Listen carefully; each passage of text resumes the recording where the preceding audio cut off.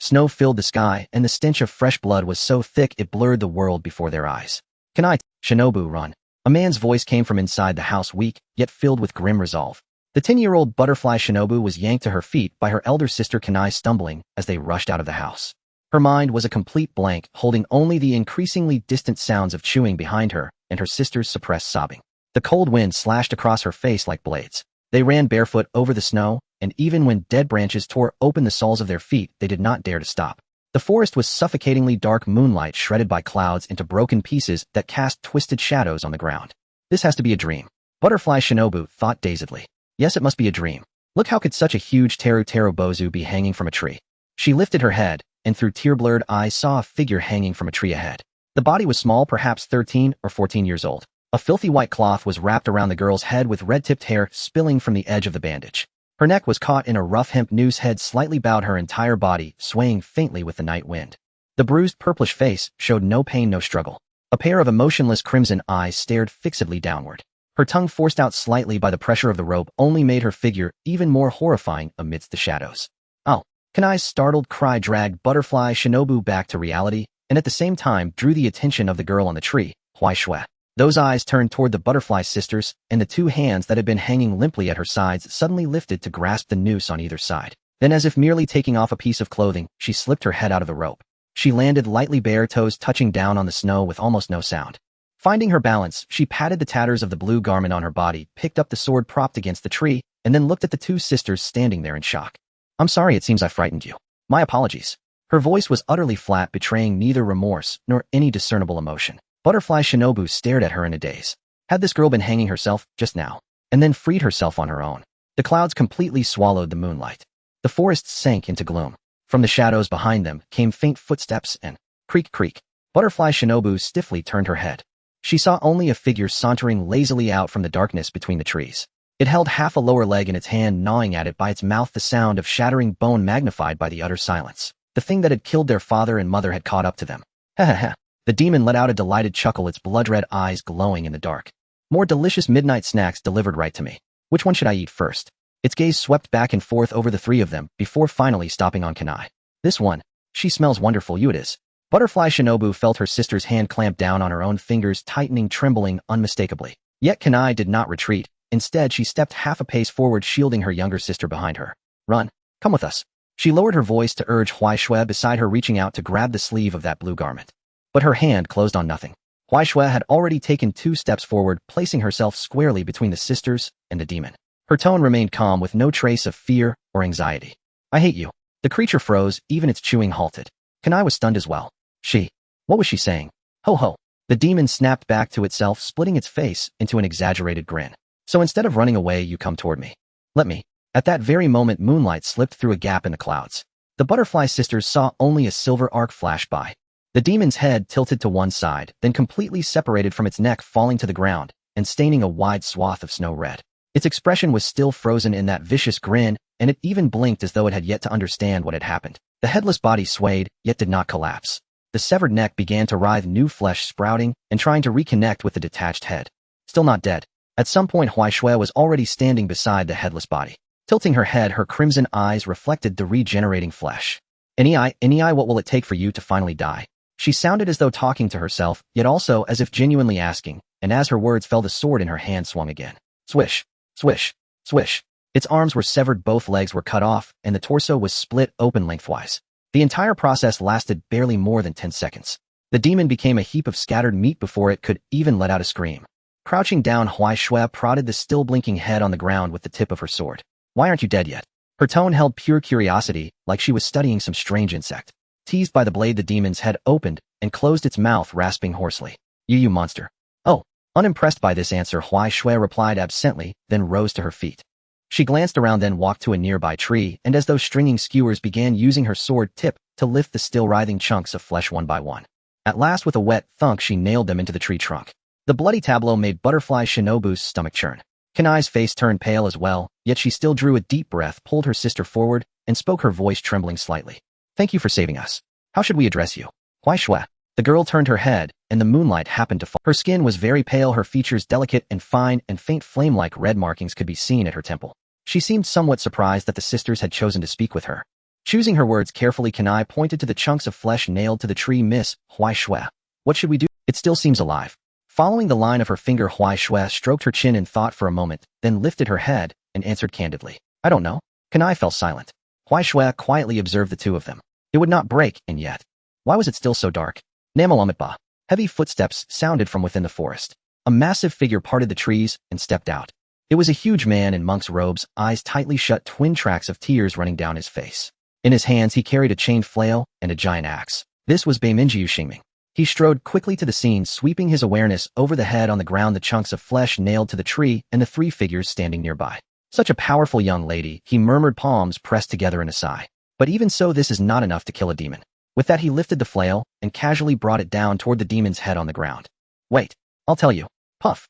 The head shattered on impact, turning into a puddle of blackish red filth. Almost at the same time, the chunks of flesh nailed to the tree crumbled into ash and scattered into the air. Huai Shui watched the last wisp of ash drift from her sword tip and blinked. Then she raised her head and looked toward Beiminjiu Xingming as he communicated with a crow. Sir. Xingming paused in his steps, thinking the girl was about to ask something about the evil spirits. Yet Huai Shui simply walked under that tree and pointed at the noose that had partially slipped loose from the branch. Could you hang it back at its original height? I accidentally disturbed it just now. Xingming fell silent for 2 seconds. What are you trying to do? Huai Shui did not answer. Instead, she placed her neck directly inside the noose. The rope slipped free under the strain, so she simply laid down in the snow. She adjusted her posture a little, then lifted her head to look at Xingming. I want to try again. I was interrupted just now, so I am not sure if my posture was wrong. Faced with such an act from the girl, even Xingming was uncharacteristically mute. In the end, he sighed, bent down, and with that calloused large hand of his gently lifted her up. Huai Shui was hoisted up like a cat being picked up by the scruff. The rope in his hand was tugged loose, and he casually flung it aside. Life is not something to be used for experiments. As Xingming spoke, he set her upright and placed her back on the ground. Huai Shui steadied herself and brushed the snow from her clothes. I was just curious. She said it very softly, yet Xingming still heard her. His eyelids twitched, but he said nothing more, merely waved his hand toward the depths of the forest. A rustling sound rose from the shadows. Several figures in black uniforms and masks emerged from the darkness. These were the hidden of the Demon Slayer Corps, responsible specifically for logistics and aftermath. Xingming pointed at Huai Shui. Take this child back first. And that pair of sisters, their family needs to be handled. Understood. Two hidden strode quickly toward the butterfly sisters, speaking soft words of comfort. Another two came to stand before Huai Shui. Little girl, are you alright? The one who spoke was a male, hidden, his voice gentle. Huai Shui shook her head. I am fine. The man crouched down and by the light of the moon examined her more closely. Only then did he notice that she wore nothing but a thin blue top and torn trousers. She did not even have socks on her bare feet, directly pressing into the snow. Her exposed skin was flushed red from the cold, yet she seemed utterly unaware. You? The male hidden froze for a heartbeat, then hastily shrugged off his own black outer coat and draped it over Huai Shui's shoulders. Wearing so little without even shoes, do you not feel cold? The coat still held his body heat, and wrapped around her brought a strange warmth. Huai Shui lowered her head, sensing her body suddenly enclosed, then looked at her toes, red from the frost. I suppose it is not cold. The male hidden fell silent. The female hidden beside them sighed softly, and simply turned around to crouch down. Come on, I will carry you. Do not walk barefoot in the snow. Huai Shui did not refuse. She naturally lay down on the female hidden's back, her arms looping around the woman's neck. With Huai Shui on her back, the female hidden straightened and tested the weight, finding it unexpectedly light. Forget it, we will talk about it later. Huai Shui lay against her chin, resting on the woman's shoulder, quietly watching what lay behind them. They returned to the house, stained red with blood. The hidden moved swiftly into action. Some cleared the scene, some gathered the bodies, and others dug pits in the yard. The entire process was silent, swift, and orderly. Clearly they were used to such tasks.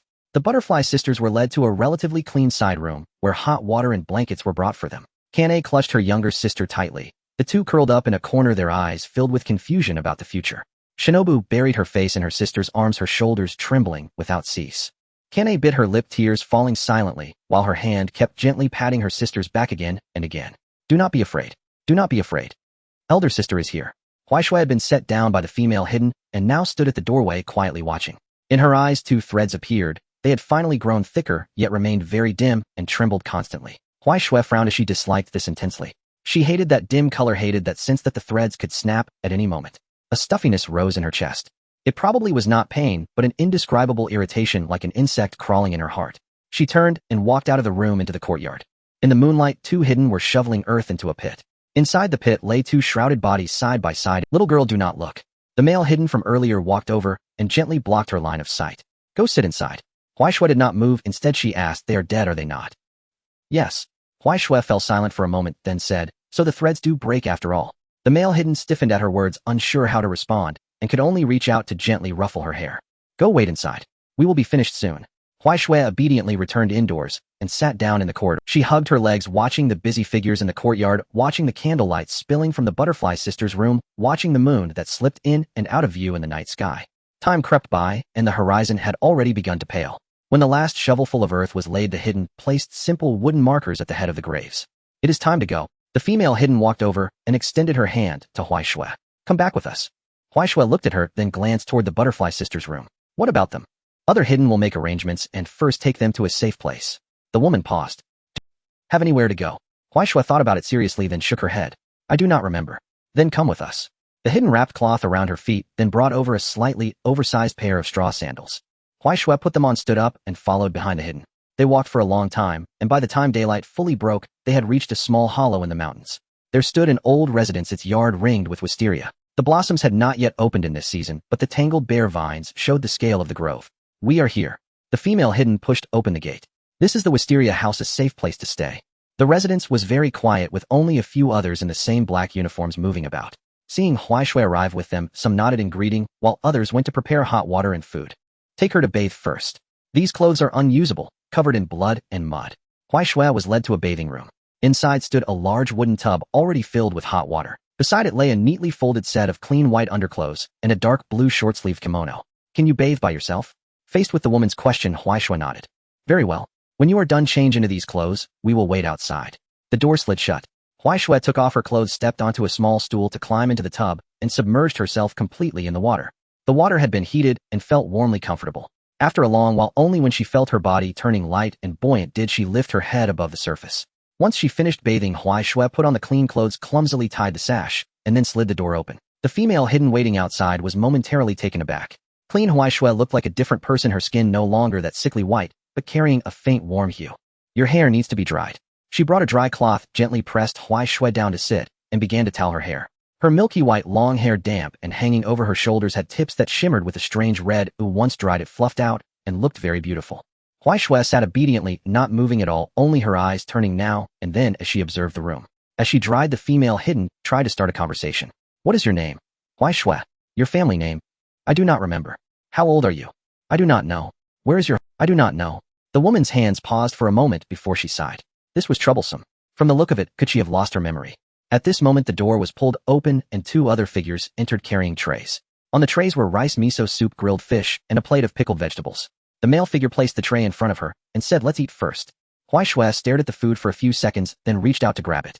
She was stopped several times by the three figures before she finally trembled and picked up the chopsticks. She tried to pick up the yellow pickled vegetables, but failed several times. I can't do it, it's so troublesome. Why do I have... In the end, she couldn't hold back and used her hand, and the figures did not stop her again. They realized that this child truly didn't know how to use chopsticks. Do you really not remember anything? The male figure squatted down in front of her, trying to soften his voice. How could you be in a place like that, playing with ropes? What about your family? What about your friends? Huai Shui swallowed a mouthful of rice and shook her head. I don't remember. When I woke up, I was just wandering around feeling like my neck was being choked, and I wanted to hang myself on a tree to try it out. That was a lack of oxygen. The figures were almost at their wits' end, exchanging glances to seek clues from others. So when you killed the ghost last night, you used swordsmanship, right? Who did you learn it from? I don't know. Your hands just moved on their own. Then where did your knife come from? Huai Shui thought for a moment and pointed to the broken knife that had been picked up by the figures in the corner. I found it. A complete lack of knowledge. The figures scratched their heads in distress. According to the rules, it should be given to the family, but this child remembered nothing at all. But if they took her back, would it really be good for her to enter the world of ghost hunters? Just as they were pondering how to arrange Huai Shui's future, one of the figures suddenly exclaimed and pried open Huai Shui's mouth. What are you doing? You can't eat fish bones. Just a moment of carelessness and her mouth was filled with blood. The figure took out several fish bones from Huai Shui's open mouth and used paper to wipe the pierced area. Once everything was taken care of, Huai Shui just sat there quietly. She didn't move or speak, her head lowered with a somewhat dejected expression. Was that thing really inedible? But I liked it so much it just tasted strange when eaten too much. The room fell into an eerie silence. The three figures were contemplating what to do with this child. From the current perspective, if no one looked after her, she could end up dead within 3 days. No, perhaps she could end up dead within a day. Huai Shui suddenly spoke up, and the three figures reacted quickly, looking at her, fearing she might do something reckless. What was that strange thing last night? That was a ghost. Our ghost slaying team specializes in exterminating evil spirits. How do ghosts come about? It is said that they are transformed by a demon ancestor named Kibutsuji Muzan, and they can only be truly killed by sunlight or by severing their necks with a Nichiren blade. Huaishui listened quietly, repeatedly murmuring in her heart, Kibutsuji Muzan, Kibutsuji Muzan, Kibutsuji, Kibutsuji Muzan. It feels so disgusting. In the end, as if she had made a decision. They'll go back with you to take down that whatever. Muzan. The figures had yet to react, when suddenly a voice from outside interrupted. Child, are you sure? The path of ghost slaying is no child's play. How it will involve injury, bloodshed, and even death. The tall figure almost blocked the entire doorway, his eyes fixed on Huaishui. Huaishui stood up and walked up to him. She looked up, her red eyes seriously meeting his gaze. I'm sure. Why? Huaishui thought for a moment and provided a simple and straightforward reason. I hate those things. Their lines are dirty and disgusting, and when they snap, there are so many cries. She paused, adding, I don't like seeing people cry. The room fell silent. The figure was silent for a long time, tears streaming down his cheeks. In the end, he slowly nodded. Since that is the case, I will recommend you to a mentor. The morning mist had yet to dissipate when Huaishui was led out of the wisteria house. The figure walked ahead, and Huaishui followed behind, holding the old knife in her arms. We are going to meet the mentor. The figure spoke without looking back, not caring whether Huaishui was listening. He will teach you breathing techniques and the true swordsmanship needed for ghost slaying. Huaishui responded with an "oh," but her eyes were fixed on the heavy meteor hammer and broad axe on the figure's back. The iron chain swayed with each step, producing a dull clanging sound. Is it heavy? She asked. The figure paused for a moment. It's heavy. Why carry such heavy things? To train. And to remind myself that the responsibility of slaying ghosts is heavier than these iron blocks. Huaishui nodded, somewhat understanding, and fell silent. It wasn't until near noon that they finally settled in a secluded house on the mountain. The wooden building had been around for some time, but the courtyard was kept very clean. An old man with graying hair and a hunched figure stood at the door, wearing yellow clothes and leaning on a bamboo staff. You've come. The old man showed no surprise upon seeing the visitors, clearly having been informed in advance. Elder Sangdao, the person has been brought. The figure turned sideways, revealing Huaishui behind him. Sangdao Shiwalang, a former Hashira, had retreated to a secondary position as a mentor due to an injury on his leg. He looked Huaishui up and down. His gaze lingered on the old knife for a moment before finally resting on her red eyes. Is this the child? Yes, she single-handedly killed a ghost last night without using breathing techniques. Sangdao frowned slightly. You can slay ghosts without using breathing techniques. Either she is exceptionally talented, or... Let me see your knife. Sangdao reached out. Huaishui hesitated for a moment, but still handed the knife over. As he drew the blade, he noticed several small nicks and rust spots. It was an ordinary knife, and it was about to break. Do you know how to use it? A little. Sangdao returned the knife to her, and took out a bamboo sword from inside the house. Come attack me. Huaishui took the bamboo sword, weighing it in her hand. The bamboo sword was much lighter than a real knife, and felt unfamiliar. She looked at Sangdao. The old man's aura was bright and resilient like a taut bowstring. But it was not as murky as the ghost from last night, nor as dull as the butterfly sisters. She liked this aura. Without any preparatory moves, no breath adjustment, not even any killing intent. Just like last night, her body reacted on its own. The bamboo sword drew a short arc, piercing straight toward the gap under Sangdao's ribs. Quick. Faster than what a child of this age should possess. Sangdao's pupils contracted, and he instinctively blocked with the bamboo sword. Clang. He stepped back half a step, his expression changing. This strike had no form, but the angle was terrifyingly tricky. Moreover, as the child made her move, her eyes were fixed on his shoulder and wrist, as if she was predicting his actions. Come again, Sangdao said solemnly. Huaishui obediently continued her attack. Slash, stab, lift, sweep. Each move was simple and direct, targeting the flaws exposed by Sangdao. She didn't know any breathing techniques, but her speed and precision were equally astonishing. 10 moves. 20 moves. Sangdao went from probing at first to serious blocking, and finally to having to occasionally counterattack. By the 30th move, Sangdao noticed that the child had started intentionally mimicking his breathing style. Although he was eager to see her limits, he could not continue any longer. Stop. The dojo fell silent in an instant. Huaishui nearly halted her movements at the same moment the command was given, her chest slightly rising and falling. Sangdao stared at the girl before him, remaining silent for a long time. Then he retracted his bamboo sword and straightened up. Xingming. He turned to Xingming at the door, his expression somewhat regretful. I'm sorry, this child. I cannot teach her. Xingming frowned. Senior Sangdao, why is that? She is indeed a genius. No, it would not be an exaggeration to call her a prodigy. Sangdao looked at Huaishui, his eyes filled with complexity. But precisely because of this, teaching her fixed forms would only limit her. Moreover, the breath of thunder does not suit this child. What she needs is suitable guidance, not correction. Huaishui stood still, hugging the bamboo, sort of confused expression on her face. Had she done something wrong? She had gone in the morning and was sent back in the afternoon. Still in the wisteria flower house, Huaishui sat on the corridor, swinging her feet as she watched the shadows in the courtyard busying themselves. Bei Ming Xingming stood behind her, tears streaming down his face as he gazed into the distance. Namo Amitba. It seems I must report directly to the Lord. That evening, a raven flew out from the wisteria. The next morning, the raven returned holding a letter sealed with the emblem of the wisteria family in its beak. Xingming opened the letter, glanced at it for a moment, then turned to Huai Shui. The Lord wishes to see you. Within the residence of the Chuan house, surrounded by blooming wisteria flowers, Huai Shui's eyes were constantly scanning her surroundings as she was led into the courtyard. There were many lines here. The lines of the shadows. Most were bright and stable. But deep within the residence, there was one line that was particularly special. Dim, thin like a spider's thread that could be blown away by the wind at any moment. And its color was black. She followed Xingming through the corridor and arrived in front of a Japanese-style room.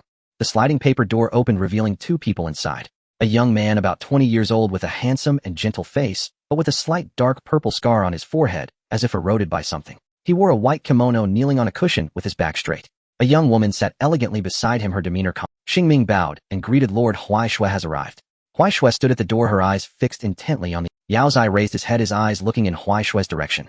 His vision had recently become somewhat blurry and he could not see expressions from a distance, but he could still feel. A clear yet hollow gaze was resting upon him. Come in, child. He smiled, his voice gentle as the wind. Huai Shui stepped in and sat down on the cushion before Yao Zai. She did not bow, merely staring at him, her eyes reflecting his somewhat sickly face. Yao Zai curiously examined her in return and asked, first, I am Yao Zai, the current lord of the Demon Slayer Corps. You must be Huai Shui. MHM. I heard from Xingming that you wish to join us in slaying demons. MHM. Can you tell me why? Huai Shui thought for a moment and gave the same answer. I dislike that kind of thing. Yao Zai smiled lightly, his laughter soft. It seems Huai Shui is quite straightforward. So have you truly made up your mind to join the Demon Slayer Corps? I have made up my mind. Huai Shui paused, and then asked. However, Huai Shui leaned forward, her eyes getting closer to Yao Zai. She carefully observed the black line, watching the decaying aura flowing within it. Then she spoke again, her voice very serious. You seem to be close to death. The air froze for a moment. Madame Tian'in's hand tightened slightly, and Xingming's closed eyelids fluttered. Only Yao Zai, after a brief daze, smiled even more gently. Indeed. He candidly admitted, I really do not have much time left. The family curse has been this way for generations. Miss Huai Shui need not worry. Huai Shui did not respond as she was still looking at that line. Your body is very weak. The heartbeat in your chest is slower than that of an average person. She murmured to herself, and the line is black. Tilting her head slightly, she revealed a puzzled expression. But why is there no feeling of disgust? Yao Zai listened quietly.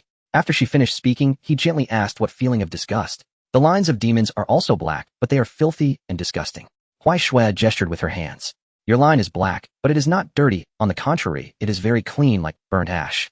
She could not find a better metaphor and scratched her hair in frustration. Yao Zai's gaze softened. Thank you for saying that. So Miss Huai Shui, what do you think the passing of life is like? Huai Shui pondered for a long time. Then she shook her head. I don't know. When the line breaks, it breaks. It cannot be reconnected. Indeed. Yao Zai nodded in agreement. However, living is ultimately valuable. Value. Value. Huai Shui repeated the word, her expression growing even more confused. I don't understand. She paused and suddenly asked, what does it feel like to be alive? Yao Zai's expression momentarily stiffened. Isn't Miss Huai Shui living right now? But I cannot feel it. Since coming here for the first time, there was a fluctuation in Huai Shui's voice. Her fingers unconsciously clutched the hem of her clothes. I see others bleeding, I hear others wailing. Ooh, I can see and hear, but I cannot feel. She looked up, her eyes staring directly at Yao Zai. I'm so curious, Yao Zai. She called his name as if beckoning. What does it feel like? What does pain feel like? What does sadness feel like? And death, what does that feel like? Her words quickened, her brows slightly furrowing, her eyes shining with a certain urgency. They say being cut will hurt, but I don't know what pain is. They say living is good, but I... She paused as if suddenly realizing she had said too much, unsure of how to express herself. The room fell silent with only the sound of breathing. Yao Zai's smile gradually faded. He extended his hand, gently placing it on the top of Huai Shui's head. Huai Shui stiffened for a moment, but did not pull away. I'm sorry. Yao Zai said apologetically. I asked a question. He retracted his hand, donning a gentle smile once more, and casually shifted the topic. By the way, Miss Huai Shui, what do you like to eat? Huai Shui blinked, seemingly still lost in her previous emotions. Yet she obediently replied. Fish. What color do you like? Blue. What are your hobbies usually? Watching lines. As the questions and answers flowed, the atmosphere gradually relaxed. After chatting for about a quarter of an hour, Yao Zai finally had Lady Tian'in send Huai Shui away. Once the paper door was closed, only Yao Zai and Xingming remained in the room. Xingming, what do you think? Yao Zai turned and asked. Xingming was silent for a moment before slowly speaking. Gifted pure in nature, but like a blank sheet of paper.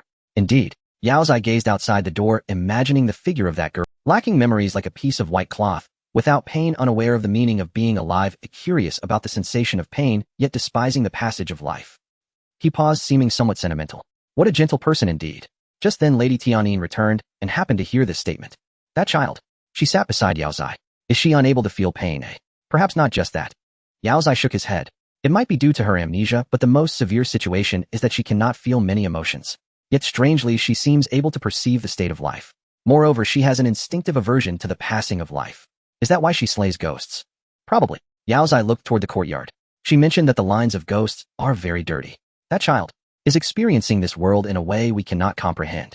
Tianyin was silent for a moment before asking, what should we do now? Mr. Soto's suggestion is to guide her slightly. Yao Zai contemplated for a moment. Let's hand her over to Senior Lin Long. Senior Lin Long. Yes. Yao Zai nodded and explained. If thunder breathing is too fierce and domineering, then water breathing is much gentler and more accommodating. Moreover, the most important thing is. He smiled. Xiao Mountain is a good place. Quiet and peaceful with a few peers her age. I see. Tianyin understood. Letting her interact with more people to find the feeling of being alive. It does make sense, but it is indeed too early to tell her about the meaning of life right now. Yao Zai said softly. No, it is too early at any moment. After all, life has never had an accurate definition. He gazed out the window, the weather was just right, and the crow was circling and playing in the air. I hope this child can get better and better. When Huaishui was sent back to the wisteria flower house, it was already afternoon. Xingming told her that in a few days someone would take her to Xiao Mountain, where there was a nurturing master named Lin Long Zoko, as well as a few disciples of her age. Once you get there, you must listen. As if recalling something, he emphasized, deliberately reminding her. Do not hang yourself on trees anymore. Huaishui nodded, but her gaze was wandering, clearly not listening. Her mind was still filled with Yao Zai's black line. So fragile, so dim, yet so pure. What? Can someone who is about to die still smile so effortlessly? At night, she lay in the small room assigned to her, staring at the ceiling. Her hand unconsciously raised, grasping at the air as if trying to catch those invisible lines. What does it feel like to be alive? Her gaze fell through the dim light onto the ceiling while dusk deepened outside. The withered vines of the wisteria swayed in the wind, making faint sounds. As if in response to this eternally unanswerable question. The next day before dawn, Huaishui set out on her journey. Last night, tossing and turning in bed, she had been pondering. Unfortunately, there were too few thoughts in her mind, leading to an inexplicable restlessness. Then she completely lost her sleep. Thus, in the middle of the night, a swaying, sunny doll appeared on the beam of the house. The creaking sound soon caught the attention of the old woman, who got up in the night. Upon opening the door and seeing the situation inside, she let out a high-pitched scream that hadn't been heard in decades. The hidden ones rushed over and took the old woman away. Then in a hurry and anger, they scolded Huaishui on the ground. After that, until departure, Huaishui sat in the corner, her arms wrapped around her knees, her head deeply buried inside. A few people exchanged glances, feeling a bit guilty, thinking that their tone just now had hurt the child's heart. One of the hidden squatted down, wanting to comfort her gently, but instead, Z. The even subtle snoring floated out. Everyone. They shouldn't have worried about this kid. Returning to the present. The eastern sky had just begun to brighten, and Huaishui stood at the foot of Xiao Mountain. Call. Mr. Lin Long is waiting for you. With that remark, the crow that had brought her flew away without looking back. Holding onto the old knife, she raised her. The mountain was high, with mist wrapping around the midsection, obscuring the peak. The air was filled with the scent of moist earth and faint sounds of water. Huaishui stepped barefoot onto the damp ground, using her toes to poke holes. As for the shoes, in the morning the hidden indeed gave her a pair, but unfortunately they were a bit too large, and halfway through the journey, she took them off and carried them in her hands. At this moment, stepping barefoot on the soil felt quite comfortable. After walking a few steps upward, she suddenly stopped and turned her head to look at the dense thicket on the left. A tall old man wearing a red tengu mask stepped out from behind the thicket, his voice sounding somewhat deep through them. Is that Huaishui? Huaishui nodded, her eyes wide open, staring curiously at the oddly shaped red mask. The old man appraised her, secretly thinking. Indeed, very perceptive. His gaze lingered for a moment on her bare feet, but he said nothing further. I am Lin Long Zoko, your nurturing master. Follow me. He turned and suddenly quickened his pace, heading up the mountain. On the way, he increased his speed, clearly intending to test her. Huaishui said nothing, merely taking steady steps to follow closely behind, keeping the distance within 3 steps. As they passed a relatively flat clearing halfway up the mountain, she caught sight of others there. A boy with flesh-colored hair was sweating profusely while practicing with a sword. Their eyes briefly met in the air before parting. The clearing fell silent for a few seconds. Off. Jitu opened his mouth, staring blankly at the fleeting figure of Master Lin Long and the blue silhouette that followed closely behind. This scene felt somewhat familiar. It seemed like when he was going up the mountain, his master tested him in a similar manner. He quickly reacted and called out to his training companions, Yong and Zhenghua, who were not far away. Hey, Yong, Zhenghua, looks like we might have a little junior sister. Zhenghua paused and wiping his bamboo, sword blinking. Is that so? I'm looking forward to it. Yong. The fog on the mountaintop thickened, punctuated by the occasional bird call. Lin Long crouched, peering at the seemingly frail girl before him through his tengu mask. There is one thing I must particularly admonish you, Lin Long said. Huaishui lifted her head and waited in silence. During training, do not deliberately put yourself in harm's way. Lin Long's voice grew grave. I know curiosity may drive you to take risks, but an injury is still an injury. It will not only impede your training, but could threaten your life. Do you understand? Huai Shui considered for a moment and nodded solemnly. Yes. Lin Long stood and pointed toward the steep path they had come by. Now at your fastest speed, return to the cottage we passed earlier. I want to see how solid your basics are. Huai Shui glanced at the mist-shrouded trail and nodded. Your fastest speed. Yes. Understood. Seeing she understood, Lin Long's figure blurred, and under cover of the mist, he descended the mountain quickly by another path. Below in front of the cottage, K2 Zhenggu and Yi Yong were summoned aside by Lin Long. There is something you need to know about Huai Shui, your junior sister. The three pricked up their ears. Huai Shui has a physical problem, as she cannot feel pain. K2's brow tightened at once. Zhenggu covered her mouth, eyes wide. How can that be? So during training you must pay extra attention. If she is injured, she may not notice it herself. You will need to tell her promptly. K2 and Zhenggu nodded solemnly. Yi Yong, though silent, stored the warning in his mind. Their young junior sister had a habit of courting danger and would need watching over. As for training, Lin Long gazed toward the mist-wreathed summit. Her talent is considerable. The Lord sent her here chiefly so that in a relatively normal environment, she might gradually learn how to live. So in daily life you must care for her, but show no mercy during training. And Lin Long added the most crucial admonition. She may do things you cannot possibly comprehend. If you see such things, stop her immediately and then report to me. The three exchanged uneasy looks. Things beyond comprehension. How strange could they be? Still, since their master had spoken with solemnity, and this concerned their junior sister's safety, they resolved to remain fully vigilant. Understood. K2 spoke first. We will take care of our junior sister. Zhenggu nodded emphatically. Yi Yong remained quiet. He had not refused. As the others prepared to resume their training, a calm voice came from the stone steps. "I'm back." Lin Long halted and turned in surprise. Huai Shui's face bore no flush, and her breathing was steady, indistinguishable from before the climb. Only her pale feet were speckled with mud and oak leaves. Her gaze swept past K2, and Zhenggu paused for a moment on Yi Yong, and then fixed upon him with unwavering attention. In her eyes, the threads of the three appeared soft and warm. Only Yi Yong's thread seemed a shade dimmer. Lin Long fell silent. Though he had prepared himself mentally, seeing it with his own eyes still unsettled him. He had set many small devices along the path. Yet, even so, she had returned in less than the time it takes to finish a cup. "First go wash your feet clean," Lin Long finally said, indicating the well. "Then rest a while. Formal training will begin this afternoon." "Oh." Huai Shui set down her knife and walked toward the well. She leaned over and peered into the clear water, which mirrored her reflection.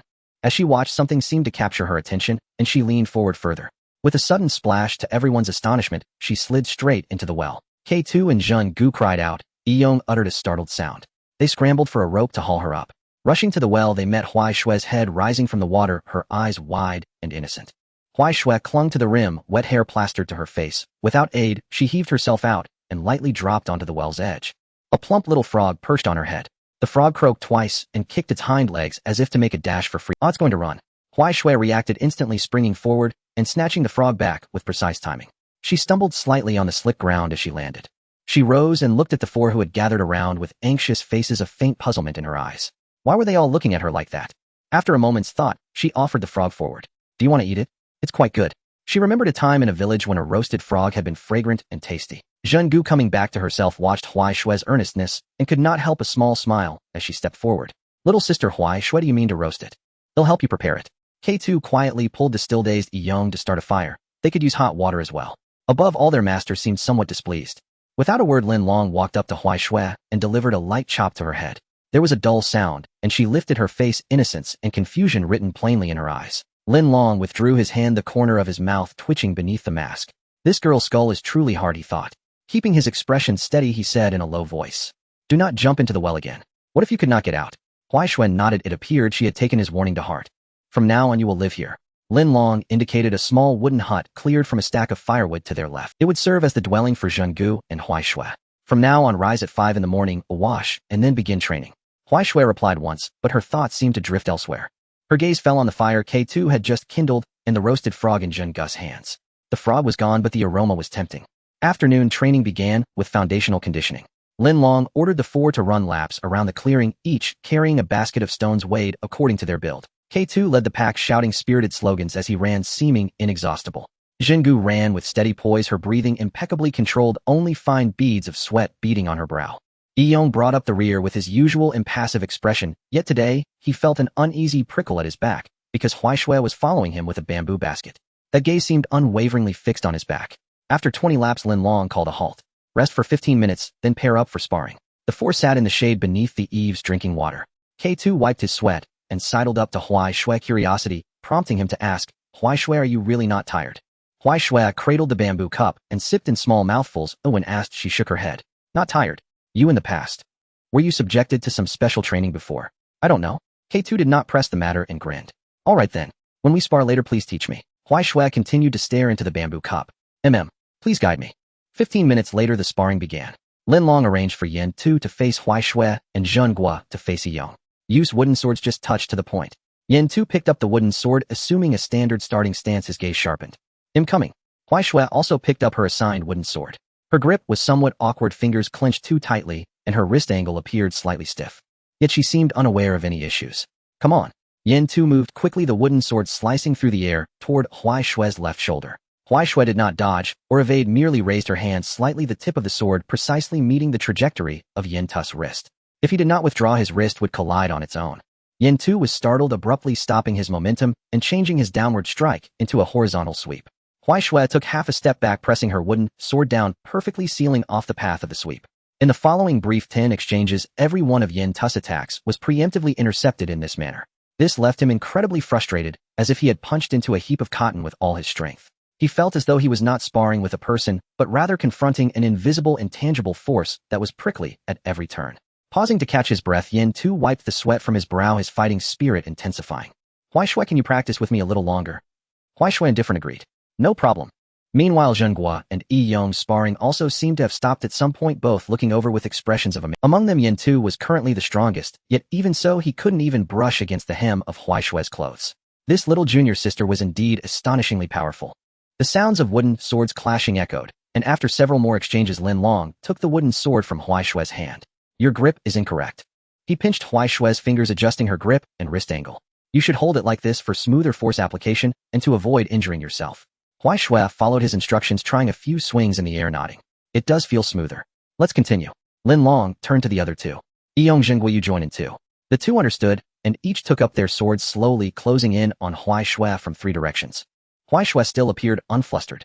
Amid the combined assault of the three, she occasionally waved her sword, effortlessly forcing one of them to retreat, yet she never took the initiative to attack. Before long, a light sound of pa echoed as the wooden sword flew out. After spinning a few times in the air, it fell to the ground. Yen Tu stared blankly at his empty hand, and then looked up at Huai Shui, who stood with her sword withdrawn. The momentary opening just now. No, that was a trap she had intentionally set. If it had been a real sword, his hand would likely have been severed. All right, let's take a break. Lin Long spoke at the right moment, looking at Huai Shui with a complex expression. This child needed almost no guidance from others. Just correcting her sword grip had visibly optimized her swordsmanship in the brief sparring. Breathing technique. She seemed to have learned it on her own, and from the looks of it, she appeared to have already adopted this breathing method as a daily habit. Lin Long fell silent for a moment, then took out a thin booklet from his pocket and handed it to Huai Shui. This is the diagram and essentials of basic swordsmanship. Your previous way of swinging the sword was too casual, which could easily injure your joints and the sword itself over time. If you have any questions, feel free to ask me. As for the style of water breathing, I won't teach you for now. Just continue using your own method. Huai Shui took the booklet, flipping through it casually. It contains simple diagrams of human figures marking points of force, directions of exertion, and various key techniques. However, to her, it looked like a few little people were dancing. I don't understand this. They'll teach you. By evening, the training ended. Lin Long went to the kitchen to prepare dinner while the four children rested under the eaves. Yong silently sat a little farther from Huai Shui, trying to avoid the gaze that occasionally fell upon him. He noticed that this little junior sister seemed particularly fond of staring at him, not knowing why. Huai Shui, my little sister, Zheng Guo gently called out. Huai Shui shifted her attention from Yong and turned her head. Your hair is a bit messy. Zheng Guo shook the wooden comb in her hand, smiling gently. Shall I help you comb it? Huai Shui raised her hand to touch her own hair. Her milky white long hair was carelessly tossed behind her, having become loose and tangled after a day of training. She nodded, okay. Zheng Guo had her turn around, sitting behind her, gently combing through the tangled strands. Huai Shui's hair is really special. While combing, Zheng Guo softly asked, the tips are red. If you cut it short, would it become? I'm not sure, I haven't really thought about it. Huai Shui imagined herself with short red hair and felt it was a bit strange. All done. After smoothing her long hair, Zheng Guo tied it into a neat ponytail from behind. Thank you. Huai Shui happily touched the tidy ends of her hair, swinging her legs. No need to thank me. If you need any help in the future, feel free to tell us. At that moment, Lin Long came out from the kitchen. Dinner is ready. The meal consisted of radish stew with salmon paired with a large pot of steaming white rice. Lin Long deliberately served extra pieces of fish to Huai Shui and Yong. These two children seemed to have some psychological issues requiring extra care. Huai Shui, Lin Long watched her pick up her chopsticks and reminded her again. When eating fish you must spit out the bones and don't swallow them. Do you understand? Huai Shui fixed her gaze on the tempting fish in her bowl, nodding, understood. She picked up a piece, carefully placing it in her mouth, chewing slowly. Then her movements suddenly halted. What's wrong? Lin Long asked upon seeing this. Is this child not choking? Huai Shui swallowed the fish, tilting her head, as if savoring the taste. It's nothing, it's delicious. Then eat more. Zhenghua couldn't help but chuckle at her appearance. Does our junior sister really like fish? Yeah, I like it too. Yin Tu shoved a large mouthful of rice into his mouth, speaking indistinctly.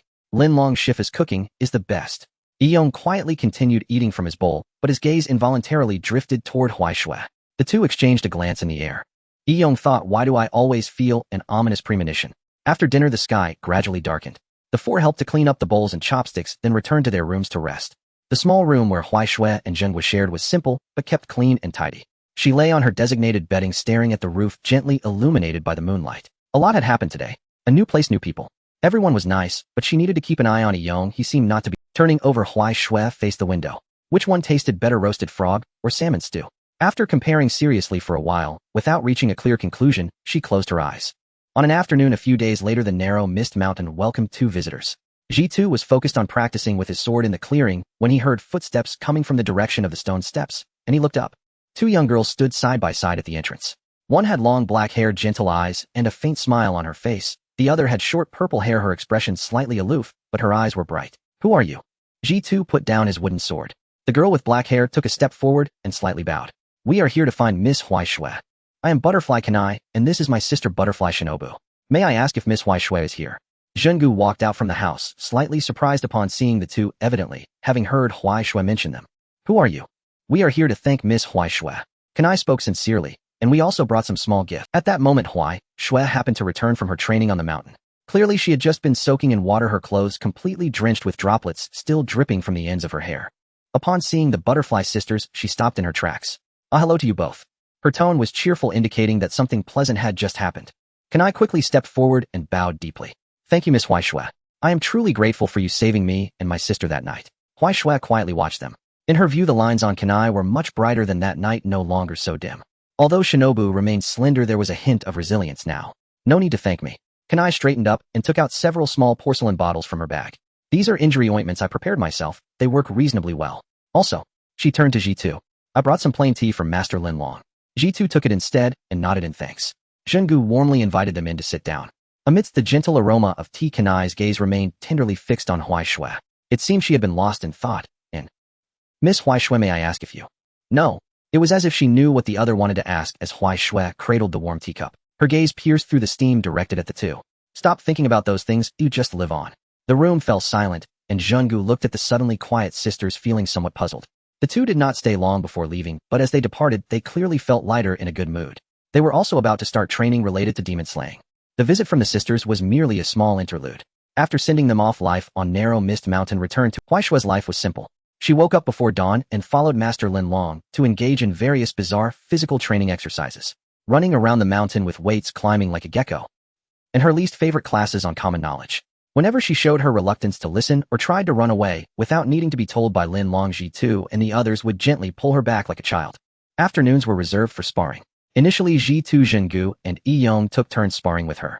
Later, Master Lin Long would occasionally join in personally, using a wooden sword to correct her overly casual moves that could injure her. Because of this, Huai Shui's progress was astonishingly rapid. That basic sword technique booklet had been explained by Lin Long, and she seemed to grasp it instantly.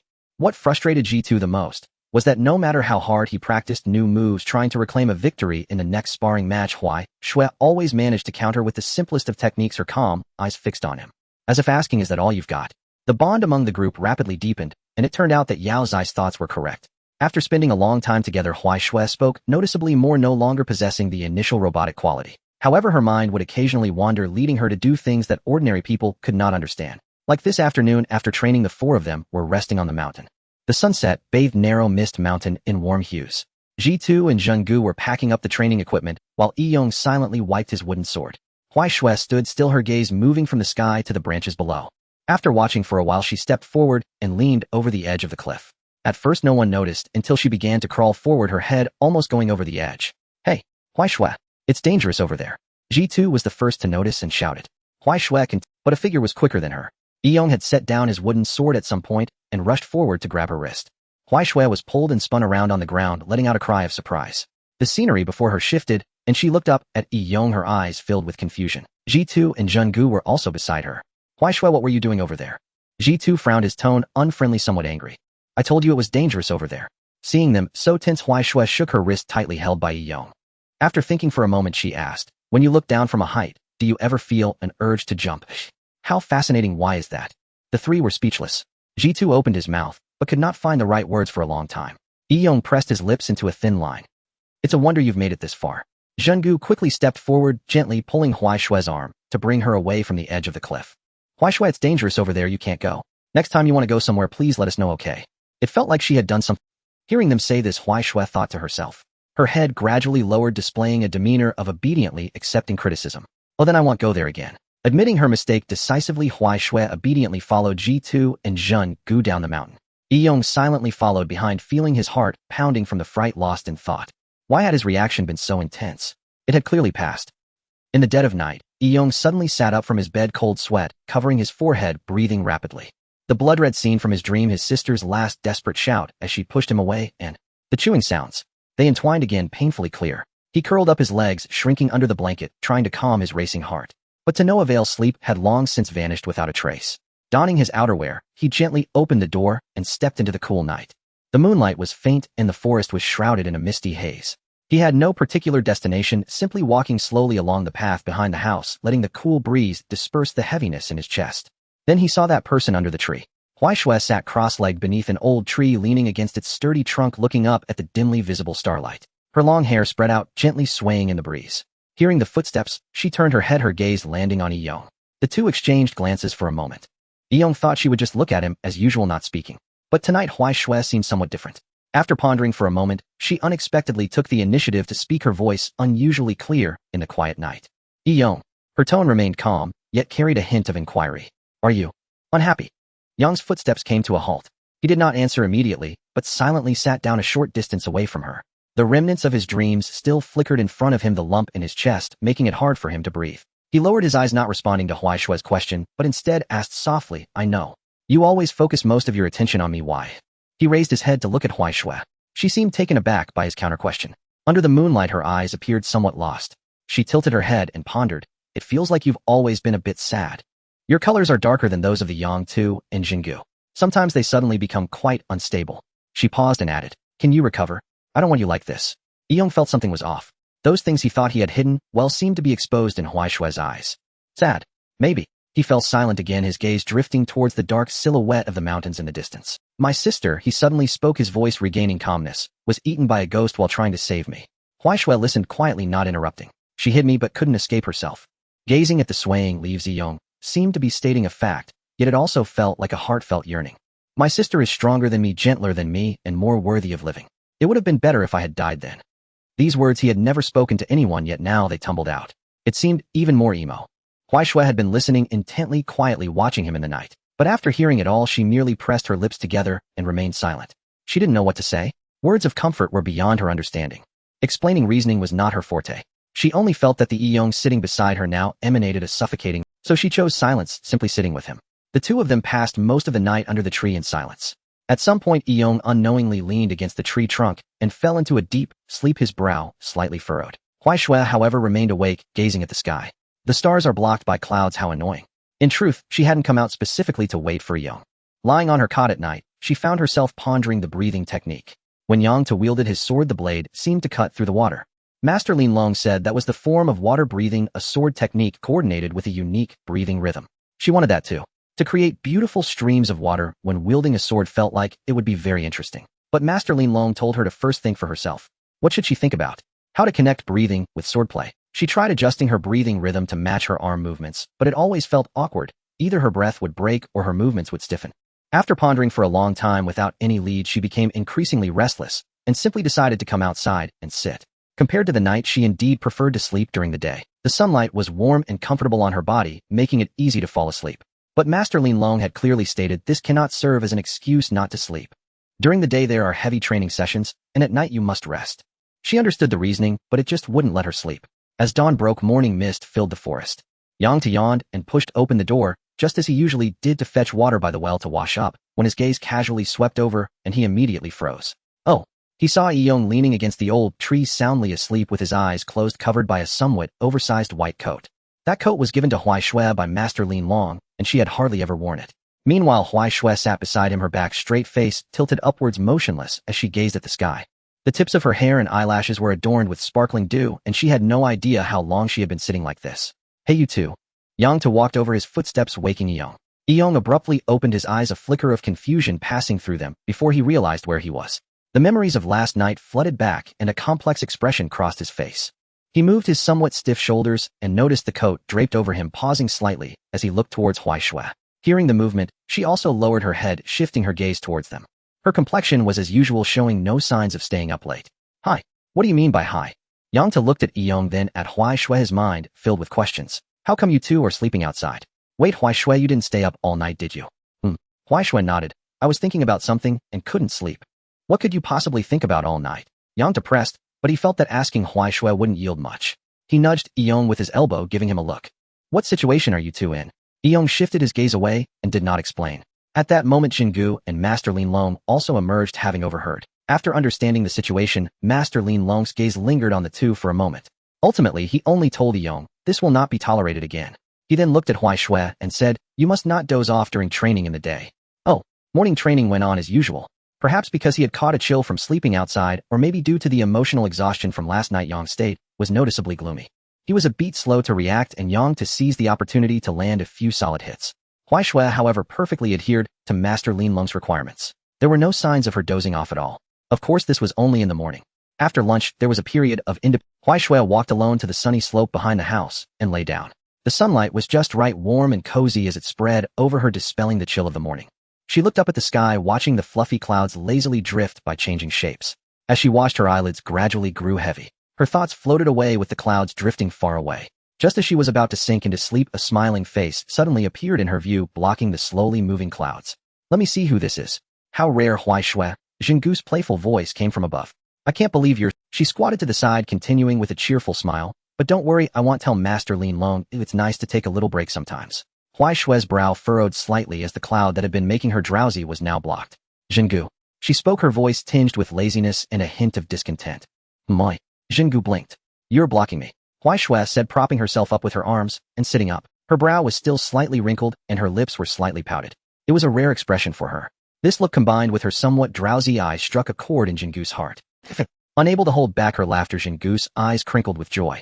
I'm sorry, I blocked Huai Shui's view of the clouds. She apologized with her mouth, yet her eyes sparkled with delight. Kawaii, I want to pinch you. Huai Shui blinked, seemingly not fully awake from her half-asleep state, and didn't understand why Jingu was suddenly so happy. She simply lifted her head again, gazing at the expanse of blue sky, watching the clouds continue their leisurely journey. Unfettered, free and carefree, with various shapes, how wonderful. Huai Shui reclined back onto the soft grass with Jingu following her example and lying down beside her. The two gazed at the clouds drifting lazily overhead. Huai Shui quietly felt the weight in her eyelids growing heavier. The sound of steady breathing slowly filled the air. Jingu turned her head, watching her sleeping junior sister. The long milk-white hair lay somewhat disheveled on the blades of grass. Jingu smiled, extending a finger to gently poke Huai Shui's cheek. Soft and smooth like freshly steamed dumplings. Her skin is so nice. With a smile, she tilted her head, her gaze slowly moving from Huai Shui's tranquil, sleeping face to the peculiar mark on her forehead. The reddish-brown pattern stood out against her fair skin, peculiarly blending with the vibrant red at the tips of her hair.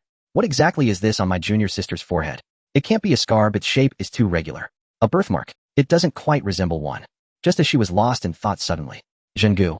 A somewhat muffled voice came from beside her.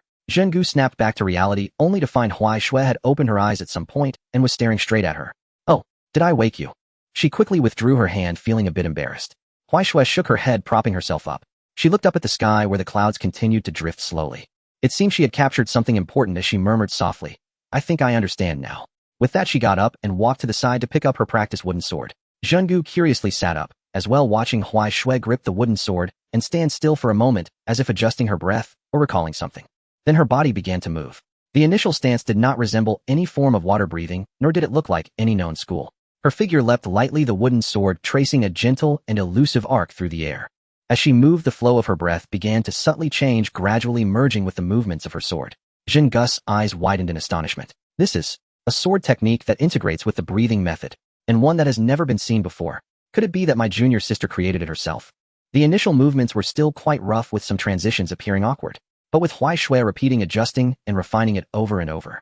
The flow of her breath became increasingly stable and her movements flowed like water. As the wooden sword sliced through the air, it even carried a hint of ethereal grace, like flowing clouds. Time quietly slipped away in the focused corrections and practice.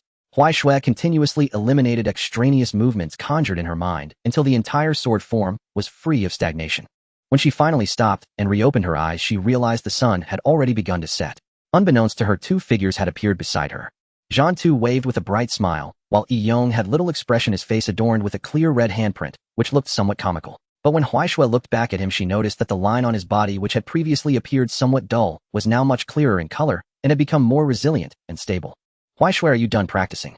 Zhan Tu greeted her with a cheerful smile upon seeing her look over. Just in time for dinner, let's go down the mountain. Zhengu handed her a bamboo tube, saying, drink some water, you've been practicing all afternoon. Huai Shui accepted it, taking a few sips of the cool mountain spring water before being pulled along by Zhan Tu, and Zhengu headed towards the wooden cabin down the mountain. Yi Yong silently followed behind. Did my junior sister just smile at him earlier? At dinner time, the wooden cabin was filled with the aroma of food. Master Lin Long looked at Huai Shui, who was sitting upright at the table, and routinely reminded her, remember to spit out the bones when eating fish.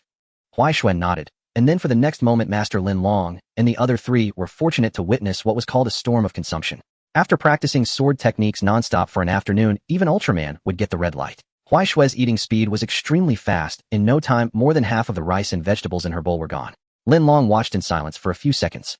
Zhengu said. After pondering for a moment, he asked Huai Shui, did you create a new sword technique this afternoon? While picking up a piece of radish, Huai Shui nodded, her mouth still full, replying indistinctly. After finishing her radish, she continued to devour her food. Lin Long, not wearing his mask at the moment, raised an eyebrow. Are you saying that after taking a nap you came up with an entirely new form? Chew chew chew. Mom. Huai Shui swallowed the radish and went for the fish. And then you took an entire afternoon to refine and perfect it to a certain level, eh? Chew chew chew. Huai Shui thought for a moment, seemingly assessing her progress bar. Then she hesitantly answered. Depending on my mood, I might add more. Chew chew chew chew. With that, she focused back on finishing the fish. Lin Long had no words. He had lived for so many years and taught quite a few disciples. He had seen those with extraordinary talent and those who were hardworking, but someone like Huai Shui was truly a first. What does it mean to add depending on one's mood? Is this something that can be added casually based on feelings? However, despite his shock as a mentor, seeing his disciple grow so remarkably made him genuinely happy. Congratulations, Huai Shui. His voice carried a rare note of approval. With your current strength and understanding of the sword form, I can write you a recommendation letter for the final trial at Tingxi Mountain right now. As a master who wouldn't wish for their disciple to be exceptional, the stronger the disciple, the greater the chance of survival on the path of slaying demons. However, upon hearing the words Tingxi Mountain Trial and recommendation letter, Huai Shui's chewing suddenly came to a halt. She froze her chopsticks, suspended in midair with food still in her mouth. Her eyes stared blankly ahead as if the pause button had been pressed. Hey, what's wrong? Zhan Tu, sitting opposite her, was startled by her sudden freeze and waved a hand in front of her eyes. Huai Shui, junior sister. No response. Zhengu looked over in confusion, while even the usually quiet Yi Yong raised his head. At this moment, Huai Shui's core code was undergoing a vigorous tug-of war. Instruction 1: eliminate the annoying pest, prevent them from causing tears. Going to the trial is a necessary step to become an official member and to slay demons. Instruction 2: I don't want to leave. I don't want to leave the good master who makes salmon and radish, nor do I want to leave the energetic Zhan Tu, the gentle Zhengu, and the grumpy Yi Yong. Instruction 1 and Instruction 2 cannot be satisfied simultaneously. Going to the trial possible to pass, leaving the Misty Mountain. Staying in the Misty Mountain, unable to become an official member, cannot effectively slay demons. Contradiction, conflict, deadlock. The brain processing unit overloaded. Thus Huai Shui became frozen, motionless, her eyes still wide open, but filled with emptiness. To others it looked like she had suddenly spaced out, as if her soul had left her body. Sister Huai Shui. Zhengu gently tapped her arm. After a while, Huai Shui finally completed the loading under the puzzled gaze of the four. She first fiddled with her nose, then lowered her eyelids and mumbled softly. I don't really want to go. Phew. I thought something serious had happened, and it turned out to be just this. Master Lin Long reached out, gently placing his hand on Huai Shui's head and giving it a rub, pushing down her stray hair that had somehow popped up again. The stray hair bounced stubbornly, as if protesting. You want to go now? There's no one to oversee the trial. The final trial is held once a year, and the time hasn't come yet. He paused, looking at Huai Shui as he continued to explain. What I mean is, with the talents you've displayed so far, I don't have anything new to teach you at the moment. But even so, you need to wait until you can join Yan Tu and Yi Yong for the unified assessment. Oh, is that how? She quickly grasped the main point. No need to part ways for now. That's great. After understanding the worry in her eyes instantly dissipated, happily nodding her attention immediately returned to the unfinished dinner. The weather was warming up and the greenery in the mountains was gradually increasing. For Yin Tu Yong and Huai Shui, this meant the appointed day was getting closer. Finally the moment to depart. The morning mist had not yet dissipated and the three stood at the foot of the narrow mist mountain. Master Lin Long personally adjusted the collars of Yin Tu and Yong and checked their Nicaran blades. When it was Huai Shui's turn, he crouched down, carefully stuffing a package of rice balls wrapped in oil paper into her small bag and gave her another special reminder. Remember the direction, stay close to senior brother and don't run around. Huai Shui nodded, holding the sword that Master Lin Long had given her. She had changed into a convenient dark blue outfit for movement covered with a white haori prepared by Master Lin Long. She also wore a fox mask with a white base and blue edges on her forehead. It was said to be a disaster-warding mask. Zhengu stood beside Master Lin Long, worried, but trying hard to smile. Make sure to come back safely. Don't worry. Yin Tu's smile was as bright as ever. We'll be back soon. Not soon, the assessment will take 7 days. Yong casually remarked, cutting off the topic. Receiving several blank stares, he simply blinked, not understanding where he went wrong. The three turned and set off on the road to Vine Attack Mountain. The journey was neither long nor short, but a direct path required crossing mountains. However, for them who had undergone various inhumane training in Narrow Mist Mountain, it was nothing. Yin Tu led the way at the front, Yong silently followed closely behind, while Huai Shui carried her sword, following leisurely at the back. After walking for a while, she felt a bit bored, so she took a rice ball out of her bag, unwrapped the oil paper, and started nibbling on it. The rice balls made by Master Lin Long were filled with shredded grilled salmon and plums with a perfect balance of sour and salty, very delicious. While eating, she watched the backs of her two senior brothers ahead. Actually, she was mainly paying attention to Yong. Ever since a slap mark appeared on his face that day, his demeanor had become increasingly calm and resilient. In the sunlight, he looked very clear. Turning a corner, the mountain path became steeper. Yin Tu glanced back to confirm Huai Shui was still there, before continuing forward. Passing a waterfall, the water hit the rocks with a splashing sound. Huai Shui was focused on her rice ball and didn't notice a loose stone under her feet. As she stepped on it, the stone rolled, and her whole body tilted, sliding down the steep slope. With her mouth full of rice ball, she couldn't make a sound, only watching helplessly as the figures of Yin Tu and Yong quickly disappeared at the top of the slope. Thud! She landed in a peculiar position in a soft pile of pine needles at the bottom of the slope, but the rice ball in her hand was tightly clenched and hadn't fallen. Sitting up, Huai Shui patted off the dirt and grass from her body and swallowed the remaining chewed rice. Looking up, the slope was very high with dense trees blocking her view, completely obscuring any signs of people. Yong, Yin Tu, where are you? She tried to call out. The only response was the sound of the wind and birds in the forest. Standing up, she looked around while holding her sword. Master Lin Long had said that Vine Attack Mountain was to the east. But which way was east again? She looked up at the sun. She couldn't see it as it was blocked by the leaves. Huai Shui felt a bit lost and began turning in circles. In the end, she had to choose a direction that looked relatively pleasing to the eye and started walking. After a short while, she saw a cluster of light purple flowers growing not far ahead. In the sunlight, they looked beautiful and emitted a special fragrance. She walked over and curiously picked one, finding it very fragrant. Tentatively putting it in her mouth to chew. Phew. It was a bit bitter and slightly astringent. She frowned and spat out the flower, but her gaze was drawn to another patch of purple flowers not far ahead. Another cluster of the same flowers. She continued walking forward, noticing that these light purple flowers began to appear intermittently. The fragrance of the flowers became increasingly rich. Huai Shui in a daze followed the trail of the flowers, weaving through patches of forest. Gradually, the wisteria flowers transformed from scattered dots into continuous clusters, and eventually she arrived at a true sea of flowers. The rich fragrance of flowers filled the air. The sunlight filtered through, casting a light purple glow. Huai Shui stood at the edge of the flower sea, looking up, and then stepped inside. As she passed through the thick curtain of flowers, the light suddenly dimmed. Before her was a dark forest. Huai Shui immediately frowned. In her line of sight, countless lines were entangled chaotically within this forest. Among them were many black lines mixed in with muddied colors, sticky forms, and exuding a disgusting aura. What is this place? She muttered softly, so unpleasant. Those black lines looked exactly like the ghosts from that night. And the quantity. So many. At that moment, a terrified scream came from not far away, accompanied by the sound of breaking branches. A black line that had originally been moving slowly suddenly expanded violently. Huai Shui almost didn't think twice before rushing out. She quickly darted across the damp ground, weaving through the entangled bushes. In the clearing ahead, a boy dressed in the Demon Slayer Corps Reserve uniform was sitting on the ground. He had an ordinary face, but left a deep impression. At this moment, he was staring in terror at the evil spirit before him, dripping with saliva. The evil spirit was grinning maliciously, claws raised, about to strike down. Huai Shui appeared between the two. Without any extraneous noise, the evil spirit's head slowly slid off its neck. Then it turned to ash and scattered on the ground. Huai Shui found the hidden power of the sun wheel blade remarkable. It was her first time using it to slay a demon. What was the principle behind it? Why did an ordinary knife not yield such results? Glancing at the terrified boy on the ground, she nodded slightly. Just moments ago the line on him had nearly snapped, but now it was dim, yet stable. Thank you. The boy named Murata stammered his gratitude, struggling to stand. His gaze inadvertently swept over Huai Shui, and he exclaimed, "Hey, you have something on your leg." Huai Shui maintained her composure. This seemed to be the invasion mountain, and she needed to quickly find Yin Tu and Yong. Ignoring Murata, she turned with the blade in her arms and disappeared into the depths of the forest with a few leaps. Murata's words caught in his throat as he could only watch the blue figure vanish. Scratching his head, he nervously looked at the surrounding mist and quickly got up, gripping his knife tightly, choosing a direction opposite to the one she had taken. Continuing to traverse through the dark forest, those black lines, exuding an unpleasant aura, would be swiftly dealt with as soon as they entered Huai Shui's perception range or displayed clear intent to attack. They would be promptly eliminated without any fierce battles or struggles. Demons often perished before realizing her presence, disintegrating into ashes in their unwillingness. It's getting dark. The process of searching for her seniors was tedious. Huai Shui couldn't understand why, despite the mountain not being particularly large, she couldn't find them. So she gave up and sat down right where she was. When hungry, she looked for a relatively clean spot and took out a rice ball from her bundle to munch on. When tired, she lay on a tree branch to sleep. In her spare time, she cleared away the bothersome black lines. Until the afternoon of the third day, Yin Tu and Yong, who had been slaying demons, saw Huai Shui wiping mud off her face.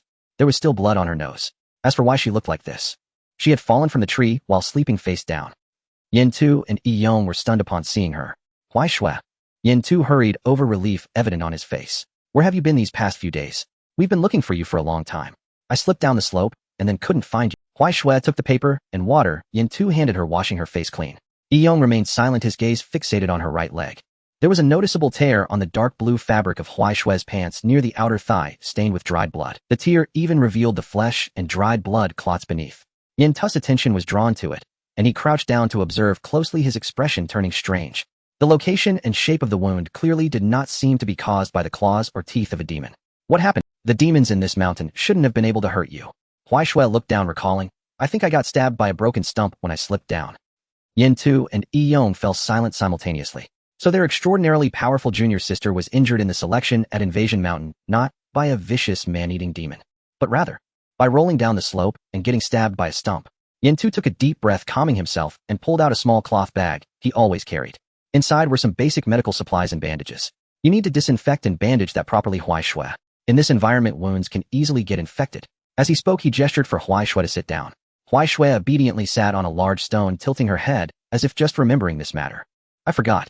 Yin Tu sighed, helplessly taking out a small bottle filled with a clear liquid from the bag. The wound is already scabbed over. Let's do a superficial cleaning first. There might be splinters left. Before he could finish, he saw Huai Shui reach out, gripping the fabric at the tear of her pants. With a ripping sound, she nonchalantly tore the fabric that had adhered to her flesh.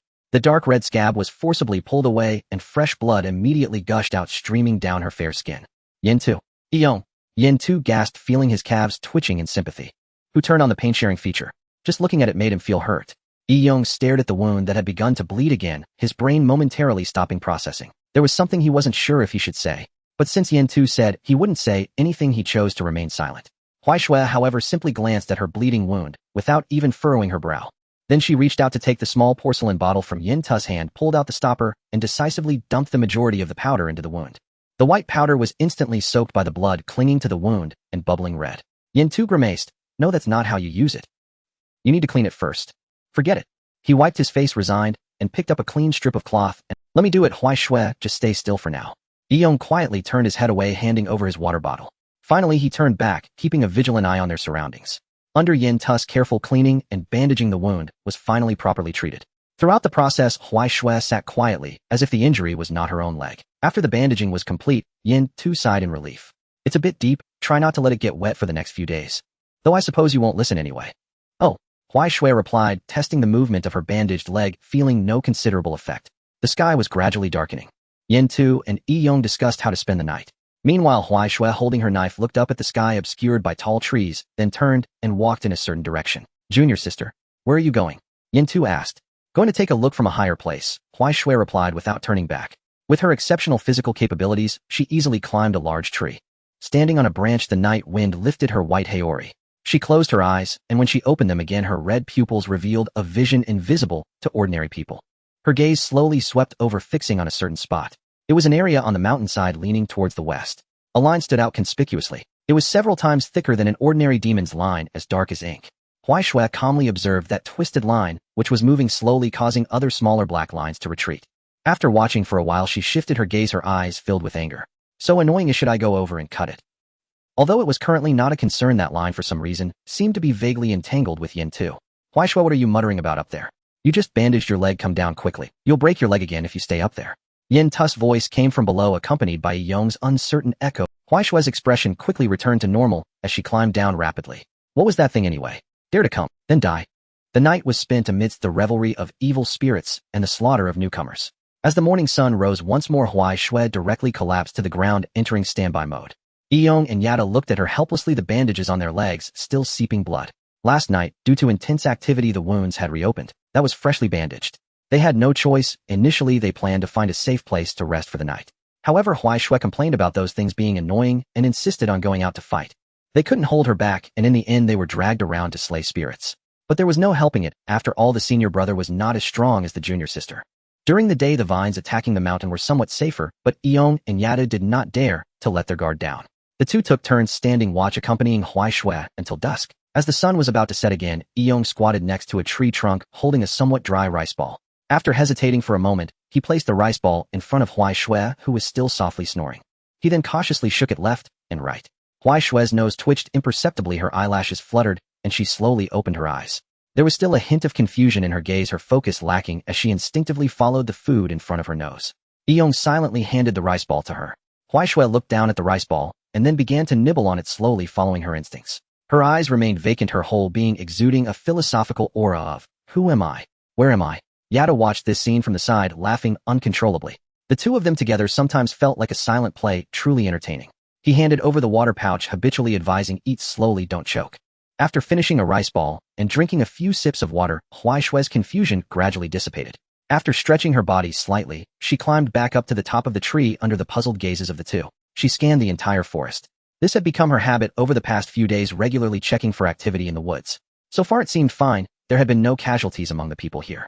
The strongest spirit in the mountains still lurked on the western slope, less active than yesterday, yet its presence was. After staring at that line for a while, Huaishui began to daze while sitting on the tree branch. Originally, she planned to sneak out today to deal with it, but now that she thought about it, what if she lost track of Yadu and the others again? So she changed her mind. She would still go today, but she needed to take Yadu and Yong with her. Just as she was thinking this, the thick black line in her perception began to fluctuate violently. At the same time, several previously bright lights nearby suddenly dimmed on the verge of extinguishing. Huaishui furrowed her brows with almost no pause, drew her knife, and dashed toward that direction. Huaishui. Yadu was startled, though he didn't understand what was happening. Seeing Huaishui suddenly act, he immediately grabbed his own knife. Follow me. Yong's reaction was equally quick. The two closely followed the blue figure, disappearing into the dense forest. On the western slope, in a relatively open area of the forest, the air was filled with the stench of blood and a nauseating odor. A massive figure stood there like a moving mountain of flesh. Its disgusting dark green skin and bloated body were covered in blue veins. Most horrifyingly, its thick neck was wrapped several times around with an arm. Its yellow eyes flickered with greed. It was a hand demon. It was tightly coiling its long arm around a bloodied reserve member who was desperately resisting. The prey's struggles and fear excited it. It grinned widely, exposing its jagged teeth, ready to relish the pleasure that blood would bring him. But what awaited him was not the explosive taste he anticipated, but the intense pain from its arm. The blue figure swooped in like a flash of light. The glint of the blade flashed past. Puff! The thick arm snapped at the wrist with a sound. Dark, filthy blood spurted out. The severed hand remained curled, plummeting to the ground along with the struggling Huaishui lightly spun in midair, accurately catching the falling reserve member, dissipating the force of the fall, and landing steadily. The member she rescued was still a bit dazed, unable to comprehend what had just happened. Suddenly he felt himself being lifted by someone, and then, whoosh. He was swiftly tossed by Huaishui into the grass behind him like a thrown package. There was a teammate from his squad. Catch it, Huaishui said succinctly.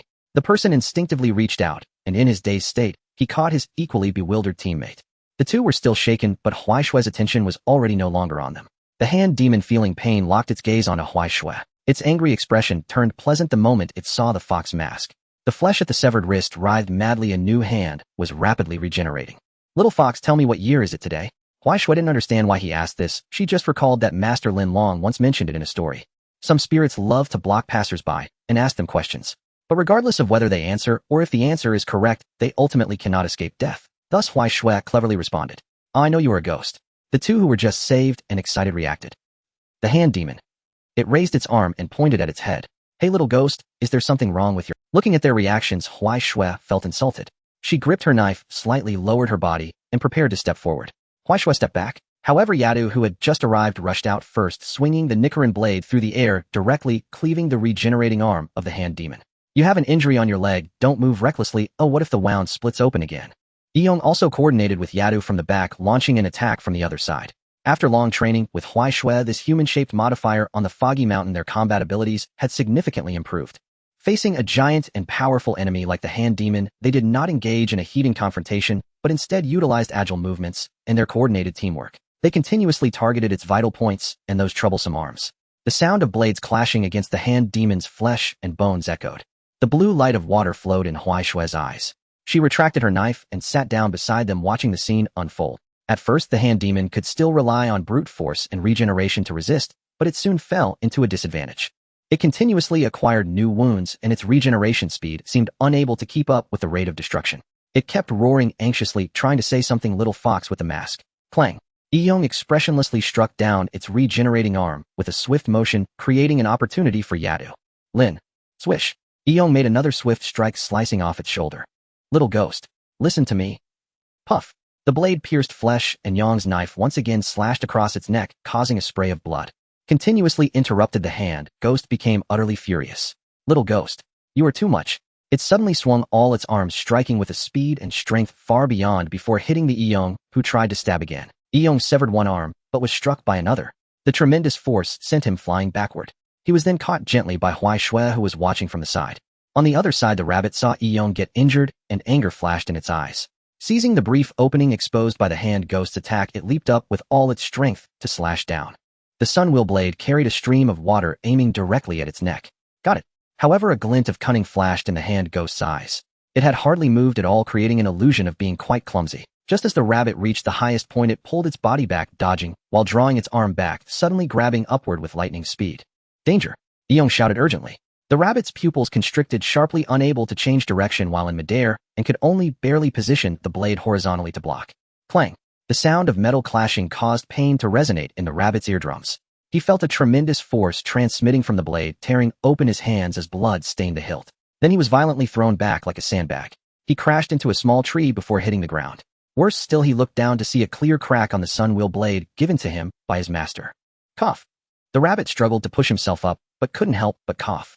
Several days of continuous battle had drained his stamina, and coupled with the recent heavy blow, he felt somewhat weakened. The hand ghost let out a triumphant cackle, looking at the fallen rabbit and the Eong, who had just regained his footing nearby. Also that blue-clad girl who still bore a wound on her leg. The sky cleared, the rain stopped, and he felt he could do it again. He. Just based on you few little fox ghosts, you think you can. It was preparing to deliver a victory declaration along with some old stories to crush the spirits of these little ghosts. But before it could finish, a flash of white suddenly magnified in its left field of vision. It was so quick that its eyes couldn't even complete their rotation to focus. In the next moment, a sharp pain clearly came from its side abdomen. The flesh on its belly rippled like water waves. Then, bang! In the muffled sound of impact, the hand ghost's massive body, like a small mountain, actually lifted off the ground. It flew horizontally for several meters before crashing heavily to the ground, raising a cloud of dust and leaves. The open space fell into a dead silence. The rabbit, who had just struggled to sit up, slightly opened his mouth. The Eong, who was about to step forward to help, also stood frozen in place. He saw Hui Shui maintaining the posture of a side kick, landing steadily where the hand ghost had originally stood. The hem of her white haori slowly floated down. Her expression was calm, as if it hadn't been her who had just kicked the colossal creature away. It was hard to imagine that such a slender body contained such terrifying power. Ignoring the hand ghost's plight, Hui Shui turned her gaze to the rabbit sitting on the ground to check how serious his injury was. The line had some fluctuations, but remained resilient, unbroken. Then her gaze returned to the struggling hand ghost. She slightly lowered her Bodhi's center of gravity and held the Sunwheel blade horizontally at her side. A long, dense flow of chi was expelled from her mouth, and a subtle mist-like breath drifted from the corners of her lips. Under the astonished gazes of the rabbit and Eong, Hui Shui's figure suddenly blurred for a moment. As if dissolving into smoke for an instant, she crossed several meters in a mere blink, appearing right in front of the hand ghost, which had just propped itself up. Cloud breathing technique, second form, cloud shift. In the hand ghost's yellow pupils, the rapidly approaching blue figure and those emotionless red eyes were reflected. The shadow of death instantly engulfed it. It desperately tried to swing its arms to block, tried to retreat, but in the face of absolute speed, everything seemed somewhat futile. The vision suddenly became gray and white as if time had stagnated. Immediately after, a cool touch came from its neck. Then it felt the world spinning. Its last consciousness was of seeing its own headless massive body slowly tilting and falling. And that blue-clad girl with her back to it silently sheathing her sword. Impossible. This is impossible. I clearly circled around 3 times. How? A surge of intense resentment, unwillingness, and a sadness it could not comprehend washed over it like a Lulong. Little fox ghost. Ah!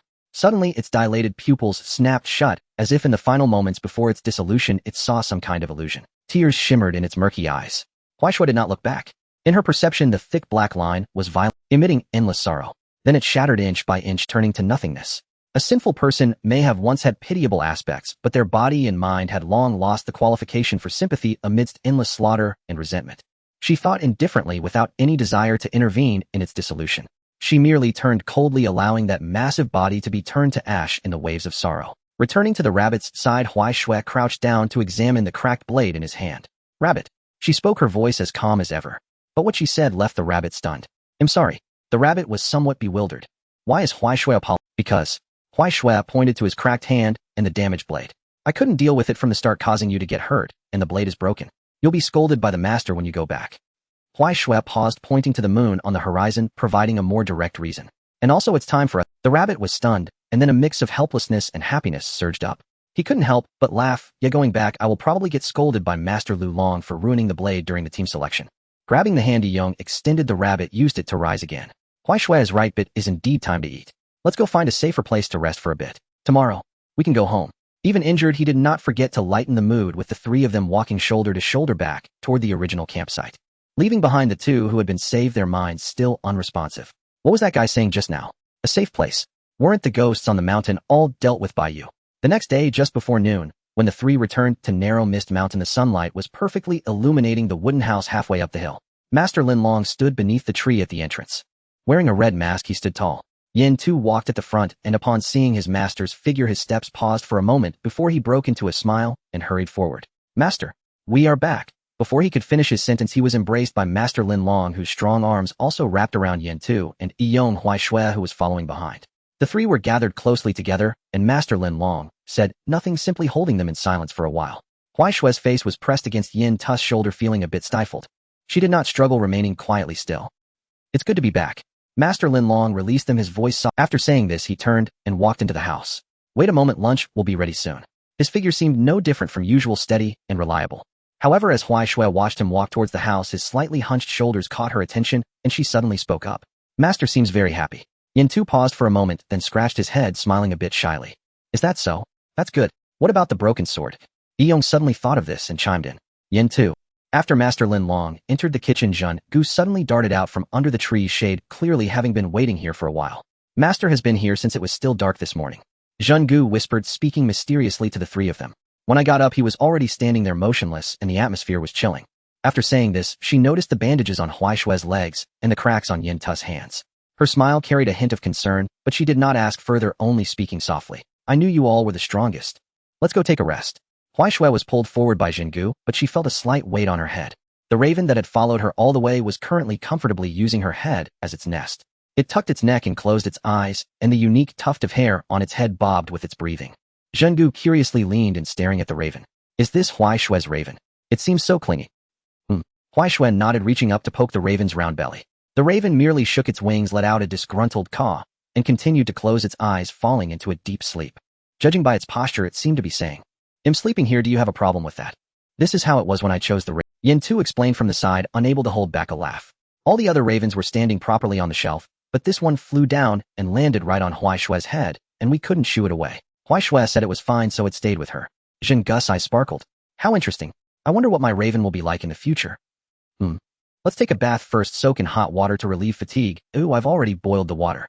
The few of them walked towards the wooden house, and Yong and Yin Tu quickly finished washing. As they emerged with damp hair, they heard the commotion next door. They saw Huaishui and Zhen Gu still engaged in a battle of wits with the raven on top of their heads. They had used every trick from food temptations to sweet talk except for finding a male raven for seduction. As the 2 emerged, Huaishui stared fixedly at Yong, suddenly struck with an idea. Yong thought, why do I have a bad feeling about this? He silently stood in place watching Huai Shui slowly approach. Then she yanked the raven off her head and promptly placed it on Yong's head, saying earnestly, "It's your turn now, I'm going to wash up." Yong. Yentun. Once Huai Shui was clean and the food was ready, the spread was lavish. Perhaps to celebrate the safe return of the three Master Lin Long had prepared a full table of dishes. Yen Tu devoured his food while Yong and Huai Shui fought over the salmon. Zhengu sat beside them, resting her chin on her hand, smiling as she watched them. Occasionally, she would add a pair of chopsticks full of food into Huai Shui's bowl or chat with Yen Tu about the trivial matters of the past few days. Huai Shui chewed her food, but her gaze gradually became vacant, drifting beyond the edge of the wooden bowl, falling onto the familiar sky outside the window. Huai Shui radish. Zhengu handed over a small dish. Huai Shui received it and placed it beside her, not touching it. Huai Shui water. Yen Tu pushed over the water pouch. Huai Shui received it and placed it on the other side without drinking. Yen Tu and Zhengu exchanged glances, both revealing expressions of, as expected. She was zoning out again, but no one disturbed her. The wooden house remained lively, with Yen Tu recounting the thrilling scenes from the selection and Zhengu occasionally gasping in surprise. Yong was poking at Huai Shui's raven. Master Lin Long sat on the porch holding a teacup, making no comments, simply listening quietly. His gaze fell on Yen Tu's broken sword, then shifted to the still distracted Huai Shui. With a rough idea forming in his mind, Master Lin Long looked into the distance, recalling the day Huai Shui arrived. Meanwhile, in the distant Chuan Yashiki mansion, a raven flew through layers of wisteria trellises and landed on the porch, tilting its head as it reported the situation. Chuan Yashiki Yaozai put down the scroll in his hands and looked up. He tilted his face slightly in the direction. "Is that so?" After hearing the news, the raven brought back a gentle smile, curved at the corners of his lips. "Another powerful and strong swordsman is about to be born." He extended his hand, and the raven obediently hopped onto his fingertip. "I hope these children," Yaozai said softly with a complex expression, "can grow up smoothly." The wind swept through the corridor, tousling his hair. He lowered his gaze, slightly falling upon the black booklet beside him, which bore several names freshly written down. 5 days later, Huai Shui lay on the sunlit grassy slope, resting her head on a bare rock, gazing at the clouds. Were still the same, leisurely floating by, slowly changing into whatever shape they pleased. She watched in reality, her mind was completely blank. Zhengu sat nearby under the shade of a tree, picking vegetables and occasionally glancing at her sister, who was lying in a state of inertia with a smile on her lips. Then her peripheral vision caught sight of 2 figures appearing on the path at the foot of the mountain. Squinting her eyes, Zhengu recognized the 2 people. Both were wearing strange masks, and one of them sported a straw hat woven from grass with bells tied around the brim. Just as she was about to rise to greet them, she saw Huai Shui lying on the grass suddenly spring up. Then she rushed down the slope at an astonishing speed, grabbing the fox mask hanging at her waist and fastening it to her face. "Strange people." Huai Shui held a wooden stick in front of the 2, purposely raising her voice a few pitches. "Watch me represent a Han." The 2 opposite her were clearly stunned, unsure of what this sudden girl was up to. "Zhengu." She lagged behind, nearly out of breath, trying to catch up with Huai Shui, only to arrive and see such a scene. Hastily stepping forward, he pulled his junior sister behind him, a look of apology on Zhengu's face. "Aha, my apologies, my apologies. You 2 are the blacksmiths from the knife forging village, right?" One of them nodded silently. Zhengu turned back and lowered her voice. "Huai Shui, have you been reading those strange novels again recently?" Huai Shui pushed her fox mask up to her forehead, revealing her innocent eyes. She neither admitted nor denied it, only mumbling softly. "It says here that one should take the initiative when encountering suspicious individuals. They came to deliver knives, not as suspicious persons." Zhengu sighed helplessly. Her junior sister had been bored lately, and Yen Tu had brought back a few novels which had led to an uncontrollable situation. So she decided to lock up all the novels Yen Tu had brought back. With this thought, she took Huai Shui by the hand and invited the 2 blacksmiths. "The master is upstairs, please follow us." Huai Shui lagged behind, still mumbling something. "Amaterasu, and in the name of the moon, I will punish you," and similar phrases. It was evident that she had become entranced by the novels. Upon returning to the wooden house halfway up the mountain, Yen Tu and Yong were also drawn over, surrounding the 2 blacksmiths. The blacksmith who was to forge Huai Shui's knife was named Gang Tai Zhongying. Wearing a uniquely expressive octopus mask, he couldn't wait to unwrap his package as soon as he entered. He revealed a brand new Nichiren blade, unbothered by anyone else's voice, filled with excitement as he began to explain. "Look, this is the knife I specially forged. The curvature of the blade, the position of the center of gravity, and the pattern of the edge have all been improved with my latest modifications. This is the culmination of my hard work. No one in the entire knife forging village can surpass it." While he was passionately introducing it, his hands suddenly felt empty. The knife was gone. Gang Tai Zhongying froze, slowly turning his head to see Huai Shui holding the new knife. Her head bowed as her fingers gently caressed it. Then, amidst his dissatisfied complaints, the originally silvery blade began to change. A faint blue hue quietly extended from the connection point of the hilt. The blue slowly spread along the spine of the blade, deepening gradually from light cyan to lake blue, and from lake blue to deep blue, until it reached the tip of the blade, which was now a profound ink blue. The blade remained silver-white, yet beautiful patterns resembling flowing clouds emerged reflecting light under the illumination. Gang Tai Zhongying's reprimand caught in his throat, turning into a short breathy sound. His eyes behind the mask widened, staring unblinkingly at the knife in Huai Xue's hand, which had completely transformed. He had forged knives for so many people, yet he had never seen a color or style like this. Moreover, the color change was so swift and smooth. After a long while, he finally turned his head away with a huff of annoyance, taking no further action. In his heart, he thought, given that you made the knife so beautiful, I won't hold this against you this time. Huai Xue lifted her head and looked at him. Then she turned the knife around, presenting the hilt towards Ying. The knife is great, thank you. Gang Tai Zhongying stared blankly as he received the knife, holding it, as if it were a rare treasure, not willing to let it go. Yin Tu and Yong also received their own Nichiren blades. The blades of both were a deep blue, resembling the ocean's depths. The two blacksmiths fondled their transformed Nichiren blades with great affection. For a moment, it was difficult to tell who had received the new knives. The silence in the room was deafening, and Zheng Guo rushed in from outside, pointing at the sky. Huai Xue. Mian has returned. Huai Xue stepped out of the wooden house and looked up. The silly feathered crow that had suddenly run away from home yesterday was flapping its wings, landing precisely in its habitual spot. On top of Huai Xue's head. It caught a couple of times, then half closed its eyes above her head before speaking. In the northwest direction at Wuyun Town, there are suspected man-eating ghosts present. Please send nearby team members to investigate. Yin Tu scratched his head. I didn't expect Huai Xue to be the first to receive a mission. Yong stood at the door, casting a glance at Huai Xue. Huai Xue took the knife back, tucking it into her arms under Gang Tai Zhongying's resentful gaze. Mian still lay on top of her head, its silly feather fluttering in the wind. She walked to the door and looked back. Yin Tu smiled and waved at her. Be careful on the road. Zheng Guo, safe travels. Yong hesitated for a moment, swallowing back what he wanted to say. Master Lin Long did not speak, merely silently locking eyes with her. Huai Xue withdrew her gaze, stepping onto the path down the mountain. The white haori billowed lightly in the wind. Mian buried its head in her hair. It was just a temporary separation. She consoled herself in this way, heading towards the slowly setting sun, embarking on her journey. The night deepened. Huai Xue walked along the mountain path for quite a while, her path shifting from dirt to gravel, and then from gravel to smooth stone slabs. Only when distant lights began to flicker did she stop on a stone bridge. Staring at the brightly lit town before her, she felt a bit lost. Master Lin Long had said to look for landmark buildings when entering the town, such as the tallest tower, the largest town hall, or shops with prominent signs. But Huai Xue looked around. There were towers, but 3 of them. There were town halls, but many of them. Signs were everywhere with various characters, some of which she barely recognized. Mian peeked out from above her head, having taken a nap, its silly feather standing on end. Follow the direction I told you. Huai Xue took a step forward, following the direction pointed by Mian into the town. Then 20 minutes later, she found herself standing at the entrance of a completely unfamiliar alley with a grocery store she had just passed behind her and a familiar-looking stone bridge ahead. Lost again, huh? She mumbled softly. Mian buried its head back into her hair, feeling a bit embarrassed, pretending to be just an ordinary bird. Huai Xue did not panic. She stood still, carefully observing her surroundings, switching to another way of seeing. In her field of vision, countless lines intertwined within the town. Most were ordinary people's lines. She filtered these out, searching for the unusual ones. Found it. There were 2 lines near a secluded courtyard at the edge of the town. They belonged to ghosts. Huai Xue opened her eyes and walked towards that direction. At the other end of the alley, Yu Lang was feeling irritated. Tonight he was supposed to quietly finish collecting the last set of blood samples with Lady Zhu and leave. But at that moment, a girl dressed in a white haori holding a knife had followed them like a tail. More frightening was that his Mokuin seemed to have no effect on her at all. No matter how he tried, that girl's gaze could always precisely penetrate the visual barriers he had set up, landing square. Lady Zhu, you go ahead first. Yu Lang stood in front of Zhu, setting up several layers of visual interference. It's useless, Yu Lang. Zhu's voice came from behind, surprisingly calm. She has already seen us. Before her words could fade, Huai Xue had already emerged from around the corner, stopping a few steps away from them. The moonlight fell on her face, revealing a detached expression and a slightly flushed forehead. She looked at the 2 ghosts before her, 1 male and 1 female. The man was drenched in sweat, his gaze fixed on them. The woman exuded a calm demeanor, dressed in an elegant kimono. Oddly, their threads were not the usual viscous black, but a color that lay between light red and silver gray. Not particularly repulsive. But the target of the mission was indeed a ghost. Right?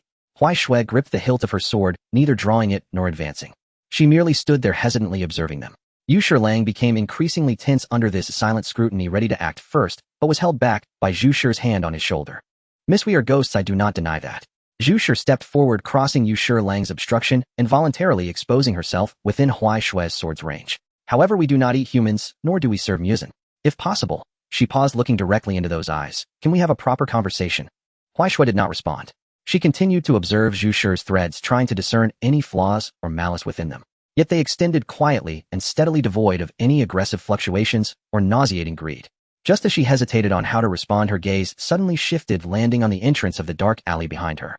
There an additional figure had appeared without her noticing. It was a tall, slender ghost that lacked the physical intimidation of handless ghosts, but exuded a stronger malevolence. Is that a pursuer of Kibutsuji Muzan? Zhu Shi followed Huai Xue's line of sight, and her expression changed slightly. I can't believe they tracked us here. Yu Shilang tensed up, instantly shielding Zhu Shi behind him. The slender ghost stepped out from the shadows, a smirk on his face, his gaze flitting between Zhu Shi and Huai Xue. I found you, Zhu Shi. The master has been worried about you. His gaze landed on Huai Xue, a hint of amusement creeping in. Unexpectedly, there's an additional catch. Tisk tisk, look at this outfit. A little mouse from the Demon Slayer Corps, right? Zhu Shi did not hesitate. She raised her arm lightly, and a sweet-scented blood mist immediately enveloped the ghost. That was her blood demon art, blood confusion, dreamflower fragrance. Those afflicted would enter a state of bewilderment, providing the perfect opportunity to escape. The slender ghost merely scoffed, casually waving his hand, and a violent gust of air dispersed most of the mist, leaving the remnants ineffective against him. Zhu Shi's pupils constricted. Her blood demon art was ineffective. This ghost's strength was at least close to that of a 12th moon. She quickly turned her head to look at Huai Xue, speaking rapidly. Miss, may I ask your rank in the Demon Slayer Corps? Goth. The fluffy creature atop Huai Xue's head had awakened at some point, proudly answering for its master. Great. The atmosphere in the alley became somewhat awkward.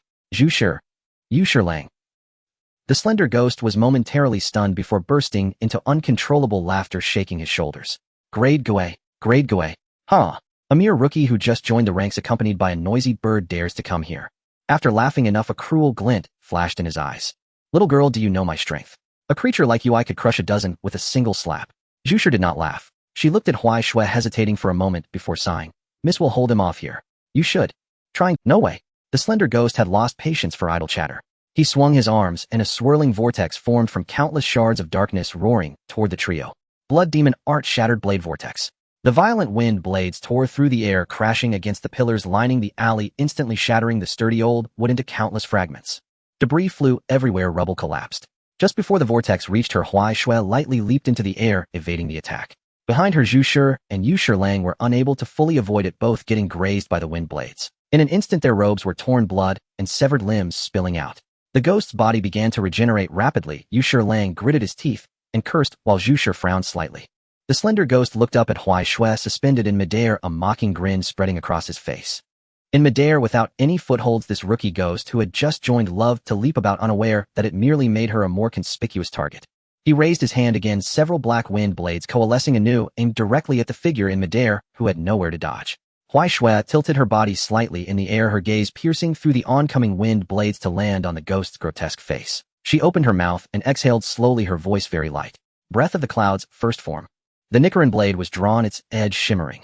Huai Xue maintained her downward momentum, the blade reflecting a slender arc under the moonlight.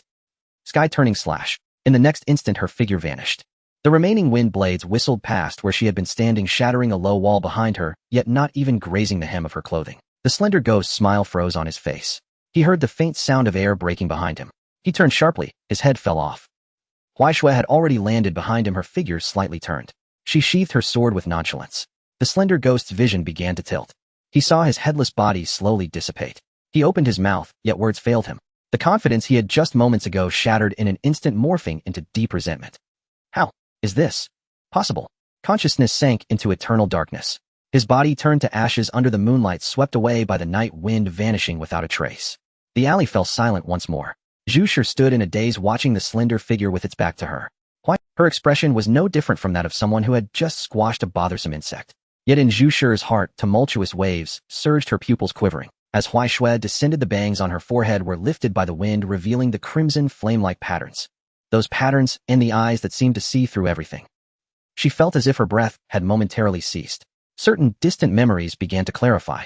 That feeling of being seen through in an instant with nowhere to hide. The last time was nearly a century ago. That time it was that man with the ear ornaments wielding a Nichiren blade. Zhu Shi opened her mouth, her voice somewhat hoarse. Huai Xue tilted her head with a hint of confusion. What's wrong? Is something wrong? Huai Xue's voice was calm, tinged with a hint of confusion. She did not believe she had done anything particularly remarkable. Zhu Shi stared at her in a daze. Under the moonlight, her eyes were clear and unguarded, lacking even the aloofness one would expect in the presence of a stranger. She simply and straightforwardly expressed her question. Completely different from that man. The girl before her resembled a child who had not yet learned the heavy burdens of holding a knife in front of the weak.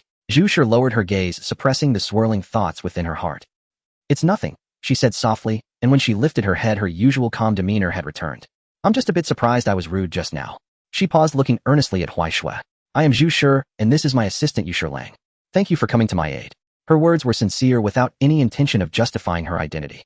Huaishui looked at her for a moment and did not draw her sword. She simply uttered an, "Oh," and sheathed her sword at her waist. Zhu Shi felt a stir in her heart, hesitated for a moment, and tentatively spoke up. "This is not a place for conversation.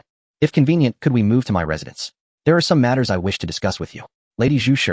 Yu Lang was anxious, stepping forward to block. Zhu Shi's gaze warily fixed on Huaishui. "This is too dangerous. She is one of the Demon Slayer Corps. Just now she almost—" "Yu Lang." Zhu Shi gently interrupted him. Yu Lang begrudgingly fell silent, though his eyes continued to glare at Huaishui. He scrutinized the woman who irritated him greatly. The more he looked, the more displeased he became, and he finally could not help but mutter under his breath, "Ugly woman." The alley was very quiet. Thus this mutter clearly drifted into Huaishui's ears. She touched herself, and then turned to look at Yu Lang. There was no change in her expression, as she simply raised her hand calmly, her finger pointing directly at Yu Lang's face. "What are you mumbling about?" She paused, and added in a matter-of-fact tone, "You ugly man." "Goth." The little creature on top perked up, instantly bobbing its head. "Well said. Well said." Yu Lang flushed bright red, the color standing out sharply against his pale complexion. Huaishui nonchalantly turned her face away. Zhu Shi covered her lips, lightly coughing to suppress the laughter that nearly burst out. Yu Lang was even more furious, but he realized that he seemed unable to refute her. He had called himself ugly compared to Miss Zhu Shi, but if it were about him, he still had some self-awareness. Zhu Shi's residence was hidden on the outskirts of the town, a courtyard that offered tranquility amid the chaos. Huaishui watched the line and followed closely behind the two demons, seeing them pass through walls, so she charged straight ahead. Bang! Her forehead reddened slightly again, but it did not break. Good head. Zhu Shi and Yu Lang watched Huaishui from the other side, unable to help but feel a bit speechless. After all, that it wasn't that her blood demon art didn't work, it was that she was simply hard-headed. Pushing open the wooden door, the courtyard was dimly lit. Overall, it did not resemble a place of demons, but rather that of a secluded healer. Huaishui stood at the entrance for a while, took off her shoes, and stepped barefoot onto the cold wooden floor. Zhu Shi invited her to sit in the living room, and Yu Lang was called to brew tea. Before leaving, his gaze was firmly locked on Huaishui, feeling that he would pounce at her slightest movement. Huaishui ignored him. She knelt on the cushion, placing her sword at her side, quietly observing the room. The little creature had already fallen asleep again above her head, its tuft of fur trembling with each breath. "Miss Huaishui, about the markings on your forehead."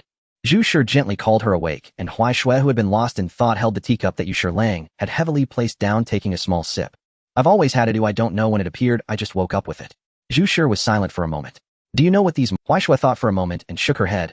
"I don't know, my master never mentioned it. And he isn't very clear either." "As I thought."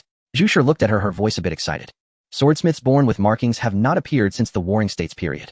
Along with them disappeared all the markings."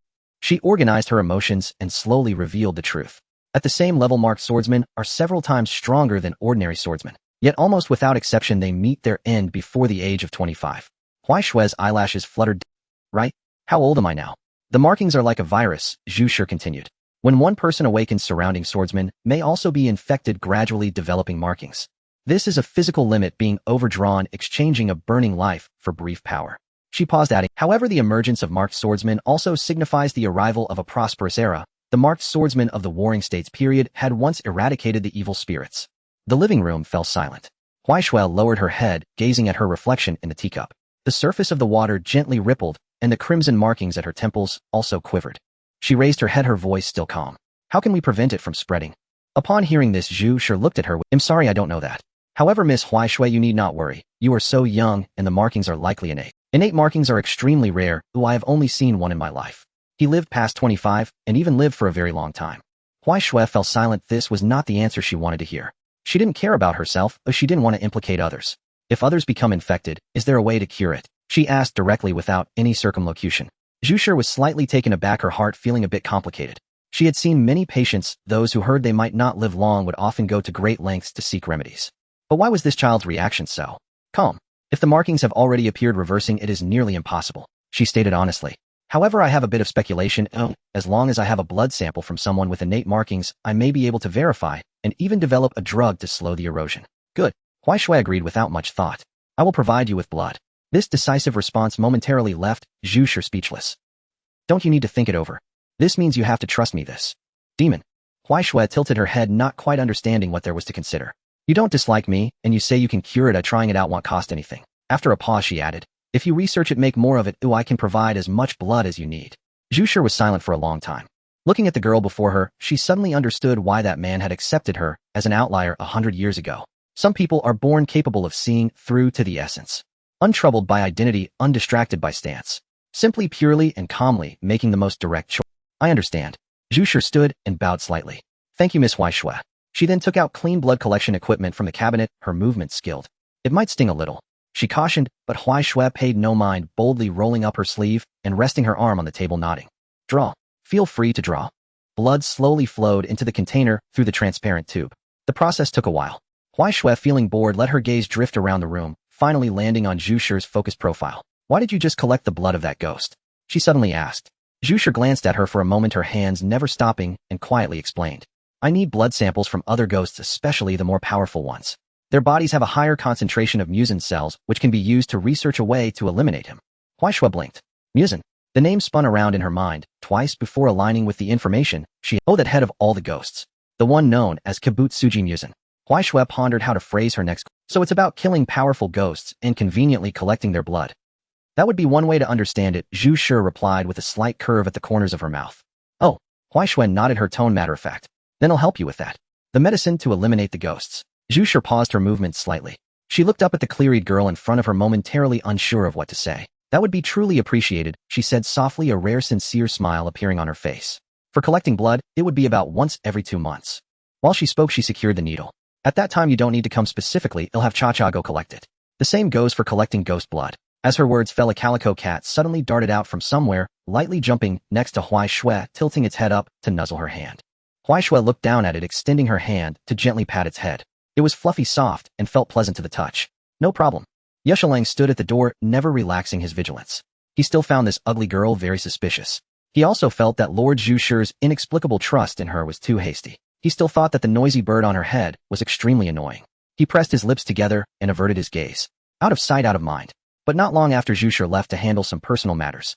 So he couldn't help but shift his gaze back. It wasn't because he was worried, he simply wanted to keep an eye on this suspicious individual to prevent any small actions. Then he saw Huai Shui staring with dead fish eyes, her mouth slightly agape, expressionless as she gazed up. She seemed to be frozen, like someone hit the pause button. Yeshalang, what is she doing? He stared for 5 seconds. 1 minute. 2 minutes. Huai Shui remained in that position, not even fluttering her eyelashes. Yeshalang's brows began to twitch. Is this person sick or something?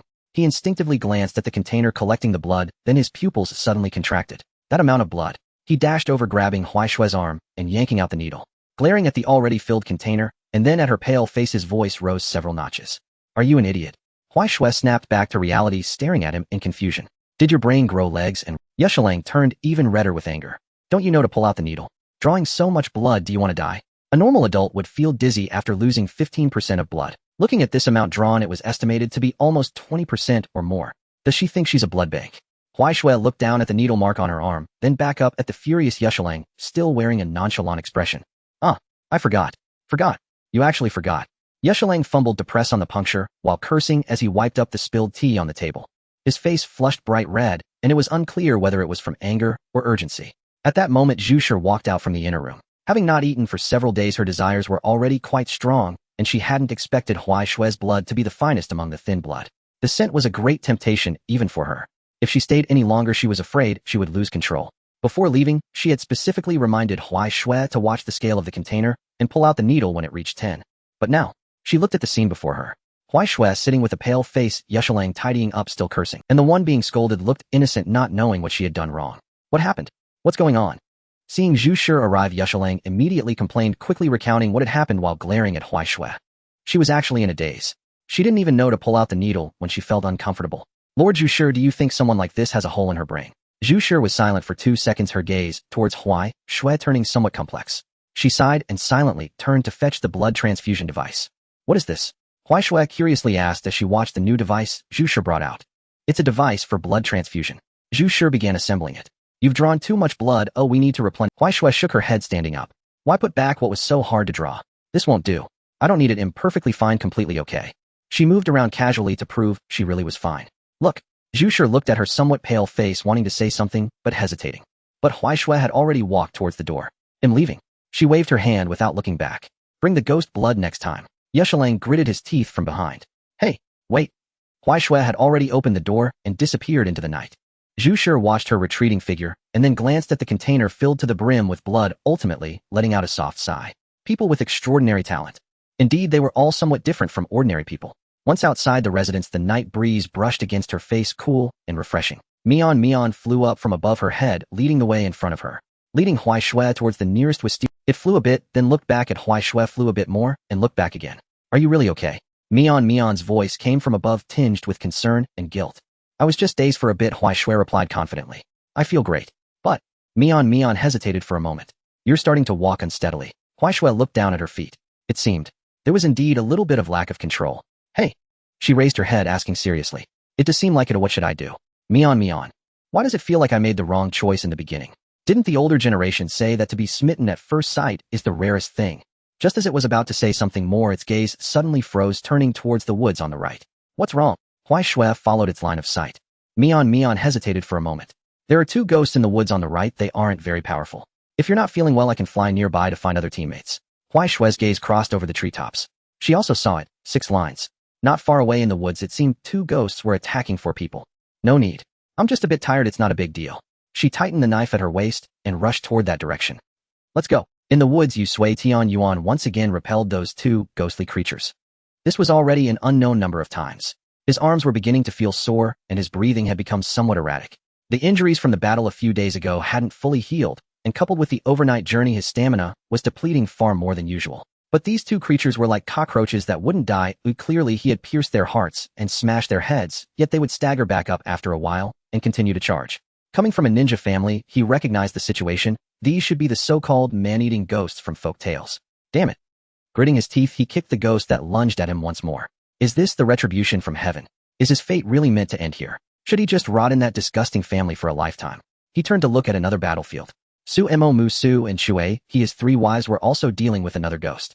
They had followed him, escaping from that damned family. They were the ones willing to live on with him. But now all of their sleeves had been torn, and there were numerous bloodstains on their bodies. It couldn't go on like this, at least. Nian Ding Yusui Tianyuan once again charged toward the ghost that was lunging at. With a knife, he pierced the heart of the opponent, using the momentum to kick it away, then turned to grasp the other ghost's head, smashing it violently into the ground. Bang! The sound of shattered bones echoed. The ghost collapsed to the ground, convulsing, but soon began to regenerate. Panting heavily, he shouted at the 3. "Listen carefully. You 3. Hurry up and leave. You must survive. Do you understand?" Sumo's eyes were red, shaking her head desperately. Shuei took a deep breath and exchanged a glance with Musu, saying solemnly, "We want leave. Hurry up, stop dilly-dallying." Yusui Tianyuan charged again, delivering a powerful strike to knock the ghost that had just risen down once more. These 2 ghosts are practically monsters, impossible to kill. Upon hearing this, the 2 ghosts froze in their... What is this guy talking about? They exchanged glances, seeing the same bewilderment on each other's faces. "You still... What about that time you chased us down and pounded us? Superhuman. Sai, why is it so hard to add a meal at night?" The ensuing battle fell into a bizarre cycle. Ghost lunges, gets knocked down, the down ghost gets back up, gets knocked down again. Yusui Tianyuan seizes the chance to shout at his wives to run. The wives refuse, and throw back dog food, continue to be interrupted by lunging ghosts, continue to get knocked down. And so the cycle repeated. Just as Yusui Tianyuan once again kicked a ghost away, the corner of his eye caught something. Deep within the woods across from him, a blue and white figure was swiftly leaping toward him. In just a few jumps, it was already close. A flash of light from a blade appeared. Like clouds brushing across the night sky, it was light and fluid. The figure landed not far away, back facing him, sheathing the blade. Behind her, the 2 ghosts that had just started to rise lost their heads simultaneously. They didn't even have time to react to what had happened before their bodies began to turn to ashes, scattering in the night wind. Yusui Tianyuan's pupils shrank. What was that just now? That flash of the blade. That trajectory of movement. That sound of breathing. So dazzling. He had lived for so many years, seen many swordsmen, but had never seen one so. Then that dazzling figure swayed. Forward and back. Then forward again. Yusui Tianyuan blinked. Immediately afterward, under the astonished gaze of him and his 3 wives, that figure facing forward stiffly. Thud. It collapsed to the ground. The night wind continued to blow. The moonlight remained cold, but the air was uncomfortably silent. Suemo let out a confused light exclamation. "What do you mean, Musu was the first to react, wanting to rush over. But before she could move, the strange crow that had been circling in the air exploded first. Huaishue. Mian flapped her wings and landed beside Huaishue's head, anxiously pecking at her cheek. "Huaishue, wake up. Shue. Peck. Again peck. Forcefully peck. The person on the ground showed no response. He quickly stepped forward carefully, turning Huai Shue's body over to lay her back on her lap. Moonlight shone down. Huai Shue's eyes were half open, her gaze dazed and scattered, but the corners of her mouth curved into a strange arc. She lay limply in He's arms, her lips moving slightly. It's dark. So this is how it feels. Her gaze lacked focus, merely staring vacantly at the night sky, muttering, "It doesn't seem that scary after all." He was momentarily stunned. She looked up at Tianyuan and the other two who had gathered around her, eyes filled with inquiry. Tianyuan crouched down, observing Huai Shue's pale face, and noticed the bandaged marks on her arm, instantly understanding something. It might be due to blood loss combined with intense exercise causing temporary tinnitus and blurred vision. He rummaged through his waist bag, but found nothing after a long time. It's not a big problem, just let her rest, and give her something to eat. Before he could finish his sentence, he looked up and saw a strange expression appearing on Huai Shue's pale face. He was just stuffing a small pill into her mouth. It's for replenishing blood, eat it quickly. Her tone was gentle. The pill was stuffed into Huai Shue's mouth. Huai Shue's tongue instinctively moved, tasting the flavor. Then, her tongue pushed out, and the pill was easily expelled, rolling onto the grass beside He. She silently picked up the pill and stuffed it into Huai Shue's mouth again. Huai Shui extended her tongue once more. The pill rolled out again, this time rolling even further away. He took a deep breath. Nearby, Musu, feeling anxious, quickly pulled out her own pill from her bag. Then she rushed over and snatched the drooled pill from He's hand, holding one in each hand. The pills were simultaneously stuffed into Huai Shue's mouth, her cheeks instantly puffing up. Huai Shue's eyes widened instantly, and she let out a muffled protest. Ugh. Her tongue pushed back and forth in her mouth, trying to expel the pill once more. However, the two pills collided in the cramped space, causing them to dissolve even faster.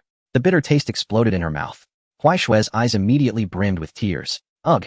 She struggled, even more gripping the grass beneath her, her toes pushing against the ground. But Muzan's hand pinched her mouth like a vice, and she couldn't break free. In the end, with no other option, Huai Shue's throat moved, and she reluctantly swallowed the bitter substance. Gulp. Tears streamed down the corners of her eyes. Musu finally released her grip, satisfied, as she brushed the grass off her hands. Done. Huai Shui lay on the ground, staring blankly at the night sky, tears still lingering at the corners of her eyes. She remained motionless like a salted fish that had lost its dreams. Mian bounced over from the side, peering at her face, and then glancing at Musu. Finally, she stood aside, deciding to keep silent for the time being. After a moment, Huai Shue's gaze finally refocused. She blinked, the tear stains still present, and slowly sat up from the ground. Turning her head, she looked at the four people surrounding her. Her glance swept from left to right, finally landing on the smiling Musu. Just now. She furrowed her brows slightly, but her tone was calm. Who gave me that? Musu patted her own full chest, beaming. It was me. That was a blood-replenishing medicine. You'll recover faster if you take it. Huai Shui stared at her for 2 seconds without saying anything, just looking straight at her. Staring. Then she turned her head facing another direction and muttered quietly, I hate you. Muzan's smile froze on her face. What are you saying? A hashtag appeared above her head. I did it for your— Hey, talk to me. Huai Shui did not turn back, maintaining her turned position, unmoving. She expressed her protest with the back of her head. Tianyuan couldn't help but laugh out loud, his voice bright and cheerful. This little girl is something else. Suemo and He stifled their laughter beside him. Only Musu was still hopping around. Hey, turn around. What does that disdainful expression mean? That medicine was expensive. Do you know how expensive it was? Huai Shui still did not turn back. The lingering bitterness remained in her mouth, her tongue numb, and her stomach still churning. In her perception, the bitter thing was worse than being stabbed twice. Let alone such a bitter thing, and 2 of them at that. She silently took note in her heart. This person is good, but I don't like this person. Mian flew down from above her, landing in front of her, tilting her head to look at her. Huai Shui, there's a wisteria flower house ahead. Why don't you rest there for a bit? You can't run around like this now. Upon hearing this, Huai Shui stood up abruptly. The sudden movement made her body sway back and forth. Yu Sui Tianyuan. Suemo Musu and He. Just as she steadied herself, she began to sway again. Is this really okay? He helplessly stepped forward, and without further ado picked Huai Shui up. Her weight surprised her a bit. But then again, she's just a child, it's normal not to have developed much. Which direction? He asked Mian. Mian flapped her wings and flew into the air, pointing in a certain direction. Over there, not far. Yu Sui Tianyuan followed closely, suddenly remembering something, and asked, by the way, little girl, those 2 creatures earlier. They were definitely ogres, right? What sword technique did you use? That move was too flashy. As he spoke, he suddenly sensed something was off. Looking down, he saw Huai Shui lying on his wife's back, her head tilted, eyes closed, breathing evenly. Zzz. She had fallen asleep. Yu Sui Tianyuan opened his mouth, unsure of what to say for a moment. Does this girl have such a carefree heart? Sleeping like this while being carried by a stranger? Suemo whispered beside him, impressive. She fell asleep. Perhaps she's just too tired. Those who lack blood are generally prone to fatigue. Let's go. When Huaishui opened her eyes again, she found herself staring at a strange ceiling. It was white, a bit old, with several cracks on the wooden beams. She blinked, her brain slowly loading. Awake! A voice came from beside her. Huaishui turned her head and saw a man in a stealth suit sitting next to her. He held a transparent tube connected to her arm. When he noticed her looking over, he grinned. You're awake. We've met. Huaishui stared at his face for 2 seconds, a question mark popping above her head. Who is this? The man didn't mind her reaction and continued adjusting the drip rate of the saline solution. The last time I saw you, time flies so fast. Back then you were wandering barefoot in the snow, even hanging yourself on a tree. Now you've become a formal member. Huaishui continued to stare at him. Her brain slowly churned, finally recalling a vague fragment from the corners. It seemed like she knew this person. The man finished his task and suddenly asked, by the way, did you do something dangerous again? When I checked you upon arrival, you were severely anemic. A normal person would have fainted 800 times by now. Huaishui thought for a moment and shook her head. Recently, she had been quite obedient and hadn't engaged in any danger. What about the 4 people? Remembering the muscular men from before, she asked. Which 4? The man paused for a moment, then quickly realized. Oh, the 4 who brought you here. They've been taken to the master. They should be joining the Demon Slayer squad. Huaishui nodded. Then she continued to stare at the ceiling. For the next 3 days, she lived a life of eating and sleeping. Coincidentally, the 3 men who had taken care of her last winter were all at this wisteria flower house. They looked at the changes in Huaishui and were all quite surprised. Last year, she was like a wandering spirit, and now she can actually talk to people, though she doesn't say much. And look at her eating. She finally knows how to spit out the spines. Huaishui recovered quickly. By the 3rd day, she was already able to jump and bounce. However, whenever an injured team member was brought in, she would silently hide in the corner, or she would run outside. At first, the others thought she was afraid of blood, but later realized that wasn't the case. She didn't blink an eye while looking at the blood, so perhaps she simply didn't want to be in crowded places. They couldn't understand. But anyway, this child was already quite strange. As long as she didn't harm herself, they would let her be. On the morning of the 4th day, Huaishui stood at the entrance of the wisteria flower house. Well, I'm leaving now. She waved to the 3 men. Thank you for taking care of me these past 2 days. The 3 men also waved back at her. Be careful on the road. Don't make yourself anemic again. Huaishui nodded and turned to set off on her journey. Walk on, walk on. Huaishui didn't know how far she had come or how many days had passed. Sometimes it was mountains and forests, sometimes fields, and sometimes small towns. When tired, she would find a shady tree to sit and rest. When hungry, she would go to a nearby wisteria house to scrounge a meal. When bored, she would kill a ghost, completing some tasks. In any case, it was quite fulfilling. Mian lay on top of her head, living more comfortably than she did, just eating and sleeping every day, occasionally flying up to point the way, then returning to nestle back. Until one day, as Huaishui passed by a residence, her footsteps suddenly halted. She tilted her head and gazed at the mansion. There were many lines there, gray and black, densely intertwined. They were the lines of humans. But they were quite disgusting. Master Linlong had said that such human affairs should be reported to the police, not within the ghost killing squad's jurisdiction. Just as Huaishui was about to leave to find the police, her gaze suddenly fixed. Among the densely intertwined gray and black, one line stood out conspicuously. Clean clear with a faint warm hue, like grass growing out of the mud. Huaishui stared at that line for a few seconds, her interest piqued. Mian. She suddenly spoke. Let's go take a look. Mian poked its head out from above her, its fluffy hair shaking elbow. In the mansion's backyard, a group of women gathered, counting their harvest from the past few days. Gold and silver jewelry, silk fabrics, and some miscellaneous items of unknown origin piled high. This was a large family of thieves. Strangely, the entire family consisted of women. For generations, they had only given birth to daughters. Passed down through generations, it had become a den entirely composed of women. You all say? One of them spoke while counting money. When will that little ghost die? Every day we have to cook for one more person, it's so annoying. A plump woman beside her scoffed. It should be soon. The master said he would devour him in a while. How lucky, letting him live for so long. Another woman said sourly. I heard the master likes to slit children's mouths. The woman lowered her voice, a glint of excitement flashing in her eyes. What do you think will happen when his mouth is cut open? The women laughed simultaneously, their laughter sharp and piercing. They didn't notice that the small vent in the corner was transmitting their words down to the dungeon word for word. In the dungeon, a boy with yellow-green heterochromia curled up in a corner, his body slightly trembling. He heard everything clearly. Each word pierced into his heart like a knife. So, he was going to die here. He had been locked up since he could remember, and this dungeon was his entire world. Every day, different women would come to deliver food.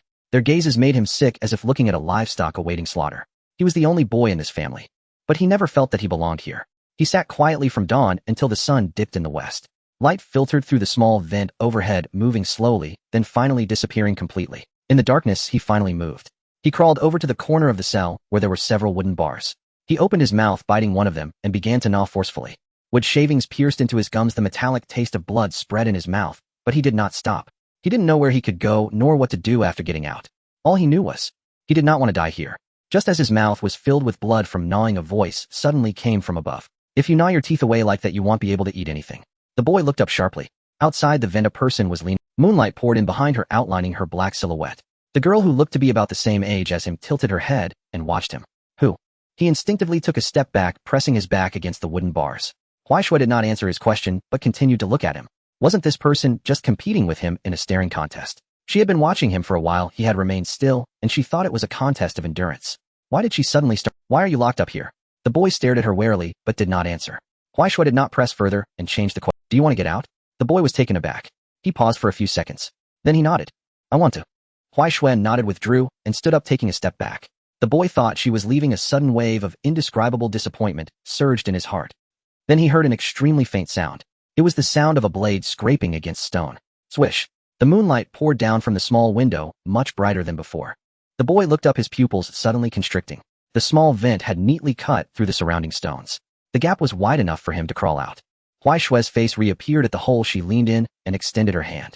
Come on board, you can accompany me to play. The boy stared blankly at her, looking at the hand reaching out towards him. By some strange twist of fate, he similarly reached out his hand. When Huaishui pulled him out from that small hole, he saw the sky outside for the first time. The night was deep. He stood on the open ground outside the mansion, looking back at the yard that had confined him for over a decade. Then he followed the girl step by step into the night. The next morning, the woman who delivered food came to the backyard, as usual, preparing to bring the meals to the dungeon. Then she let out a sharp scream. The dungeon was empty. The little ghost was gone. News quickly spread throughout the mansion, and all the women panicked. That little ghost actually ran away. If the master finds out, she will definitely not let us go. The head of the family tried to maintain a calm facade and said in a deep voice, It's okay, the master hasn't returned yet. Let's hurry and catch him, a child can't run far. The entire family rushed out, beginning to search everywhere. What they didn't know was, the little ghost they were searching for was currently sleeping soundly in a nearby wisteria house. Little Ba and Ei. Let's go.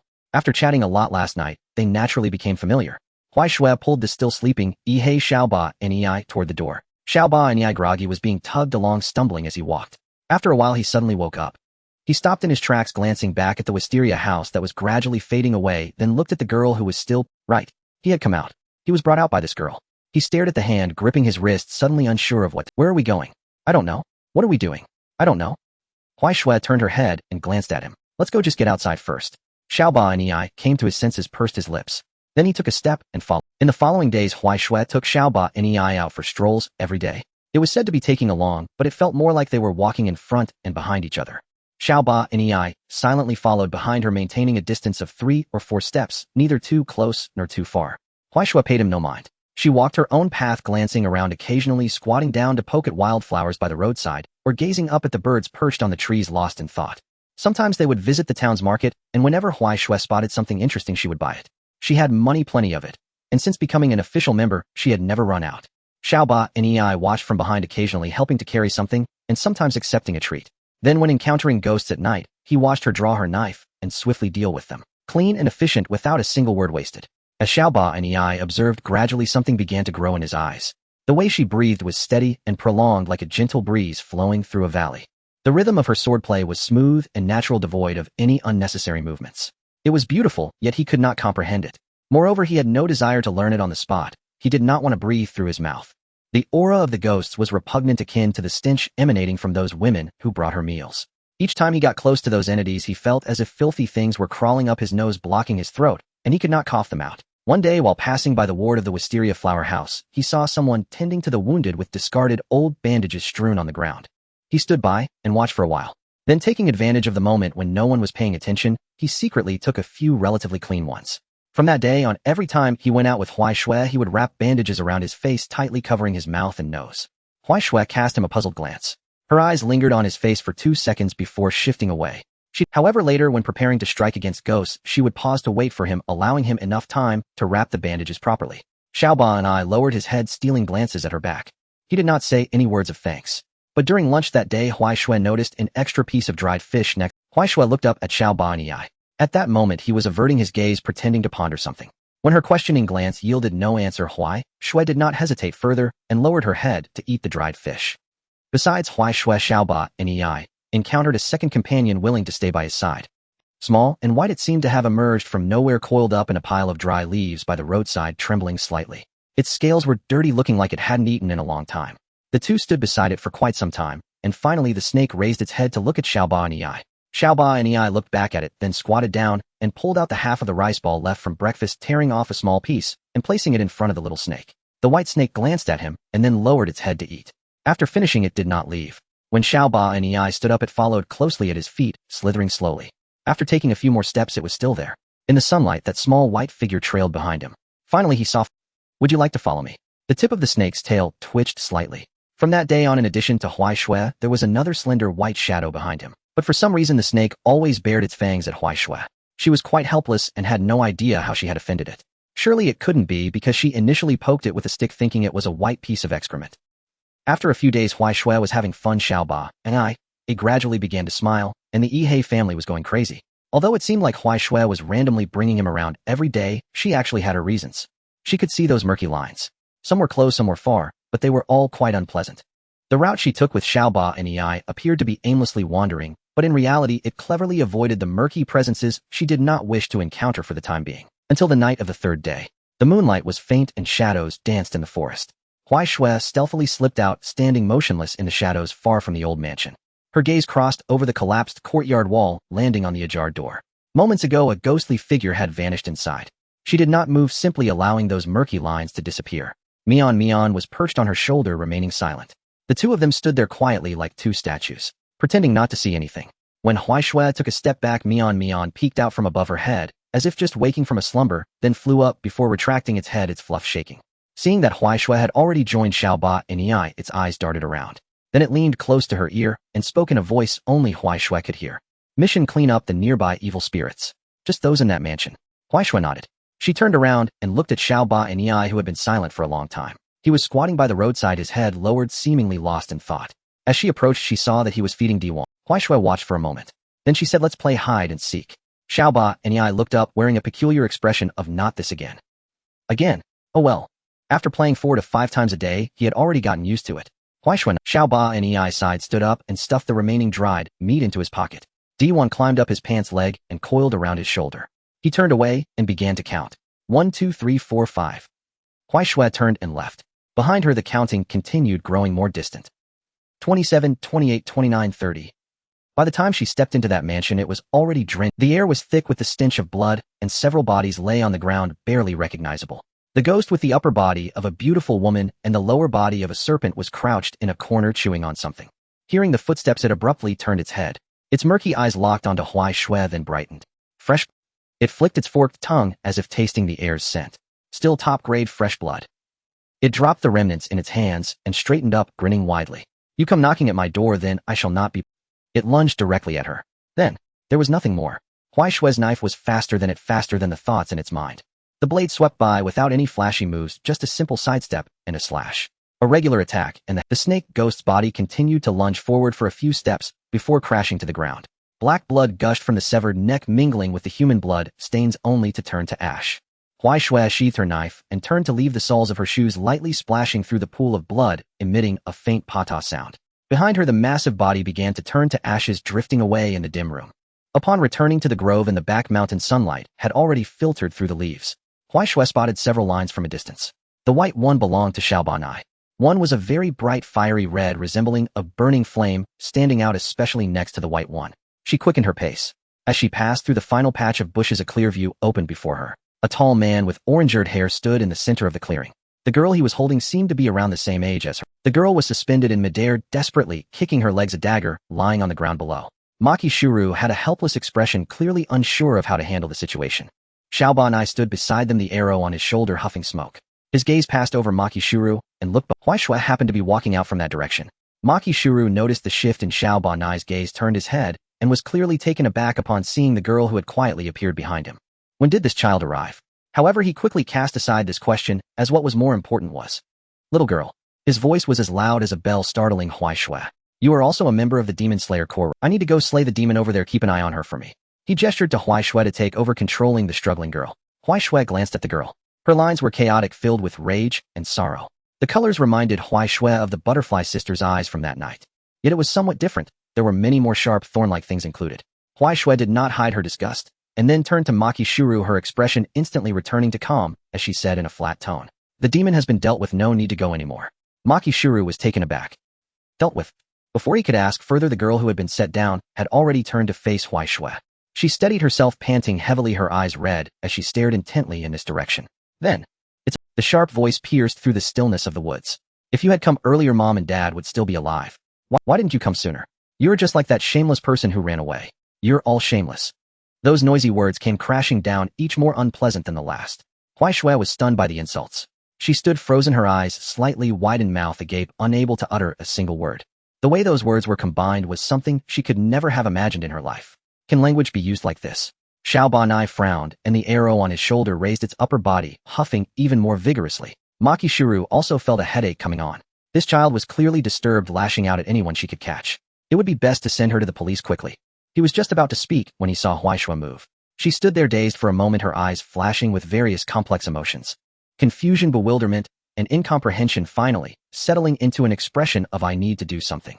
Then, as if remembering something, her expression suddenly changed. Though the change was subtle, her entire demeanor shifted from bewildered to, "I need to make an effort to become strong." It would have been even better if her gaze could have been a bit fiercer.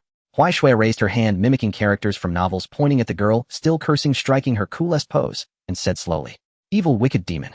How dare you possess an innocent and kind-hearted girl?" Maki Shuru opened his mouth, wanting to say something, but did not have the chance. "Watch my..." Huai Shui charged forward, kicking out her leg into the air. Night kick. Whoosh, bang. The girl was kicked away, flipping through the air for 2.5 rotations. She landed with a thud on the ground, rolling away several times before finally crashing into a tree root and coming to a stop. The woods fell silent. Xiao Banai silently watched the distant figure lying on the ground, unmoving. After a long while, the girl slowly got up, leaning against a tree, and glanced back at Huai Shui in terror. Then she ran off without looking back. Huai Shui retracted her leg, her expression calm. No panic. She had learned many more techniques. If she came again, she wouldn't be afraid. Maki Shuru was silent for 2 seconds, opening his mouth to say something. But looking at Huai Shui's expression of nonchalance, he hesitated for a moment and ultimately said nothing. Forget it. Let it be. Huai Shui did not look at him again, turning to Xiao Banai. Who is she? Xiao Banai remained silent for a moment, his gaze falling on the direction the girl had disappeared, his expression somewhat complicated. She's my cousin. Although we haven't met many times. Huai Shui responded with an "oh" and did not ask further. Xiao Banai stood there, head down, lost in thought. After a long time, he seemed to have made a decision, raised his head, and looked at Huai Shui. Can I join you? Join? Huai Shui tilted her head. Join what? That. Xiao Banai organized his words, his eyes very slaying demons. I wanna as well. Ah, is that all? No problem. Then she turned to Maki Shuru. She remembered what Master Ryutaki had said, that those who looked like red owls were the flame pillar of the Demon Slayer Corps. Very impressive. Maki Shuru was caught off guard by her gaze. What's wrong? Can you help me find a cultivation teacher? I'm not very adept at it. Maki Shuru did not take up that topic, instead seriously sizing her up. After a while, he suddenly said, You are a disciple of Master Ryutaki, aren't you? Huai Shui blinked. Master Ryutaki hasn't received news from you for half a month. Maki Shuru said, glancing at the fluffy thing on Huai Shui's head. Your senior brothers are also quite worried. You should go back and check on them. Huai Shui's expression stiffened slightly. She instinctively raised her hand and touched the patterns on her forehead. Recalling the nature of that contagion, she hesitated. Moreover, she had already been bored for such a long time. Maki Shuru noticed her hesitation. He laughed heartily, startling a flock of birds in the forest. Then before Huai Shui could react, he bent down and, grabbing one under each arm, lifted both of them up. Huai Shui, Xiao Banai. Both of them hung in midair, their feet off the ground. Why think so much? Huai Shui, with her feet off the ground, was being carried, her view filled only with the rapidly retreating ground and Maki Shuru's swaying cloak. She struggled a bit. It was futile. She struggled again. Still futile. She gave up. Yet her face remained puzzled, her eyes filled with a glaring question. Why? What is this feeling of wanting to break free, yet hoping not to? The Hell's Mansion is larger than Huai Shui had imagined. As Shoulang set her, and Xiao Ba Ni down, the yard was filled with continuous shouts. The rhythm was regular, one following another, and it was unclear how long he had been practicing. Huai Shui followed the sound. A boy, almost a carbon copy of Shoulang, was wielding a sword in the yard. He wore a simple training outfit, sweat visible on his forehead, yet each swing of his sword cut through the air with a whooshing sound, his gaze intensely focused. Next to him stood a wooden post, battered and worn from repeated strikes, with wood shavings scattered on the ground, indicating a long practice session. Shinazugawa, Shoulang called out. The boy halted his movements, sheathing his sword with a clean and crisp motion. Turning his head, he spotted two strangers beside his father, and his eyes instantly lit up. Father, do we have guests? He set his sword aside and quickly walked over. His gaze lingered between the two, then shifted to Huai Shui's expressionless face, eventually breaking into a radiant smile. Hello, I am Shinazugawa Kyujiro. Like his father, his voice was bright and powerful, invigorating to hear. Are you also a swordsman of the Demon Slayer Corps? The overwhelming brightness of his enthusiasm caught Huaishui off guard. For a moment she thought of Kanae, but it felt different. Kanae's vivacity had a hint of boisterousness, while this person's warmth radiated even before he approached. She nodded in agreement. That's amazing. Kyujiro's smile widened, his eyes curving upward. I haven't participated in the final trial yet. Looks like I need to step up my game. He spoke straightforwardly, showing no hint of frustration. You must be very strong. Kyujiro continued, his tone filled with certainty. It's rare for someone of such age to become a formal swordsman. May I ask you a few questions? The sunny boy extended an invitation to team up within 2 minutes of their acquaintance. It felt as though the three of them had been friends for years. Huaishui briefly experienced a mental freeze, the rapid-fire questions leaving her unsure of how to respond, so she remained silent. Kyujiro didn't mind her silence and turned to Sholang. Father. Sholang glanced at him, then at Huaishui, nodding. Go ahead, but be careful. Next, Huaishui was led behind the house by a chattering owl. The other person's enthusiasm was completely Finally recalling something, she turned back to look. Xiaoba, it was still standing in place, the arrow-shaped mark on his shoulder flicking its tongue. The bandages on his face obscured most of his expression, but his eyes were fixed on her. The meaning was clear. What about me? Huaishui pondered and waved at him. Come along. Xiaoba and Ei hesitated for a moment, then followed suit. The area behind was spacious. Kyujiro took out 2 wooden swords from the corner, handing one to Huaishui. Real swords are too dangerous, let's keep it light. Huaishui accepted the wooden sword, weighing it in her hand. Let's go. They exchanged strikes in the open space, the sound of their wooden swords clashing, rising and falling. After about 15 minutes, Kyujiro suddenly withdrew his sword and raised his hand. Stop, stop, stop. He was panting, sweat covering his forehead. I concede. Huaishui sheathed her sword and looked at him. You haven't lost yet. I have. Kyujiro waved his hand, laughing heartily. If we keep going, I can only last a few more rounds. He said, walking to the corner to grab a water jug, taking several gulps, then filling another bamboo tube. Want some? Huaishui took the jug and drank a few sips. Kyujiro looked at her and suddenly asked, who do you usually practice with? Your master? Huaishui nodded. And my senior brothers and sisters. Senior brothers and sisters. Are they strong too? They're all strong. That's great. Kyujiro's tone carried a hint of envy. My father is too busy, often away. I can only practice against the wooden post myself. He spoke casually, without complaint, simply stating a fact. Huaishui looked at him. The fiery red line on him was burning steadily, bright and resolute. You will become even more powerful in the future. Kyujiro paused for a moment, then burst into hearty laughter. I'll take that as a good omen. After placing the water jug back, he suddenly remembered something. By the way, stay for dinner. Before Huaishui could respond, he dashed out, energetically shouting as he ran. Mother, we have guests. Make more for dinner. I'll help. Huaishui stood still, watching his orange-haired hair disappear around the corner. Xiaoba had somehow walked up beside her and quietly asked, Are you sure this is the first day you've met?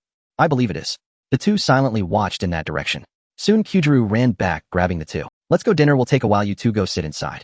My brother just. Dinner was lavish. The low long table was filled with dishes: grilled fish, simmered dishes, pickles, miso soup, and a large pot of steaming rice. Huaishui knelt on the mat, a full bowl of rice in front of her. Kyujiro sat opposite her with Sholang and Shinjiro. Rengoku Rijuru sat beside them, smiling as he watched the lively dinner table. Eat more. Kyujiro was eating rapidly, not forgetting to urge Huaishui and Xiaoba and Ei. There's plenty more if it's not enough. Huaishui focused on her food. The dishes were delicious, but she usually concentrated while eating, leaving little room for chatter. However, Kyujiro didn't mind her silence, chattering away as he ate. By the way, where are you from? My father said you. Huaishui chewed her food and nodded. By the way, what was that breathing technique you used earlier? What style is breath of the clouds, eh? Kyujiro's eyes flashed with confusion. I've never heard of it. Is it self-created? Huaishui nodded. That's amazing. He sincerely marveled. To create a breathing technique by oneself. I practiced the breath of flames, which is a family tradition. My father taught me. As he spoke, he glanced at Sholang beside him and continued to Huaishui. I want to become a powerful swordsman too. Even stronger than my father. To protect those who are weak. He spoke with utmost seriousness, as if stating a goal that was bound to be realized. Sholang chuckled, patting his son's back heartily. Not bad. Very spirited. Huaishui observed them, her thoughts gradually drifting away. To protect the weak. Why do I slay demons? Is it still that old saying, I hate demons? That was indeed her initial reason, the simplest, the most direct, and the least likely to go wrong. But now, it seemed more complicated. Shadows flashed through her mind, and she felt a sense of longing after just a few days apart. Yet what Zhu Shi said lingered in her mind. Huaishui also recalled why she left. Until late at night, everyone was asleep. Huaishui lay in the guest room, staring at the ceiling with her eyes wide open. From next door came the even breathing of Xiaoba, along with the occasional faint sound of the arrow. She turned her head to look out the window. I can think about it slowly in the future. But does she really have that much future left? The congenital patterned ones can live to old age. But that is only one case, and besides, she doesn't even know if she is one of those so-called congenital patterned ones. Sitting up gently, Huai Shui took out paper and pen from her pocket and, illuminated by the moonlight, wrote a crooked line. Thank you for your hospitality, I'm leaving first. Remember to prepare some medicine for Aunt Lu Hua, dragging it out will cause problems. She placed the paper on the pillow, put on her coat, and picked up her knife, quietly opening the door. The night wind was a bit chilly. She looked back at the mansion and then turned to walk into the night. It was already decided. From now on she would slay demons alone. She was sick and it was contagious. Once infected, there wouldn't be many years left to live. Rather than letting everyone watch her die, it was better to leave early. After all, she was used to being alone. As she walked, Huai Shui made plans in her heart to hone her sword skills, strengthen her body, and become stronger. The rumored first quarter demon moon and the demon king posed a great threat to the Yao Tu and the others. Before she died, she had to find that guy called King Gui and kill him. That would be perfect. But would Lin Long and the others worry? Huai Shui stopped in her tracks, pondering. It would be better to write letters regularly. Finding a large stone to sit on, she took out paper and pen again, starting to write a letter under the moonlight. Master Lin Long, I am well, don't worry. I'm going to a place and I will write back. Huai Shui. After reading it twice, she felt it was acceptable. She folded the paper neatly and patted the sleeping Mian on the head. Mian, wake up. Mian grumbled discontentedly and opened its eyes. Send a letter back to Xiao Wu Mountain. Now, I can't do anything about you. In the end, it resignedly picked up the letter in its beak and flapped its wings, flying into the night. Huai Shui watched it disappear into the distance, stood up, and continued walking forward. The next morning, a tired Mian finally flew back. Landing on Huai Shui's head, its claws softened, and it directly lay down. Huai Shui patted it and took the reply letter from its feet. Master Lin Long's handwriting was neat and powerful, and the content was very simple. Be careful, don't catch a cold. There was no question of why, just this one sentence. Folding the paper carefully, Huai Shui tucked it into her pocket and shook her head. Mian grumbled discontentedly above her head. Mian, you are so lazy. I am making the correct choice to understand bird life. Mian mumbled with its eyes closed. Huai Shui did not speak further and continued walking. In the days that followed, she maintained a frequency of sending letters to Xiao Wu Mountain once every half month. The content of the letters was always very simple, where she had arrived, the weather, and whether she encountered demons. Master Lin Long's replies were also very simple: be careful, eat on time, and don't catch a cold. The 17th letter was received this morning. Snowflakes floated in the sky. Oh, it was winter again. In the evening, Huai Shui, wearing a black robe with the hood covering most of her face, stood in front of a shop in a remote village. She held the letter she had just received, snowflakes falling on the paper and quickly melting. Master Lin Long's words were still the same, but in the middle there was an added line. Be careful, keep warm, and don't catch a cold. She stared at it for a long time. It seemed there was one more word than last time. This made Huai Shui remember that time after the rain she walked to a mountainous area, and as soon as she went up it collapsed. The result was that she fell into a dark river and all the money on her was washed away. She hadn't eaten anything for 3 days. Feeling lonely and starving, Huai Shui had a feeling that was hard to express. Not knowing what to write in the letter, she added a line at the end. I want to eat the radish salmon that master makes. That night, Mian was sent back by Lin Long. The content of the letter was much longer than usual, basically saying to return to Xiao Wu Mountain and make radish salmon for her. For the next several days, Mian clearly slept less and always stared at her. Huai Shui wasn't foolish. She could tell that master had said something to Mian. After that, her letters returned to ordinary greetings. At first, she indeed felt bored and wanted to go back to play with them. She had gotten used to it. With a slight movement in her eyes, Huai Shui carefully folded the letter and placed it into her pile of neatly arranged letters. Little girl, your pancake. The shopkeeper handed over a baked pancake wrapped in oil paper. Huai Shui took it, paid, and while munching on the pancake, listened to the nearby people chatting. Recently go out less, so I heard there are bears around. That's right, this time of year those things always come out. The day before yesterday, I even saw footprints on the other side of the mountain, so big. Sigh life these days. Huai Shui bit into the pancake, walking through the snow, her eyes scanning the surroundings. It was getting dark. She needed to find a place to spend the night. Facing the wind and snow, she climbed a small hill outside the village. Mian, is there an inn nearby? No. Mian's voice came from above her head, sounding a bit sleepy. This village is too remote, the nearest inn requires crossing 2 mountains. Huai Shui fell silent. What to do tonight? Just as she was thinking, she saw a huge dark figure slowly moving on the right side of the mountain. The figure seemed to see her too, lowering its body and stealthily approaching, as if it were completely silent. Huai Shui stood still pondering where to stay for the night, until that towering figure stood in front of her, blocking the sunset completely and casting a shadow over her. She looked up. The massive bear stood upright, towering over her, drool dripping from its mouth, its eyes fixed on her. Huai Shui stared up at it bewildered and asked, don't you have a place to stay? Obviously it wouldn't understand. The black bear raised its forelimbs, creating a gust of wind, and suddenly swiped at her. The paw kicked up the falling snowflakes, drawing an arc in the air. The scene changed. A campfire rose on the snowy ground, crackling with sounds. The massive bear paw was cut into suitable chunks skewered on sharpened sticks, sizzling above the fire. The fat dripped into the flames, producing an enticing aroma. Huaishui sat beside the fire, resting her chin on her hands, staring intently at the slowly changing color of the bear paw meet, her throat rolling as she swallowed. Then her gaze suddenly met that of another person nearby. It was a middle-aged man with a basket on his back and an axe in his hand, accompanied by a boy about 7 or 8 years old. The two stood in the snow not far away, maintaining the same posture, as if someone had pressed the pause button on them. They gazing at Huaishui, who was sitting atop a headless corpse several times larger than herself, with a bear paw roasting in the campfire. The snow beneath their feet was dark red, blood having seeped into the snow, freezing into dark red ice shards. Huaishui also looked at them. The three of them just stared at each other, nobody moving. Only the campfire crackled and the bear paw sizzled. After a while, Huaishui blinked and asked, "Do you want to eat?" The sound felt particularly clear in the silent snowfield. The middle-aged man silently gazed at Huaishui. "Father." A boy's voice came from beside him, not out of fear, but rather in shock. The man's gaze lingered on Huaishui for a moment. He ultimately made a judgment. Very young. Although the hood covered most of her face, the bone structure and the sound of her voice clearly indicated that this child was much younger than he had imagined. "Are you lost? But the situation seems off. A person hunting such a large bear in this deep mountain forest and casually roasting meat." Then he noticed the knife beside her. The style of the knife seemed familiar to him from somewhere. In any case, she was not an ordinary person. But there was no malice. The conveyed feeling was devoid of malice and any other emotions, seemingly just a question asked out of uncertainty. The man's tense shoulders relaxed slightly. "Sorry to disturb you." He spoke in a low, gentle voice. "We are charcoal sellers from the hill. My name is Gyomei Himejima, and this is my eldest son Tanjiro." He gently nudged the child beside him. Tanjiro then snapped back to reality, hurriedly bowing clumsily like his father. "Hello." Huaishui was puzzled. Charcoal seller. This term was something she had never heard before. It should refer to those who sell things that can catch fire, right? She looked up at the basket on their backs, which contained some charcoal and miscellaneous items. It seemed to be true, as she guessed correctly. She was so smart. But in this situation, shouldn't she introduce herself? So she did. "I am Huaishui." It's that simple. No more introductions, nor explanations of why she was sitting there so late. Tanjiro did not press further. He just looked at the sky and the increasingly heavy snowfall. He cast a glance at Tanjiro. His son seemed to show no caution towards this stranger, so it should be fine. Moreover, with such a small child. After a moment of hesitation, he suddenly spoke. "Miss Huaishui, it is getting late. If you don't mind, why not rest at our humble home for the night? It's just at the hill not far away." He spoke naturally, as if inviting an acquaintance. Huaishui thought for a moment. She indeed had no place to stay tonight, so she nodded in agreement. "All right."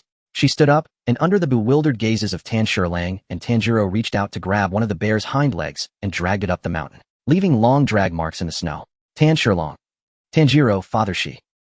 Tanjiro was silent for 2 seconds, then patted his son's shoulder. "Let's go." Tanjiro helped guide the way. The small cabin on the mountain appeared exceptionally warm amidst the wind and snow. Through the increasingly intensifying storm, the lights in the cabin could be seen from afar. Zaemin Mitsi knelt by the window, looking outside through the frosted glass. She was waiting for her father and brother to return. Then she saw it. A black little mountain was slowly moving in the direction of home. Mitsi rubbed her eyes and looked closely. It was the bear that had been wandering nearby, scaring everyone away from going outside alone. And it was coming this way. Mitsi jumped down from the window and dashed into the kitchen. Mom. Her voice was urgent and fast. "It's that bear. What should we do? Dad isn't here, and the black bear is coming."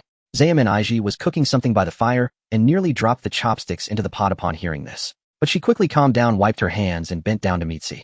"Mitsi, go call your younger siblings and hide in the inner." Mitsi nodded vigorously and ran out to hug a few of the little ones. Iji then picked up a machete from behind the door, gripping it tightly, and stood at the entrance staring at the approaching dark shadow. The dark shadow drew closer and grew larger. Then she saw that beside the shadow were 2 figures. The other was Tanjiro. That gigantic dark shadow was being dragged. At this moment, Tanjiro's voice came from outside. "Iji, we are back." Iji opened the door and the wind and snow immediately rushed in. She saw her husband and child standing at the entrance. Beside them was a small figure in a black robe and hood. In that figure's hand, it was dragging the enormous black bear. "What is this?" Izi's voice was somewhat. "We encountered it on the road." Tanjiro explained simply. "This is Miss Huaishui, who will be staying at our house for the night. This bear belongs to her." Iji opened her mouth, unsure of what to say for a moment. Inside, Mitsi had settled the younger siblings and peeked her head. She saw her father and the figure in the black robe place the bear under the eaves. Then, that person looked up, revealing a young face and a pair of red eyes. Mitsi was momentarily stunned. At that moment, Tanjiro ran inside. He had sensed the panic of his younger siblings earlier and thought something was wrong. But it turned out they were just scared. "Mitsi, it's okay. That's dead." Mitsi blinked. "Dead?" "Yes. It was taken down by Miss Huaishui." Mitsi peeked her head out again, looking at the figure, shaking off the snow on her body. Rokuta squeezed out from behind her and also peeked out. Then his eyes lit up so cool. The black mysterious robe combined with the warrior's long sword struck a chord in the children's hearts. Once inside, the warmth rushed in. The stove was burning fiercely and the soup in the pot was bubbling with heat. Several children crowded around the stove, secretly observing this unfamiliar guest. Aiji invited Huaishui to sit down and handed her a bowl of hot soup. Drink some hot soup to warm yourself. The meal will be ready soon, please wait a moment. Huaishui sniffed the soup, it smelled delicious. But she still looked at Aiji and shook her head. No need for food, I see. Aiji did not insist and brought over a bowl of hot water instead. If you don't want soup, then have some hot water, it's cold outside. Huaishui nodded and took the hot water. The Zaemin children surrounded the stove, eating while sneakily watching her. Huaishui found a corner to sit by the stove. The black robe wrapped tightly around her, enveloping her completely. The fire in the stove crackled warmly. This family's atmosphere felt very clean. There were no colors that she disliked, making it comfortable to be around. Something stirred in her chest. Mian Mian poked its head out from the robe, its messy fur swaying as it sleepily murmured. Ever since Huaishui put on this thick robe, its territory had shifted from her head to here. It was warm and soft, blocking the wind, much more comfortable than on her head. Ing, where are we? Mian Mian asked drowsily. At someone else's house, Huaishui replied. Mian Mian blinked, looked around, and then at the children who were staring at it. Oh, it shrank back into the robe and continued to sleep. The children's eyes instantly lit up. That Mitzi was the first to speak. It talked, Yes, Huaishui nodded. It really can talk. Rokuta stared at Huaishui with anticipation. Will it come out again?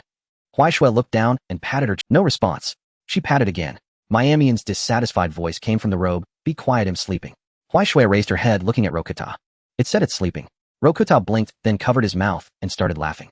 The meal was finished and Tanjiro put away the bowls. The children began to chatter and ask questions. What is your name? How old are you? Are you a hunter? Huaishui pondered over the answers, hesitating for a moment before responding each time. The atmosphere gradually became lively, and the topic returned to the peculiar talking crow. What is its name? Mion Mion. Why is it called Mion Mion? Huaishui thought about this question. Because it is soft. The children giggled at this answer. Huaishui replied intermittently, her eyes showing no resistance. The chattering voices felt warm like a hearth. Tanjiro finished washing the dishes and came out of the kitchen witnessing this scene. His younger siblings surrounded Huaishui, continually asking questions. Huaishui sat in the middle, occasionally answering, her expression calm like an outsider.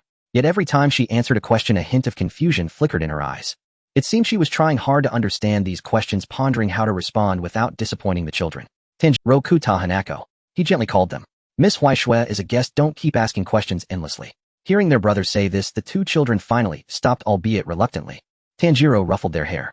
It's time to rest. Then he turned to Huaishui and said earnestly, Miss Huaishui, I apologize, my younger siblings are too noisy. Huaishui looked at him and shook her head. It's fine, they are very cute. Upon hearing this, Tanjiro displayed a gentle, I'm glad to hear you say that. Time gradually passed. Outside, the snow fell heavier. Meanwhile, the Kamadu family had turned off their lights, while in the distant Kanae's residence the night was deep. Kanae stood alone in the graveyard holding an umbrella. Rows of tombstones stood in the snow. Some were ancient, their inscriptions faded. Some were still quite new, with clear carvings visible on the stones.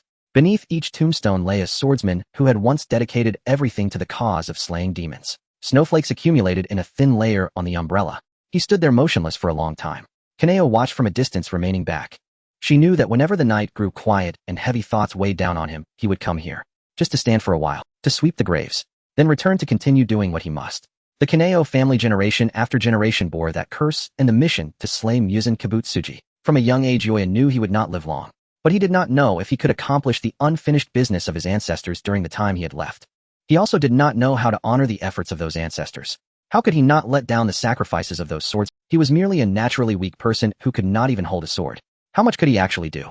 Snow fell on Yoya's shoulders, and he remained still. After a long time, soft footsteps approached from behind. Let's go. Kanae's voice was gentle yet firm. If you stand here any longer, you might get sick. Gently wrapping her arm around Yoya's shoulder, she tilted the umbrella slightly. Yoya came to his senses, feeling a bit irritated by his blurred vision. It seemed he was about to lose sight of everything. Kanae, he asked softly, his voice still gentle. Has anything interesting happened in the Demon Slayer Corps lately? Kanae knew this was his way of diverting his attention, so she supported him and slowly walked back while talking. The butterfly house has been built and preparations for its contents are underway. Many members are looking forward to having a designated place to recuperate after injuries instead of hiding everywhere. Yoya nodded. Let's prepare all the equipment and medicine as soon as possible so the butterfly sisters don't have to worry too much. Also, the two disciples of Shinobu have recently been referred to as the Bond Duo among the members. Their demon-slaying count has risen rapidly. At this rate, it is only a matter of time before they become Hashira. Yoya's lips curved slightly. Shinobu's disciples have always been well received. And there's another interesting thing. Kanae paused. Recently there has been a rumor among the members that a black ghost has appeared. A black ghost. Yes, some members when encountering troublesome demons see a figure in a black robe flash by, and then the demon is slain. Sometimes, even before they reach the mission site, news of the mission's completion comes from the crow. Yoya's footstep. It's her, he said softly. Who? Do you remember that girl named Huaishui? Senior Shinobu said she went missing after completing her first mission and has not returned to the Corps since. Kanae was taken aback. Are you saying? Makisuk said he found her, but that night, she left on her own. Yoya's voice carried a hint of helplessness. Later I had the crow look for her, but for some reason, even the crow couldn't find her. She seems to be avoiding us. Kanae fell silent for a moment. What should we do? Her situation. Yoya looked at the snow-covered road ahead and said softly, let nature take its course. He recalled what Shinobu had once said. That child still writes letters back to the Shinazugawa mountain regularly. As long as there is correspondence, it means that Shinazugawa mountain has left a mark in her heart. As long as there are bonds, there will always be a day to meet again. The snow continued to fall, swirling down and settling on the shoulders of the two. As it fell again, it took away the melancholy from their shoulders. The next morning the snow had stopped. The children of the Kamadu family woke up one after another, yawning as they crawled out of their bedding. Rokuta rubbed his eyes, and the first thing he did was look at the corner where Huaishui sat last night. It was empty. The quilt was neatly folded and she was no longer there. Huh. He looked around. Where is that sister? Hanako and Nezuko also got up, searched around, but Tanjiro came in from outside holding a letter. Miss Huaishui has already left. This was left at the door. Aoi took the letter, unfolded it, and saw the crooked handwriting. Thank you for your hospitality. The bear I couldn't finish eating will spoil, so please keep it and eat it. Thank you. Rokuta leaned over to read it and felt a bit disappointed. I wanted to play with that sister's crow. Hanako nodded in agreement. Mion is so cute. Tanjiro walked to the door and looked at the light snow that had begun to fall outside again. He said nothing, lost in thought. Footprints were visible in the snow, stretching outwards. The shallow marks would soon be covered by the new snow. It was only when Tanjiro's broad hand fell on his head that he came back to his senses. Don't worry, Tanjiro, she is not like ordinary children. Tanjiro looked up at his father. If there is fate, we will Tanjiro nodded and looked out the window again. He was not worried. How could someone capable of hunting such a large bear easily encounter trouble?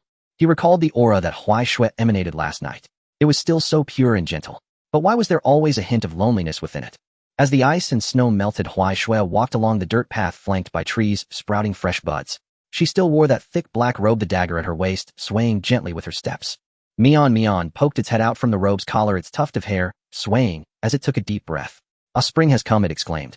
Huaishui remained silent. She paused at the village entrance, her brow slightly furrowed. This village felt strange. Despite the perfect sunshine, a layer of decay lingered in her sight. So annoying, I should hurry and leave. Just as she was about to turn away, her peripheral vision caught a small figure by. It was a child about 4 or 5 years old, tied beneath a withered tree.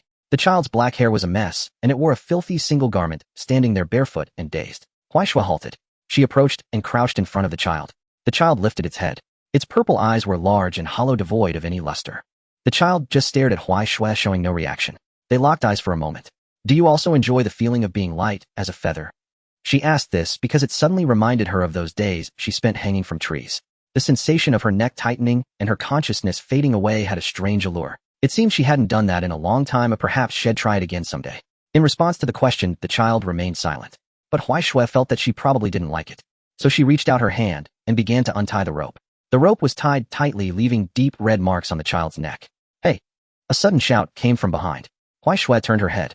A man burst out from a nearby house, his eyes fierce. Seeing Huaishui squatting in front of his merchandise, he panicked and rushed over in just 2 steps. What are you doing? Huaishui looked at him. Then, without bothering to reply and ignoring the rope still tied around the child's neck, she bent down, lifted the entire child onto her shoulder, and ran away. This man was disgusting. She needed to run. Stop. Stay right there. The man shouted as he chased after her. Someone's stealing a child. Catch that person in black. But Huaishui ran swiftly. The man almost collapsed from exhaustion and still couldn't catch up. The shouts faded into the distance and soon became inaudible. Huaishui also turned into a grove winding through the trees before finally stopping by a stream. Set down, the child still showed no expression, merely standing in place and quietly watching her. Huaishui crouched down and looked the child up and down. The child was dirty and very thin, with several holes in her clothes that exposed equally filthy skin. Huaishui's nose twitched. You smell bad, she remarked. The child looked at her silent. Huaishui tilted her head, recalling how she felt when she had just awakened. Not remembering anything, unwilling to speak, and lacking interest in anything. Never mind. I'll take her with me. After all, being alone is quite boring. She stood up, brushed the dust off her robe, and extended her hand towards the child. Let's go. The child looked down, then reached out her small hand, gently grasping Huaishue's. When a person who dislikes talking meets one who doesn't speak at all, it creates an ultimate silence that even Mian sometimes found awkward. Mian poked its head out from Huaishue's chest, looking at the two of them. You two say something. Huaishue ignored it. The girl also ignored it. Mian withdrew its head and sighed. This life was unbearable. The first thing to do upon entering another town was to get her to take a bath. The bathhouse owner, seeing the dirty child, couldn't help but ask a few more questions. Huaishue simply said she found her, and the owner didn't pry further, kindly leading the child inside to clean her up. When she came out, it was almost unrecognizable. Her black hair was smooth and her skin fair. Dressed in new clothes, she looked like a different person. Huaishue couldn't help but marvel at this scene. Oh, so this is how you look. The girl still remained silent, standing quiet. Her eyes were empty, her expression unchanged. Life seemed to continue without much change. Huaishue still sent a letter back to Xiaowu Mountain every half month, and still took Mian to slay ghosts at night. Only now she had a little tail following her. At first the girl could hardly keep up. Each time Huaishue sensed the tainted aura, she would hurry over, deal with the ghost in a few swift moves, and look back. That little thing would still be several dozen meters away, panting heavily and trying its best to run over. Huaishue could only stand still and wait for her to catch up. Then she would continue walking forward. This repeated itself. After about 2 months, Huaishue noticed that the little one's panting was becoming less frequent. After a while, when she turned back after slaying a ghost, she found the girl standing not far behind her, breathing steadily, though there was a bit of sweat on her forehead. The contrast was quite obvious. Huaishue remarked, "You're getting faster." The girl remained silent, still quietly following her. The two of them traveled together, slaying ghosts and sharing meals and lodging. There were no unnecessary conversations. Huaishue didn't need her to speak. It seemed she didn't need to speak either. A year passed in the blink of an eye. It was winter again. Huaishue, with the girl in tow, arrived at the foot of the mountain. The girl looked up at the snow-covered slope, unsure of where they were headed. The two of them stepped onto the snow and approached that familiar little house. The door opened. The silhouette of a young man appeared at the entrance, a scar now visible on his forehead, but his smile remained bright. "Miss Huaishue," Tanjiro exclaimed with delight. "You've come." Huaishue nodded, about to speak, when her gaze suddenly fixed on the scar on his forehead. Her pupils constricted slightly. That was a mark. Could it be that this thing is contagious even to those who are not swordsmen? She grabbed Tanjiro's shoulder, leaning in for a closer look. Her voice was a bit more urgent than usual. "What happened?" Tanjiro was startled by her and stammered, "This, I got burned by the stove a few days ago accidentally." Huaishue stared at the scar for several seconds before finally confirming that it was not a mark, just a regular burn. "It's all right." She released her grip, her tone returning to its usual calmness. "Oh." Tanjiro looked at her in confusion, not understanding why she reacted so strongly. At that moment, a voice called from inside the house. "Is that you, Sister Huaishue?" Following that, a group of children rushed out, surrounding Huaishue with chatter. Hanako noticed the small figure behind her and curiously asked, "Hey, who is this sister?" Huaishue looked down at the child beside her. "I found her." The children immediately surrounded the girl, inviting her to play. The girl shrank back behind Huaishue, saying nothing. Huaishue paid her no mind, her gaze passing over the children to land on the figure inside the house that was getting up. Tanjiro. He looked much weaker than a year ago. His body, once sturdy, now appeared somewhat emaciated, and his complexion had worsened. Yet upon seeing Huaishue, he still wore a gentle smile. "Miss Huaishue, long time no see." Huaishue walked in and crouched down in front of him, staring at him for a long time. Tan Shirlang felt a bit uneasy under her gaze. "What's wrong? You?" Huaishue pondered for a moment and decided to speak directly. "Give me a little blood." Tan Shirlang was taken aback, unsure of her intentions. "Just a little bit will do." Huaishue took out a blood collection tool from her pocket. "A friend is making medicine. Your blood will be useful." Tan Shirlang nodded without further thought. "All right." After collecting the blood, Huaishue drew a vial from her own arm as well. Tanjiro watched from the side and finally couldn't help but ask, "Miss Huaishue, why are you drawing blood?" Huaishue paused her actions. She looked up at Tanjiro and the curious children beside him. Then she reached up and removed her hood. Her milk-white long hair fell down over her shoulders. The brown markings on her forehead were especially clear under the light in the room. Just like Dad," Lu Tai blurted out. Indeed, the marks on both their foreheads were quite similar, with only slight. Putting her hood back on, Huaishue stood up. "If I get any news, I'll bring the medicine over." She wrapped the blood sample in cloth and handed it to the waiting Cha Wan. The calico cat appeared out of nowhere, took the wrapped cloth, and disappeared into the night in just a few leaps. "Take care, bye." Tanjiro wanted to say something, but ended up just saying, "Be careful on the way." Huaishue nodded and turned to leave. The girl silently followed. When they reached the door, she suddenly stopped, turning back to glance at Tan Shirlang. He was sitting by the stove, the firelight reflecting on his face, making the markings especially vivid. She withdrew her gaze and walked into the night. Along the way, Huaishue was lost in thoughts about Tan Shirlang. Zhu Shi had mentioned that her cellular activity and division speed far exceeded that of ordinary people. She wondered how Tan Shirlang, who also bore markings, compared. Although the situation didn't look very optimistic with his blood sample, Zhu Shi should be able to develop the medicine more quickly, right? The research process was lengthy. Zhu Shi was being hunted by Muzan, making it unwise to have too much contact. Therefore, Huai Shui continued to collect blood and send samples. Until months later she touched the letter in her bosom. It was from Zhu Shi stating the medicine was almost ready. Moreover, according to their calculations, although Tan Shalong's cellular activity was higher than that of an ordinary person, it still fell significantly short of hers. The disparity was astonishing. This meant Huai Shui was one of the few who could live to an old age. But none of that mattered. What was most important was that she could safely return to find her master and the others. At this thought she suddenly halted her steps. The girl paused as well, looking up at her. Under the moonlight a smile slowly curved at the corner of Huai Shui's mouth. The girl was taken aback. Huai Shui stood there looking up at the sky, giggling for a long time. This sudden contrast left the girl beside her at a loss. She had never seen this person smile. Normally her face bore no expression, and she always spoke in a flat tone. But now, the girl didn't know what to do, standing there dumbfounded. Mian poked her head out from her robe and sighed. She's fine, it's rare. That night, in a good mood, Huai Shui took the girl to a big city. The brightly lit streets were lined with shops filled with all sorts of dazzling goods. The girl's eyes widened slightly as she looked around at things she had never seen before. Huai Shui was the same. She walked while observing, sometimes stopping to gaze at a strange item for a long time before shaking her head and continuing. After circling around, they found a restaurant to eat. After the meal, Huai Shui fixed her gaze on the girl's face. The girl felt uneasy under her scrutiny and lowered her eyes. Huai Shui reached out and pinched her cheek, rubbing it. Why aren't you gaining weight? She frowned. Are you not eating enough? The girl's face was distorted by her squeezing, yet she remained expressionless, allowing her to do so. Once Huai Shui had finished, she let go of her hand and looked at a small stall by the street. The stall was filled with various trinkets, including a row of colorful pacifiers that sparkled under the lights. Huai Shui walked over, picked up two, examined them, and paid. Then she turned and shoved one into the girl's mouth. It's delicious. The girl held the pacifier, staring at her in confusion, then sucked on it. It was sweet. She put the same pacifier into her own mouth. Thus a scene unfolded on the street. Two figures in black robes, one with a red pacifier and the other with a blue pacifier, walked side by side. Passers-by glanced over, but the two remained oblivious. After walking a short distance, Huai Shui suddenly stopped. An unpleasant aura wafted from a nearby alley. She spat out the pacifier and quickly pulled the girl along as they rushed toward it. In the alley, a recently transformed demon was crouched on the ground, gnawing on a human corpse. The person was still struggling, letting out a wail. Huai Shui drew her blade, severing the demon's head, which began to turn to ash. But it was still too late. The person on the ground convulsed a few times before going still. Huai Shui looked down at the corpse, falling silent for a moment. At that moment, hurried footsteps echoed from the alley entrance. Don't move. Several uniformed patrolmen raised their guns, aiming at the two in the alley. Murder.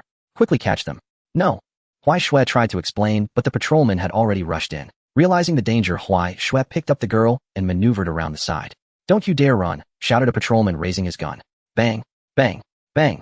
Huai Shui heard the loud noise and instinctively turned back. The glint of a blade flashed. Several incoming bullets were instantly sliced apart, falling to the ground. The patrolmen's eyes widened, their hands shaking as they held their guns. Monster! Monster! Huai Shui ignored them, clutching the girl as she leapt away, disappearing at the end of the alley. The patrolmen stood there dumbfounded, unable to regain their senses for a long time. After running far, Huai Shui finally stopped. She set the girl down and noticed blood spreading on her calf. Huai Shui had never seen a gun, and she hadn't reacted to that first shot. She crouched down and rolled up the girl's pants. The wound was still oozing blood. The girl remained silent, just watching. Huai Shui took out a bandage and ointment from her pocket, helping her to dress the wound. Once treated, she sat on the ground, lost in thought. It was inconvenient to carry her. The earlier incident made Huai Shui realize that in an emergency, she might not be able to protect her. She needed to find a safe place. But the only one she knew was the Demon Slayer Corps, and the Kamadu family was already struggling, unable to burden them further. But slaying demons was dangerous. Hey, got it where? She remembered Mian mentioning that the Demon Slayer Corps built a butterfly mansion last year, apparently managed by the Butterfly Sisters. It should be safe there. She stood up and put the new pacifier back into the girl's mouth. Let's go. In the early morning, at the back door of the butterfly house, a faint light still glowed inside. Huai Shui arrived at the door. I will come to see you. She pointed towards the butterfly house. You stay here for now, don't run around. There are two sisters inside who are my friends, and you can help them if you have nothing else to do. The girl looked at her and nodded. Huai Shui took out a pre-written note from her pocket and stuffed it into the girl's hand. Then she knocked on the door. Footsteps echoed from inside. Huai Shui turned and ran, disappearing into the night in just a few moments. The door opened. Butterfly stood at the door, rubbing her eyes, feeling somewhat displeased. These past few days had been too busy, as she hadn't slept well for several days. Just when she finally had some time to rest, someone came to disturb her. But when she looked down, a little girl with a pacifier was standing there, clutching a note in her hand. Rin, what is going on? How could there be a child? What was she holding? She squatted down, took the note, and unfolded it. The note had crooked handwriting. Please take care of the child, as she will help. Huai Shui. Rin's eyes widened instantly, which had previously been somewhat drowsy.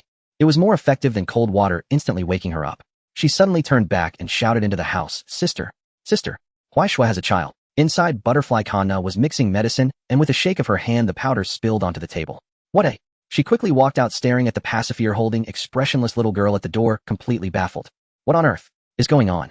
This feeling was like the timeline had refreshed NPCs, suddenly feeling somewhat unreal. Kanae took a deep breath to calm her inner emotions and squatted down. What is your name? The girl looked at her, unsure of what to say. Does she really have a name?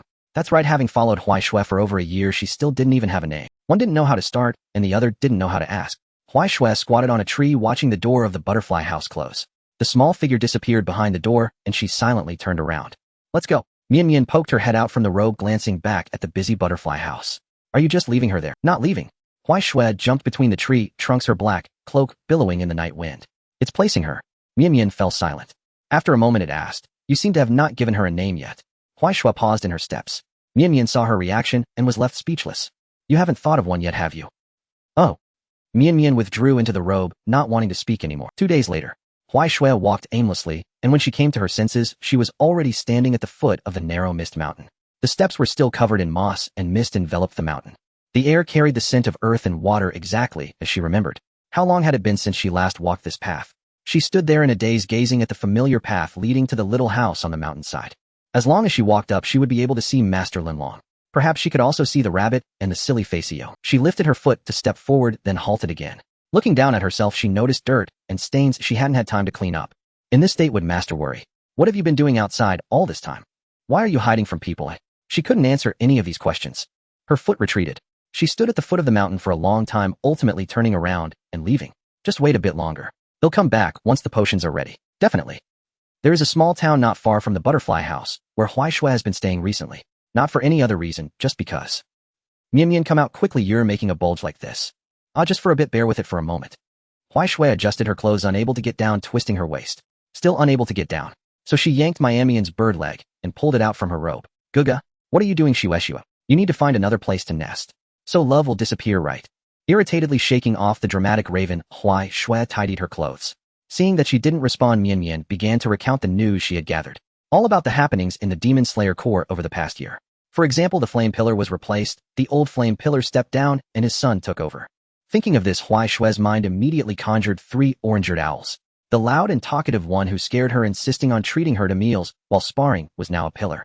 Huaishue recalled what Agatsuma Rengoku had said, I will be stronger than my father in the future. It hadn't been long, and he had already taken such a big step.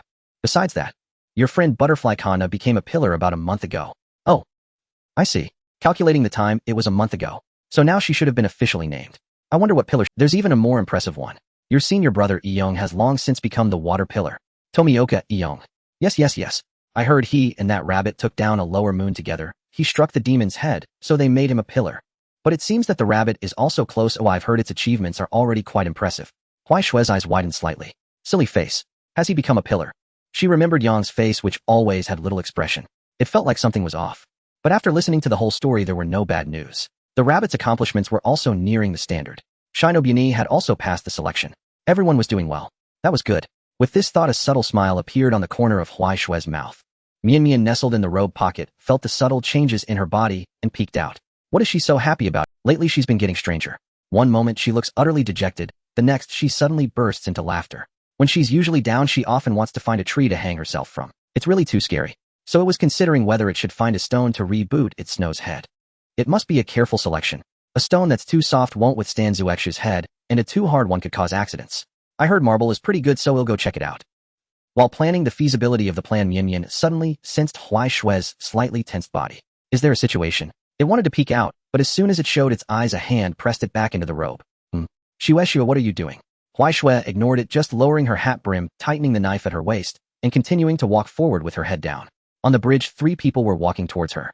With pink butterfly hair accessories, light steps, and familiar voices. Kanae, hurry up, there's something fun ahead. Sister, slow down. Oh, I'm holding on to Kanae. I know. Huaishue paused momentarily before resuming her normal pace, continuing forward. She kept her head down, her hood covering most of her face. But she forgot one thing. The weather had warmed up, and such a thick robe was out of place compared to what others were wearing, making her very conspicuous. As she brushed past, Huaishue caught a glimpse of the figure being held back. It was that child.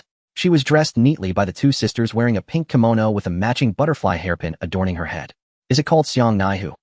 Quite nice. She quickened her pace and walked in the opposite direction. Behind her, Seong Naihui suddenly stopped in her tracks.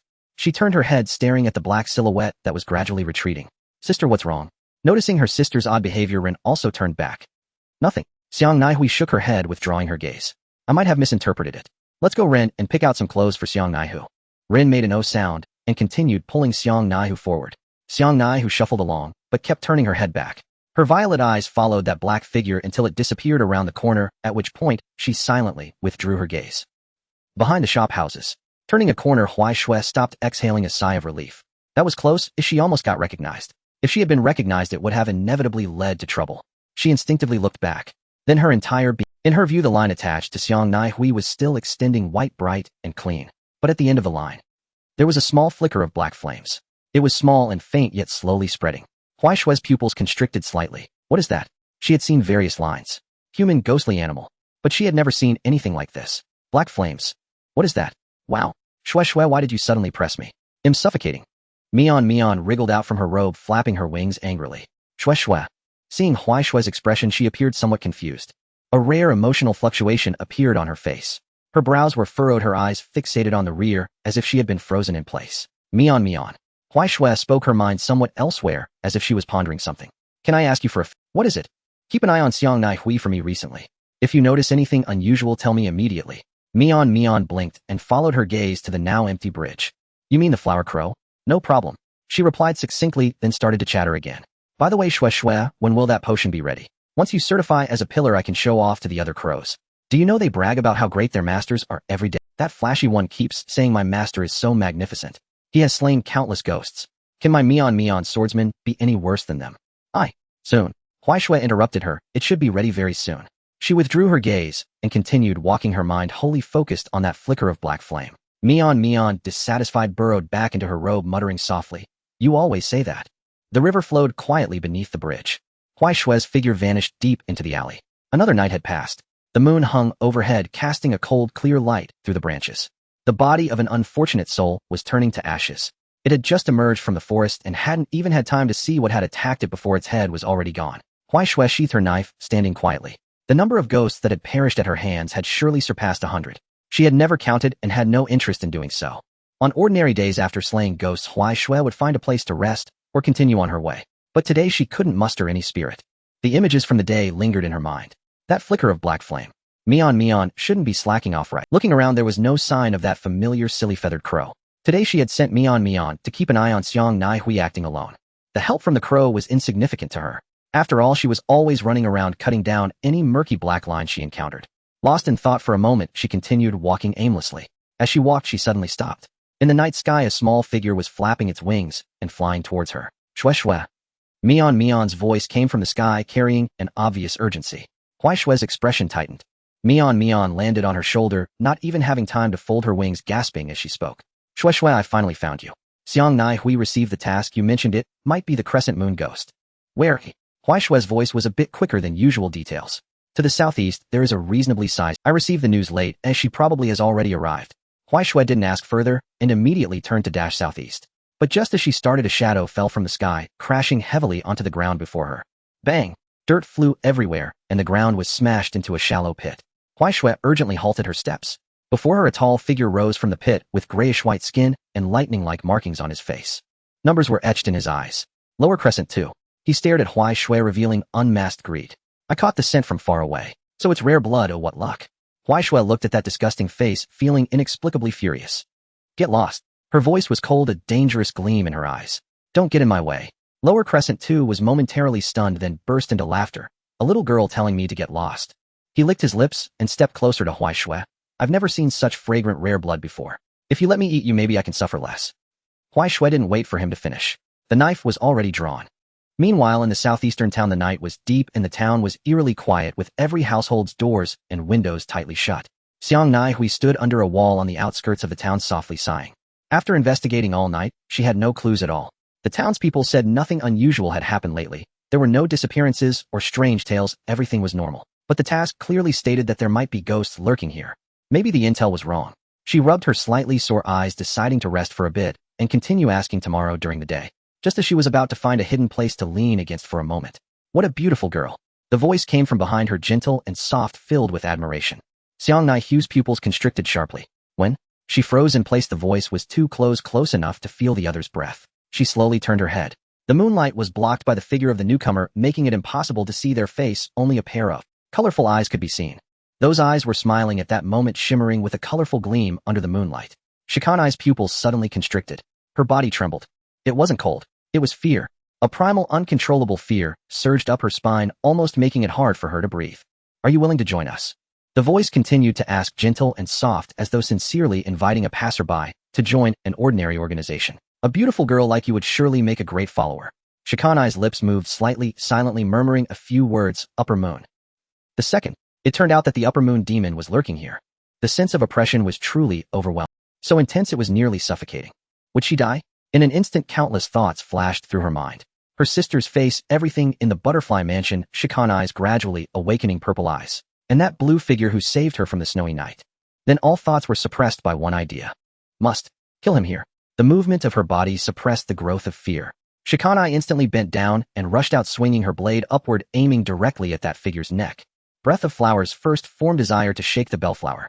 The peach-colored blade light sliced through the night, scattering countless fluttering petals. This strike was incredibly fast, and a surprise attack. Oh, logically it should land. But it was supposed to be like this. Clang. The sound of steel clashing erupted. Blood droplets splattered into the air. Shikanae's eyes widened in disbelief as she stared at the scene before her. Her blade was firmly blocked by a golden iron fan, and on her left shoulder, a deep wound visible to the bone was— What on earth? When did that happen? She didn't even see how her opponent made a move. Quickly retreating, Shikanae created some distance and steadied her stance. Cold sweat trickled down her cheek as she pressed on her terrifying wound on the left shoulder, feeling a wave of fear. It was so close. Just a moment away, her entire arm could have been severed. What speed was that? So fast she couldn't even react. Oh dear, it's my fault. The voice remained gentle, even carrying a hint of apology. I should have introduced myself properly and not made you angry, right? Under the moonlight, that figure finally emerged fully from the shadows. Colorful eyes, white oak-colored hair with a top that looked like splattered blood red. He was dressed in splendid monk robes, holding the golden iron fan, smiling at her. My name is Doma, and I am the leader of the Eternal Paradise sect. Doma's voice was soft, as if coaxing a child.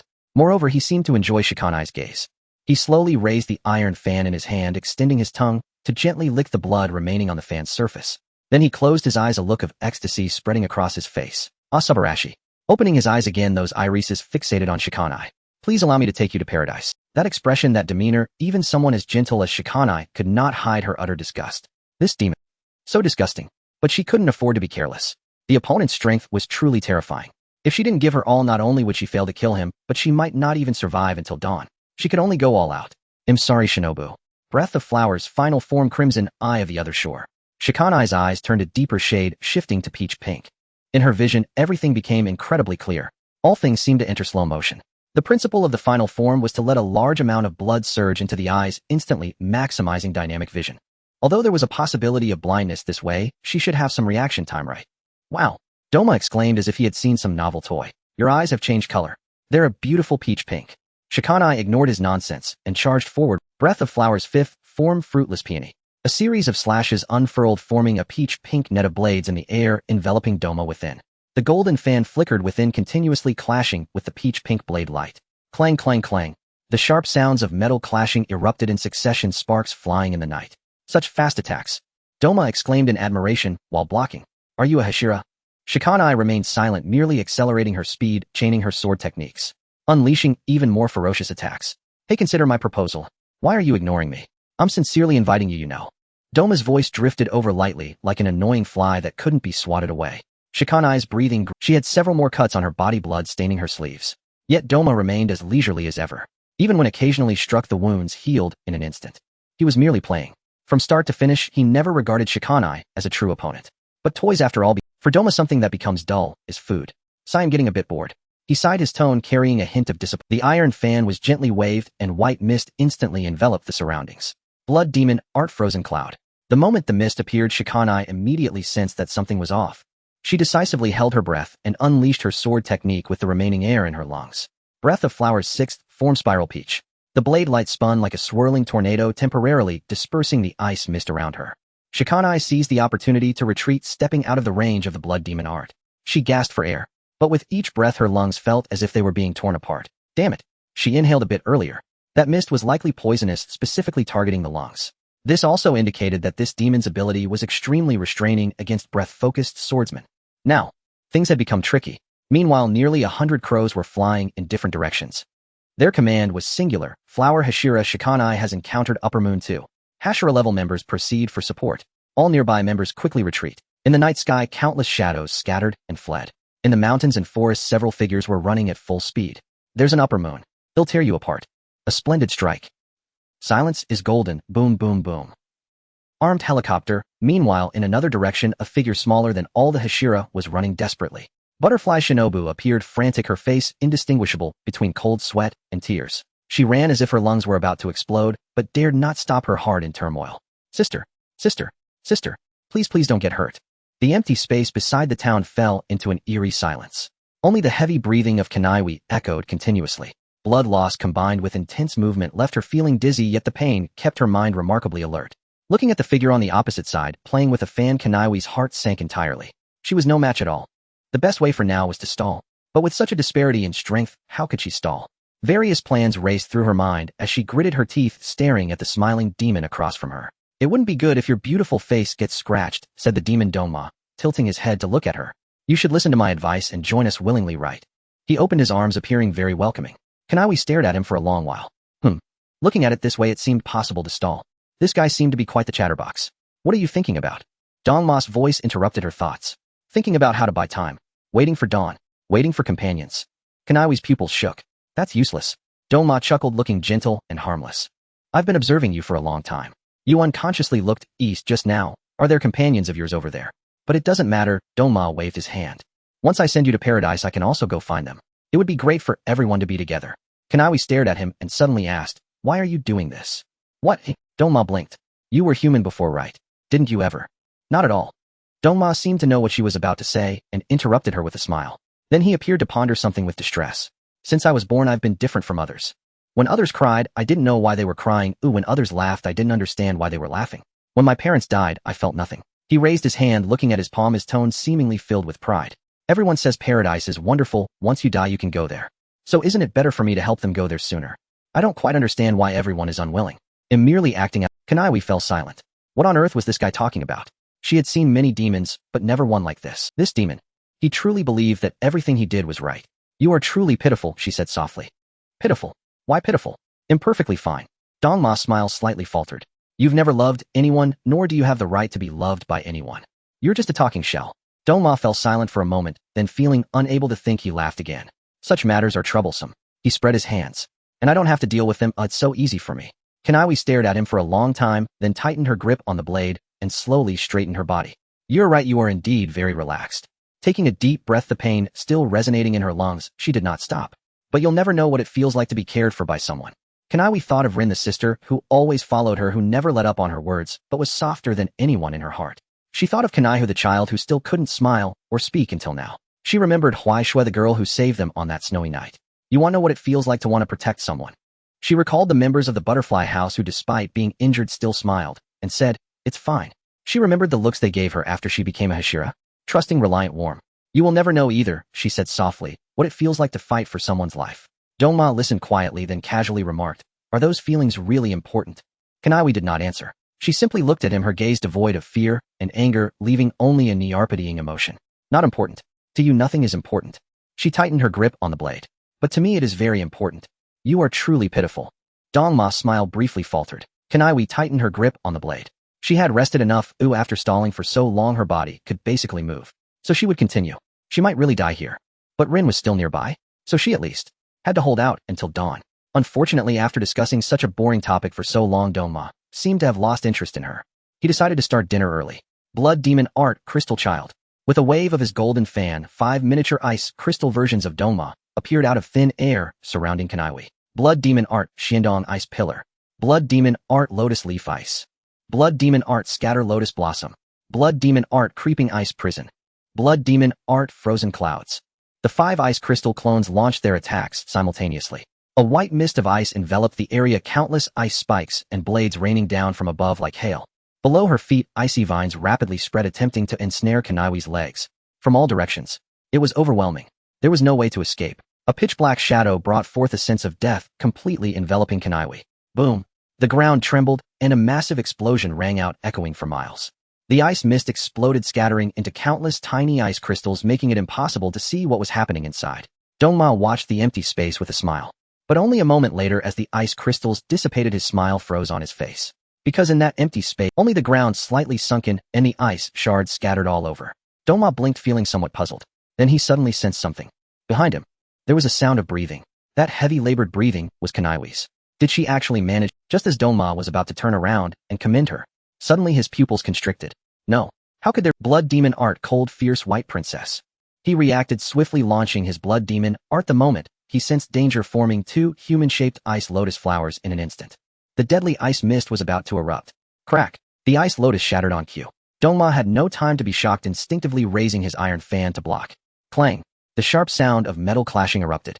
However, this time he was not unscathed. The iron fan protected his neck, but his limbs were all fractured. His body nearly split in two. What? The wound healed instantly, and the severed arm quickly regrew. Dongma turned his head in surprise. Behind him, two figures had appeared without him noticing. Dressed in black robes, their hoods lowered, holding a stunned Kanae, who could not speak. The person gently set Kanae down and stood up straight. From the shadows beneath the hood, a pair of red eyes were fixed intently on him. The black robe was tattered, revealing the similarly torn dark undergarment beneath. These were the marks left when he rushed into the blood demon technique's range to save Kanae. Huaishue paid no attention to those details. She was focused on the ghost before her. Upper Moon too. Indeed formidable. Just now he had ambushed her from behind and still managed to block her consecutive normal attacks. Moreover, that guy recovered quickly, sprouting new limbs in the blink of an eye. Huaishue narrowed her eyes slightly. In her vision, besides the murky lines, there was another transparent world. The direction of the muscles, the strength of the bones, the flow of blood, the rhythm of breathing. This ghost's physical quality was absurdly strong. The muscle density far exceeded that of ordinary ghosts, the hardness of its bones surpassed that of rock, and it possessed a bizarre recovery speed. However, it was still not as good as him. Huaishue's mind flashed with the image of that tall figure. Bei Ming Yu Xingming. Even after wandering for so long, that kind of physique was one of a kind in her experience. Huaishue. A trembling voice came from behind. Huaishue turned her head.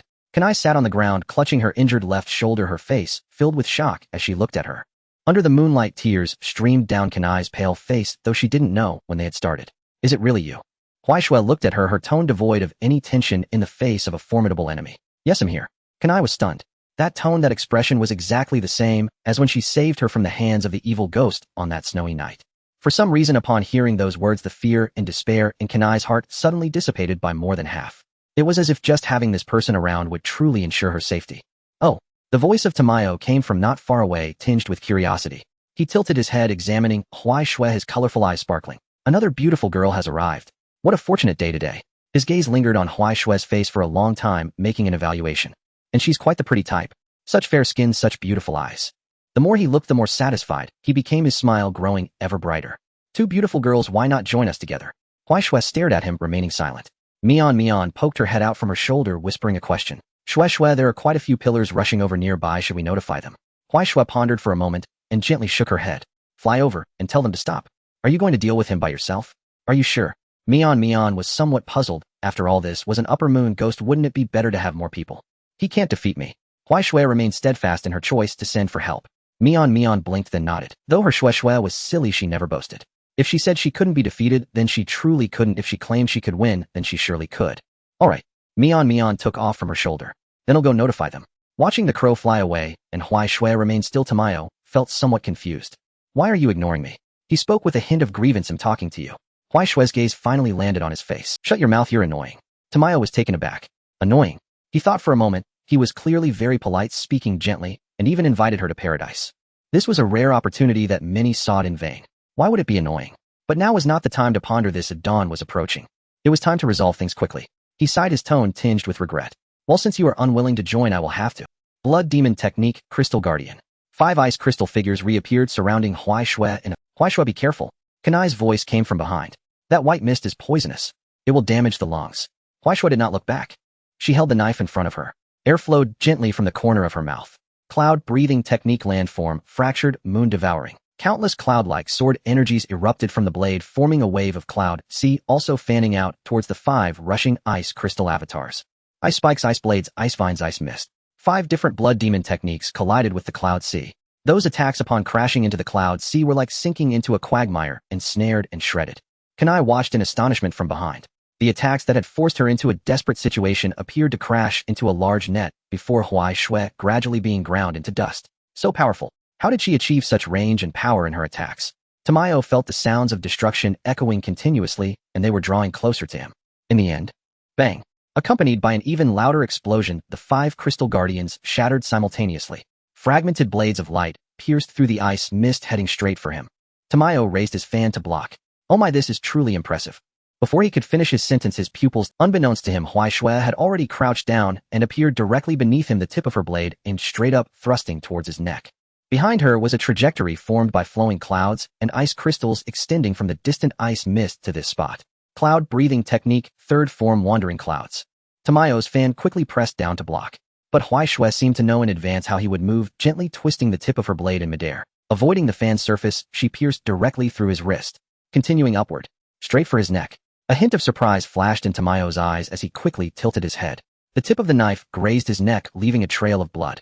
Seeing that her strike had missed, Huai Shui flicked her wrist and directly severed the hand that had been pierced. The severed hand along with the fan fell down. Huai Shui performed a mid-air spin kick, sending the fan flying far away. She steadied herself, ready to continue her assault. Suddenly she felt something. Tamayo's blood flow was abnormal. Too fast. And it was wildly gathering. Something big was about to come. Blood demon technique, mist ice sleep lotus bodhisattva. A gigantic ice crystal bodhisattva descended from the sky. Boom. The ground shook violently. The bodhisattva sat upon a massive lotus, its expression compassionate, and its size enormous. But it wasn't finished yet. 5 more crystal guardians emerged around it. On the bodhisattva's shoulders stood 2 humanoid ice lotuses. Huai Shui drew her blade and quickly retreated, creating distance. She looked at the pile of entities before her, her brow furrowing slightly. Did she not just shatter 5? Why were there so many more? And now there was a big one. Truly annoying. Tamayo sat in the palm of the sleep lotus bodhisattva, looking down at Huai Shui from a high vantage point. The severed hand had already regrown, and a gentle smile reappeared on his face. He spread his arms wide, his tone laced with pride. How will you deal with this little girl? The bodhisattva swung its massive hand. Instantly, ice mist enveloped the entire area. 5 crystal guardians surrounded Huai Shui in a circular formation, simultaneously unleashing blood demon techniques. From all directions, there was nothing but attacks. Want to jump? Above the gigantic hand of the sleep lotus bodhisattva awaited. Kanae could only watch helplessly as Huai Shui was engulfed by the overwhelming barrage of attacks. She couldn't. Is this the true power of an upper moon ghost? On this battlefield, Huai Shui stood at the center of the attack. She looked up at the giant hand descending and glanced at the ice spikes and blades rushing in from all directions. As expected, it's an upper moon demon, she murmured softly. Thankfully, Mion had informed the others not to come. With such a wide-range attack, she was unsure if she could protect everyone. As the attack fell, the ice fog erupted. Tong Mo watched the white expanse with a smile, thinking that he could only collect the pieces of his enemies for a meal now. But just as he was reveling in his thoughts, his smile froze. Amidst the drifting white ice crystals, something was spreading. It was white. Was that a cloud? Soon after, he lost contact with one of the crystal children. What was happening? There should have been news of the enemy from the crystal child. She should have been shattered by the attack. Another one. Yet another one. Until all 5 crystal children lost contact. The ice fog was gradually replaced by white mist. Tong Mo sat on the hand of the water lily bodhisattva, forcing himself to calm down. It was all right. He was here. Even if she could survive those attacks, it was impossible. Before his thoughts could settle, the humanoid ice lotus on his shoulder relayed a message. Someone was behind him. Tong Mo turned around sharply. A cloud of mist gradually solidified and Huai Shui emerged from within unharmed. She gripped her blade, her expression icy, heading straight for his neck. Cloud breathing forth formed subtle shadow, without trace. The blade slashed downwards and Tong Mo couldn't evade. But just as the blade was about to touch his neck, a gigantic icy hand slapped from the side. Huai Shui caught a glimpse of that shadow and had to abandon her attack, switching her sword form. Cloud breathing first form, turning the heavens. She lightly jumped, dodging the giant hand, twisting her body in midair. The head of the water lily bodhisattva shattered with a loud crash. The 2 humanoid ice lotuses on her shoulders also exploded. The massive bodhisattva collapsed thunderously, turning into a sky full of ice crystals. Huai Shui and Tong Mo fell from the sky together. Tong Mo finally put away his smile. After landing, he looked at Huai Shui, his eyes filled with deepening curiosity. Huai Shui frowned back at him. This guy could actually share vision with his creations. What a hassle. Meanwhile, sister, a call came from not far away. Kanae turned her head sharply. Shinobu rushed out from the woods, her expression flustered. Little Shin. Kanae's eyes widened. How did you end up? Seeing her, Shinobu finally let the tears flow. She ran over, knelt beside Kanae, and hurriedly fumbled through them. I heard from Tsujikuni that you encountered an upper moon demon. Her voice trembled as she began to bandage Kanae. The hemostatic powder was sprinkled on, and the bandage was wrapped tightly. Her movements were practiced, but her hands kept shaking. Kanae watched her, feeling a twist in her heart. I'm sorry for worrying you. No kidding. You're my sister. How could I not worry? After finishing the bandage, she lifted her head, her gaze falling on the nearby area where fierce battles raged.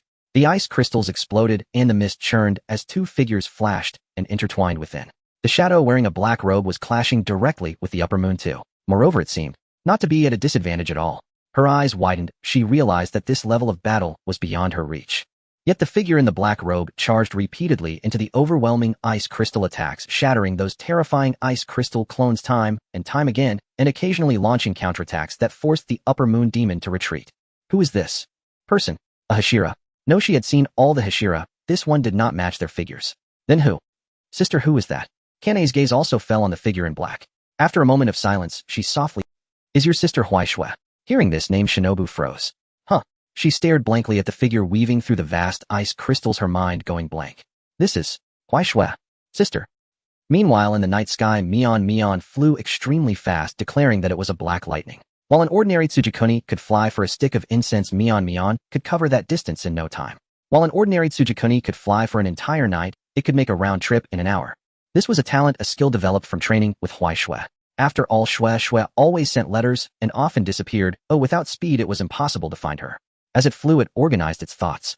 Remembering the nickname the Demon Slayer Corps members had given Huaishui, Mion's Chinibu spirit burned fervently, summarizing as follows. The Black Phantom has arrived on the battlefield. The Flower Hashira has been rescued. Other Hashira level members, please halt and await further notice. It flew over a mountain, spotting the frantic figure below. Hey, the one with the scar on your face. The Flower Hashira is fine. You should stop for a moment. Takedo glanced up, but did not slow his pace. What kind of filthy bird is this? What is that thing acting so high and mighty it's going to die quickly? Clearly he was not fond of gossip, but upon learning that there was more than one person, he ran even faster. Mion rolled its eyes uninterested in this hot-tempered person and continued flying forward. Before long it spotted another sparkling figure. You adorned with gems? The Flower Hashira is fine. You should not go over. Yuzui Tenjin paused, his steps intrigued. Is that the elusive person rumored to appear out of nowhere? He stroked his chin. This style of hiding in the shadows and appearing to save the day at critical moments. It's so magnificent. He ran even more energetically. Besides helping, he also wanted to catch a glimpse of this person's true appearance. Can't you understand human language? Mion was speechless, but when it saw the mournful island's Hayumi, it did not intervene. The reason was simple, strong, beneficial to Shui. It then turned a corner, and not long after saw two familiar faces. Ju Tomioka and his companion Kanroji Mitsuri. Ju Mitsuri. It landed nestling on Ju's head for a moment of rest. Huaishui is over there, you don't need to rush too much. Mitsuri's eyes brightened as she turned to look at Ju with some surprise. Hey, isn't that Mion? Huaishui has come. Ju said nothing, but Mitsuri noticed that his tense body seemed to relax a bit. With a cheerful pat on his shoulder, Mitsuri quickened her pace. Now that our junior sister is here, we older brothers can't fall behind. Let's hurry over to help. Mion watched their retreating figures, thinking that Shui's two senior brothers were quite reliable. After this wave, almost all nearby Demon Slayer members were aware. Some were puzzled about who had such ability to make Hashira-level members stop, while some nosy ones knew. The black figure active in the night was likely more terrifying than the recently promoted Hashira. Without time to check the spread's effectiveness, Mion greeted the two and began to hurry back. Time was short, it needed to rush back and see how Shui was doing. As Mion rushed over, the battlefield was interwoven with ice crystals and mist, and both sides had exchanged blows for several rounds. But those things seemed endless. After cutting down one wave, another would come. After 5 were defeated, 5 more appeared. Her brows furrowed tighter. This guy is shameless. Toma stood not far away, summoning 5 more crystal servants with a smile, saying, At this rate, you're bound to tire out eventually. Why not just accept my proposal? Huaishui looked at him, without speaking, only gripping her knife tighter. She wasn't afraid of exhaustion, but was indeed somewhat irritated. Seeing Mion flying over, Huaishui shouted from afar, Get them to retreat a bit further. Mion flew to Kanae and Shinobu, urging, Go, retreat further. Shui is about to get serious. Shinobu was pulled back by her clothes, still staring at Huaishui. Getting serious? Wasn't that just now considered getting serious? Of course not. Mion proudly raised her bird head, saying, My Shui hasn't even taken it seriously yet. Shinobu, you call that not serious? Once they retreated to a sufficient distance, Huaishui slowly raised her knife. The airflow became more prolonged and stable than before. Toma squinted slightly. He could feel the change in this girl. Oh, could it be she's getting angry? Interesting. Opposite him, staring at the demon before her, Waksu's mind flashed with a thought. Next, at any cost, she must slay it. Her master said not to get hurt in battle. Yet each time she dodged an attack, she couldn't sever the neck. Indeed, she was still too weak. But no matter what, even if injured, she had to cut that filthy line. Hey! A familiar voice came from the side. Huaishua glanced over, and two figures rushed out from the wall. It was Koto and Iyong. Junior sister, we're here. Koto shouted, raising his knife to slash at the nearest crystal servant. Iyong silently followed, with water flowing around his blade, attacking another. Oh, two more annoying flies have come. Toma waved his fan, and three of the crystal servants immediately split off to face Koto and Iyong. Water-breathing, second form water wheel. Koto spun in midair, his blade slicing through the night sky toward the ice crystal clone. Ice shards flew, and the crystal servant stepped back, but quickly steadied itself to continue its assault. Water-breathing, first form surface slash. Yang's blade cut in from the side, accurately striking the neck of the crystal servant. The ice shattered, but the fragments merely shook before reassembling. It can still recover. Koto frowned, dodging a wave of ice spear attacks. What is this thing? The crystal servant opened its mouth, spewing forth white ice mist. This thing is. Not only can it regenerate, but it can also use blood demon techniques. Iyong said nothing, only tightened his grip on the knife, staring at the crystal servant that was reassembling. Was junior sister just fighting this kind of thing? And the most troublesome part was that there were still several like it. Without being distracted by her senior's situation, Huaishua continued her struggle with Toma. She believed her seniors could handle it. Correspondingly, the pressure on her side also lessened significantly. The blade light flickered, and ice crystals exploded. Toma became increasingly disadvantaged as the speed at which his wounds accumulated suddenly increased. Although they were healing rapidly, the energy required surged accordingly. Where did these little demons come from, disrupting his night with the girls? He frowned, slightly contemplating how to kill the two swordsmen using water breathing, when he was interrupted by a loud shout coming from a distance. So you're the upper rank too, huh? Aye. Shinazugawa Sanemi burst out of the woods, full of murderous intent, charging straight at Toma. The teal wind swirled around the tip of his blade as he leapt, trailing behind him. As expected, he was met with an attack from the giant bodhisattva. Cursing under his breath, Sanemi's blade clashed against the bodhisattva's fist. The fist shattered, and the sleeping lotus bodhisattva looked down, another massive hand following suit. Dodging to the side, Sanemi countered with a slash to the bodhisattva's arm. TCH, so damn tough. Seeing another fly coming, Toma had no choice but to rise and jump off his shoulder. Controlling the bodhisattva to move towards Shinazugawa, Sanemi was blocked, his face twisted as he provoked. If you have the guts, fight me, Onion. Show me what you're capable of. Toma expressed his disinterest in dealing with the man, glancing at the bodhisattva that had been diverted, then at Huaishua, his smile still gentle. Your companions are working hard. Huaishua said nothing, only tightened her grip on the knife and took a deep breath. Cloud breathing, fifth form, empty flow. Her figure became increasingly ethereal, moving so fast that only trails of afterimages were left. The remaining cold white spirits were cut down all at once, as clean and decisive as kicking a stray dog to death. This was a continuous slash while moving. Moreover, each slash possessed more power than the last, and her trajectory became unpredictable. Her figure passed through the mist, and Huaishua charged straight at Toma. Still so fast, but without the boost from blood demon techniques, Toma could only raise his fan to block. As a result, that golden iron fan, which had accompanied him for many years, shattered. Fragments mixed with pale blue fine iron scattered through the air. But the blade's momentum did not stop, it merely altered its trajectory from the fan and slashed down horizontally. Toma's body was cut in half, and his left hand flew off as well. The upper and lower halves of his body separated, slowly falling down. Huaishua did not give him a moment's respite. Cloud breathing, second form, cloud flow. A horizontal slash aimed directly at the neck. The distance between the blade and his neck grew closer and closer. A flicker of unusual color flashed in Toma's eyes. Then, blood demon technique, abyssal winter ice pillar. Several ice spears formed instantaneously in front of Huaishua, their sharp tips aimed directly at her chest and abdomen. If she advanced, she would absolutely be pierced like a hedgehog. Meanwhile, the ground trembled.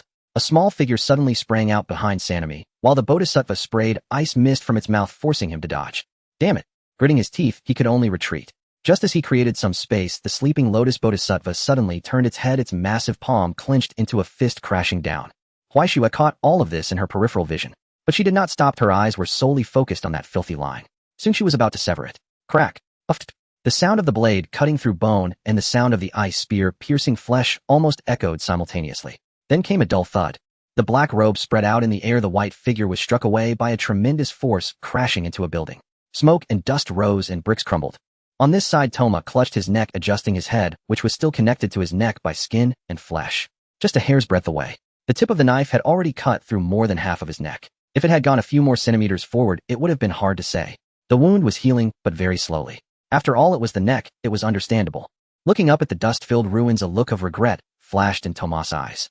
These little demons were swarming out one by one. It seemed tonight was destined for him to miss out on dinner. He summoned 5 crystal servants again along with 2 humanoid ice lotuses blocking Koto, Iyong. Then the sleeping lotus bodhisattva charged out of the smoke, scooping him up and turning to dive into the nearby woods. Stand still, damn you. Shirmi shattered a crystalline construct with a few slashes and was about to give chase. Busi Chuan. Chang Tu's voice came from behind. Don't go. Shirmi ran on without looking back. Why won't you go? He's dying. Can't you see? His neck was nearly severed. Calm down. Chang Tu called as he dealt with the ice lotus clinging to him. If you chase alone, you'll be swarmed by those crystalline constructs. Moreover, upper-rank demons recover very quickly if he comes to you. He left the sentence unfinished, but Shirmi gritted his teeth and stopped, his face full of unwillingness.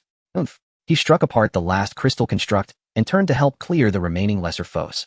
Without Tong Mo's control, the ice crystal creations gradually lost vitality, and the 3 of them cut them down one by one.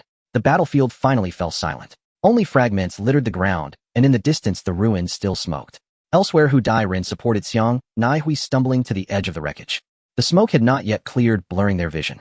Huai Shui, she cried, dropping to her knees and clawing through the Xiang Naihui also knelt and joined her, but after only a few digs, she began to cough violently. Blood spattered the stones in tiny crimson spots. Sister. Rin wiped the sweat from his brow, torn between choices. It's nothing. Xiang Naihui wiped the corner of her mouth and bent to lift stones again. Quick. Find her. Each breath felt as if countless needles pricked her lungs. The crystalline toxin, inhaled moments before, was eating into her body. At last, beneath a collapsed wall, they glimpsed a patch of white, Huai Shui's hair. Here, they cried and soon pulled her whole body free. Ren's hand froze the instant he saw her. Icicles, great and small, were densely embedded in her body, chest, abdomen, shoulders, arms, thighs. They were all impalement wounds. Some icicles had shattered, leaving halves lodged within, others remained intact, gleaming in the moonlight. When she had been thrown, the impact had further torn those wounds. Blood was seeping outward. This. Ren opened his mouth at a loss for words. Xiang Naihui was bewildered. So many wounds. With no medical tools, where could they begin? Huai Shui. Ren's voice trembled and his eyes reddened at once. Footsteps approached from behind. Junior sister. Chang Tu saw Huai Shui's state and looked helpless, wanting to touch, but afraid to do so. Junior sister, are you all right? Can you speak? Huai Shui lay there, her wide eyes fixed on him. She said nothing, merely. Chang Tu grew even more flustered. What did it mean? Was she fine or speechless? Yong looked at Huai Shui's impassive face and stood dumbstruck, unsure what to do. What do we do? Chang Tu broke out in a cold sweat. Shall I carry her back? No. Xiang Naihui stopped him immediately. Carrying will tug at the wounds and could cause massive bleeding. Make a stretcher first, something simple will do. Yong promptly stripped off his undershirt and tore it into strips. His hands were deft. He bound the makeshift stretcher quickly and securely, leaving Chang Tu, who had returned with a pole, momentarily stunned. Shirmi silently handed over his garment. Huai Shui, hold on a little longer, it will be all right. Xiang Naihui crouched beside her, murmuring gentle reassurance. Yet she was inwardly anxious, for Huai Shui remained mute, simply staring at the sky. Soon the stretcher was ready. Chang Tu came over, crouched, and gently reached to lift Huai Shui. Junior sister, tell me if it hurts. His movements were gentle and his tone soft. Ren beside him grew anxious. Be careful. Look, you've hurt Huai Shui. She's crying. Chang Tu froze. Sorry. Wait. He realized. Huai Shui crying from pain. Wasn't their junior sister supposedly without feeling? What was this? He looked down and went numb. Indeed, a tear had slid from the corner of Huai Shui's eye. It ran down her cheek and dropped onto her arm. The sight left both Chang Tu and Yong utterly bewildered. What sort of person was their junior sister? She had been the sort who would hang herself with a deadpan face, so stern and unyielding. How could she be crying now? Ren, unaware of the truth, assumed Chang Tu had caused her pain. He chattered on. Be gentle. You're so big and yet so heavy-handed. As he spoke, he continued dressing Huai Shui's scrapes and cuts. Listening to the voices around her, Huai Shui's tears kept falling. What no one noticed was that after 2 years of intense demon slaying, her blade had become badly damaged despite her care. Now its tip was missing. It had snapped when she carelessly cut the fan. She felt utterly despondent. She had clearly won. She had nearly cut that upper rank 2 down. If the blade's tip had not broken, if she had reached out a few more centimeters, she would have severed that tainted thread. Yet she could not make sense of it, as she had tried so hard. For 2 years, she had run alone, cut down demons alone, written letters alone, and stood secretly at the foot of Shiwu Mountain, too afraid to climb. She had waited for the elixirs to be finished for herself to become stronger before returning to them. But now, she had failed to slay even the mere upper rank 2. Why did she feel so suddenly weary? Not of body but of heart. That hollow emptiness, that choking heaviness with... It might have been only a passing malaise. But then Chang Tu and the others came, gathered around her, calling her junior sister and asking how she was. Those long-missed voices, that heartfelt concern, shattered in an instant the wall she had spent 2 years building. All the grievances and accumulated sorrow surged up. Then she could not hold it in. Tears flowed and would not stop. Junior sister, don't cry, we're here now. Chang Tu crouched beside her, frantic. Why had she started crying without a word? Had she struck her head and awake, or had her sense of pain suddenly returned? Rin kept prattling as he cleaned and dressed the wounds, saying this and that, part comfort and part self-reassurance. As time passed and concern gathered around her, the thing that had blocked Huai Shui for 2 years slowly dissolved. Sometimes letting the tears flow was enough. I missed you all, she thought. In the far sky, a flock of kaya scattered. The news swept quickly through the Demon Slayer Corps. Upper rank 2 was grievously wounded by first-class member Huai Shui and has escaped. All personnel alive. Repeat, upper rank 2 was grievously wounded by first-class member Huai Shui and has escaped. All personnel alive. When the message reached the Chanwishi estate, Yao Zai stood in the courtyard. He had been uneasy since learning that Xiang Nai Hui had encountered an enemy. Upon hearing the Kaya report, he fell silent for a moment, then looked toward the paling horizon and said softly, by the ruins the sky had lightened. Sunlight poured down, striking the shards of ice crystal and scattering delicate glints. The active wounds had mostly been tended. Huai Shui lay on the stretcher, her eyes still rimmed in red, but no longer weeping. She looked up at the brightening sky, scratched her head, and suddenly turned to Chang Tu. I'm hungry. Seeing his junior sister finally move, Chang Tu froze for a moment and then smiled. All right, let's go back and eat. All right, let's go. The words had barely fallen when Huai Shui sat bolt upright with a sudden jolt. The movement was so swift that Rin beside her flinched. Rin had half expected her to rise like the undead. Sister Huai Shui, what are you doing? Huai Shui ignored her, lowering her gaze to the icicle fragments still embedded in her body and reaching out to pull them free. These are so bothersome, she thought. Wait, what are you doing?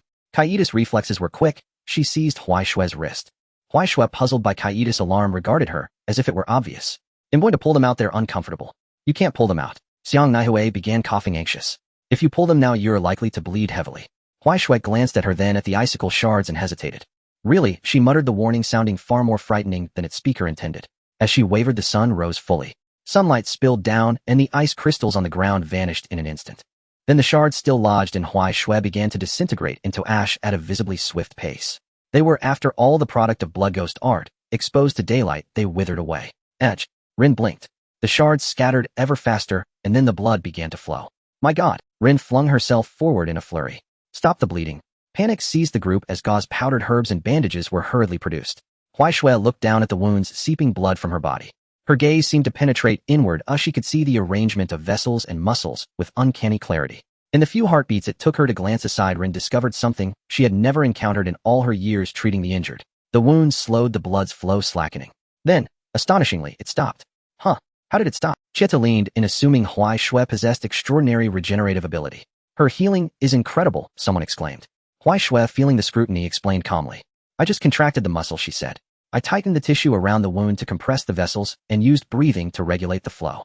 The gathered people fell silent, considering the explanation. It seemed practical, another life-saving trick learned. You can do that. Yes. Huai Shui rose from the stretcher and even bounced twice. See, it's fine. Several voices shouted at once. Huai Shui halted and studied their anxious faces with mild bewilderment. Really, it's nothing. I could take another hit and be all right. Who told you to take another hit? Chietu stepped forward to hold her, then turned to Rin. Please, help wrap her wounds, make sure it's tight. Rin moved with practiced efficiency, producing bandages and beginning to wind them around Huai Shui. 1 loop, 2, 3. Before long, she was swathed into a white cocoon, an unwilling pupa. Huai Shui felt exasperated. She had only been briefly sulking and too lazy to move. Hardly a grievous injury. Now she could not move, and she felt oddly bulked up. The Dai Wu bustled with activity that morning. Word had come that a team had launched an assault on Shangxian Air and suffered injuries in the clash, so preparations had been made for treatment. Several attendants had readied medicines and emergency equipment, early standing in orderly readiness. Yu Sui Tianyuan had also come. He had heard the battle had ended, and that the young woman who struck down the demon was the same girl who had once aided him, so he had wandered over to the Dai Wu to offer assistance. So, where is the wounded? One of the attendants asked aloud. I don't know either, another answered when several figures appeared in the distance. Yu Sui Tianyuan scanned them and unsurprisingly recognized every face: Chieta Fu Gang, Yongbu Sichuan Shimi, the Butterfly Sisters, and a figure wrapped in several Gui Sha Dui jackets hopping along and bouncing cheerfully toward them. Yu Sui Tianyuan regarded the sight with a raised eyebrow. What sort of curious performance was this? Mr. Tianyuan, Xiang Naihui approached and nodded in greeting. Tianyuan returned the nod and let his gaze settle on the cocoon's shape. Oh, still so spirited. Huh. Never expected it. You're that rumored specter, yet your demeanor is entirely at odds with the tales. Huai Shui stared blankly at the tall man who had addressed her. Shining headgear, 2 pairs of blades strapped to his back. She could not place him and truthfully did not care to try. Yo, he called again. Don't tell me you've already forgotten me. The expression of puzzled thought quickly gave way to resignation, every emotion written plainly on his face. Who are you exactly? Tianyuan thought to himself that it was only natural. After all, it had been a brief encounter, and she had been bloodless and asleep then. He set that aside. There were more pressing matters now. Having paid little heed to the bouncing Huai Shui, he swept his gaze across the group, brow lifting. Wasn't there someone severely wounded? Are they still out back? Huai Shui suddenly realized with an oh, they had been looking for her. She relaxed. In that instant, blood gushed from beneath the bandages, streaming down the white linen and dripping. Before long, a small pool formed on the ground, making the nearby attendant's face go as green as seaweed. Oh no. Blood, stop it. Hey, now it's gone. Ugh, it's flowing again. Huai Shui tightened and released the muscles around the wounds in a steady rhythm. The blood rose, then ceased like the sliding of a valve. The stream behaved like a hand turning a dimmer a flick, and it halted another flick, and it resumed. The onlookers exchanged helpless looks. Rin rushed over. The sudden touch made Huai Shui shudder awake. Don't treat your body like a toy. Do you think you're a faucet turning on and off whenever you please?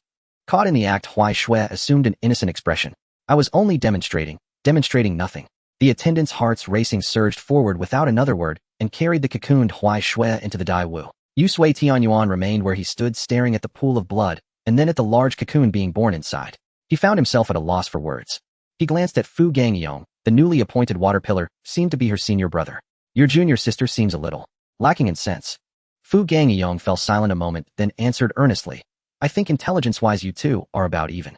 Yusui Tianyuan thought, is there anyone here who acts normally? Chieto muttered at the end of her tether. There's no way to manage her, she truly won't keep herself in check. Jingu come back and say something about Huai Shui. By the time her wounds were dressed, it was already noon. Huai Shui lay in bed, her body swathed in bandages like a mummy. Sanemi and Ju sat quietly beside her. Huai Shui, what are your plans now? Your blade shattered. Surely you'll need to head to the swordsmith village for a new one. Sanemi suggested. Huai Shui nodded in quiet agreement. And after that, will you return to Kabaraji Mountain to visit Master? She paused silent for a moment, then nodded again. After all, she had already come this far, a brief visit would suffice before slipping away under the pretense of an outing. As she pondered, Mian glided silently through the window and alighted beside her pillow, a letter clutched delicately in its beak. Huai Shui reached out and unfolded it. After reading for a while, the corners of her lips slowly lifted. What is it? Sanemi asked curiously, bewildered that his expressionless junior sister could smile at a mere letter. Huai Shui folded the letter neatly and slipped it beneath her pillow. Nothing at all. She tilted her head lightly from side to side, her voice light and cheerful. I'm going to ask Master for salmonandridish stew. Sanemi and Ju exchanged a glance. Their junior sister seemed unusually buoyant today. The letter had just arrived from Tsugoko. It simply confirmed the antidote was complete. In that instant, everything felt suddenly brighter. Lost in daydreams of days ahead, she heard hurried footsteps echoed down the corridor, then soften abruptly as they neared the door. The door creaked open with care, and Makomo peeked inside. Seeing Huai Shui seated upright conversing with Sanemi and Ju, she exhaled in quiet relief, and without a word rushed forward to cup Huai Shui's face in both hands, kneading gently. Looks like I worried for nothing. You truly are the strongest little sister, Huai Shui. Makomo grinned, though her eyes shimmered faintly red. Huai Shui's cheeks squished inward as she frantically tried to pry away those playful fingers. Well, may sure, Shiafakaik. Only then did Makomo release her, scanning her up and down. Bandages wrapped her entire frame, an unsettling sight, but her spirit burned bright and unbroken. Are you truly all right? Yes. At that moment, Shinobu's voice drifted in from the hallway. She entered holding a tray laden with freshly made mochi dumplings. Just made. Would you like some now?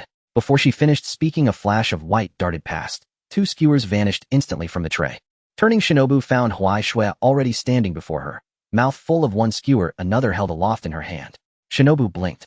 Makomo, still dazed from her earlier pose, and utterly unprepared for Huai Shui's blinding speed. She now hung limply from her shoulders, arms looped around Huai Shui's neck, legs cradled in Huai Shui's right arm, her body arched backward in stunned silence. Her arms instinctively clasped Huai Shui's neck, her legs were lifted high, her torso suspended midair, her expression utterly bewildered.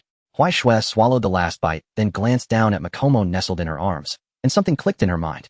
Delicious, here, try one. She offered a dumpling to Makomo's lips. Still dazed, Makomo opened her mouth reflexively and chewed twice. Indeed, it was exquisite. Yet after feeding her, Huai Shui felt strangely unsettled. She'd just eaten lunch, yet her stomach rumbled fiercely once more. Then she'd simply go to the mess hall again. Makomo had just arrived. Surely she hadn't eaten either. Best to take her. I'll go grab something else. I don't need watching. Makomo was utterly flustered. Huai Shui, what are you doing? You're still injured. Put me down. But Huai Shui had already dashed off, cradling her boots, thudding down the corridor, leaving Shinobu behind, her expression frozen in quiet disbelief. Sanemi stared down the empty hallway, likewise silent, lost deep in thought. What now? Makomo used to keep Huai Shui in check, but clearly that restraint had dissolved. His contemplation yielded no answers. only a long, resigned sigh. Too painful to watch. Ju, rarely agreeing aloud, gave a solemn nod. Meanwhile, at the dining table, Huai Xue's feast stretched well into the afternoon, leaving Mikomo utterly dumbfounded. She couldn't fathom how such a small frame could hold so much. Yet others came to visit during this time as well. Iguro Abanai stood at the doorway, his serpent Daki coiling lazily upon his shoulder. Huai Xue sat perched atop the table, 3 empty bowls before her, and already launching her assault on the 4th. Abanai watched her, saying nothing. Huai Xue noticed him, but kept chewing, merely meeting his gaze with quiet, steady eyes. They held each other's gaze for a long, silent stretch. Then Abanai gave a single slow nod and turned to leave. Huai Xue returned the nod and resumed eating. Sanemi, arriving just then with more food, witnessed the exchange and sank once more into profound reflection. How exactly did these two communicate? Only when the dishes piled into a miniature mountain did Huai Xue finally feel sated, and night had fallen. Hardly had she finished dinner and taken a few steps when Shinobu guided her firmly into a steaming medicinal bath. It was said to accelerate healing. A full hour's immersion was mandatory. Huai Xue sank into the water, leaving only her head above the surface, crowned by a white towel. The water was warm, rich with the pungent, earthy aroma of herbs. As she soaked, a quiet longing rose within her. The sensation of being wholly enveloped by water of silence, so absolute that only her own presence remained. As she soaked, a quiet longing rose within her. The sensation of being wholly enveloped by water of silence, so absolute that only her own presence remained. Breath, and submerge her head completely. Only a few bubbles rose softly to the surface, gentle, rhythmic, serene. Peace. How deeply, profoundly peaceful. Minutes passed. Then Shinobu re-entered, intending only to check the water's temperature, perhaps replace it if needed. But the moment she crossed the threshold, she froze. Why had the water level dropped? Worse, where was Huai Xue? She rushed to the tub's rim and peered in. There, crouched motionless at the very bottom, Huai Xue gazed upward through the rippling surface, eyes wide open, utterly still. Glug-glug-glug. Shinobu reached and slid her arms beneath Huai Xue's armpits and lifted her out. What on earth were you doing? Huai Xue spat out a mouthful of water and shook her ears dry. Soaking. Do you need to submerge your head to soak? It's comfortable. Shinobu inhaled deeply, reminding herself this is an injured person. A seriously injured person. Her Huai Xue. She must not scold. You will not do that again. Each word fell like a measured chime. Huai Xue nodded obediently, then bent her head slightly and flicked her tongue across the water's surface. Sweet and fragrant, like crushed herbs. As for next time, well, that would be decided next time. Once the bath concluded, it was time for ointment application. Shinobu carefully blotted Huai Xue's skin dry. Her wounds had begun to knit. Precisely why the herbal soak was necessary. Huai Xue's body healed with unnatural swiftness, and the treatment served to gently reopen sealed lesions, cleanse them thoroughly, and purge any lingering impurities. Now tiny craters dotted her skin where the tissue had softened. Shinobu picked up a small bamboo spatula, scooped a dollop of medicinal paste, and began filling each hollow with infinite care. Her movements were deliberate, feather-light, fearing even the faintest sting. Huai Xue sat still, growing restless, glancing over, only to realize just 2 craters had been treated. Assuming Shinobu struggled to reach them, she seized another spatula and proceeded to apply the ointment herself, pulling and pressing with brisk, careless efficiency until every wound was covered. Shinobu. She'd slowed her pace solely to spare Huai Xue pain. Yet just as Sanemi had warned, Huai Xue, however, realized with quiet satisfaction that painlessness had its advantages. Her treatment time had However, what is that? Huai Xue glanced towards the door and saw a black head. Shang Naihu was standing there quietly watching. Lifting her head, Huai Xue made eye contact with her, and then they couldn't look away. Rin watched the scene before her, lost in thought. One lay on the hospital bed wrapped in bandages. The other stood at the door with a blank expression. Neither spoke, merely glaring at each other. There was an oddly harmonious atmosphere in this scene. This situation suddenly made Rin think of a certain possibility. No way. During the time they were together before, it couldn't have always been like this, right? It shouldn't be possible. She tentatively asked, what are you two doing? Huai Xue was a bit confused by the question, as she didn't know what she was doing either. Shang Naihu also turned to look at her. The 2 pairs of eyes focused on her simultaneously. Run. All right then, do as you please as long as you are happy. After this, Huai Xue was forced to recuperate for 3 days. Until that night, she received a letter from the Yuzui residence. The main content was simply to notify Huai Xue that she would soon be promoted to a Hashira. Along with the title, they wanted her to attend the Hashira meeting as well. So early the next morning, Huai Xue was excitedly dragged out of bed by Mian, still half asleep. She truly didn't understand why Mian was so happy about her promotion to Hashira. By the time Huai Xue arrived, there were already quite a few people in the courtyard. The orange owl. The first thing she saw upon entering was Rengaku's bright, orange-eared hair. It stood out particularly in the morning light as he spoke with Shinazugawa. Shang Naiue stood on the other side wearing a brand new, butterfly-patterned haori, her complexion much better than the night before. She was quietly speaking with a few members of the Demon Slayer Corps and waved at Huai Xue with a smile upon seeing her. Huai Xue, over here. Huai Xue walked over and stood beside her. Shang Naiue glanced her up and down. She had been treating her lungs these past few days. The large amount of mist inhaled had caused significant damage. She nearly couldn't use her breathing forms anymore. Yet whenever she finished her tasks and wanted to find Huai Shui, she found her already out playing. But for now she was being taken care of very well by Ren. Most of the bandages had been removed, only a few circles remained on her arm, and she was basically healed. Is there anywhere else you feel uncomfortable? Huai Shui shook her head, indicating that she was almost fine. That's good. Shang Naihue gently sighed in relief and suddenly remembered something, advising her. Make sure to take your medicine on time, Huai Shui. Ren always complains to me that you run away and don't take your medicine. Huai Shui understood her meaning but refused. Because it was truly bitter. She still remembers the scene where Ren and the other two forced her mouth open the first time she took her medicine. And every time she tried to escape but was caught. Ren's sly smile. Such things should be avoided in the future.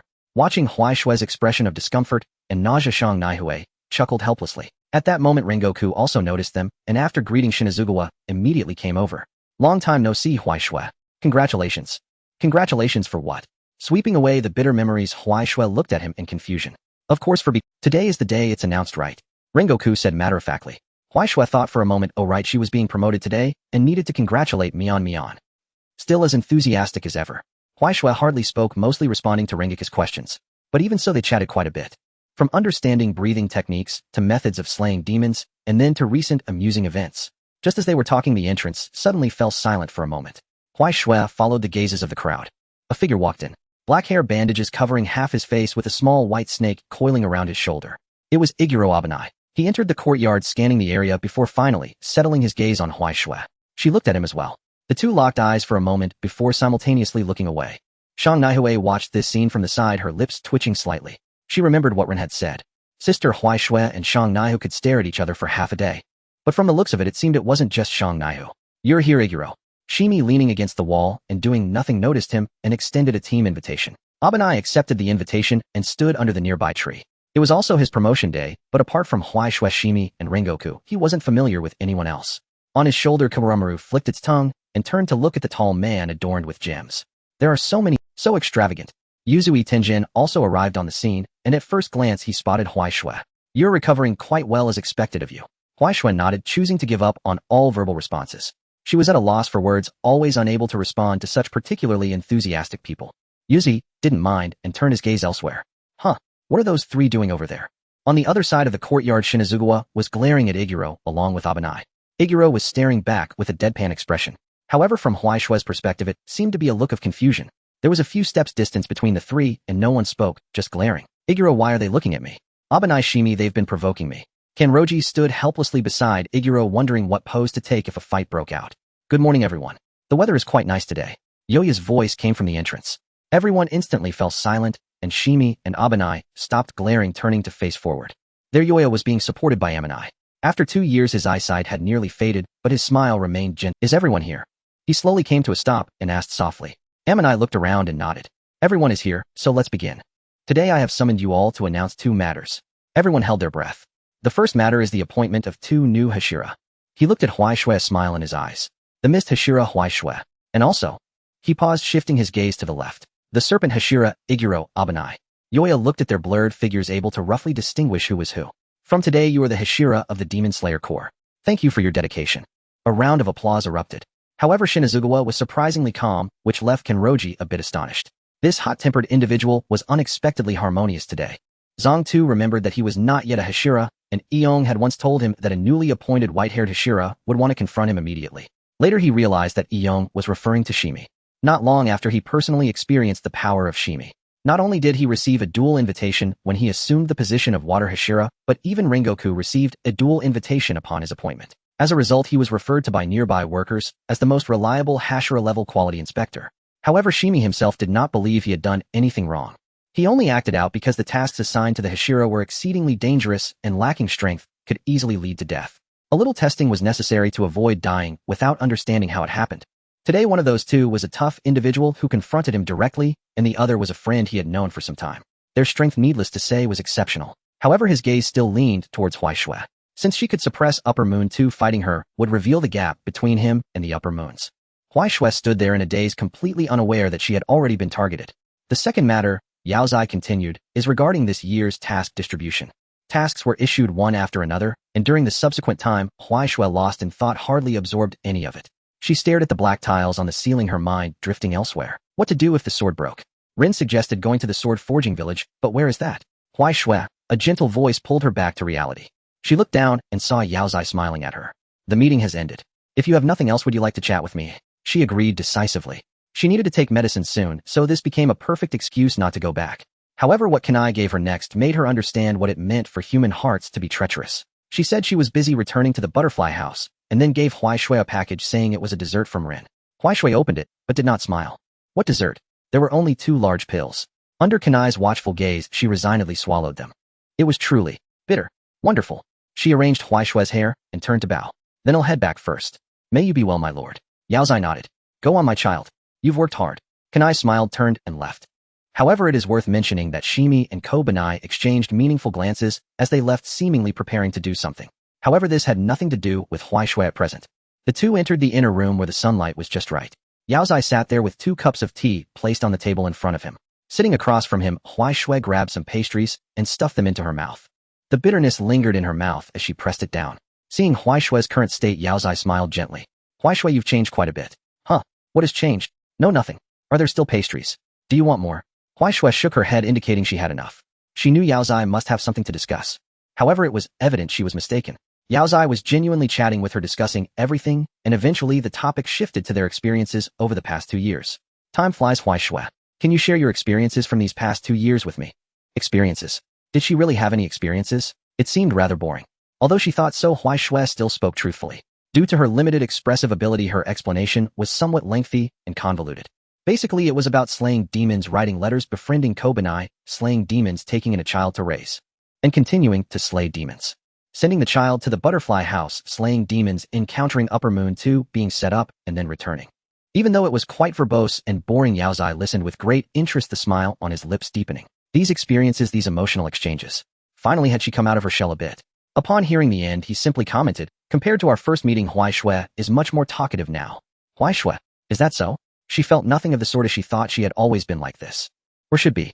By the way, she recalled something and looked at Yaozai with some difficulty. My sword broke not long ago. She gestured to indicate the length of the broken tip. It probably broke off this much. Yaozai was taken aback. He understood Huai Shui's strength. Even so, you don't need to worry about that. Just go to the sword forging village tomorrow. They'll have Ian send you. I'm okay. Her response was somewhat dismissive as Huai Shui's attention was now drawn to the noise outside. This made Yaozai feel somewhat helpless. Her mental maturity was still lacking, but perhaps that was fine. There's nothing much else. I mainly wanted to chat with you, Huai Shui. Would you like to eat something else? No, that's fine. Thank you, Yaozai. Goodbye. At this point, her attention was entirely focused on the courtyard outside, where 3 lines were interweaving. What were they doing? She was curious. After bidding farewell to her lord, Huai Shui leaped out of the residence. She then saw 3 people gathered outside the wall. Shimi, Kobanai, and Ion. Shimi and Ion were facing off, while Kobanai stood beside them wearing a cold expression. What are you guys playing at? Huai Shui approached to inquire. Kobanai paused when she saw her, and then turned to leave. Shimi thought he was scared, and quickly called out to him. Why are you running? It's just a matter of having cut an Upper Moon. What difference does it make if she's here? I can handle it too. After a long silence, Ion suddenly spoke. You guys should practice more. Maybe you won't be so easily killed. The scene fell silent. Shimi found it laughable, while Kobanai stopped in her tracks. Huh, why are they looking at me like that? What he said was sincere. Currently none of them could defeat Upper Moon 2, but with more practice, they might be able to in the future. Yet what Shimi and Kobanai heard was if they were weak, they should practice. Even if they practiced, they'd still be weak. Shimi exploded with anger. What do you mean? Are you brave enough to spar with me? Kobanai's face darkened, though it was hard to tell due to her bandages and hair. At that moment, a hand reached over from the side and grabbed Ion by the collar. All right. Zhang Tu cheerfully appeared, dragging Ion away. Let's go, let's not stand here. Ion was pulled away by him with a blank expression. Huai Shui watched this scene thoughtfully. She turned to look at Shimi. Shimi ignored her, snorted coldly, and turned to leave. She then looked at Kobanai, who stood still, the arrow on her shoulder, releasing a signal. Why do you dislike Ion? After a moment of silence, Kobanai finally replied, It's nothing. I just find him quite an... And then she left as well. Huai Shui stood there watching the 3 figures retreating in different directions. How strange, the one with the grumpy face is actually quite nice. Uncertain and bewildered, what are they up to? With nothing to do, Huai Shui walked down the small path towards the butterfly house, only to bump into Yin Tu, who had just finished preparing to go out. Yin Tu has been with that grumpy face all the time, so he should know. Yin Tu. It's Huai Shui. I was in such a hurry to leave that I forgot to bring you along. What's up with those 3, eh? You mean those 3? Caught off guard by the sudden mention, Yin Tu sighed, recalling the scene when Ion bumped into the 2. Back then Xiao Ba and Ei sure me, and he hadn't yet become Hashira. One day the three met. Out of politeness, Xiao Ba and Ei called out water Hashira. To everyone's surprise, Young's response was equally disappointing. Shut up, you don't deserve it. Don't call me water Hashira, that position should belong to Yen too. Shirmi, who overheard, felt that Young was being incredibly arrogant and questioned him. Before he could finish, Young shot. Don't call me. Don't say anything more. That's roughly how it developed. Yen too shrugged, expressing his helplessness. Anyway, Young told me this when he came back. Even if he doesn't want to talk, he shouldn't be so vague. Look who can understand. Huai Shui fell silent, realizing it indeed wasn't easy to understand, but they're all good people, they shouldn't fight. Yen too looked at her in disbelief. Not fight. Are you sure? Under his gaze, Huai Shui felt uncertain. Maybe. Time passed quickly, and today was the day Huai Shui set off for the blade forging village. She sat on the back of a hidden, her eyes covered. Although this was of no real use to her, there was no choice. One had to do this to enter the village. Moreover, the main reason was that she didn't know the way. The hidden carrying her was a young man who ran swiftly along the road, excitedly chatting as he went. Lord Lin Hashira, we've all heard of your deeds, slaying over 100 demons and defeating the upper and lower moons. That's amazing. For the next 2 hours, his mouth didn't stop until finally he gasped for breath and paused. Lord Lin Hashira, let me switch with someone else. Another hidden took over, and predictably, he was also a chatterbox. Lord Lin Hashira, what do you usually like to eat? Fish. Lord Lin Hashira, what is your favorite color? Lord Lin Hashira, do you have someone you like? I don't know. Huai Shui was carried along the way. Although there wasn't much talk, everything that needed to be said was said. The hiders exchanged whispers. Although Lord Lin Hashira talks little, he seems really nice. Yeah, he even says thank you for your hard work.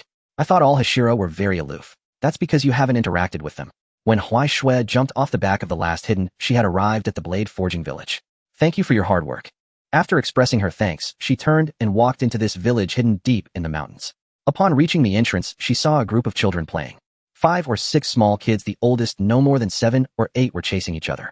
Seeing Huai Shui, they stopped and huddled together, whispering. I've heard that Hashira have very strange tempers. That's not right. I remember Water Hashira brother being very kind. Anyway, just looking at this one, he doesn't seem to have a good temper. Huai Shui's ears perked up. Me? Do I not have a good temper? Why do they say that about me? She thought for a moment and felt it might be her so she forced a smile.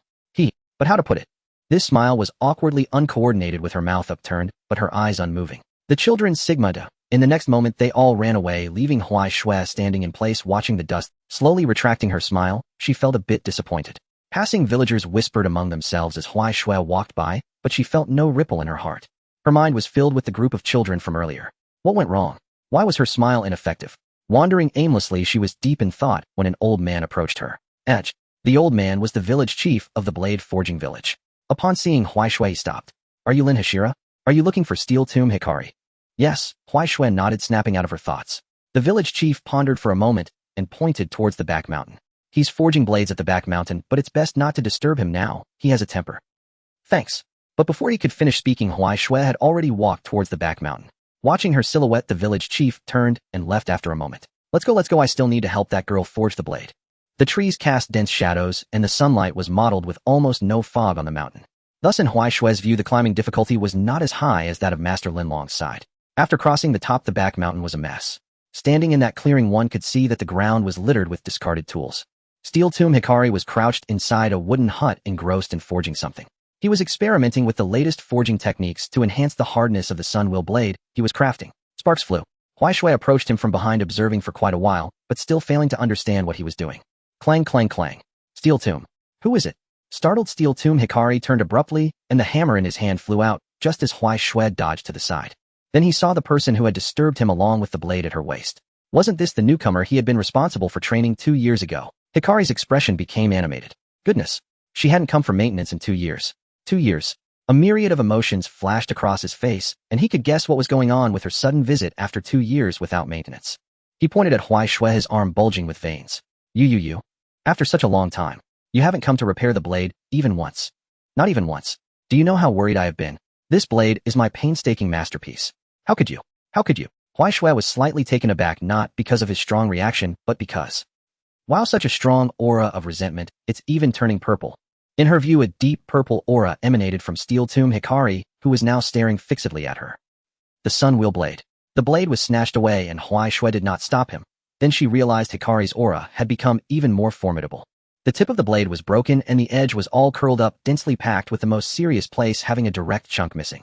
This blade had become so dull it could hardly cut anything. But even so, Steel Tomb Hikari's voice suddenly deepened. Is this the blade you use to repel the upper moon too? Yes, the blade works very well. The steel grave fire fell silent. What a wreck it has become.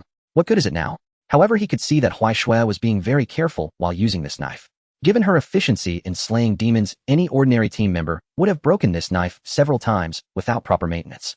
With this thought, Steel Grey Fire took a deep breath, barely suppressing the anger rising within. This knife is already beyond repair. I will forge you a new one.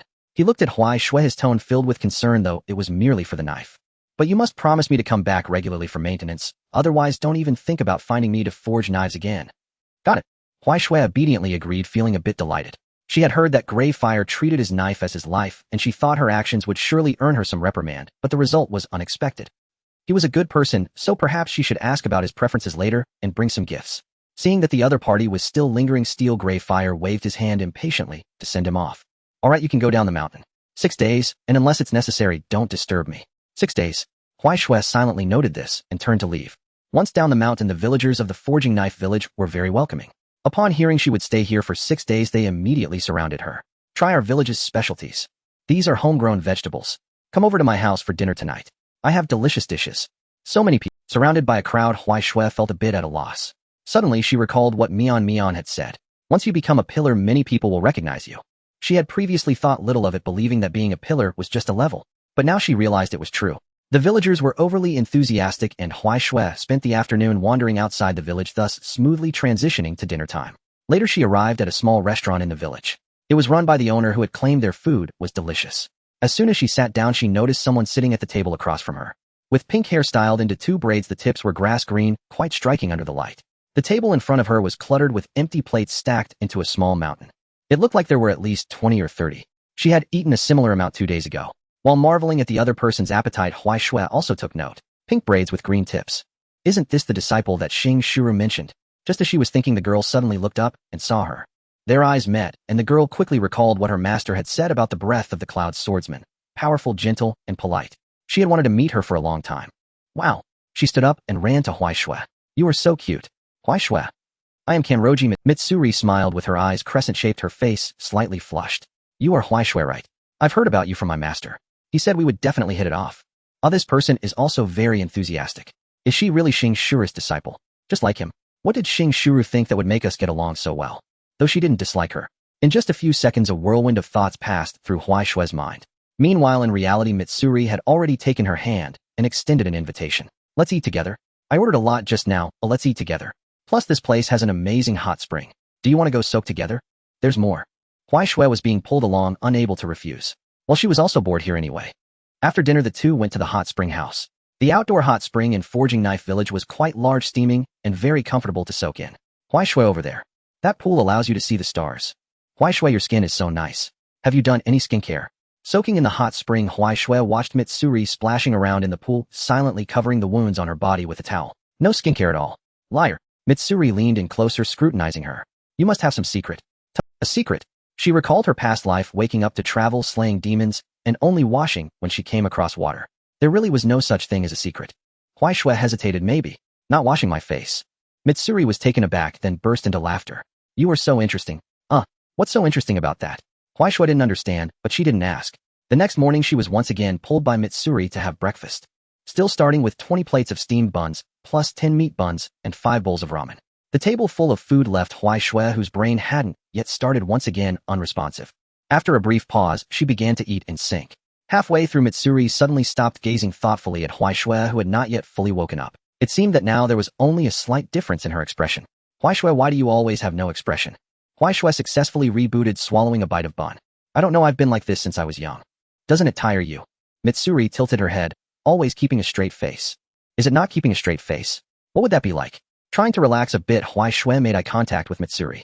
Still no change. Huai Shui. But that's okay. You are still very cute this way.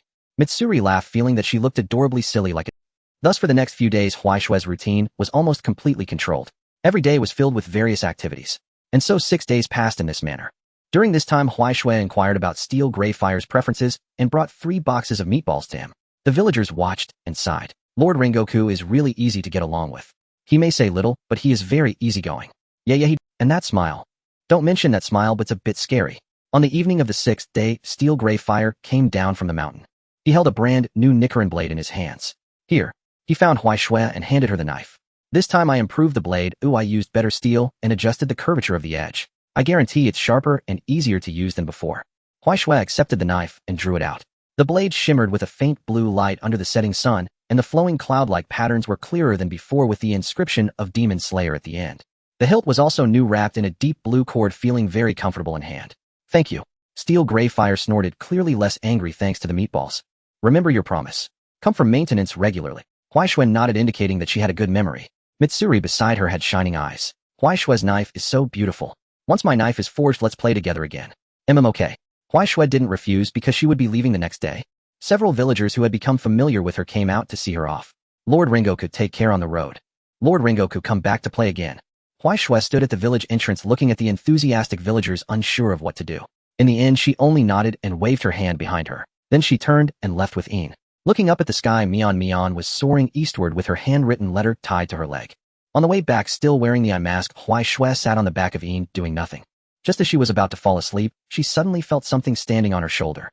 Moi. She pulled down the eye mask and saw Mion panting heavily. It was squatting on her shoulder, resting, and nodded slightly. This meant Miss Zhu Shi said she could go over.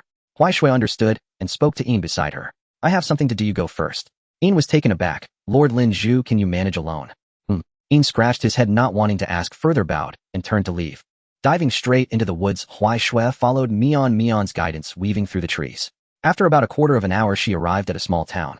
Arriving at an alley overgrown with vines, she pushed aside the vines covering it, and sure enough, there was a wall.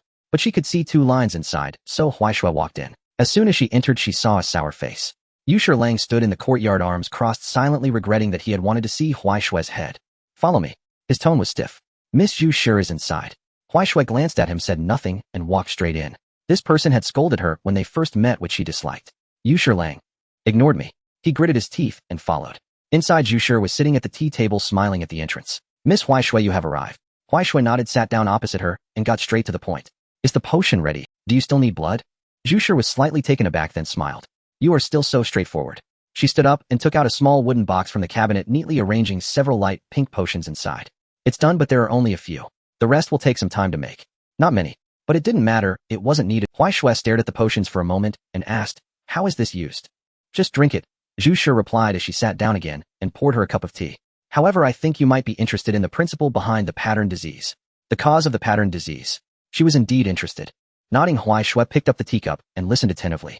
Next, Zhu Shi explained the reasons for the appearance of the patterns and the differences between innate and acquired patterns. In simple terms, patterns are a type of talent.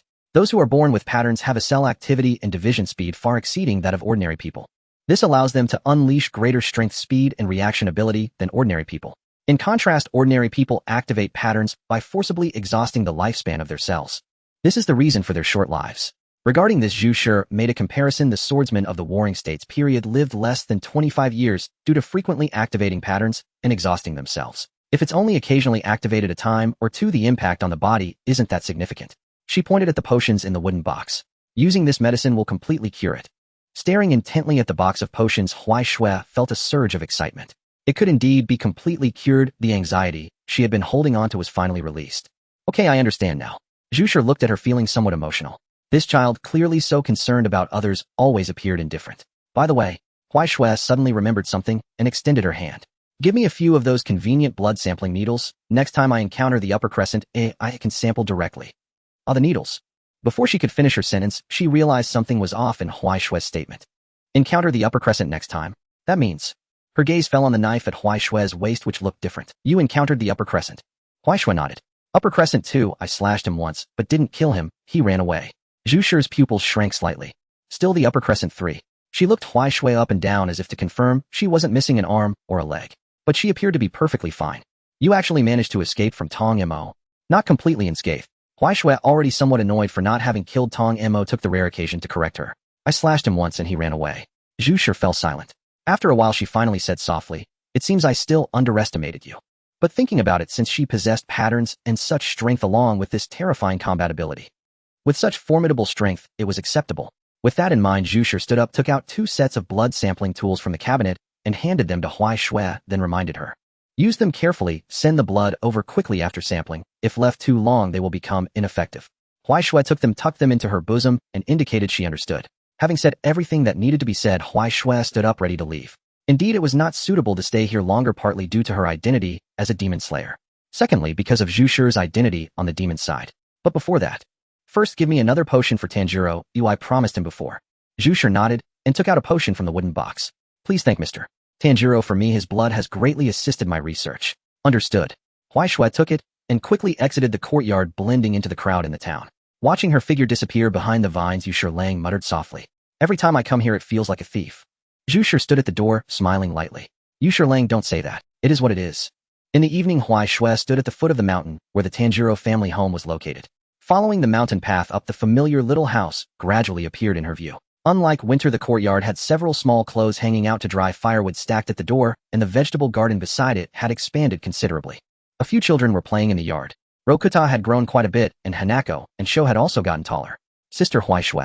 Hanako was the first to spot her and shouted in delight. The other children turned their heads, their eyes lighting up. Sister Huai Shui is here. Sister. Sister. Surrounded by them, Huai Shui patted each of their heads. Tanjiro walked out of the house, froze when he saw Huai Shui. Miss Huai Shui. He quickly walked over, looking her up and down, while Nezuko smiled at the door. You're here so early this year, we thought you would only come to play in the winter. Winter? Huai Shui looked at them, feeling a sudden wave of emotion. These were among the few people who had been good to her during her 2 years of wandering outside. It would be better to take it as soon as possible, Huai Shui directly said to Tanjiro. There's something, go find your father. Tanjiro understood and led her inside. Inside the house, Tanjiro was working on carpentry with a woodworking knife. Upon seeing Huai Shui, he displayed a gentle smile. Miss Huai Shui, long time no see. Huai Shui walked over, squatted down in front of him, and took out the potion from her pocket, handing it over. The medicine I promised you before for treating the markings is ready. At these words, the entire Kamadu family froze. Tanjiro took the pale pink potion somewhat in disbelief. He believed Huai Shui was indeed making the medicine, which was why he had unhesitatingly given his blood. However, he did not expect that it could really be made, and so quickly. Miss Huai Shui, this. Huai Shui looked at him, her gaze penetrating the surface, landing on his organs. Those organs that had previously only been faintly weakened were now more pronounced. She didn't know how effective the medicine would be for this condition, so it was better to inform him in advance. This medicine can only treat those whose condition is not particularly severe. With your situation, it probably won't lead to a full recovery. You must take good care of your physical strength and health in the future. But living a bit longer is not a problem. Upon hearing Huai Shui's words, Tanjiro regained his composure and smiled. This is already very good, thank you, Miss Huai Shui. Tanjiro, who was listening nearby, suddenly spoke up. Father, you can rest assured and recuperate. I will take care of the family matters. Nezuko and Rokuta also raised their hands, indicating they could help share the burden. Watching this scene, Huai Shui felt inexplicably envious, wishing she also had a family. However, there was nothing she could do about it. She stood up, looked at the sky, and saw that it was getting late. I should go now. Tanjiro urged anxiously. Miss Huai Shui, it's so late, please stay for the night, at least have dinner with us. Yes. Rokuta tugged at her sleeve, saying, Sister, please stay. Huai Shui looked at them, and then at the darkening sky outside. The children chattered and urged her to stay, and Huai Shui looked at them, unable to refuse their warm invitation. All right. Night fell. In the Kamadu family's yard, a bonfire was set up, its light reflecting on everyone's faces. Tanjiro changed into a new outfit, a loose, white one with flame-like patterns embroidered on the cuffs and hem, and a white cloth with the character for flame drawn on his face. He stood on the grass holding a sword that seemed to be for ceremonial purposes. Nearby, Tanjiro was squatting with his younger siblings. Huai Shui sat beside them, watching this scene in a bit of confusion. What is this for? She asked Tanjiro beside her. Tanjiro smiled and explained, the dance of the fire god, it's our family's ancestral dance to commemorate the fire god. Once I learn it, I will take over the role. Oh, is that so? Without asking further, Huai Shui quietly watched the children. But just with a glance, she noticed something was amiss with this dance. Tanjiro's movements did not resemble a dance, but rather swordsmanship. The way he wielded it, the rhythm, was not much different from the foundational logic of breathing technique swordsmanship. It was just that some parts were not very coherent, as if something was missing. Huai Shui focused on Tanjiro's figure. So this is how it is. No wonder Tanjiro has markings. He is the descendant of a swordsman. Her gaze fell on that slender sword on each of the movements. The person who created this set of sword techniques must be very strong. She silently marveled in her heart, saying nothing, just watching. But the more she watched, the more fascinated she became. This set of sword techniques was so beautiful. She wanted to learn it too, but it seemed that breathing techniques could not be learned together. Just as Huai Shui felt a bit disappointed, the dance of the fire god came to an end. Tanjiro sheathed his sword, a slight sheen of sweat on his forehead. The children applauded, with Rokuta cheering the loudest. Meanwhile, Huai Shui mentally noted down that set of sword techniques. That night, Huai Shui bid farewell to the Kamadu family. Come again next time. Take care, Sister Huai Shui. Tanjiro stood at the door, watching her figure disappear along the mountain path. The reason she left in such a hurry was actually that Huai Shui wanted to try her new sword. Thus that night the demon circle within a radius of several dozen miles suffered. The efficiency was indeed high and the sword was very effective, but Huai Shui felt a bit puzzled. When she used to wear a black robe, those demons would avoid her from afar. Later on it would take a long time to find a single one. But tonight, whoosh! A flash of the sword, and Huai Shui sheathed her sword, watching the ashes disperse in the night wind. Strange, she muttered to herself. Mion flew down from a tree, landing on her shoulder. What's strange? They used to avoid me, but today they don't. Mion thought for a moment, looking at her plain clothes, recalling the black robe that had been put away. In summary, Mion expressed that the scheming frog always touches your belly. Those demons are blind, they only recognize clothes, not people. Huai Shui. That seems to make sense. Then should I not wear the black robe anymore? It's up to you.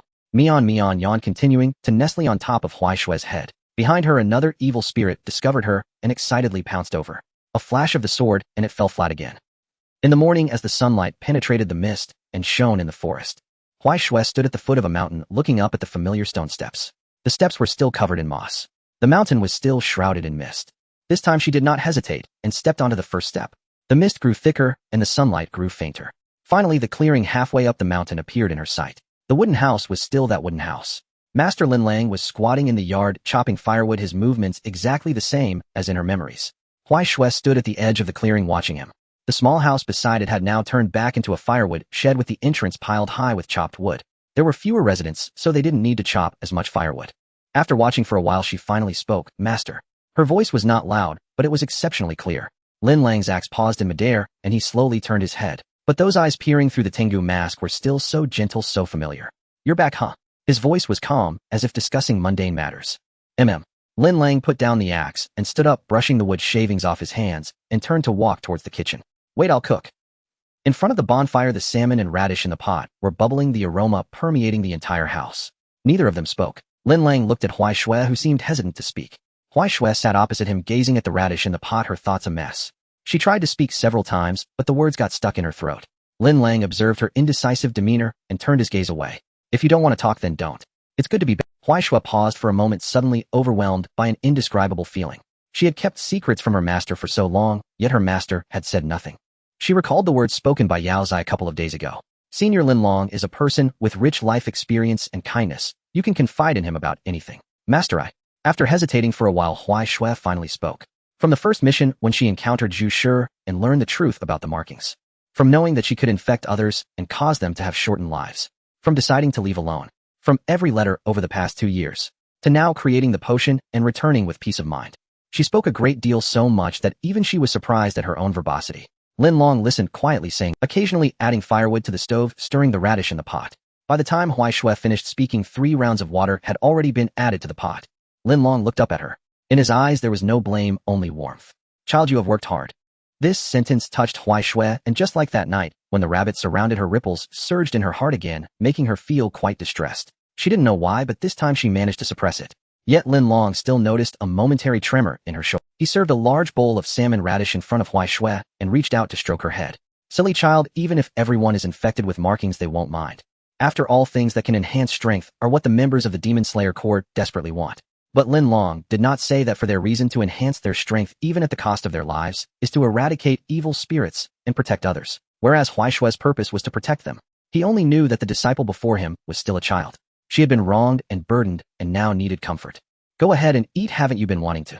Looking down at the bowl of salmon radish, Huai Shui picked up her chopsticks and stuffed her mouth with large bites. Lin Long watched from the side, the firelight reflecting on his face. Today he did not wear a mask. His kind face revealed a smile as he gazed at his disciple. Only when Huai Shui reached the 4th bowl did she finally stop. She patted her belly. Feeling a bit full, she truly could not eat anymore. This was the first time in nearly 2 years. Indeed, Yao Zai was not wrong. Master's cooking was the best. Are you full, Noticing that Huai Shui finally stopped, Lin Long hesitantly asked. The speed at which things went into the pot was astonishing, and he had been prepared to chop more vegetables and boil water. It had been a long time since Huai Shui felt dissatisfied, and she nodded, then leaned back against the wall. She looked at the ceiling and suddenly said, Master, I am still too weak. I want to become stronger. If this sentence were heard by other team members, they would definitely ask, do you hear? Is that what people say? However, in some aspects, people cannot be compared to each other. For Huai Shui, developing the cloud breathing technique was too mentally taxing, which was something she inherently disliked. Therefore, enhancing her strength and speed became her primary choice. Yet she truly felt that her body had recently reached its limits, unable to progress further. This statement left the well-informed Lin Long in silence. Your speed and strength haven't increased. Do you feel it's not enough? Seeing Huai Shue's expression of certainty, Lin Long found it somewhat strange. Do you know what level other swordsmen are at your age? I don't know. She picked up her thoughts and quickly discarded them. The reason was simple. Huai Shui did not even know how old she was. Lin Long sighed. The child was good in every way, but sometimes a bit naive. However, to prevent his disciple from overexerting herself and causing damage, Lin Long promptly advised against it. You are still in the developmental stage. It's normal for speed and strength to have limits, and you will grow taller in the future. Oh, so it's like that. Understanding the situation, Huai Shui also gave up on her plan for devilish training. So what should I do now? Continue with your daily training, wielding your sword and building endurance, just as previously planned, but in moderation, don't overdo it. Also, he paused, glancing at Huai Shui's clothes. The top was small, yet still appeared very loose. Eat more. Huai Shui looked down at her bowl. It seemed reasonable. Due to her injury, Yao Zai had given her a half-month break, but as a Demon Slayer enthusiast, Huai Shui only took 4 days. Thus, for the next 2 days, Huai Shui spent her recovery training routine in the Misty Fog Mountain. In the morning, she wielded her sword 1,000 times. In the morning, she climbed mountains and ran laps. In the afternoon, she continued to wield her sword. In the evening, she turned into a relentless eating machine. It was a simple yet fulfilling life. Until the 3rd day at dawn, she picked up her sword again, preparing to chop at the mountain. From a distance, a shadow approached, looking gleefully like it was waiting to enjoy a show. Shui Kanae said, you need to hurry back and change your medicine. She's about to lose her temper. Change medicine, endure, lose temper.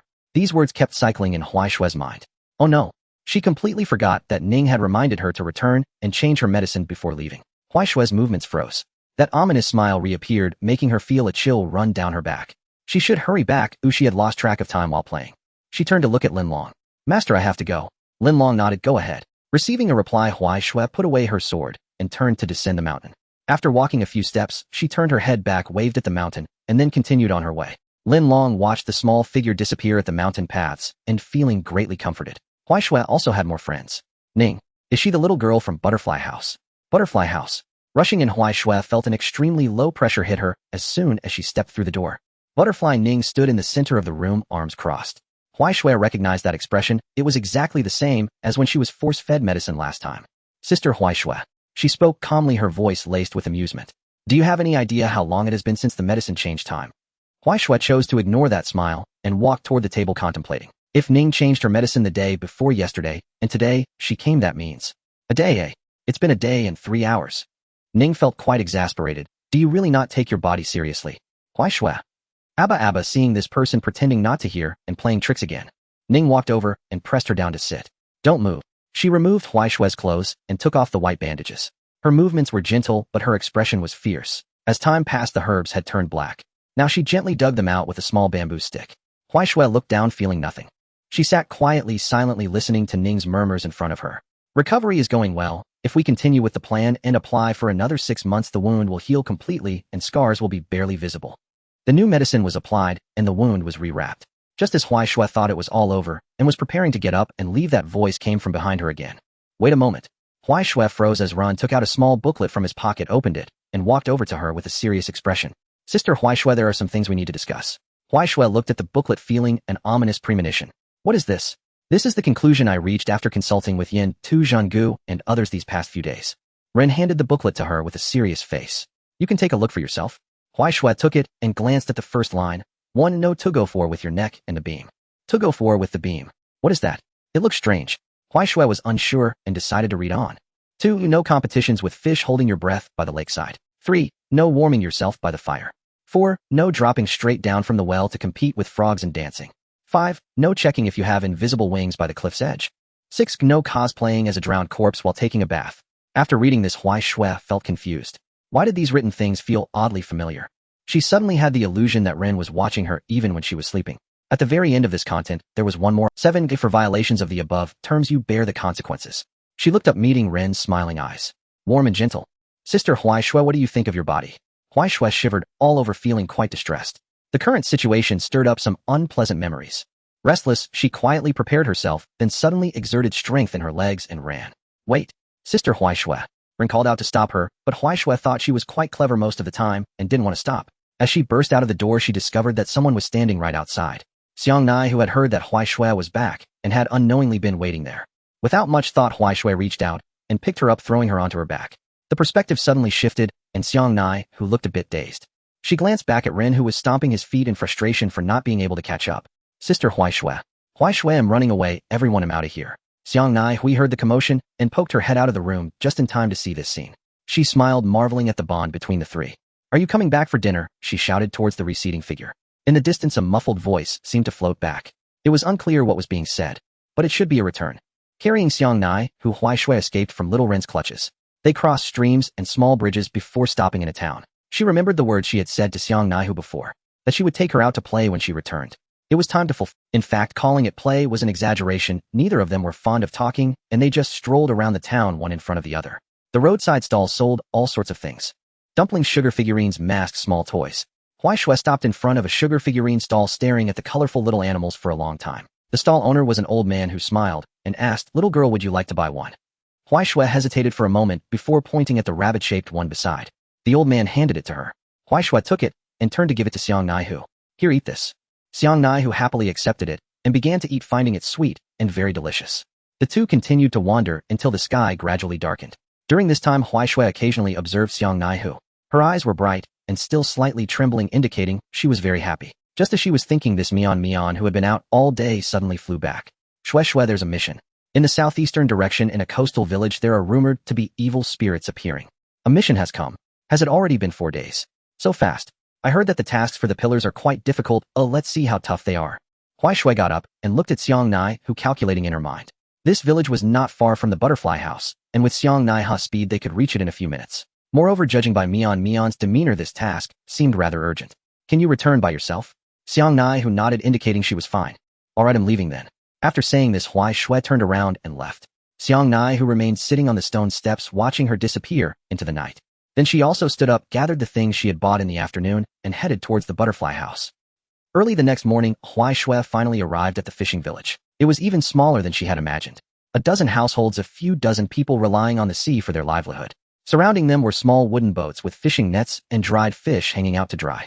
Mian led Huaishui into the village, starting to ask each household. The first to open the door was an old woman who, upon hearing the inquiry, contemplated for a moment. Not really, just that there have been a lot of fish lately, sometimes they even appear on the shore. The second household opened the door to a scruffy man who saw a little girl accompanied by a bird and thought it was another young lady come to cause trouble. Go away, don't bother me, so early in the morning. The biggest oddity I've seen these days is a silly bird that can talk. Who are you calling a silly bird? You. As Mian was dragged away while cursing, Huaishui stood at the village entrance lost in thought. This method of searching wasn't going to work, but she didn't see any of those dirty, disorganized threads appearing. Forget it, let's keep looking. So for the rest of the day, Huaishui searched the entire village. Still without any clues, she only saw various types of fish, roasted, stewed, dried, and fresh. Until dinner time, Huaishui arrived at a shop where she watched the proprietress bring out a bowl of fish. Tears uncontrollably flowed from the corners of her mouth. It smelled so good. After filling her stomach, she worked hard. That night, Huaishui turned over the surrounding woods of the village. But still nothing was found until near dawn when she passed by an old wooden house. It was very dilapidated, looking as if no one had lived there for a long time. The door was ajar, and Huaishui pushed it open and entered. Inside was empty, with only a few jars placed in the corner. Huaishui squatted down and stared at the ugliest one. It's not that her taste was questionable. As the saying goes, while you can ignore the ugly, you must take a look at the uniquely ugly. She picked it up and turned it over to examine the bottom. There were also patterns on the bottom. Turning it back again, her hand slipped. Bang! The jar fell to the ground and shattered into several pieces. Mian. My, I think I broke something. Mian poked her head in from the doorway, observing the abstract shards on the ground, showing no concern. It's fine anyway, no one wants such a distasteful item. Sounds reasonable. Hearing this, Huaishui no longer lingered, stood up and dusted off her hands before walking out of the wooden house. The shards behind her lay quietly on the ground. In the depths of the distant lake, a strangely shaped ghost suddenly, my artwork. Who the hell did this? It let out an angry roar, but received no response. On the third night in Yutsuan, Huaishui made a new discovery. As in the previous 2 days, she routinely wandered around observing her surroundings. A dark silhouette caught her eye. A ghost was crouching in the woods outside the village, preparing to feast on someone. The victim was paralyzed with fear, unable to move. The fiend drooled in anticipation, ready to strike, only to find that its upper and lower jaws could never meet. Its head flew off, spinning in the air before crashing to the ground. Huaishui sheathed her sword and spoke to the person on the ground. It's all right now. The individual before her was utterly shocked. Memories long forgotten surfaced in her mind. The same night, the same swordsman saved him from the same monster. His voice trembled slightly, filled with disbelief. You are. But the words caught in his throat. He rubbed his eyes and looked again, realizing something was off. Not only did the age not match, but even the gender was incorrect, only those eyes bore some resemblance. I'm sorry I mistook you. He lowered his head, feeling dazed. Huaishui did not press further, simply stating, let's go home. The man paused for a moment, then got up, thanked her, and ran toward the village. Standing still, Huaishui watched his figure gradually vanish into the night. Mian flew over and landed on her shoulder. Was the ghost taken care of? Yes, let's go. Thinking the task was done, she set off to find a place to sleep at the wisteria flower house. But Mian stared intently at the spot where the ghost had vanished, deep in thought. Huaishui, wait, something feels off. Huaishui halted, puzzled by what it meant. The ghost had been slain. What could possibly be amiss? This ghost was too weak. The ghosts in this area should have taken down at least 3 ghost-killing team swordsmen. It shouldn't be this feeble. Only after Mian pointed this out did Huaishui grasp the situation. In retrospect, it seemed this ghost couldn't even use blood ghost techniques. This meant there was more than one ghost present, and the one still alive was quite powerful and clever. Sigh. She sighed deeply. The task had to continue. She despised such missions as they felt endless. She would rather roam around slaying ghosts herself. How annoying. After walking a few steps, she stumbled upon another hideously ugly jar by the roadside. It looked identical to the one in the wooden house. In a fit of pique, Huaishui kicked it away without a second thought. Who put these ugly things on the road? Not far from here, the approaching ghost let out a wail. Another one shattered. His carefully crafted artwork. The orange-yellow eyes glimmered in the air, numbers on them marking his identity. Upper Crescent 5. Yuhu trembled with rage, smoke seething from his 7 orifices. Who is it? He roared, rampaging through the forest toward the coordinates of the last jar. He would find that person and torment her with the most cruel methods. He intended to imprison her soul forever in the jar. He dashed through the woods, crossed the stream, and charged up the slope. Then he stopped. At the bottom of the slope stood a person holding a knife aimed at the last jar. Moonlight cascaded down, illuminating the clearing. Yuhu was stunned. Their eyes met, and the air fell silent for several seconds. Huaishui was dazed. How could the ghost on the mountain resemble the jar before her so closely? She blinked, pointed at Yuhu, and said to Mian, look, this jar is so ugly, it has become sentient. Mian covered its face with its wings. Ugly to the point of sentience. It couldn't even come up with such a line to provoke him. Yuhu's blood pressure skyrocketed in an instant. Having lived so long, killed so many, and created so many artworks, never had anyone dared to call his jar ugly. Tasteless stinking monkey. His voice was shrill, and the 2 mouths that should have been where his eyes were began to spew saliva. Hurry up and die. Blood ghost technique, blood prison jar. In an instant, he suddenly vanished, reappearing next to Huaishui's side. Countless streams of water burst forth, instantly enveloping Huaishui. The water prison took shape. Huaishui found herself trapped in a translucent water sphere, suspended in midair. Gazing at his masterpiece, Yuhu felt immense satisfaction, a smug grin spreading across his face. This person was just like that. Do you see this? He pointed at the tree, his tone filled with pride. This is my masterpiece. Do you, stinking monkey, understand the appreciation? Look closely with your eyes. Soon you will be cut in 2. This will be your home. He grew more excited as he spoke, his emotions reaching a boiling point, even cursing fervently. How dare you say my jar is an ugly thing? Is your cerebral cortex flattened by a pile driver, or what? Your taste must have been eaten by a dog. You. Suddenly his words halted as he noticed the person's expression was off. Inside the water sphere, Huaishui was quietly watching him. There were no signs of breathing difficulties. She simply tilted her head, her eyes filled with confusion. It was as if she was saying, what are you doing? That gaze left Yuhu bewildered. He quickly mocked, how is it? Can't catch her. Feeling uncomfortable. Want to get out. Although he guessed everything wrong, Huaishui was indeed thinking of another question. What does it mean to control oneself in the water? Is this a reward? The sensation of being light as a feather was indeed quite pleasant. However, this was not the time for enjoyment. Because it was too noisy. For some reason, various sounds were constantly ringing in her ears. Pain, insults, screams, cries for help, despair. They crowded in, continuously piercing her ears. You're quite annoying. Her lips moved slightly, and before Yuhu could react, she quickly drew her sword. Cloud breathing technique, 3rd form, floating cloud. The tip of the sword pressed directly against the inner wall of the water prison. The blood ghost technique's water membrane violently distorted, and finally, unable to withstand the pressure, it was punctured. Water splashed everywhere. Huaishui landed on the ground, shaking the droplets off her blade. Yuhu's large eyes widened in shock. His blood prison jar was actually so easily broken. In the next moment, he felt a bone-chilling, killing intent. Escape. Instinctively, he shrank back, his body sinking into the jar behind him. Almost simultaneously, Huaishui's blade slashed the spot where he had just stood. The jar was cut in half, slowly toppling over. Huaishui looked at the split jar, her brows slightly furrowing. Did she cut through nothing? Following her senses, she turned to look at another jar not far away. Yuhu was emerging from it, cold sweat already forming on his forehead. So fast. Is this a pillar? No, even if it were a pillar, it shouldn't be this quick. He was shocked by Huaishui's speed, wondering when the ghost-killing team had produced such a talent. Huaishui was similarly pondering. Could it be that he was transferring between jars? What a troublesome blood ghost technique. Yuhu dared not be negligent. The enemy before him was no weakling, and he had to remain vigilant. Blood Ghost Technique, 1000 Body Kill Fish Kill. A flash of light erupted from the jar, and a massive golden fish leaped out. It opened its mouth and countless fine needles shot forth. They poured down like a torrential rain densely packed. The needles pierced the ground, raising clouds of dust.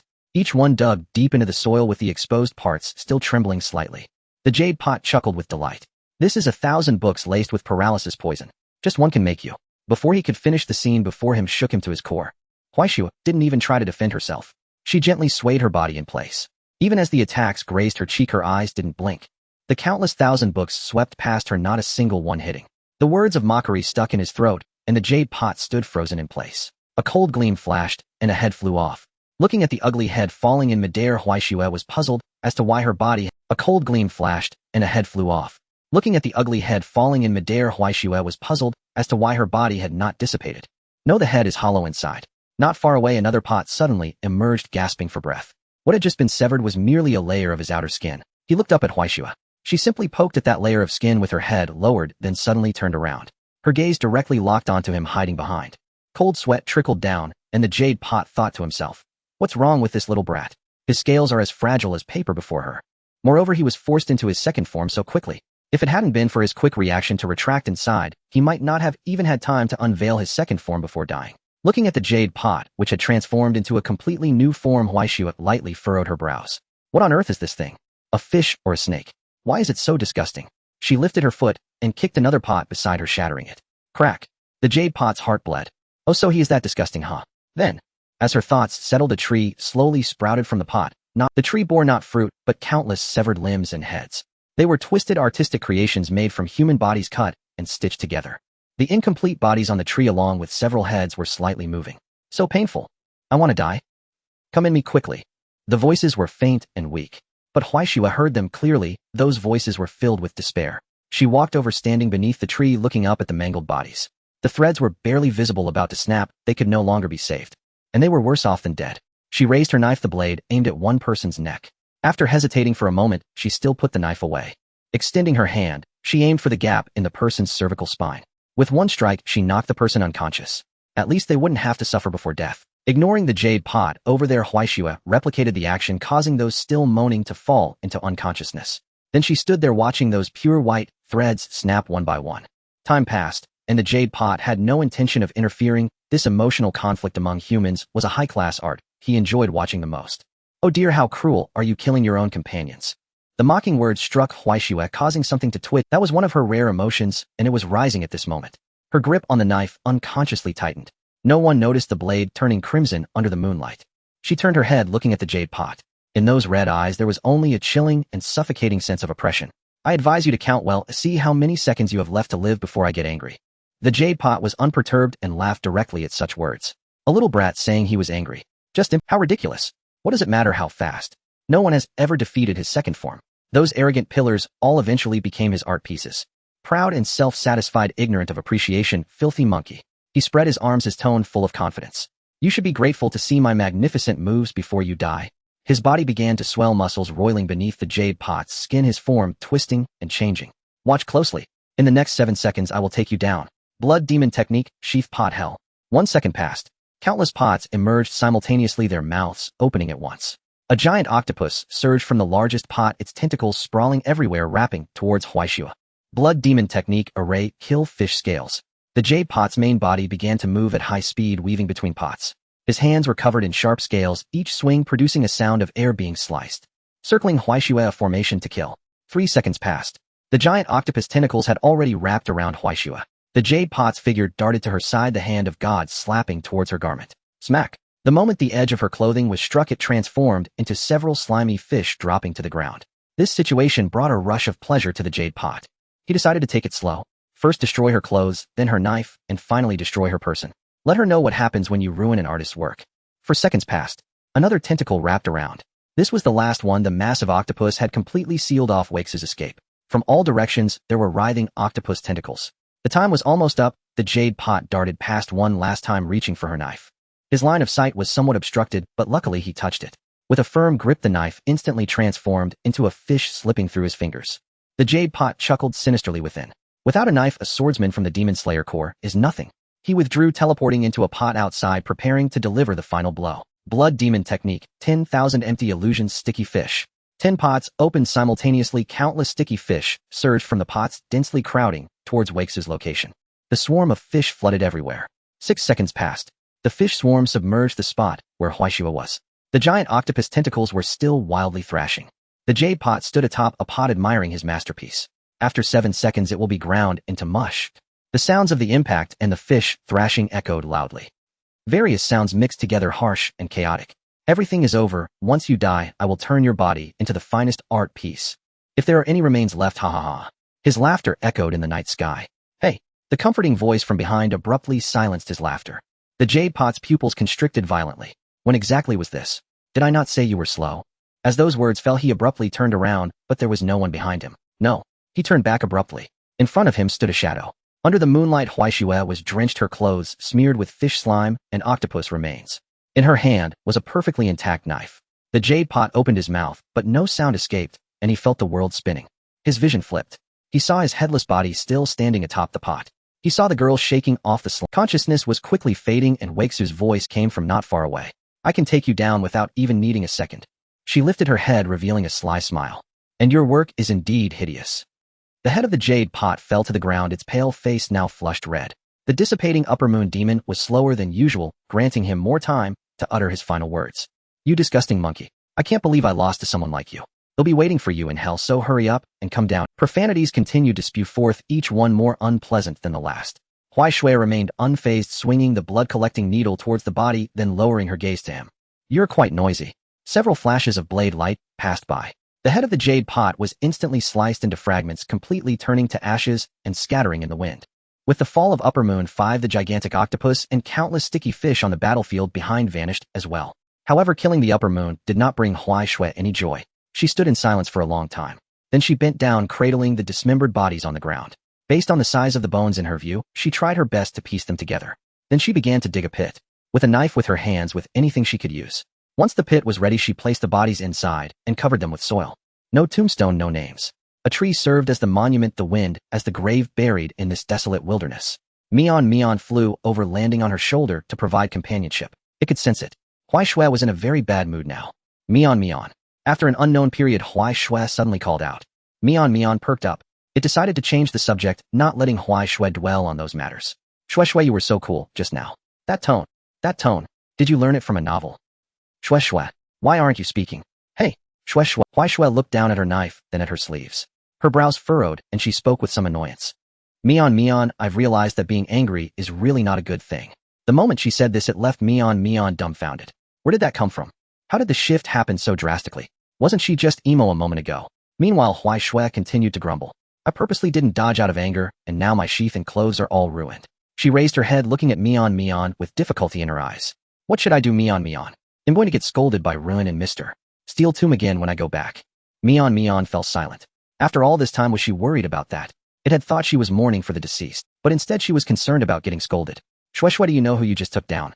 Huaishua blinked. Upper Moon 5. Right, Upper Moon 5? You were the first person to solo kill an Upper Moon. Mion couldn't understand why it was so happy. Although this was true, what did it have to do with her getting scolded? Seeing Huaishua still looking puzzled, Mion further guided her.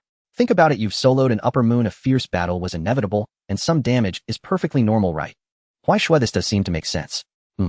You're right. Seeing that her Shueshua still had some emotional intelligence left was a relief. Mion became more animated, continuing to chatter on, providing suggestions. While listening, Huaishua quietly continued on her way. It wasn't that she didn't want to talk about those who had passed. She just clearly understood. Since the deceased had already departed, it was enough to cherish their existence without letting herself get trapped in grief. What she needed to do was to keep growing stronger, to ensure that no more people would share this fate. Mion babbled all the way, and Huaishua listened along. The entire time it was just okay, until she reached the butterfly house. As dawn approached, the butterfly ninja was preparing to dry some herbs in the yard and looked up upon hearing footsteps. When she saw Huaishua's condition, she froze. Huaishua stood at the door, covered in mud with several tears in her clothes. Dropping the herbs, she rushed over, taking a deep breath. Sister Huaishua, where have you been this time? Don't tell me you fell into a well again. You've used that excuse 3 times already. I'm okay. Huaishua had no words and could only close her mouth. At that moment, Kanae walked in from outside. She had just returned from a mission and still carried the night dew's dampness. Seeing Huaishua's appearance, she couldn't hold back either. Huaishua, what happened to you? Under the gaze of 2 pairs of eyes, Huaishua thought for a moment and decided to be honest. So in the calmest tone she delivered the most explosive news. It's nothing much, I just encountered an upper moon last night. What? She said she encountered something last night. This sentence left Kanae and Rin completely stunned. Their brains lagged for a moment before rebooting. What? Rin's shout nearly blew the roof off. Kanae's expression changed as well, and she and Rin pressed Huaishui in place, checking her from top to bottom. Where are you hurt? Are you injured? Let me see. Hand. Show me your hand. Turn around, let me see your back. Huaishui was tossed back and forth by the two, and when she met the eyes of the passing hidden, she felt a bit awkward. Yet she did not struggle allowing them to inspect her. Until they confirmed that she had no injuries at all. Run, and Kanae finally breathed a sigh of relief. What are you trying to do, scare me to death so early in the morning? Upper moon, that's an upper moon. Kanae wiped the sweat from her forehead. As long as you're fine, that's good. Seeing their worried expressions, a faint smile appeared at the corner of Huaishui's mouth. However, suddenly remembering something, Rin asked in confusion. Why hasn't Sister Huaishui reported such an important matter about encountering an upper moon? But just as she finished speaking, a noisy announcement came from outside. Happy news.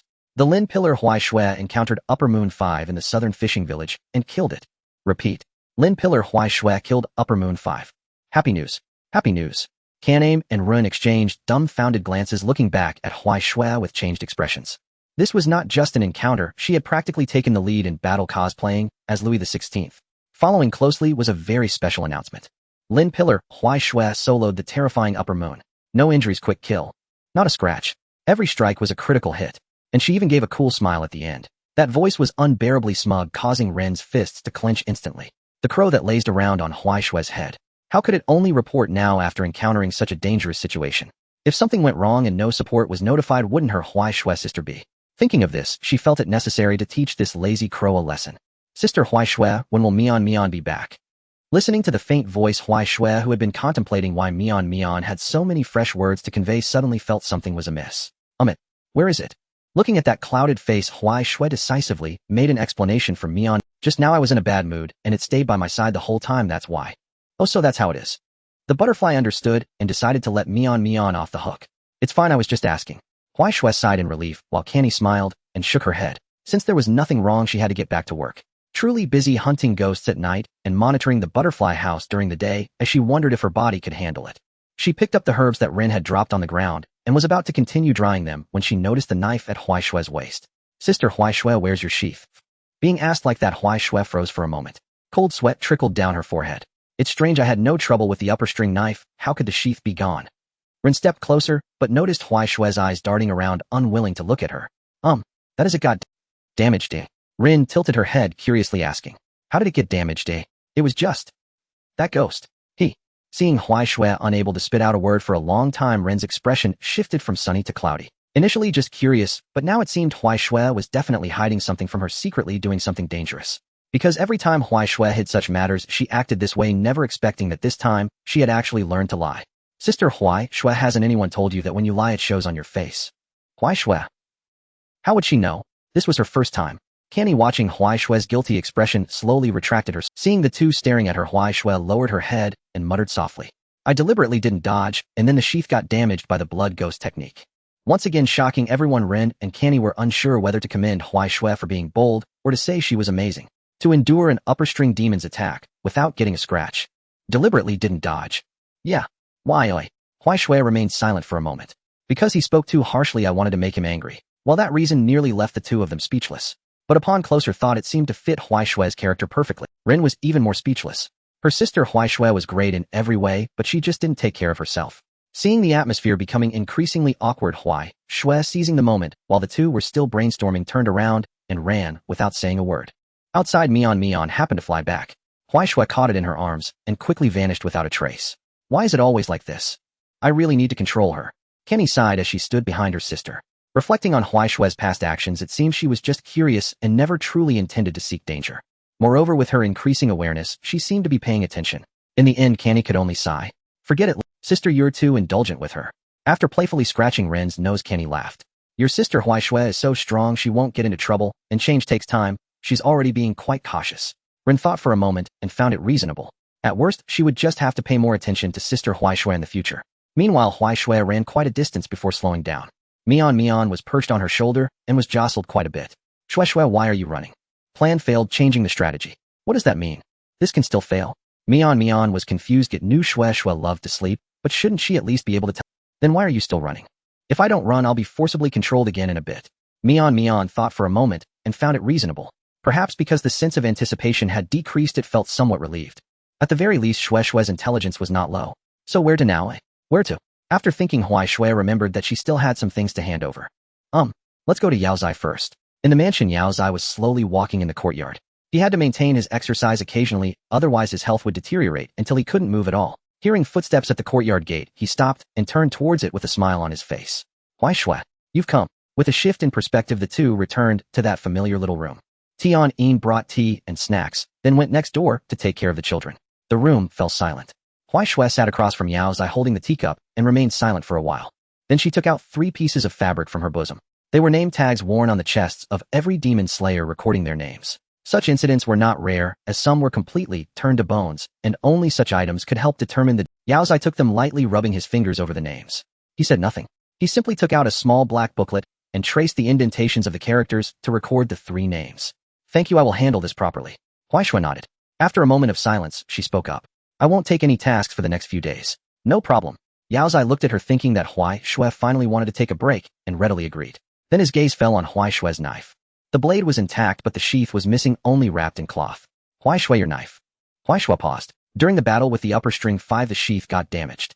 Have you contacted the forging village? Yes, I've already. Since Shui's knife was slightly longer than the usual size, the sheath couldn't be made carelessly, and Shui didn't like sheaths made by others. So she could only ask Mr. Steel Tomb to make another one. She looked down at the knife in her hand, thinking to herself. It broke again right after being made, and she wondered if Mr.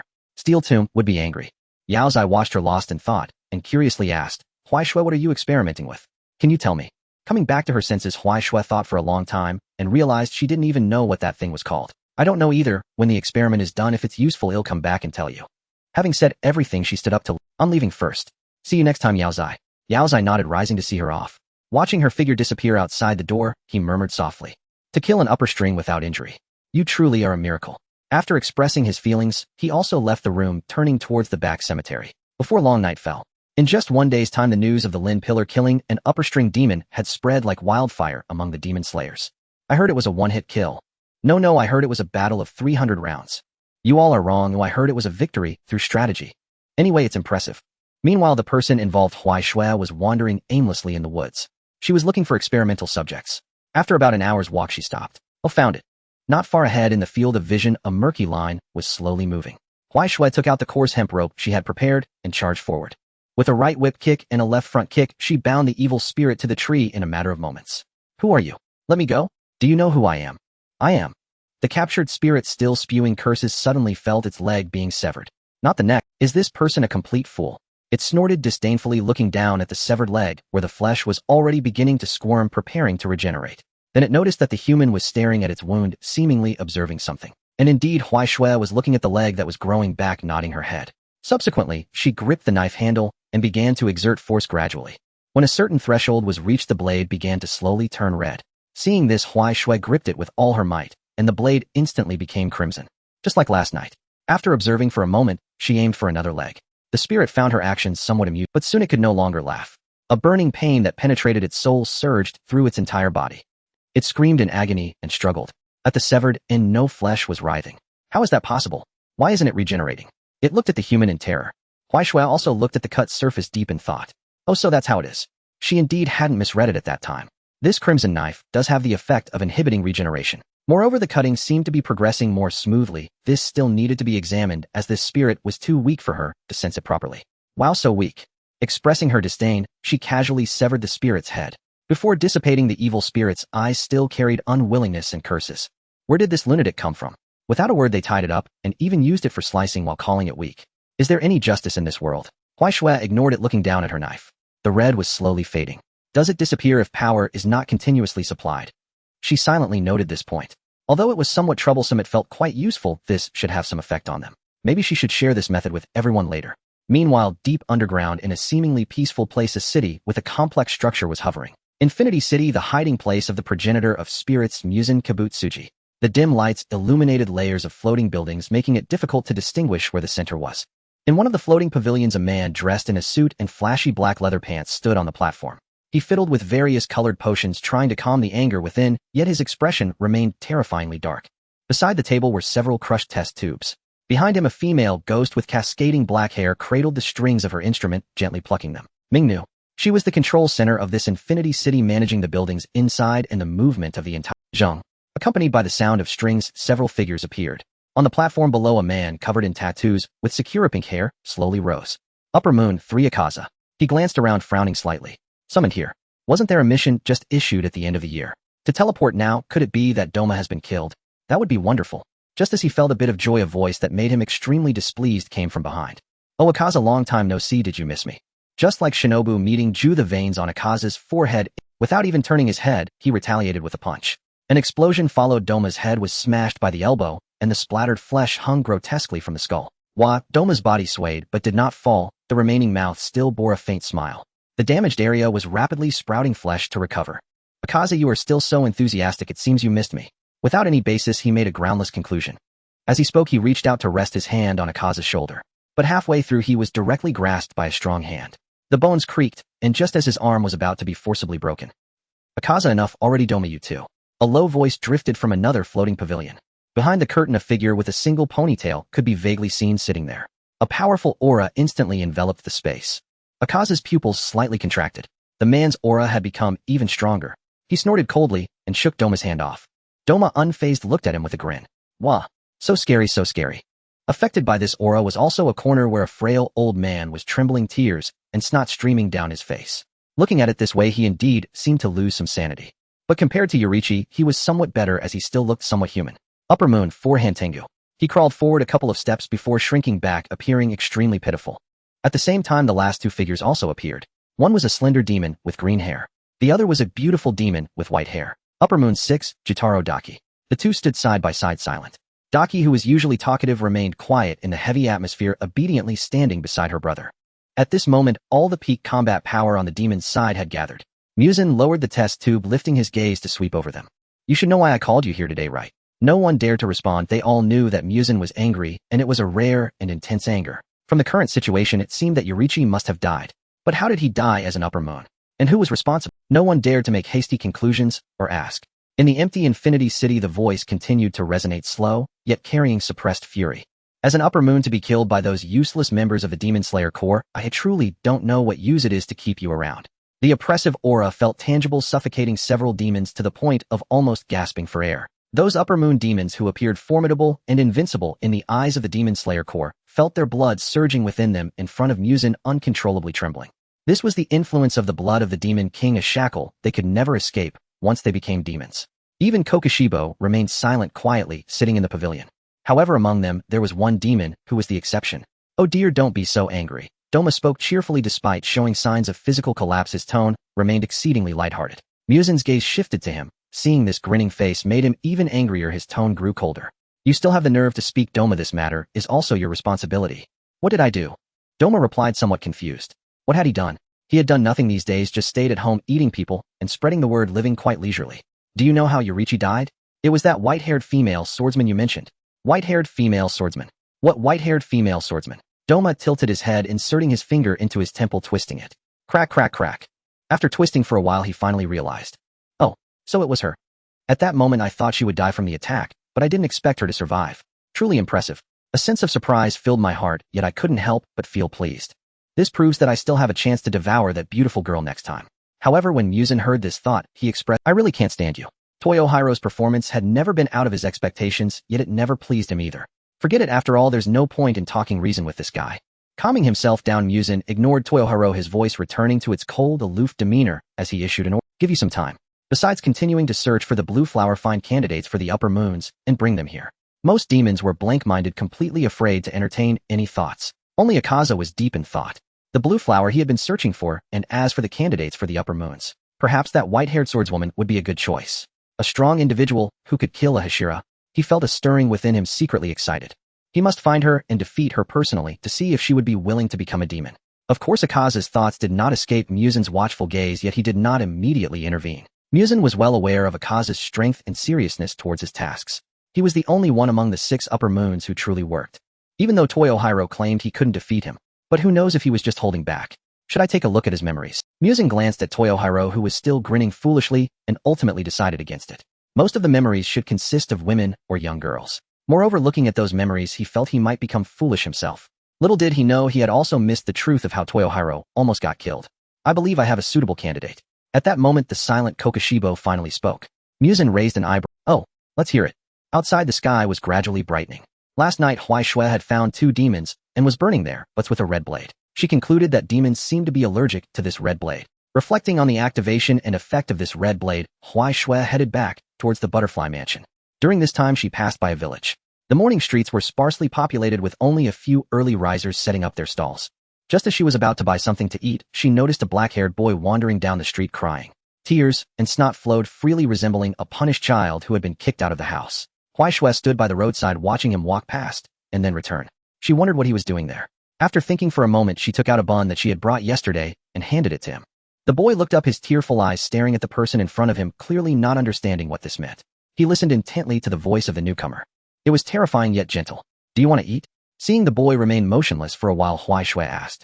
The boy looked at the bun, and his stomach cooperatively made a sound. With some shyness, he took it and took a few bites, his tears gradually stopping. He mumbled as he chewed, "Thank you. You are really kind." Huaishui thought. Is this me being put on the good person card? Those who get the good person card in novels usually don't end well. Forget it, let it be. After all, she wasn't afraid. As the boy continued to eat, he opened up and began to share his tragic experiences with Huaishui. Listen to me, they are so bad. A few days ago, I ran into a girl who said she would give me a warm home, so I gave her all my remaining money, but she ran away, leaving not a single coin. And now I'm buried in debt. They are all looking for me, hitting me. As he spoke, tears were about to fall again. Huaishui listened silently, and even she found it hard to assess. Was this person an idiot? But looking at the boy named Zenitsu in front of her, she suddenly felt he looked somewhat familiar. An odd sensation, where had she seen him before? Her gaze gradually shifted to his lungs, and Huaishui became somewhat entranced. From her perspective, as Zenitsu cried, they seemed to be heaving. That intense feeling of breath. Oh, she remembered. Over 3 years ago, that breeder Mr. Sakanji, who had a brief encounter with him, seemed to have breathed that way. Yet Zenitsu still gave her an extremely faint feeling. However, if the subject was an ordinary person, that would be terrifying. Moreover, his aura was very pure, but for some reason it was mixed with a hint of pale yellow, and it kept trembling. Huaishui stared for a long time, unable to make sense of it. Are you cold? Zenitsu was stunned for a moment, looking down at himself. No, I'm not cold. Then why are you shaking? I'm scared. His voice gradually diminished, and Zenitsu spoke with a sob. What if I can't pay off my debts? What if I get beaten to death? What if I starve to death? I'm still so young, and I've never even held a girl's hand.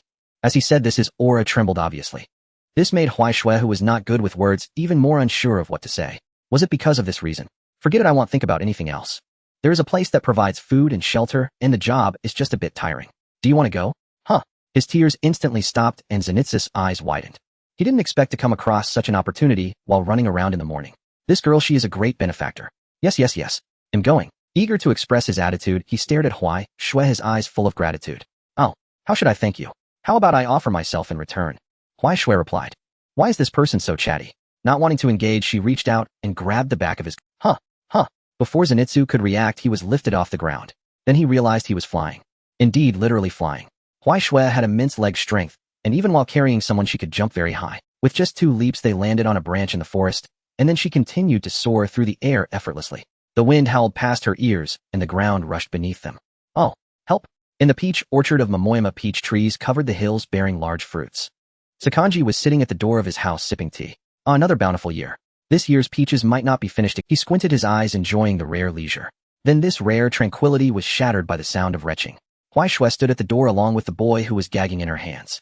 What a strange sight. Sakanji was a bit bewildered, then he chuckled. He stood up and looked over the 2 before. Huaishui, you've grown taller after not seeing you for a few years. Huaishui nodded in agreement, and then pushed Zenitsu forward. Sakanji-senpai, I think he is quite suitable for thunder breathing. Would you like to take him as a disciple? Sang Dao's gaze settled on Shawnee. Very well. He agreed with scarcely a thought. After all, anyone who had drawn Huaishui's attention could not be lacking. Besides, he had indeed been lonely up on the mountain, and more people would at least bring some liveliness. Shawnee was dumbfounded.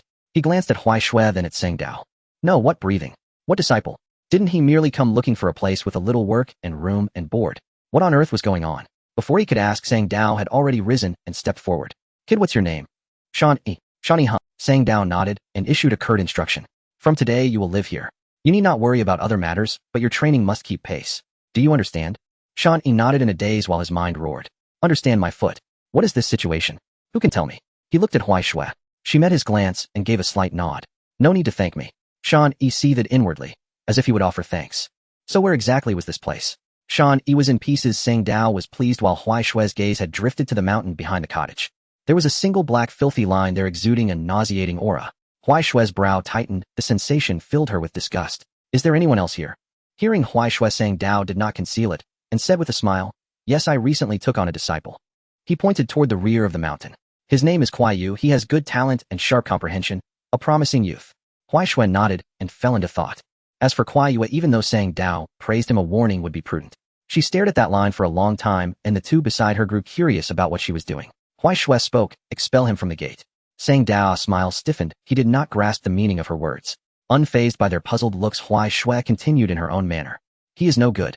Sang Dao was silent for a moment, a note of inquiry in his voice. Why not? He asked. He truly did not understand. Sang Dao had seen Kuai Yu's talent and comprehension. He was a rare, promising seedling. Huai Shue shook her head. She knew Sang Dao would take her words the wrong way. I am not speaking of talent, I speak of the person. There are at least several lives on his hands, and there is no sign he intends to change. If that was so, it could not be seen in everyday behavior. But how did Huai Shue know? Memories rose in Sang Dao's mind as he recalled what Yao Zai had once said in their earlier conversation. This girl, it seemed, could discern a person's good and evil. If that were so, if what Huai Shue said were true, if Kuai Yu truly, then how could he in good conscience entrust the children of Gui Sha Dui to him? With a sigh, Sang Dao resolved to observe for a few more days. Thank you. I will consider it carefully. Huai Shue nodded and fell silent, turning to walk down the mountain. Shan Yi stood where he was, watching her retreating figure, baffled. Suddenly the atmosphere felt off. What was happening? A little at a loss, he ventured. Grandfather, what are we going to do? Sang Dao regarded the newly inducted, somewhat slow-witted child before him with such purity in his eyes. He also recalled Kuai Yu's habitual, almost imperceptible ingratiation. At last 1,000 thoughts condensed into a single sigh. First they would eat, then resume the morning's training. As the sun shifted toward midday, Dai Wu returned to its usual bustle. In the dispensary, Hudi Run had just finished concocting medicines for the injured and stretched. After a busy morning, she could finally rest a little, having not eaten since the night before she left the pharmacy, intending to find something in the kitchen. After a few steps where was Xiang Nai Hu? At this hour she should have been in the courtyard helping to dry and turn the herbs. Why was she where could she have gone? Rin searched Dai Wu, the kitchen, the backyard, even the privy, every corner, but there was with lunch approaching and no sign of her, an almost unthinkable scenario flashed through Hudi Rin's mind. Could Xiang Nai Hu have slipped out to play? That did not fit her character. She would not go out on her own. Thinking so, Rin finally stood before Xiang Nai Hu's bedroom. She gently opened the door. The room was silent. At a glance there was no one. Yet the quilt was bulging. Something was clearly hidden beneath. Rin's step faltered. She had not expected the girl to actually be there. But Xiang Nai, who hardly ever overslept, could she be unwell? That seemed unlikely, as she had been taking herbal tonics to adjust her health in recent days. Perhaps she simply wanted a child. Indulging in extra sleep could be good for growth. With that thought, Ren's mouth curved faintly. Still, after all, lunch was near. She stepped forward and gently lifted the quilt, then froze. Xiang Nai, who was not asleep, her eyes were wide open. When the quilt was pulled back, she lay perfectly still, motionless and silent. She stared straight at Ren. Beside Xiang Nai, who Huai Shue lay on her side, one arm wrapped around the girl and a leg draped. Their faces were pressed together and squashed, forming a chubby, endearing shape. Xiang Nai, who though squeezed remained unmoved and simply turned her eyes to Ren. Cutie Ren was at a loss. Her first instinct was to pull Huai Shue up, but after watching a while she turned her head slightly. How had she never noticed before? Huai Shue could be quite adorable like this. As she slept, there was none of her usual impassive expression. Instead, her face held a peaceful calm. Like an oversized doll. Cute as it was, she still needed to be woken. Who knew how long Xiang Nai who had been held like that? Ren reached out and tugged at Huai Shue's shoulder. Huai Shue, wake up. There was no response. Huai Shue continued to slumber. Ren exerted more force and gave a sharp push. Huai Shue, get up. Huai Shue mumbled and hugged Xiang Nai, who squeezed a little too tightly. Xiang Nai, who pouted in mild displeasure. Ren was speechless. She drew a steady breath. It seemed she would have to try another approach. Xiang Nai, who looked at the hands draped over her shoulder, unsure of their intent. As Ren tugged upward, the girl was pulled free from Huai Shue's embrace. Huai Shue, half in sleep, furrowed her brow and showed signs of waking, though she still resisted opening. She mumbled and groped around, wondering where the soft thing that had been in her arms had gone. At last she found it and clutched it to her chest. Ren lowered her head and watched the hands clinging to her lap in silence. Mian had at some point, when it saw Shue holding fast to that thigh and Ren's ensuing bewilderment, it could not contain itself and let out a little laugh. The sound drew Hudi Ren's attention as she shot at a dark look. Mian immediately quieted. It flew in and alighted by Huai Shue's ear, whispering, Shue, it's time to eat. Huai Shue's eyelids fluttered and she finally allowed herself to open them. She sat up in a drowsy haze, glanced at Xiang Nai, who beside her, and Ren standing nearby, then yawned.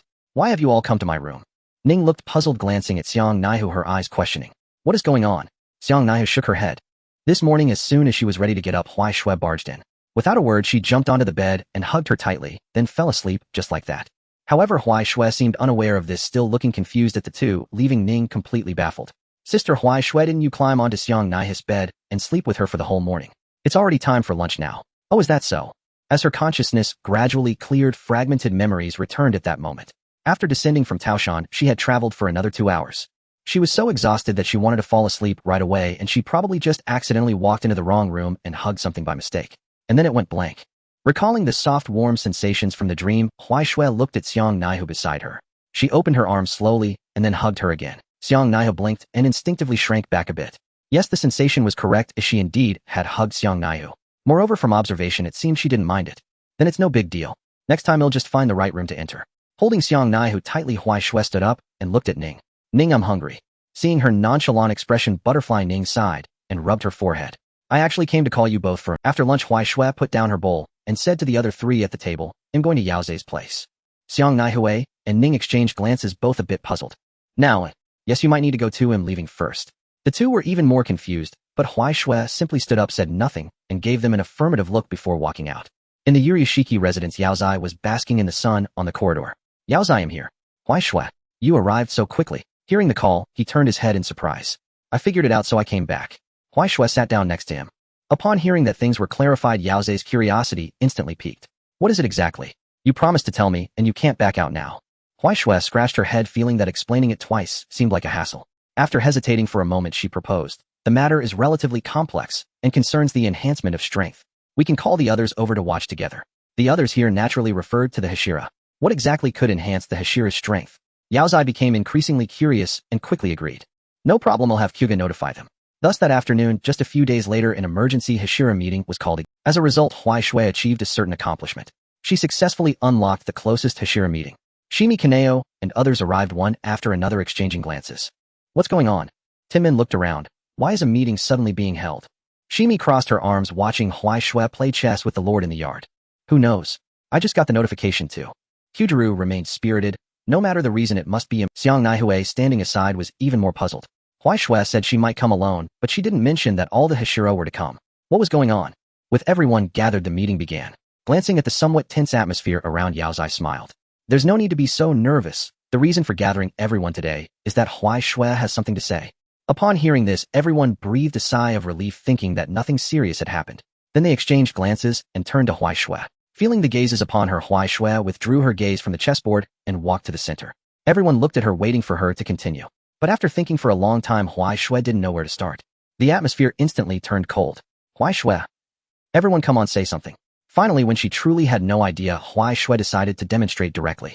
She drew the sword at her waist, its blade shimmering with a faint blue light under the sun. However, as she gradually exerted force, red light began to spread from the hilt, quickly covering the entire blade. Although the Nichiren blade is known as the color-changing sword, a bright red blade had never been seen before, let alone a blade that changed colors after already changing. Such a strange phenomenon also drew gasps from the crowd. This is it. Kyujuru was the first to voice his question. The color looked somewhat like his. However, compared to his, the color of his blade was much lighter. Huai Shui held up the sword, waiting for them to look enough before she put it away. This is called the Heki blade. Speaking of the naming process, Huai Shui felt a bit regretful. Originally, she wanted to name this blade Heaven-Burning Fiery Blade, thinking it would sound very cool. In the end, she heard from Yao Zhe that there had apparently been a fully red-bladed sword in the past, and people referred to it as the Heki blade. Thus, the naming matter was dropped. Shimi frowned. How did you make this? What function does it have? Just grip it tightly. Is that it? Hearing that the activation method was so simple, he immediately drew his own sword and gripped it tightly. As a result, he turned red in the face, but couldn't activate the Heki blade. Hey. He glared at Huai Shui with a questioning look. Are you messing with me? Huai Shui looked at him, her gaze calm. Then why can't I activate it? I don't know. Shimi.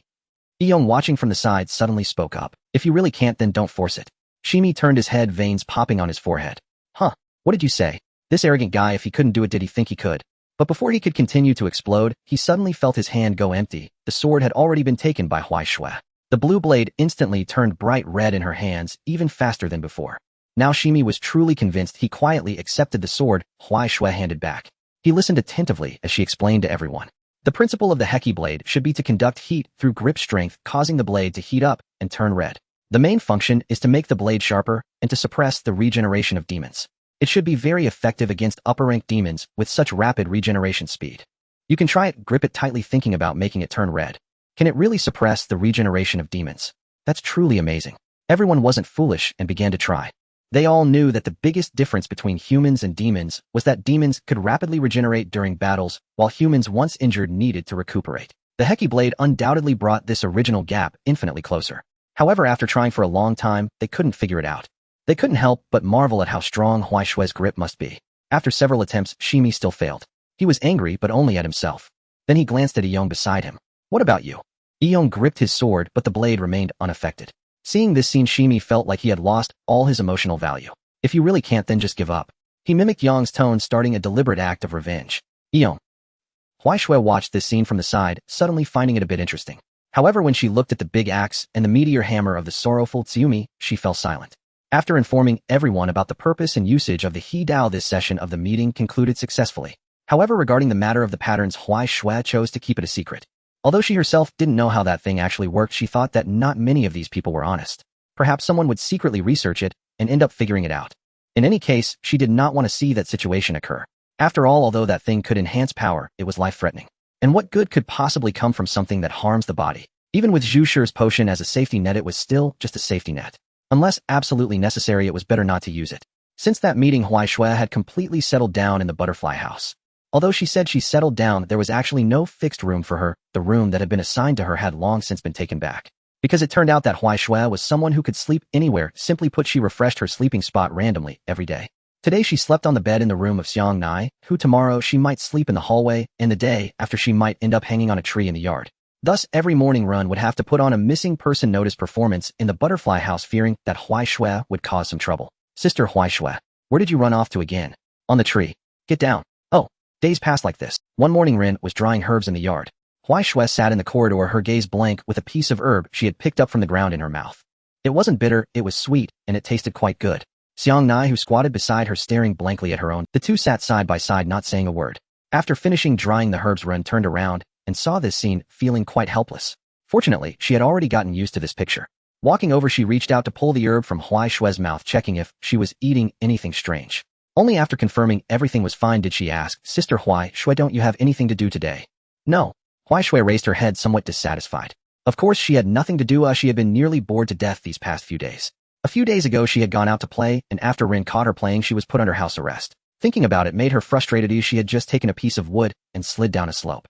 What was so bad about that? But if Rin knew what Huai Xue was thinking, she would definitely give her a good smack. Sliding down a slope was fine, but why choose a slope filled with trees and ice? Was she trying to make it more thrilling by adding obstacles? However, all of the above was purely nonsensical.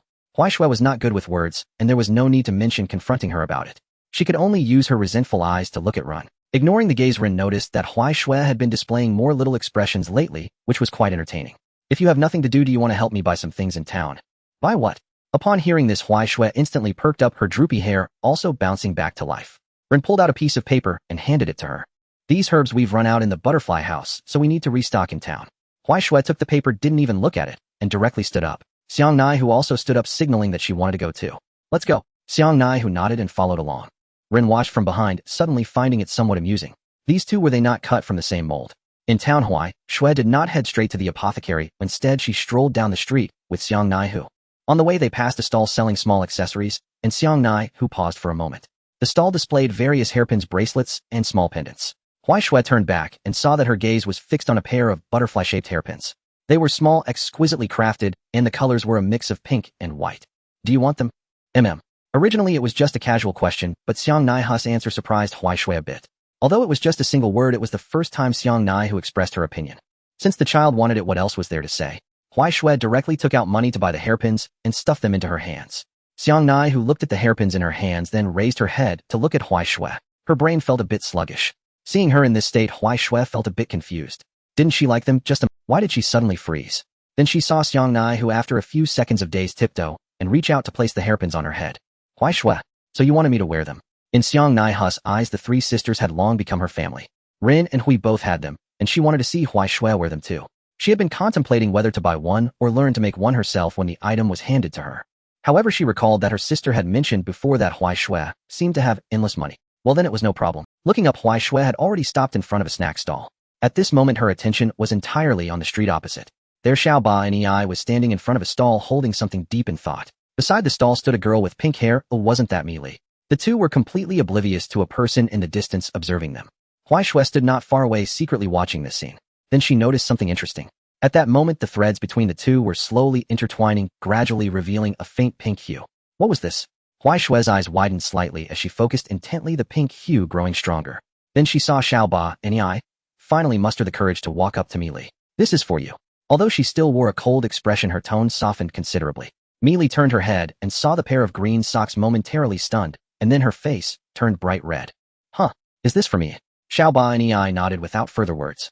She was thinking about what to eat later, having heard that Meili really liked food. Meili accepted the socks, smiling radiantly. Mr. Hey, I am really so happy. Huaishui watched from the side, suddenly feeling something stir within her heart. This feeling was strange, but she liked it so much. She watched the two threads intertwining together, a smile slowly creeping onto her lips. But what exactly was the principle behind this? She needed to study it. Thus, starting from that day, Huaishui had a new hobby, observing those threads that glowed pink. For instance, there was once when Shirmi came to the butterfly house to challenge her, she noticed it. When the two hidden ones met, the threads on them subtly showed a tendency to draw closer. It was not like Xiaoba and Yi and Meili where they completely intersected, but there was a subtle trend. Huaishui watched for a while and nodded. It seemed she understood. Looking at Shirmi's expression that was slightly excited with narrowed eyes, Shirmi felt a bit uneasy. He picked up a wooden sword and threw it over, casually asking, "What are you looking at?" "Nothing." "Then why are you nodding?" "Nothing." Shirmi always felt that her gaze was strange, yet he couldn't pinpoint what was strange about it. Initially thinking not to interfere any further, but during the match this feeling grew stronger and stronger. Because while fighting with him, Huaishui kept looking towards the corridor. "What are you looking at?" "Nothing." "Then why do you keep looking that way?" "I've been a bit cross-eyed lately." "You think this excuse would fool a ghost?" "No ghost would believe it." In a fit of anger, Shirmi lashed out, and he went berserk. Then, he was taken down. "Your speed is somewhat weak, your strength is somewhat weak, and your reflexes are somewhat weak. You might as well practice everything then." After the match ended, this was how Huaishui evaluated it. Through this incident, Shirmi had completely seen the gap in their strengths, but he was neither discouraged nor angry. His mind was only filled with thoughts of going back to practice, and then coming back to find Huaishui to reclaim a victory. At this moment, however, Huaishui was pondering how to make those two threads intersect. From then on, Huaishui's life gradually took on a routine. In the mornings, she was pulled down from tree branches by the well or from the roof by Rin. In the afternoons, she helped Xiang Naihue dry herbs or was made to take some nourishing medicine. At noon, during meals, Xiang Naihu sat beside her, and the two silently dug into their food. In the afternoons, she either played with Xiang Naihu or was dragged by Shimi to compete, after which they discussed matters concerning Xiang Naihue. In the evenings, she continued to find places to sleep. Throughout these days, it was actually Ren who made the most progress. This was because Huaishui often engaged in actions that seemed extremely abstract, even nonsensical to ordinary people. This led to Ren's explosive temper gradually being smoothed out. Until now, whenever she saw those actions, she would merely sigh and helplessly say, "Sister Huaishui, can you not be so abnormal?" And every time this happened, Huaishui would offer her most sincere reply, "But I'm pretty normal, aren't I?" After each exchange, the conclusion was usually Ren's resignation. "Forget it, let it be destroyed." However, Huaishui felt that the days spent in the butterfly house were quite comfortable, especially when holding Xiang Naihu to sleep at night. Soft and warm. Although Ren would always pull her up and say Xiang Naihu is not your pillow. But it didn't matter because Xiang Naihu had recently started coming to find her. Snowflakes fluttered as another winter approached. That morning, Huaishui packed her things and prepared to go out. Ren happened to pass by and looked at her actions with some confusion. Hadn't they just returned from the fog canyon yesterday? What was she going to do now? "Sister Huaishui, are you going out?" "Yes, I'm going to visit a family." "Didn't you go last winter too?" Huaishui nodded, which made Ren even more curious. After all, there were not many people who could command such importance in Huaishui's eyes.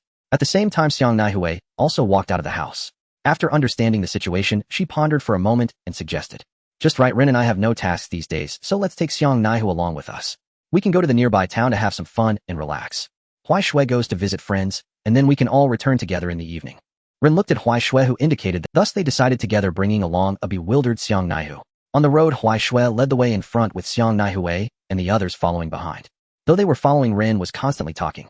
"Sister Huaishui, what kind of person is that friend of yours?" "Oh, that's quite rare." "Yes." Arriving at the nearby town, it was already nearing dusk. Ren was speechless. No wonder Huaishui had to leave so early in the morning. There was nothing to be done. The group had to stay outside for the night and wait until the next day to have fun. However, simply diving into a house to rest was out of the question. Since they were already there, Ren bought some daily necessities while Xiang Naihu purchased a few books. Huaishui also bought a few things, mainly candies and snacks, which she planned to bring to the children of the Kamadu family. After shopping, the group settled into a temporary inn for rest. However, hunting demons happened at night, and suddenly adjusting their schedule made it impossible for them to sleep long. Before morning, the three of them woke up. Once the time was right, and they guessed that Tanjiro's family should be awake, Huai Shui prepared to set out. Near the foot of the mountain, Ren looked at Huai Shui and asked, Sister Huai Shui, when will you be back? In the evening. Then we'll wait for you in the northern town. Huai Shui nodded. Xiang Naihui and the others planned to take Xiang Naihu around the nearby town, preparing to part ways with her and meet back in the evening. Watching Huai Shui slowly ascend the mountain, Ren also prepared to turn and leave. However, she suddenly noticed Huai Shui halting in place. In her line of sight, several lines were violently shaking in the direction of the mountain. On the gray-white background, black flames were burning even more fiercely than what she had seen on Xiang Naihui before. Those were the flames of a dying person.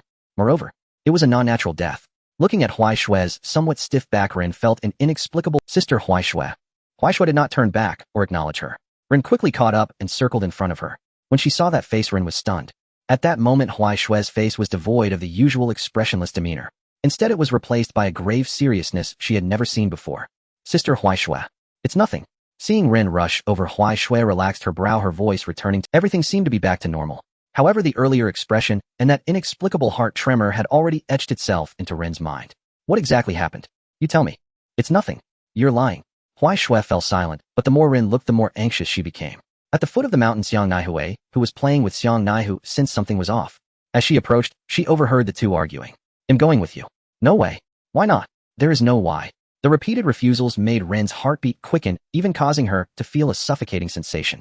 Sister Huai Shui, what exactly do you want to do? Facing Ren's questioning, Huai Shui finally turned her head to look at her. In her eyes, there was no longer the usual, only a determination that was unarguable. She spoke softly, but her tone was cold. Ren, go back. That tone, that gaze, was Huai Shui actually angry. Ren wanted to say something, but Huai Shui was no longer looking at her. Time was running out.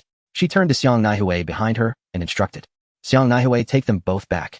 Xiang Naihui frowned at Huai Shui, remained silent for a few seconds, and then slowly spoke. It will be fine, right? Yes, it will be fine. I will come to find you in the evening. After receiving the answer, Xiang Naihui nodded. Then she grabbed the still struggling Ren. Ren, come with me. Sister. Ren looked at Xiang Naihui in disbelief. She couldn't understand why her sister had agreed so readily. But Xiang Naihui understood well. With Huai Shui's strength from the angle, she could see if she said she couldn't go, then she truly couldn't. She pulled Ren, who was still struggling, and turned to leave. At the same time, Huai Shui was also sprinting up the mountain with all her might. In fact, she wasn't sure if she would return safely. Ever since Xiang Naihui encountered Doma, she had been paying attention to those black flames. Those flames only appeared in scenes where demons harmed others. The size of the flames was solely related to the strength of the demon. What could be seen with the naked eye was basically the upper moons, and the fire burning so violently on the mountain. What kind of existence could that be? The moment of daze she had at the foot of the mountain was actually her rare hesitation. Huai Shui did not realize when she had started to fear death, but she could not retreat. Not to mention the care Tanjiro's family had shown her at that time.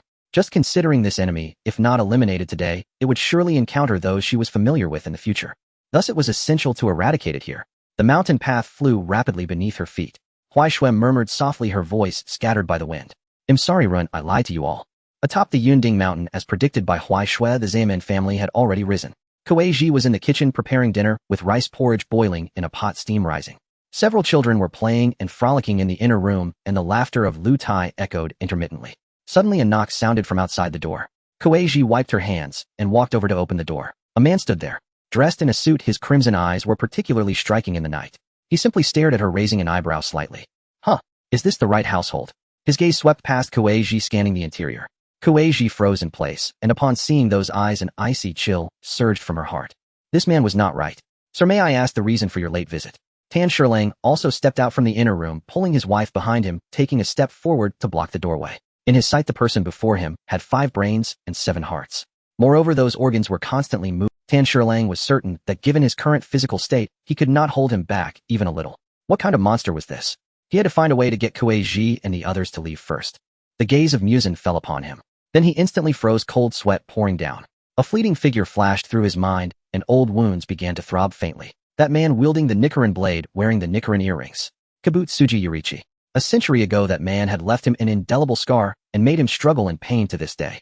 But in just an instant he reacted. No, it wasn't him. That man could not possibly be so weak. Heh. He coldly sneered as he raised his hand. His sharp nails extended, gradually turning blood red. Since it wasn't him, then he would plant his own blood into him. Let's see if he can create a useful pawn. However, at that very moment, a sharp pain sliced through the skin at the back of his neck. Instinctively tilting his head, the blade grazed his neck. The half of his head that had been cut instantly healed. Simultaneously, his arm swung violently backward. But he hit nothing. Huai Shui had evaded the counterattack and landed steadily on the snowy ground, staring intently at the man before her. That previous strike she had initiated from a distance using her light body to launch a surprise attack from the air. Yet this man had actually dodged. No, even if he hadn't dodged, that strike probably wouldn't have killed him. Moreover, with this kind of strength and oppressive presence, there were no numbers in his eyes. Found you, you wretched ghost. Boom. A loud crash echoed from behind. A whole row of trees fell, snow flying, and the ground trembled. That was the result of Muzan's instinctive swing just now. The Zaemin family stared in shock at the scene before them. The tremendous attacking power and rapidly healing neck were reshaping their worldview. They finally realized just how terrifying this person. No, this monster before them was. Muzan's gaze fell on Huai Shui, narrowing his eyes. Another swordsman from the Demon Slayer Corps. White hair, red eyes. He recalled the girl that Doma mentioned during his last report. So it was her. Muzan suddenly became somewhat interested. The Himejima family had been killed by her, and Akaza seemed particularly interested in her as well. If this person could be turned into a demon, not only would it fill the vacancy in the upper six, but it would also make Akaza more motivated to work. After all, Akaza was too easy to understand. Having such a strong opponent would undoubtedly inspire his fighting spirit. I admire you, let me give you some rewards. His tone carried a sense of self-satisfaction. He raised his hand, gathering a pool of blood in his palm, gesturing for Huai Shui to come and drink. As for the human family beside him, Muzan had never regarded them seriously. He could kill them whenever he pleased. What he hadn't expected was that in response to his invitation, Huai Shui ignored him completely. Her gaze passed over him, landing directly at the entrance of the wooden house behind him. Nezuko was holding the youngest brother, and several children were huddled in fear behind the door. Tan Shirlang protected Kuei Ji, his face pale. This was truly the worst outcome. They had to find a way to get them to leave. At least they needed to escape the range of the opponent's attack. The snow began to rise in large clouds, instantly turning into a white haze obscuring everything. Cloud breathing forth form pure shadow, without trace. A little trick. Muzan coldly snorted, retracting the blood, and following the movement of the figures within the mist, locking onto the shadow that appeared before him. He then raised his arm, flesh buds surging violently, condensing into a grotesque mass, slicing through the air toward Huai Shui. What a fast reaction speed. Huai Shui secretly gasped, also accelerating her speed, transforming her single strike into dozens of strikes. That arm was directly shredded into countless meat scraps under this assault. Yet the blade's momentum did not diminish, pressing directly toward Muzan's chest where a heart and two brains lay in a straight line. Seeing the attack approaching, Muzan retreated, his deformed arm returning to its original form. He certainly didn't want to ruin his suit over a mere ant. After forcing Muzan back, Huai Shui slowly exhaled, but still did not dare to relax. She did not turn back, her eyes fixed on Muzan, speaking in a deep voice. Tan Shirlang, take them and run down the mountain. Hearing this, Tan Shirlang hesitated, unsure of what to do. Seeing Huai Shui remain unyielding, Muzan's anger rose. This mere human was truly too dismissive of him. Then let's first beat her half to death, erase her memory, and turn her into a demon. As for those behind her, if they die, or it doesn't matter. Without any warning, he raised his hand and swiftly swung it.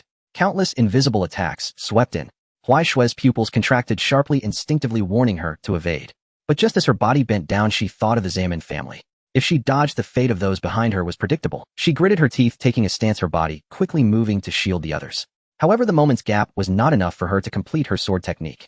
The ultra-high-speed attack swept past, instantly shattering the wooden house behind her, and the trees on either side also suffered, until snow flew and thunderous crashes fell. Only then did Tan Shirlang and the others realize what had just happened. They were still alive, and no one was injured. Before them, bright red blood fell onto the pure white snow. First a few drops, then a stream that flowed more and more. Huai Shui stood there, a dramatic wound from her left rib to her right hip, deep enough to see bone. Her heart raced, blood gushing out wildly. Just now she felt the breath of death. Go. The command, mixed with heavy breathing, came out in a somewhat hoarse voice. Tan Shirlang looked at her back, wanting to say something. But in the end he just turned around, pulling the still trembling Kuei Ji, picking up the youngest child, and leading everyone down the mountain. In front of the ruins of the wooden house, the snow continued to fall. Once everyone was far away, Huai Shui tightened her muscles to prevent her insides and blood from spilling out, then closed her eyes. In her mind, scenes flashed by. Master Kanae, Shinobu drew the Butterfly Sisters, and Kanae Plus. Enough. She suppressed each of those images one by one, pushing them down deep inside her. Her breathing steadied and her heartbeat returned to normal. When she opened her eyes again, her gaze had already returned to its usual calm. She coldly stared at Muzan. Muzan stood still, having witnessed the previous scene, taking a hit from a sudden change in tactics. To protect that family. How ridiculous. But how many years had it been since he had seen such a strong swordsman? Unprecedentedly, he spoke to the mortals he looked down upon. You Demon Slayer Corps yell to kill me every day. Is it amusing? How could an ant possibly shake an elephant? Anyway, humans die eventually. If they die, so be it. What's there to You are also human. You should know the fragility of humanity. I agree to your joining us. You should feel grateful. A series of anti-human worldview-shattering words spilled from his lips. Meanwhile, Huaishue's mind had gone blank. This was because Yong had once told her, when facing an idiot, just turn off your brain and don't listen to him. That's exactly what she was doing now. The moment Muzan spoke his second sentence, she concluded, this person was a complete idiot 5 times over. There was no saving him. Something in her arms was moving. Mian poked its head out of her clothes, its entire body. It had just felt something fly past above its head. Great-grandma, is that you? No, wait, why does it feel wet? There's blood. It looked at Huaishue, panicking instantly. Such a large wound. Who did this? I just took a nap, but what trouble did Shueshue get into? Shueshue, you. Mian.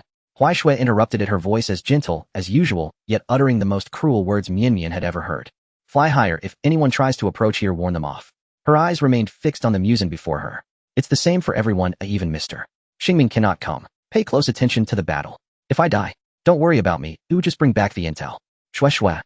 In disbelief, Mian never thought Shueshue would say such things, never. But Huaishue did not give it a chance to speak, raising her hand and tossing it into the air. Flapping its wings desperately, Mian flew higher. The wind howled past its ears, scattering its tears behind. My own Shueshue won't lie. If she says she can win, she will. If she says she can't, then she really can't. This once proud declaration became an unshakable source of torment in its heart. Why? Just this morning, everything was fine. It was annoyed that Shueshue got up early and curled up to sleep inside. How could it wake up to this?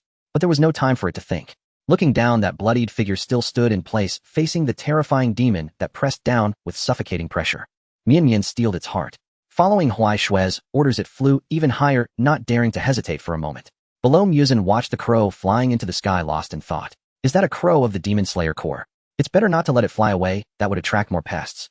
He raised his hand and waved casually. An invisible shockwave shot towards Mian. Bang!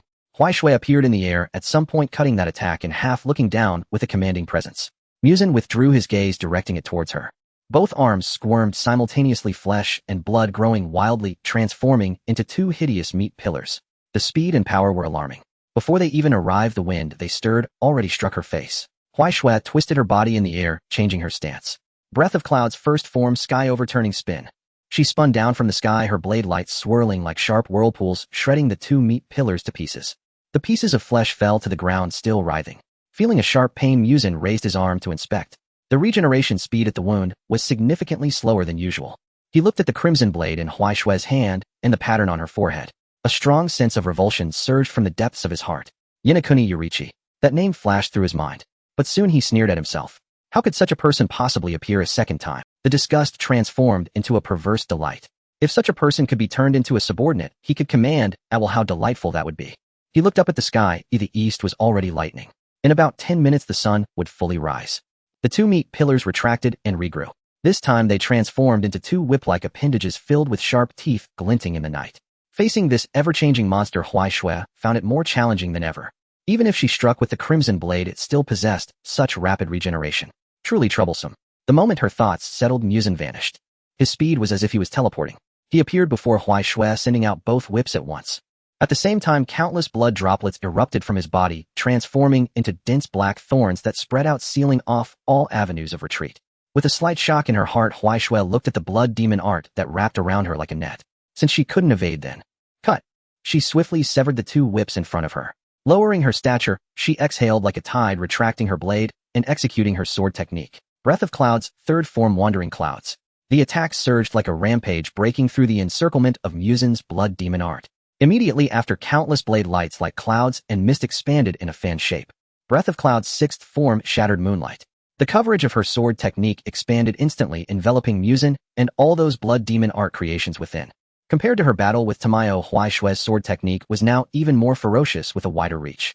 Each strike carried a hint of crimson light, saturating the area with explosive force. However, there was not the slightest hint of panic on Muzan's face.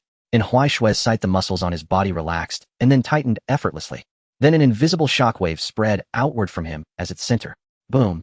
The clash of sword technique and shockwave erupted in the air, creating ripples that were immediately obliterated by the ensuing second shockwave.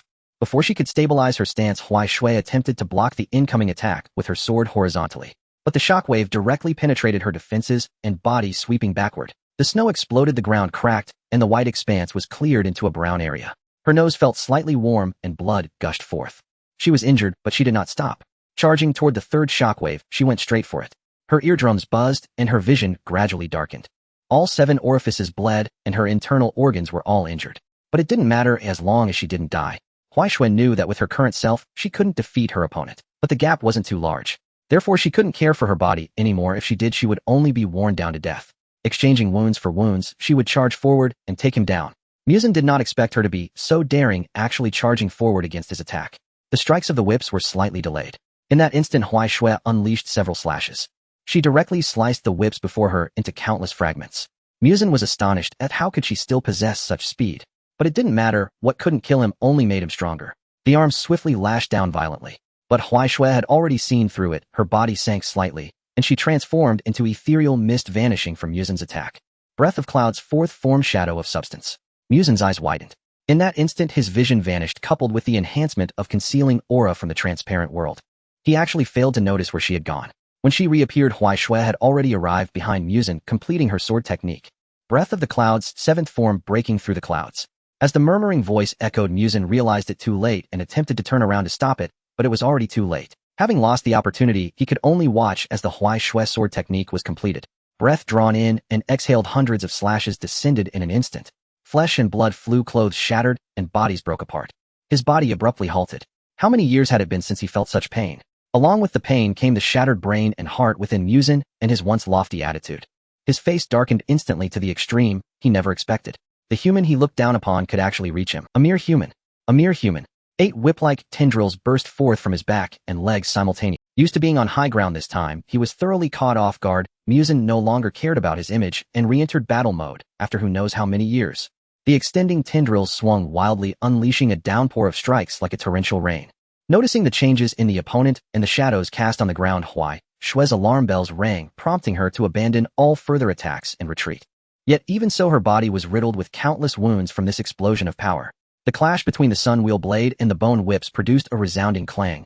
Feeling her right arm go numb, Huaishui's heart sank once again. Muzan no longer pretending surpassed his previous speed and strength. This only widened the gap that was already significant. PFF. Blood splattered. Even a slight misstep could tear away a large chunk of flesh.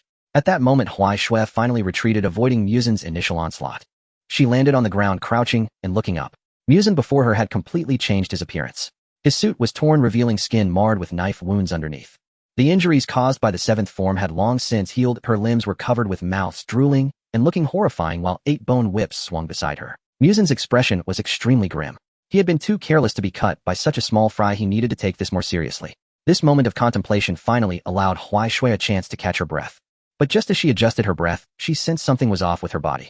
The world before her seemed to drift, and her breath became chaotic once more.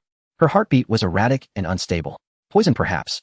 She murmured softly, her gaze shifting to the bone whips, immediately realizing the latent threat they posed. At the same time the shadows closed in. She perceived that deadly attacks were coming from both sides. The 8 tendrils and 2 arms struck simultaneously. Not allowing Huaishui a moment to think, a storm-like area attack was unleashed once more. Those tendrils with each swing carried a powerful suction like a black hole with a blender. As a result, Huaishui's evasion trajectory was skewed time and again. Even though the transparent world helped her see clearly, her declining physical state could not reach its peak speed. If she couldn't dodge, she had to withstand it with her blade. After several rounds, the intense battle turned the blade increasingly crimson. It was only at this moment that Huaishui truly understood the use of the He blade. The greater the added force, the more the He blade could unleash its true effects, and the stronger the suppression of Muzan's regeneration. But she realized this too late. The toxins accumulated within her body and the loss of blood made her head spin. Worse news followed soon after. Without the sense of pain, Huaishui could not force herself to regain her mental focus. This led to her overwhelming fatigue. So sleepy, so tired, so wanting to sleep. But just as this thought arose, she forcefully suppressed it. No, I can't stop. I absolutely cannot rest. I must clear the obstacles and meet them once again. But I need to think of a way out, otherwise I won't be able to get close to him. In contrast, Muzan's movements grew increasingly relaxed, and the anger on his face gradually faded. I am very disappointed in you. His voice was laced with disdain. He was gradually losing interest in Huaishui. As expected, aside from Yurichi Tsujikuni, humans are all garbage. Just taking it a bit seriously, and she is already on the verge of collapse. Boom. Another whip struck down. The suction misaligned her center of gravity, adding more wounds to Huaishui's body. Explosive sounds rang out, echoing through the valley. But she didn't want to care, nor could she hear. Her eardrums had already burst from the shockwaves earlier. At the foot of the mountain, at the home of the village elder, Tanjiro was startled awake by the enormous explosion and sat up abruptly. He rushed out of the house and saw his family. Father, mother, and younger siblings all came down. This scene left Tanjiro stunned. Why are you all? Then he caught the scent. The heavy atmosphere surrounded. Could it be? He quickly scanned the area. Everyone was there, nothing was amiss. Then why? As the children recounted the events, Tanjiro's pupils gradually constricted. He looked at his father, seemingly wanting confirmation. But Tanjiro's father said nothing. What could he do, and what could he say? He was originally hanging on to life with medication and hadn't recovered. Running down the mountain with all his might already had him gasping for breath. Even if he had stayed behind, he probably wouldn't have been able to withstand the opponent's strike. Huaishui always said they had taken care of her, she should express her gratitude. But what exactly had they done for her? Just letting her stay for a night. Just saying a few words of concern. He felt guilty in his heart, believing he owed Huaishui.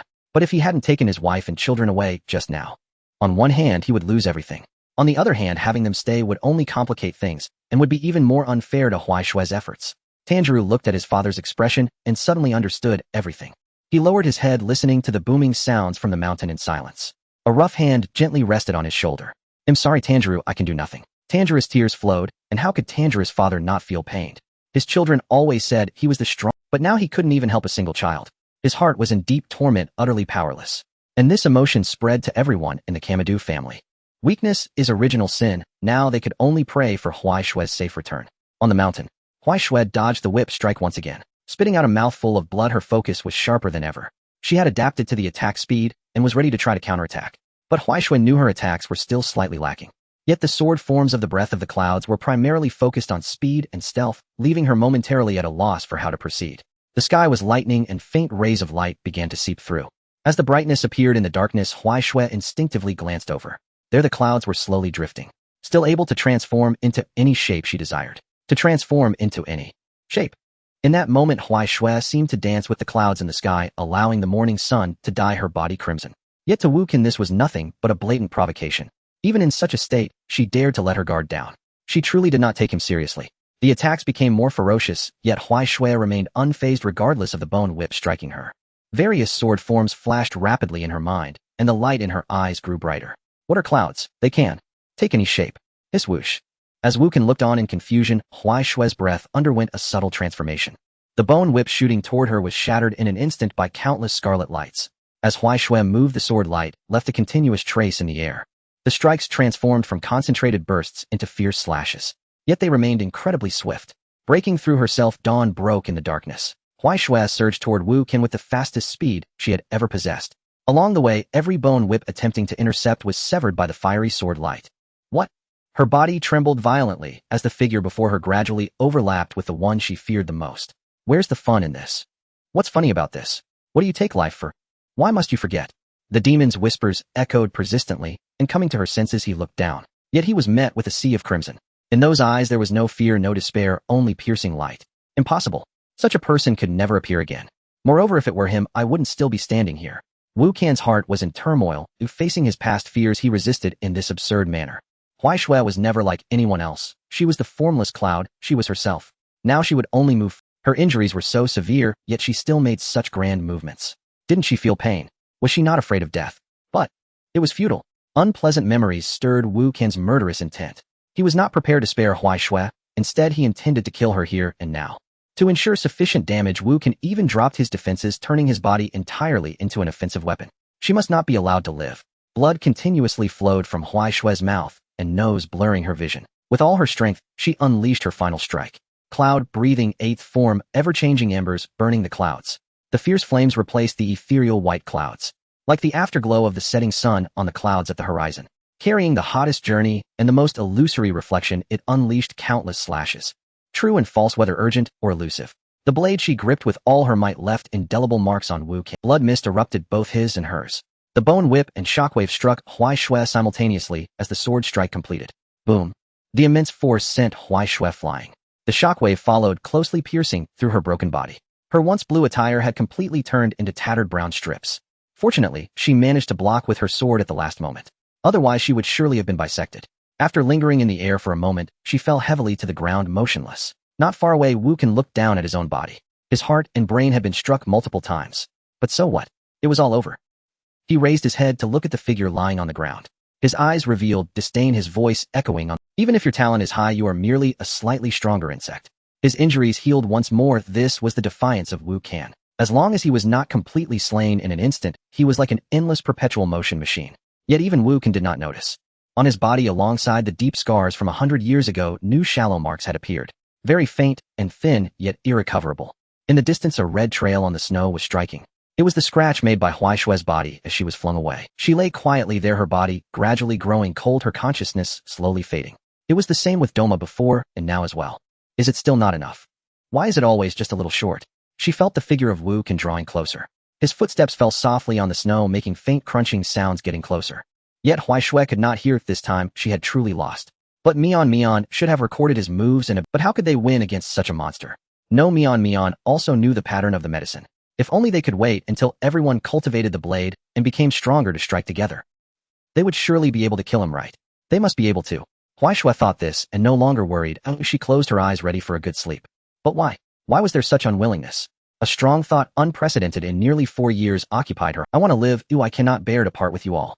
I want to let Master pet my head one more time to hear just one word. You've worked hard. Uncertain if it was her will or Huaishue's efforts. Just as Wu Kan was about to approach her, the warm sun on the horizon completely rose. The light pierced through the clouds and shone upon the mountaintop. Wu Kan's most formidable mother had arrived. The moment sunlight fell upon him, his entire being shuddered. His flesh began to disintegrate. Starting from where he was illuminated, his skin cracked into fine ash. Wu Kan looked up in terror at the rising sun. Damn it, there was no time left. But she must not be allowed to live. With a wave of his hand, dozens of attacks shot out simultaneously, pouring down toward Huaishue's position. Die for me. Just as the attacks were about to descend, a sudden figure rushed out to embrace Huaishue and swiftly retreated. At the same time, 2 voices filled with suppressed anger came from the front. Water-breathing 11th form Nagi. Flower-breathing 6th form Whirlwind Peach. The sword light lightly descended, and the turbulent sea became instantly calm. Those violent attacks fell into it, stirring up waves of fury. Yet after only a moment, the Nagi of Yong was shattered. At the same time, Kanae's sword technique was also broken in an instant. The remaining attacks struck the 2 heavily, sending sprays of blood flying. Behind them, Shinobu swiftly dodged. Seeing the attacks approach, there was no way to evade. She directly threw herself to the ground, protecting Huaishue beneath her. As the attacks fell, Shinobu's body trembled violently, but remained steadfast, fiercely shielding the bloodied person in her arms. Wu Kan watched, unable to suppress a click of his tongue. The Demon Slayer core was truly bothersome. They could never be eradicated. Yet he had no heart to attack anymore. If he lingered any longer, he would surely dissipate completely. He could only retreat for now. Ming knew. With a call from his heart, a sound of string reverberated, and his figure instantly vanished from the spot. On the mountain, only the newly risen dawn and the chaos remained. Kanae and Iyong, ignoring their own injuries, hurriedly ran toward the back. Shinobu was kneeling on the ground, cradling Huaishue. Her back was a mess of blood and flesh, yet she paid it no mind. Tears fell down, mingling with the blood on Huaishue's face. Xiaoshui. Her voice trembled as she called out again, Xiaoshui. Feeling the warm embrace, Huaishue finally opened her eyes and blinked. Beneath the red-stained vision, she saw the trembling line clearly. Huh, is someone crying? In a state of urgent distress, Kanae hurried to Huaishue's side, bending down to retrieve a small pouch from her waist, swiftly pulling out a hemostatic agent and bandages to dress Huaishue's wounds. The hands that usually wielded a knife without the slightest tremor were now shaking. What to do? What to do? So many wounds, so much blood. It can't bleed anymore. Hurry faster. Please, it must stop. If the medicine runs out, use the herbs I carry to fill in. If the bandages are insufficient, use clothing to bind the wounds. But the blood continued to seep through, soaking the layers of fabric flowing out. Iyong stood helplessly by, his face solemn, unsure of what to say. He could only rest a hand on Zhen Gu's shoulder in an attempt to comfort her, while holding Huaishue's hand with the other. But why? No matter how he tried to warm that hand, it remained cold. Footsteps approached from behind, and the Tazuma family hurriedly climbed the mountain. They were laden with various knowing they couldn't be of much help, they waited until the roaring sounds ceased before daring to approach. During this time, they rushed from house to house in the village, exchanging all their money for medicines. Thanks to the good impression they had previously left in the village, the villagers did not drive them away despite the late-night disturbance. Some even directly handed over their own supplies. Among these were a large number of hemostatic agents concentrated in the bundle on Tanjiro's back. His heart raced as if it could burst forth. Long before reaching halfway up the mountain, Tanjiro had caught the scent of blood, mostly Huaishue's, with a small portion, emanating a foul odor. It wasn't until he spotted several figures in the distance that the oppressive smell hit him suddenly. His hopes shattered. All the trees around lay fallen, the ground pocked, and scarred bloodstains everywhere. Huaishue lay in a pool of blood, surrounded by 3 people. The girl who had always been silent during her visits. The girl who came to see them every year. The girl who had healed her father. Now she lay there, her body shattered. Sister Huaishue. Tanjiro couldn't voice a sound. Seeing someone dressing Huaishue's wounds, he hurriedly dumped out all the bandages and hemostatic agents he carried beside him. Then he stood there in a daze. Turning to look at his equally incredulous family, he noticed the medicine that suddenly rolled down beside him, and Kanae, drenched in sweat, appeared somewhat astonished. She glanced back at the family who had come up behind her. They stood silently, the children eager to cry, but fearful of making noise, so they held back. Meanwhile, Mion dove from the air, flying haphazardly and nearly tumbling upon landing. I'm sorry, she cried out loudly, her face soaked with tears. I didn't do as you said. I don't want you to die. Please come. Observing the battlefield from above, she was in agony watching Shue get hurt time and again, her heart bleeding, yet she had to continue watching. Upon discovering Iyong and the others, she hesitated for a long time, but still did not intervene. Always thinking, what if? What if this was the crucial moment? Fortunately, she had bet right, and now her only task was to accompany Shue in her recovery, nothing more. Shue's consciousness felt somewhat hazy, but she sensed the warmth of an embrace. And that sorrowful aura. It was Zhengu's sister Hui, and Iyong. Something warm seemed to slide down her tears. Who was crying?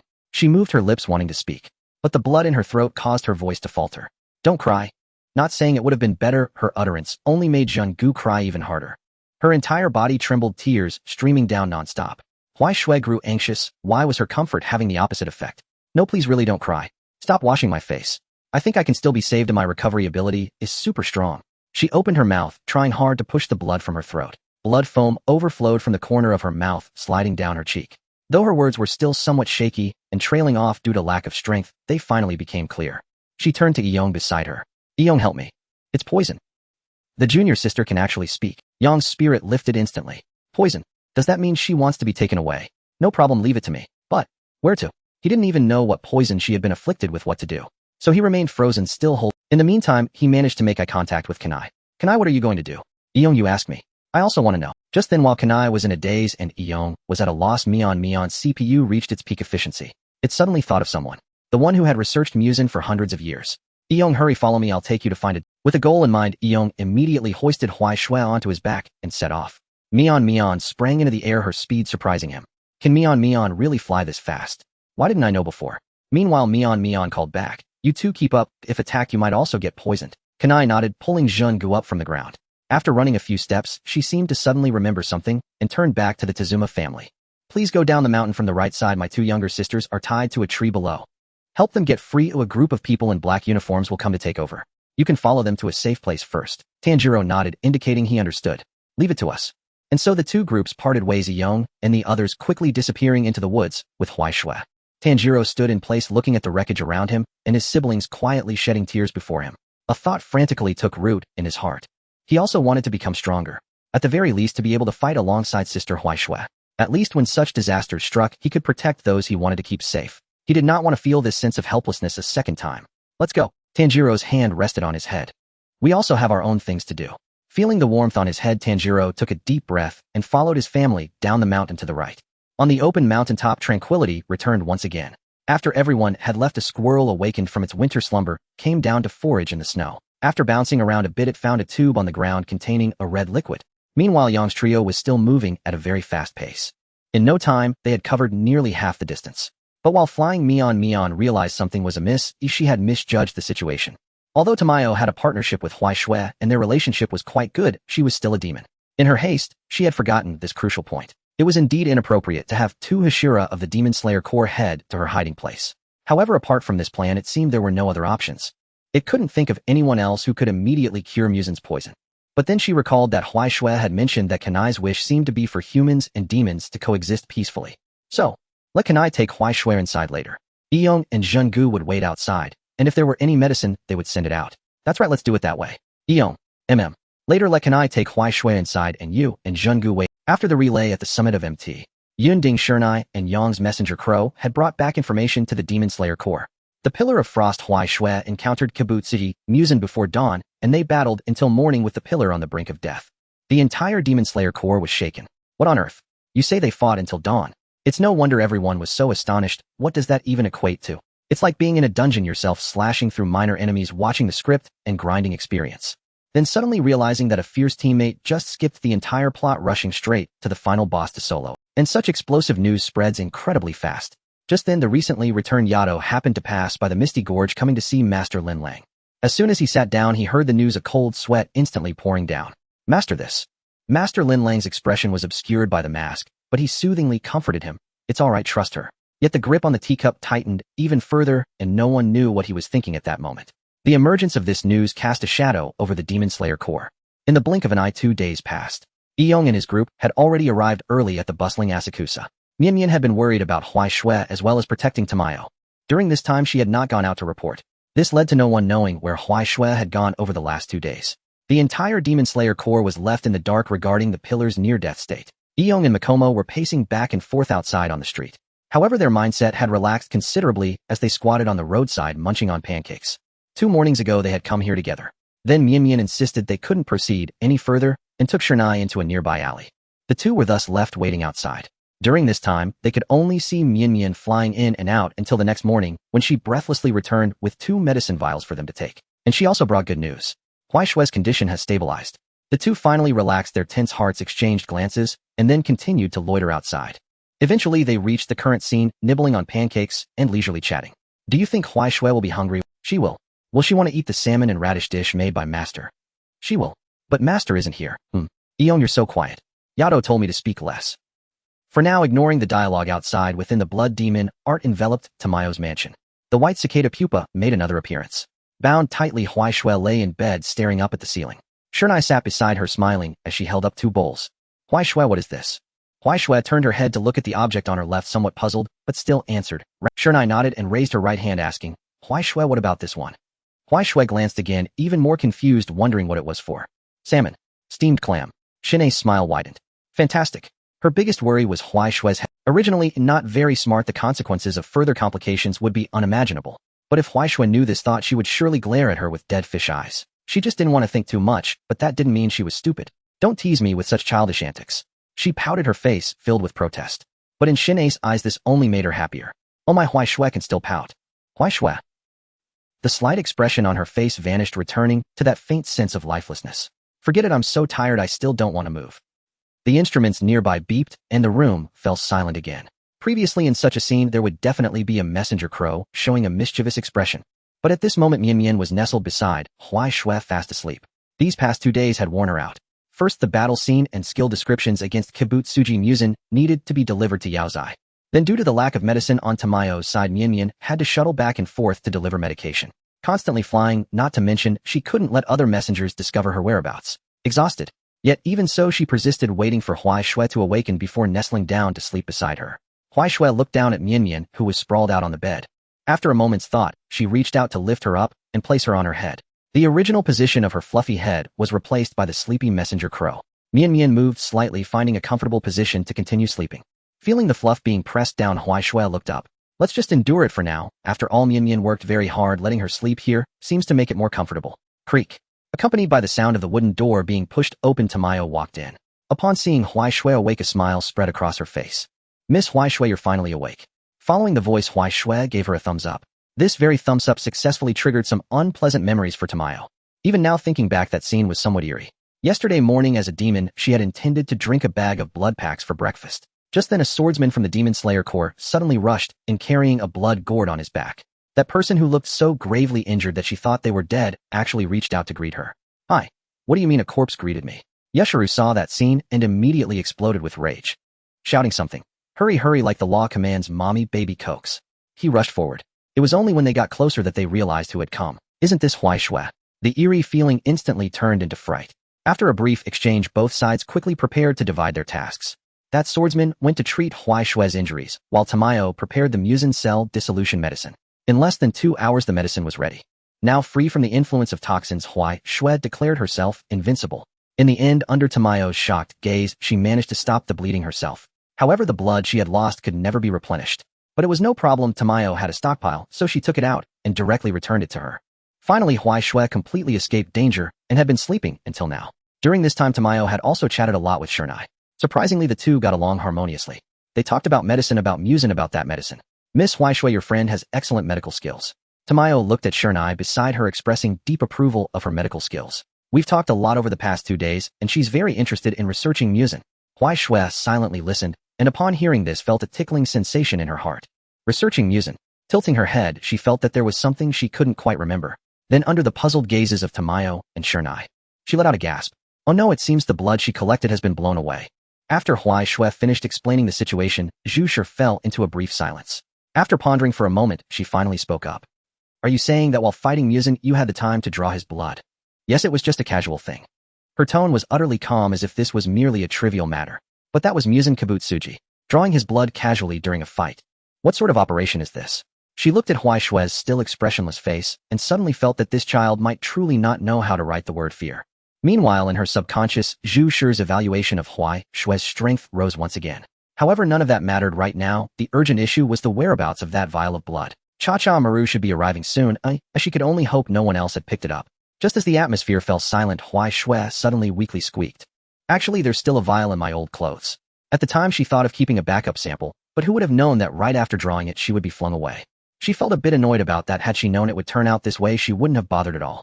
As soon as Zhu Shi heard this, her back pain disappeared, her legs felt fine, and her spirit lifted. Wow, why didn't you say so earlier? She turned around and rummaged through the trash can, pulling out the blood-soaked old clothes with a flurry of movements.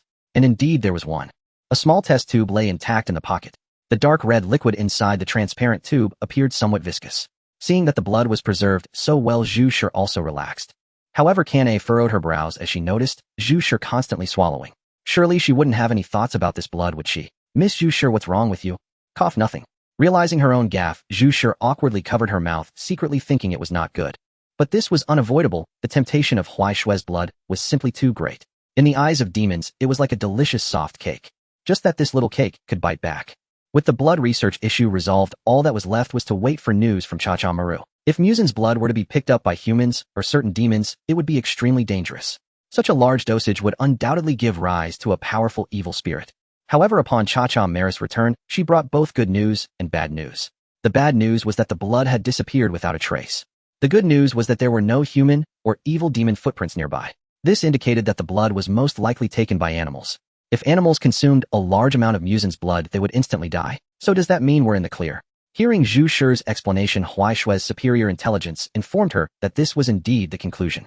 And along with the use of her intellect points, a thought suddenly popped into her mind. Zhu Shi, do you want to cooperate with the Demon Slayer Corps? As soon as the words fell, the room fell silent for a moment. Both Zhu Shi and Kanae, who were previously conversing, froze in place. The two looked at Huai Shui simultaneously, their eyes filled with shock. Did they hear that wrong? What on earth was she saying? Zhu Shi's mind raced. As a demon herself.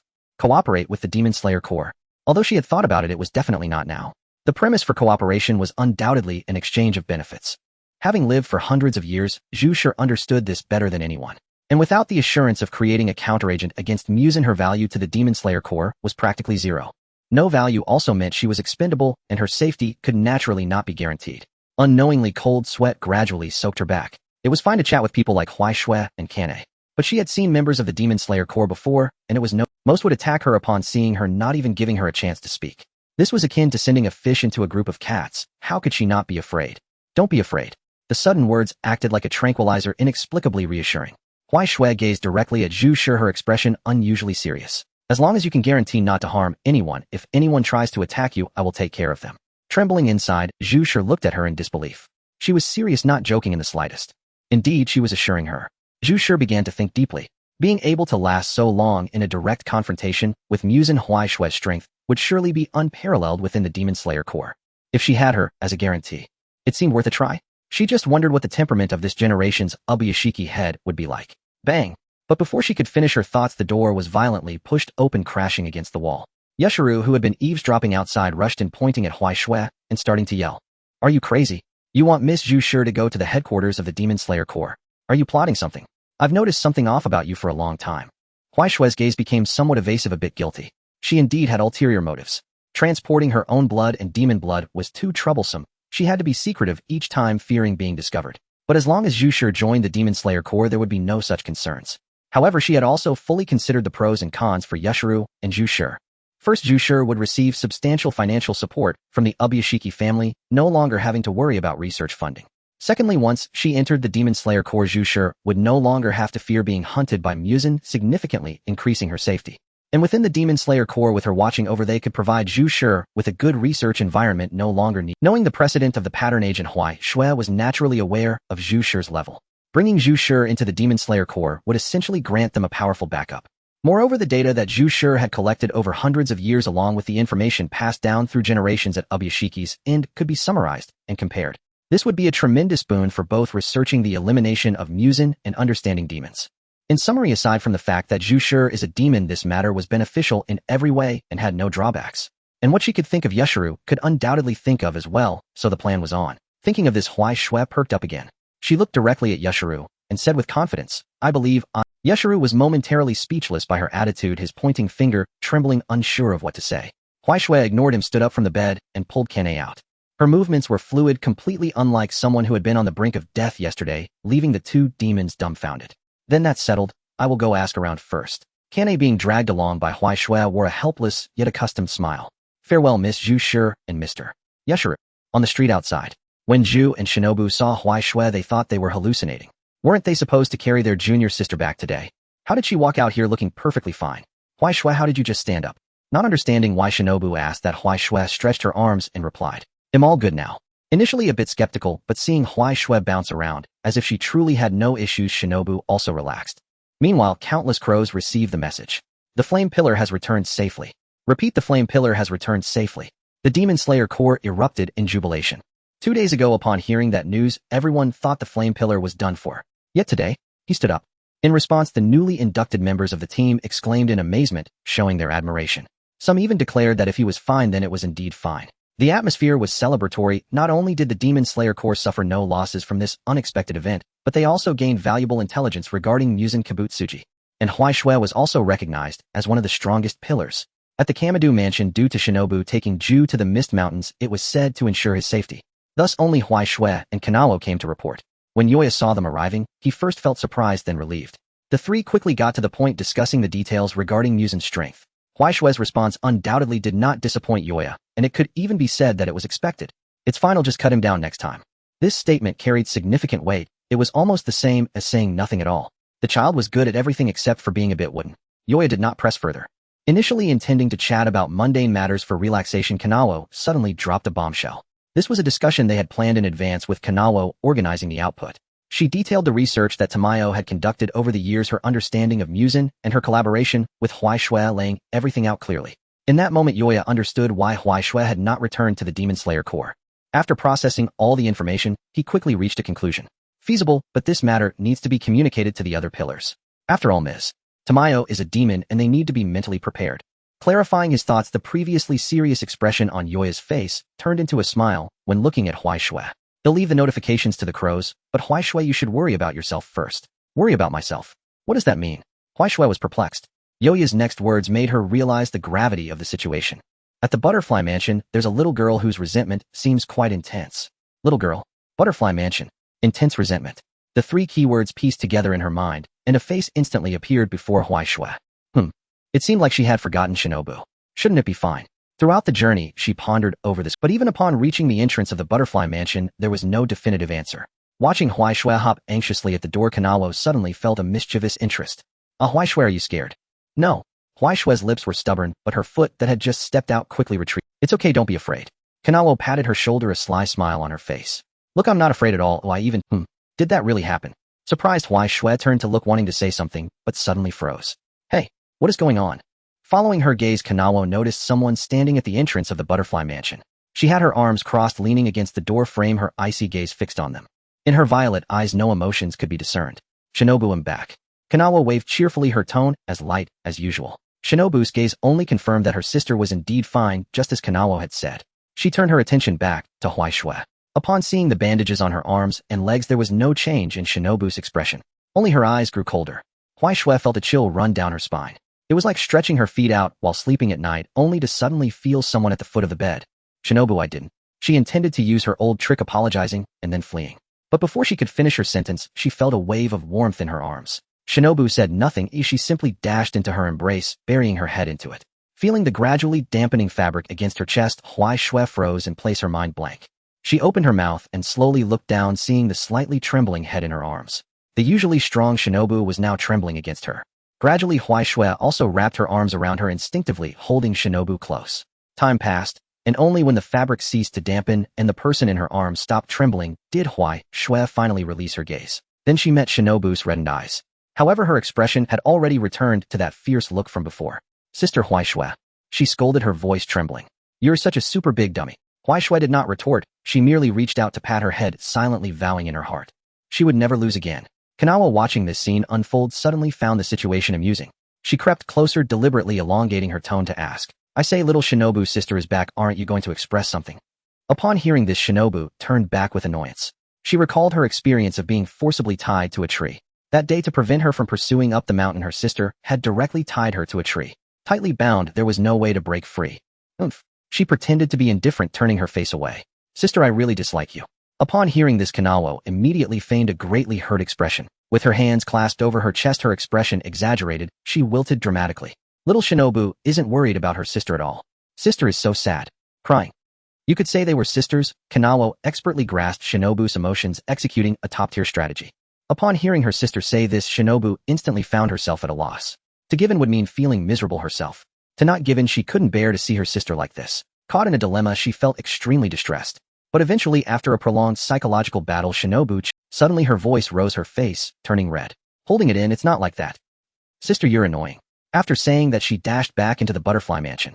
Watching her sister's slightly flustered back, Kanae smiled with her eyes narrowed. Huaishui looked at the wildly trembling line, suddenly feeling a chill run down her spine, quietly retreating. Eek, so scary. As Huaishui felt Kanae's disdain, Kanae laughed cheerfully, her tone filled with the delight of a prank well executed. It's rare for Shinobu to show such emotions, taking this opportunity to tease her. I didn't expect this side of Shinobu to be unexpectedly cute. In truth, feeling jealous was simply impossible. The medications that Tamayo needed were all obtained from the butterfly mansion. Kanae naturally knew that, and Shinobu had long been informed of her sister's safety. Upon hearing that her sister was fine, Shinobu's concerns would naturally shift more towards Huaishui. Thus, the gaze Shinobu had initially was not just for confirmation, but likely also carried the grievances of being tied to a tree. Just then Mean flew down from above. It had just been out bragging, and was feeling quite pleased. Upon returning, and seeing the small drama, it felt even better. It landed on Huaishui's shoulder, glanced at the butterfly mansion, and couldn't help but sigh. Oh, this house really can't do without me. In a remote village nestled within the mountains, a fierce battle has recently occurred, where several malevolent spirits, utilizing blood-related techniques, slaughtered the inhabitants during the night. Members of the Demon Slayer Corps engaged in a desperate battle against them, ultimately slaying the foes. Sunlight poured down upon the shattered remnants of the village, revealing the desolate state of the ground strewn with debris. A cleanup and inspection of the battlefield commenced, executed by a small team consisting of 1 A-level member and 2 B-level members to avoid encountering any surviving evil spirits. Search carefully, there may still be remnants hidden here. The 2 nodded and dispersed. The ground was littered with wreckage, showing signs of having been disturbed. Suddenly, one of them pointed ahead. Hey, look over there. In the shadow cast by the roof, a tiny squirrel was spotted. With a fluffy tail and round, sparkling eyes, it appeared exceedingly cute. Unbeknownst to them, it had arrived, unnoticed, and was currently gnawing on the remains of a human. Its mouth was stained with blood.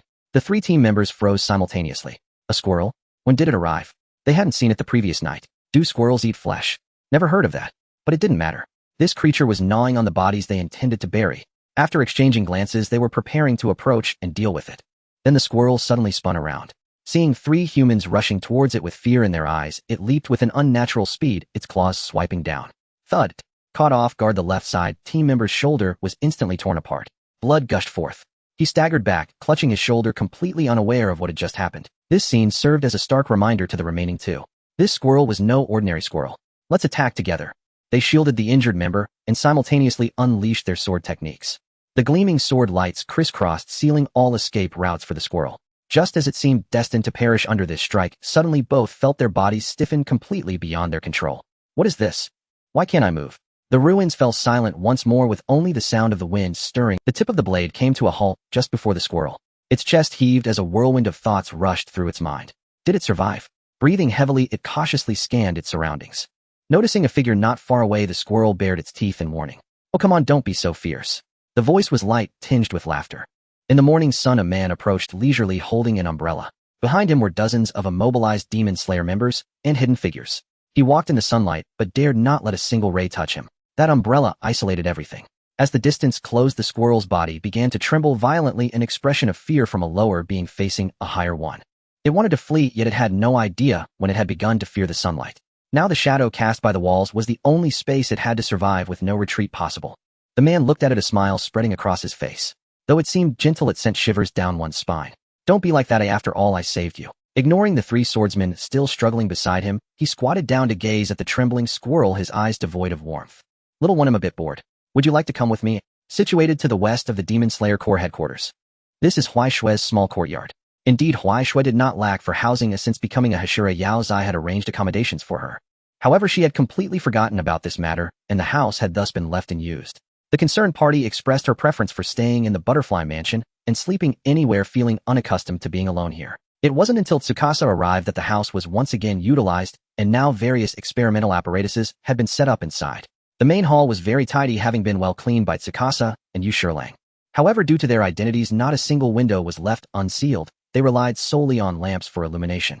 Huaishui only came here during the days when changing bandages. At this moment, she sat at the table, the bandages being carefully unraveled, revealing her fair skin beneath. Those wounds, which should have taken a long time to heal, now only bore faint pink scars with only a few deeper areas still seeping blood. Behind her, Tsukasa, preparing to change the dressings, was momentarily stunned. How long has it been? Upon hearing this, Huaishui lowered her gaze to her own body. Almost healed. What does it mean to be almost healed? It appeared to be healed, already, right? She pressed her hand against the edge of Huaishui's wound. There was no redness or pus, just a step away from healing. Everything seemed completely normal, yet that was precisely the most abnormal aspect. Ultimately, Tsukasa chose to abandon common sense and embrace reality. Miss Huaishui, do you know? Your recovery speed is unlike that of a human. Upon hearing this, Huaishui was instantly perplexed. Tsukasa is a professional physician. If she says I am unlike a human, then what am I? After pondering for a moment without arriving at a conclusion, she had no choice but to throw a question back. Am I not a human? Tsukasa, I was just expressing my feelings. At least be a bit more steadfast in your position. It's all right, Huaishui, you are definitely human, without a trace of impurity. In the end, she swallowed back the words, like a demon, that had nearly escaped her lips. Heaven knows what kind of misunderstanding this foolish one would generate if she uttered them. At that moment, hurried splashing sounds echoed from outside the courtyard. Following closely, a voice arrived before the person did. 30 days in the east of the river, 30 days in the west of the river. Do not mock the impoverished Shimi. A month later, having made some progress in strength, he returned, still brimming with confidence, determined to make Huaishui suffer this time. Huaishui, let's compete. In his mind, he had already devised various underhanded schemes, and as his gaze passed through the open door, it landed squarely on Tsukasa. At that moment, Tsukasa was applying medicine to Huaishui. Due to the peculiar position, both her hands were resting on Huaishui's neck. The conversation abruptly halted as the gazes of the human and demon collided in the air. Then Sherm's eyes widened as he suddenly drew his blade, rushing towards Tsukasa. How bold! To attack my trial subject. The sounds faded in and out from far to near, and then back again. Before he could finish his sentence, Shimi was kicked in the waist and sent flying. He rolled twice on the ground before finally landing in the mud. Huaishui retracted her foot, standing at the door looking at him with a hint of exasperation. It's just a competition, why the temper? Coming and swinging a blade. Shimi raised his head from the mud. Just as he was about to curse, he was distracted by a pair of feet beside him. Turning his head, he saw Iyong standing by the courtyard wall, simply watching him. His gaze moved from Shimi to the muddy pit on the ground, nodding slightly. Oh, so you like to play in the mud? Sherm's face instantly darkened. Regardless of what this guy was imagining, it absolutely wasn't anything good. What are you staring at? He jumped up and glared at Iyong, who merely returned a knowing glance before turning to enter, and the sword is repaired. From behind, Iyong retrieved a sword wrapped in cloth and handed it to Huaishui. He had just returned from the sword forging village where his sword needed maintenance, and coincidentally Huaishui's sword required the same, so he brought them together. Huaishui opened the cloth strip, revealing a blade that was exceptionally sharp, no longer pockmarked as before. Was it repaired by the steel grave? Iyong nodded, and after a moment's hesitation, decided to speak the truth. He said this time he would let it go, but next time he would turn you into a sword. Indeed, it sounded like something the steel grave would say. Recalling that dark purple resentment, Huaishui felt it necessary to seriously evaluate this threat. Finally, he concluded. It's fine, he can't catch up to me. That's true. Shimi looked at the two engaged in their conversation, fuming with irritation. Alright, these two truly are worthy of being senior siblings. However, what concerned him more was the female ghost inside the house. He walked into the courtyard, standing at the door staring at Zhu Shi, and regained his composure, recalling the message conveyed by the master, Suya, from a few days ago. Yet even so, he spoke with unabashed hostility. You're that ghost. Zhu Shi nodded, honestly admitting it. My name is Zhu Shi. Sherma's gaze swept over her, emitting a cold laugh. I don't believe it. Ghosts don't eat people. How is that possible? She doesn't eat people, I can testify to that. Throwing a towel over, Huaishui returned inside to sit down. But it was clear that Shimi did not believe him. In matters like this, he would not make any concessions. He immediately reached for the knife to cut himself, wanting Huaishui to see the true face of this ghost. But before he could make a move, he was firmly grasped by Iyong. Unnecessary. Shut up. This is none of your business. Shimi snapped his head around to glare at him, wondering why this guy was everywhere. Under that gaze, Iyong expressionlessly turned his head, pretending to admire the scenery in the distance, while still holding on tightly. No need to try. Back then I was covered in blood, and it was Zhu Shi who healed me. If she couldn't control herself, she would have eaten me long ago. Huaishui slowly spoke, but the following words left Shimi stunned. By the way, I'm also a rare blood type. Yet seeing is believing, hearing is deceiving. Ishimi still found it hard to believe. He wanted to say more, but his gaze was drawn to the bandages left at the edge of the table. Those were the bandages that Zhu had just changed for Huai Shui, some still stained with blood. Staring at those bandages, he stood there in silence for a long time, memories of his younger siblings and his mother flashing through his mind. But no one present knew what he was thinking. After a while, he turned his head and glared fiercely at Zhu. Listen carefully to me. His voice was deep, laced with unmistakable threat. If you dare to harm anyone, I will personally destroy you. Zhu met his gaze, nodding seriously. I understand, thank you. Shimi snorted coldly and turned to look at Huai Shui. He opened his mouth as if to say something, but in the end said nothing and directly left the courtyard. Huai Shui watched in the direction he disappeared, tilting her head slightly. What was wrong with him? He probably forgot about coming to challenge you. Oh, is that so? Yet Huai Shui felt something sad lingering about Shimi just now. Forget it, I won't think about this anymore. Seeing that the medicine was already applied, Huai Shui looked at Iyong, who was preparing to go out. Do you have anything to do later? Nothing. He didn't have any far-off tasks today, so he probably wouldn't have anything special to do all day. However, he would soon have something. At the foot of the narrow mist mountain, it had just rained and the stone steps were covered with moss, wet and slippery. Stepping onto the stone steps, Iyong climbed up carrying supplies, while Huai Shui's eyes darted around. Upon learning that he had nothing to do, Huai Shui dragged him to Narrow Mist Mountain to see the master. However, the current situation was that many small mushrooms sprouted after the rain, and the junior sister was curious, picking them whenever she encountered them. When asked what she was doing, she simply said it was fun. Very well, this reason was very much Huai Shui. By the time they reached the mountain top, her backpack was already full. Iyong glanced at the overflowing basket of mushrooms. Large ones, small ones, brown ones, white ones, various shapes and colors. He couldn't help but have some thoughts. Can these things be eaten? As she placed another small clump of mushrooms into the basket, Huai Shui's gaze wandered elsewhere. I don't know. Iyong. Why did he suddenly have a bad premonition? In front of the wooden house at the mountaintop, Tanjiro was practicing his swordsmanship. Through Huai Shui's introduction, he had come to be a disciple under the supervision of Sakanji. Seeing the visitors, he excitedly came up to greet them. Sister Huai Shui Yangsen. Then he noticed the two fellow wooden clods and made the same gesture, nodding at himself, indicating a greeting. Master Sakanji was not currently on the mountain, having likely gone down to purchase supplies. Tanjiro remained lively, practicing his sword, while also chatting with Huai Shui and Iyong. During the exchanges, Huai Shui simply responded briefly or inquired out of curiosity when she heard something interesting. Thus, she learned about the current situation of the Kamadu family. Tanjiro had decided to join the Demon Slayer Corps, while Tanjiro and Aoi wished to contribute to the Corps after being rescued by Yoya. Thus, they voluntarily settled in the sword forging village to provide charcoal for the blacksmiths there. With a dedicated charcoal pit, Tanjiro's efficiency in producing charcoal was remarkably high, and the charcoal produced was of excellent quality, praised by the blacksmiths of the sword forging village. Aoi and Nezuko spent their time weaving cloth or doing carpentry, leading fulfilling lives. By the way, Sister Huai Shui, what are you doing? After explaining the current situation of her family, Tanjiro turned to look at Huai Shui fiddling with the pile of firewood. At that moment, a small iron pot was hanging over the fire with bubbling mushroom soup inside. That was the soup Huai Shui had just cooked using the fine mushrooms picked from the basket. Filling a bowl, she took a deep breath. A true rarity. However, this action left Iyong quite shocked. Initially thinking that the junior sister was just playing, now seeing her blowing on the soup wasn't the next step to taste it. Are you really going to drink that? Of course. Responding to the inquiry, Huai Shui looked puzzled. She had made it, so why wouldn't she drink it? Thinking it over, she poured another bowl and handed it to Iyong. It's fine, I've seen this mushroom in town, and it should taste good. Do you want to try some? Looking at the bowl of slightly dark mushroom soup, Iyong's sense of caution spiked. What if it's poisonous? Then I won't drink it. Iyong. This logic seemed to make some sense, yet something felt off. Meanwhile, Huai Shui had already lifted the bowl to her mouth and took a sip. Yay? Not bad. It's a bit sweet. She took another sip. And a bit. Edge. Shifting perspective, Sakanji was currently hurrying up the mountain with a bag of rice. At this moment, Iyong and Huai Shui should have arrived right. However, as he thought this and reached the mountain top, he saw such a scene. Iyong was leaning against the wall, having chosen to give up. Huai Shui stood in front of Iyong, tilting her head and grinning foolishly, while Tanjiro was pulling her from behind. What's going on? Just now, Huai Shui drank a bowl of mushroom soup and has been laughing ever since chasing after. Before Tanjiro could finish his sentence, Huai Shui broke free from his grasp and suddenly pounced forward. With her mouth open, she bit down on Yong's head. Huai Shui Wu Yong. Tanjiro Sakanji. Iyong stood there speechless, allowing her to nibble on him, yet his heart was filled with excitement. After all, it didn't hurt, it was just a bit wet. What the heck? How did it get stuck on my teeth? It's fine, she's just my junior sister. The soft voice came through, but it lacked the usual blandness.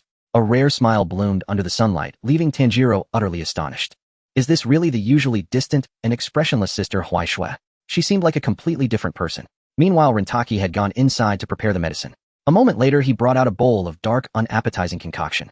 This type of mushroom is often misidentified. It only causes minor hallucinations. Just drink the emetic and you'll be fine. However, the entangled Young expressed that the person behind him showed no intention of letting go. If she doesn't let go, how can she drink? That's a good question. The three surrounded Huai Shui lost in thought. Huai Shui remained oblivious, continuing to hold Yang's head while studying it. In the end, Rentaki devised a plan, although it somewhat overlapped with Shinobu's. It was still a forced shove. What followed was a prolonged tug-of-war lasting several minutes. Although the world before her was rich and colorful, constantly changing, and interesting, Huai Shui insisted her nose was perfectly functional. The vile concoction pretended to be delicious mushroom soup to deceive a teenager like me. How outrageous. No honor among thieves. She buried her face in Yang's hair, her voice muffled, as she resolutely refused to look at the bowl of medicine. No, I won't drink it, I want. Rentaki was equally helpless in this situation. Feeling the commotion above, Young recalled the scene where Huai Shui had placed Mian Mian atop his head. With a sudden idea, he mimicked her previous actions. As his body was lifted into the air, feeling the large mushroom depart from his embrace, Huai Shui couldn't help but feel a bit melancholic. The mushroom ran away. The mushroom doesn't like me. But there was no time to lament the departing mushroom. Now it was time for Rentaki's special emetic. Just smelling that concoction made Huai Shui feel utterly unwell. She stuck out her tongue and gagged, quickly covering her mouth with her hand and shaking her head vigorously. Her body twisted back and forth like a small animal being restrained. No, no, no. You're lying to me, I won't drink it. Not only did her words increase, but even her actions and expressions became more vivid. The hallucinogenic effects of the toxin unleashed Huai Shui's wild side. Behind her usual strong demeanor and capabilities, there was still a child within. Tanjiro watched from the side, unsure whether to laugh or feel pity. Sister Huai Shui was only a few years older than him, yet she had endured so much he needed to strive harder. First, hold her hands down. All right. Tanjiro, who had just been reflecting, rushed forward, trying to pin down Huai Shui's flailing arms. Huai Shui struggled even harder. Thus Tanjiro was lifted with one hand. Tanjiro, seeing his junior brother falter, Iong in a moment of desperation executed a bond stronger than gold, and then pinched her nose from behind. And Huai Shui, bolstered by an indomitable will, was what one would call stubborn. This thrilling contest lasted for several minutes. Only when her face turned crimson did Huai Shui finally have to open her mouth to breathe. Seizing the opportunity, Tanjiro lifted the bowl and poured the medicine into her mouth. And it turned out that the old recipe was indeed effective mud. The effects were immediately evident. Who knows what strange species Rentaki had brewed up in that dark pot? The results were instantaneous. As soon as she drank it, Huai Shui felt a wave of nausea and promptly expelled all the mushrooms she had just consumed.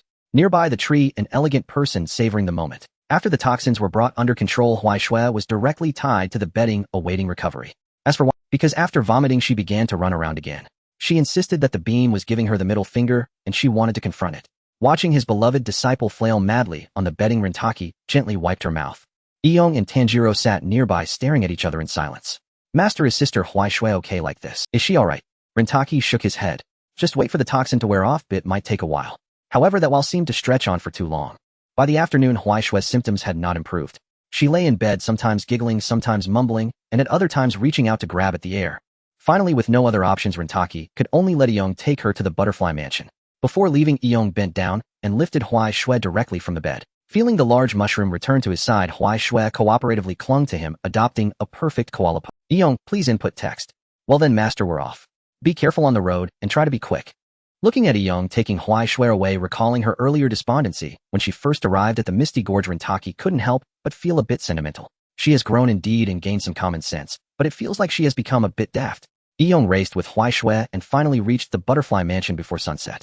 In the courtyard, Shinobu was busy sorting the herbs that had been dried. She carefully separated the dried herbs from those. Butterfly. Hearing the call, Shinobu looked up to see Iong standing at the door with Huai Shui still hanging on him.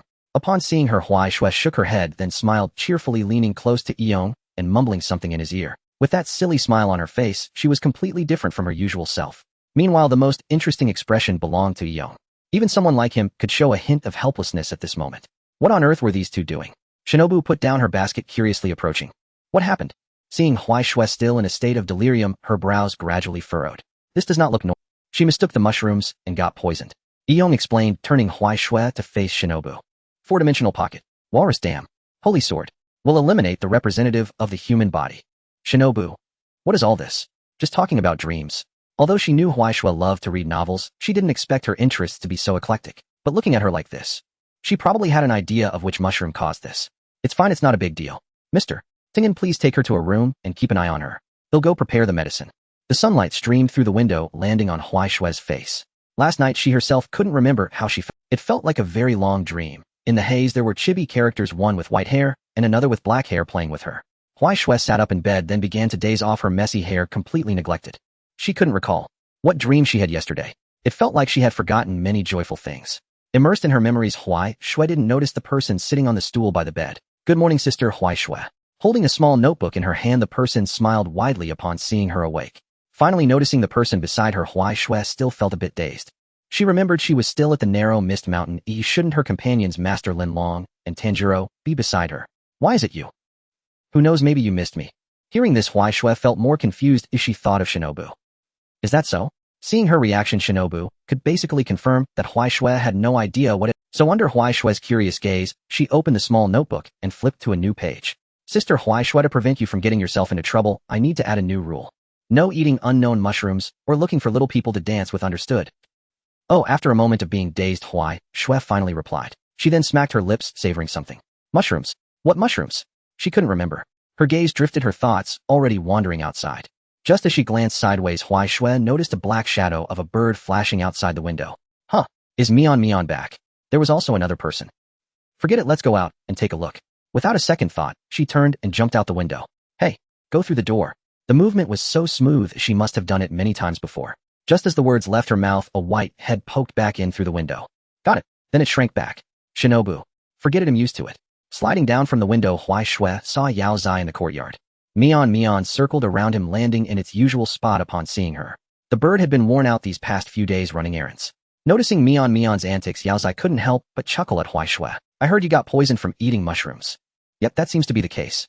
How did you get out?" In response to Hui Shui's question, Yao Zai simply looked up at the sky, his voice calm, as if discussing an ordinary matter. "My condition has worsened recently, and I thought I should get some fresh air while I can still walk." After a moment of silence, seeing that Hui Shui said nothing, Yao Zai quietly observed her. He knew Hui Shui was watching his body. It was always like this every time they met. That curse was indeed incessantly corroding his life day by day, growing more severe. By the way, not wanting to dwell on it, Yao Zai changed the subject, looking at Hui Shui. "I heard from Mion that you've been bored these days with nothing to do." Hui Shui nodded in response, pulling her gaze back. Oh right, she had almost forgotten as she was indeed a bit bored. Plus, everyone had been quite busy lately, and Eong had left for a night mission, leaving her with no company. What should she do? As she pondered, she cast a pleading glance at Yao Zai. It was dull, she needed something to do. Yao Zai, receiving the hint, thought for a moment and suggested, "How about helping me host the final trial at Tingxi?" "The final trial?" "Yes." Yao Zai nodded. "The trial is about to start, and we're sure to host." Hearing this, Hui Shui almost immediately agreed, without hesitation. After all, she had nothing to do anyway. It would be like going out to have fun. Thus it was decided that Hui Shui would head to Tingxi Mountain in a few days. Speaking of this, she felt a bit nostalgic. It had been 3 years since her final trial. So much had happened in the... Just as Hui Shui was lost in thought, Yao Zai's tone suddenly became serious. "There's one more important thing. I've already informed the other Hashira through Kanae." Coming back to her senses, Hui Shui looked at Yao Zai with a puzzled expression. What could be so urgent? Is Muzan having a child to personally expand the demon force? Seeing Hui Shui refocus her attention, Yao Zai continued. "A demon hunting team composed of several members encountered a powerful demon a few nights ago. At that time, they were completely immobilized, as if something had fixed them in place. Unable to move." What a peculiar ability. Hui Shui recalled her battle with Muzan, and even he did not possess the skill to render someone completely immobile. Is this also a blood demon art? It should be. Based on the reports from the team members and the analysis of others, Yao Zai explained. It is speculated to be some kind of neuroparalytic toxin that renders people immobile, yet strangely that demon did not kill them. A minute later they regained their ability to move, but the demon was already gone. He looked at Hui Shui's eyes filled. Naturally, Hui Shui understood what he was worried about. A powerful strength and unfathomable ability capable of controlling the entire situation, yet choosing not to kill. What could their purpose possibly be? "I understand. I will pay attention to this type of demon when I go out. Then I entrust this to you." After relaying the information, Yao Zai returned to his usual relaxed state, chatting with Hui Shui. Time also passed as the sunlight gradually shifted towards noon. In the distance, Shinobu's voice could be heard, filled with helplessness and concern. "Sister Hui Shui, come back and take your medicine." Hearing the call, Hui Shui looked up at the sun in the sky and finally realized the passage of time, then slowly walked back. After a few steps, she thought of something and turned back to call out. "Yao Zai, moi, will you stay for lunch?" Yao Zai paused for a moment before smiling and agreeing. "Sure." In the courtyard, the wind rustled through the treetops, making a soft sound. Inside the house, Shinobu was still urging Sister Hui Shui. "Coming." The scene shifts to the Infinity Castle. In the dim shadowed chamber, Naruko sits high above her, fingers delicately plucking at unseen strings. Several figures gradually materialize upon the central platform. The upper moons gather once more. Tenjin glances at his fellow upper moons, old colleagues, and gives his head a playful shake, grinning as he teases.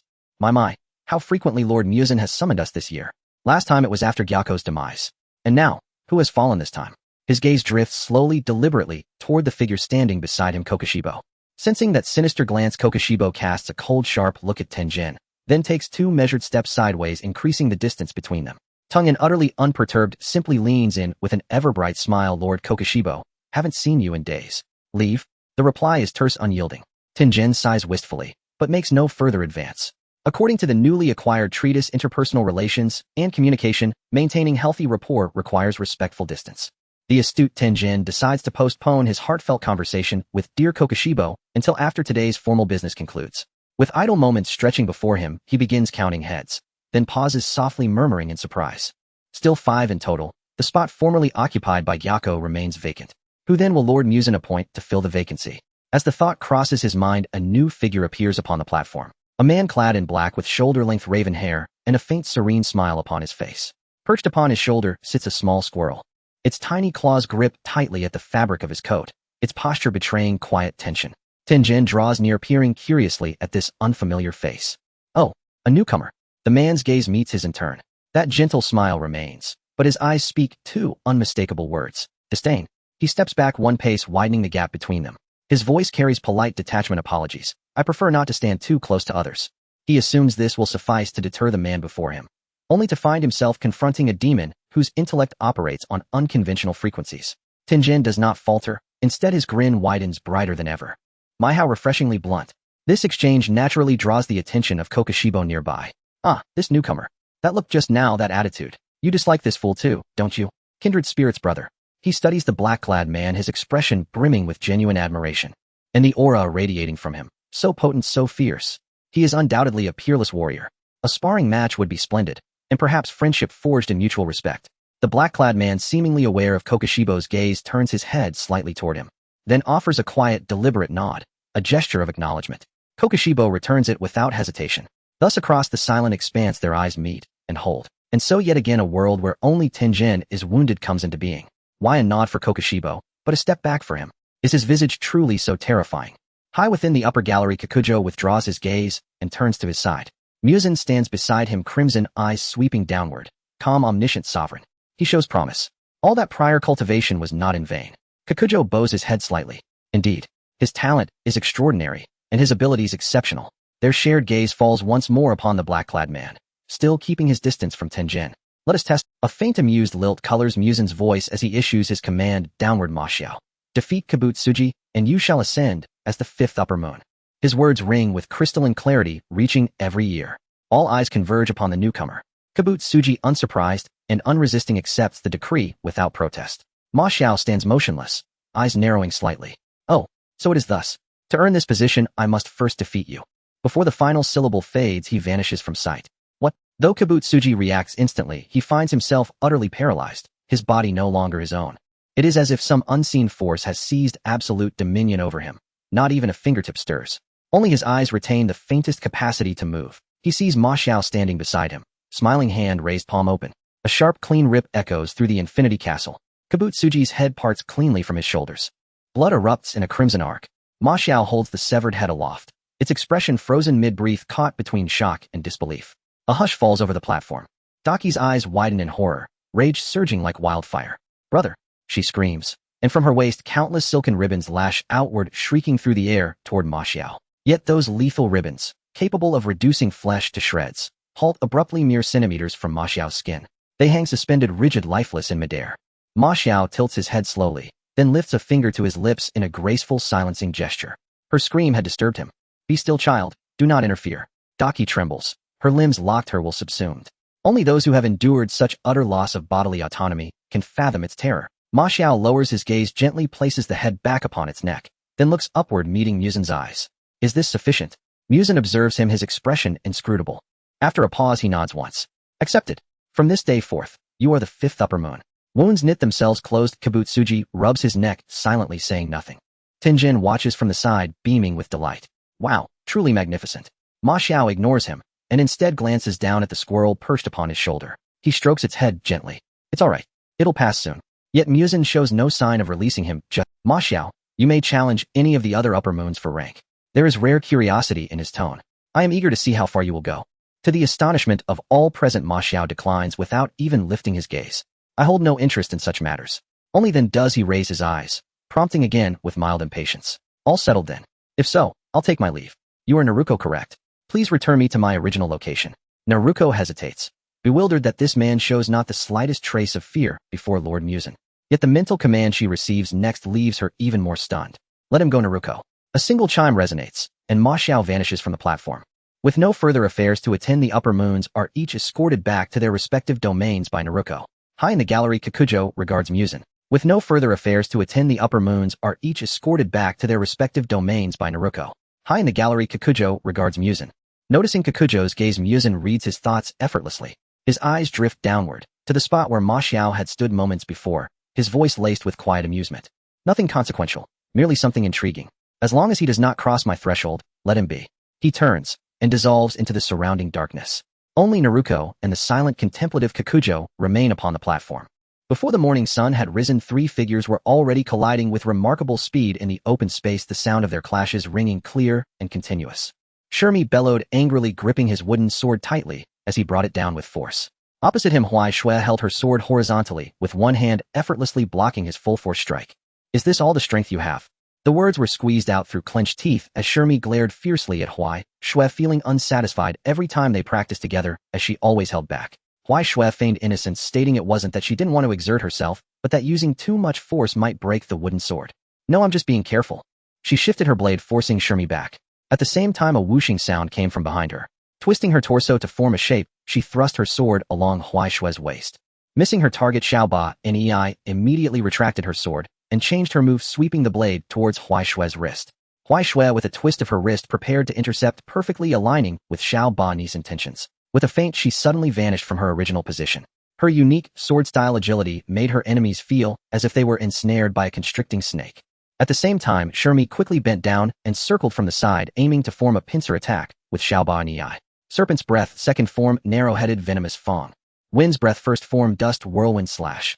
The sinuous serpent and the massive wind blades surged from behind and the side, simultaneously executing a flawless combination. A glint of triumph flashed in Shirmi's eyes. Let's see where you hide this time.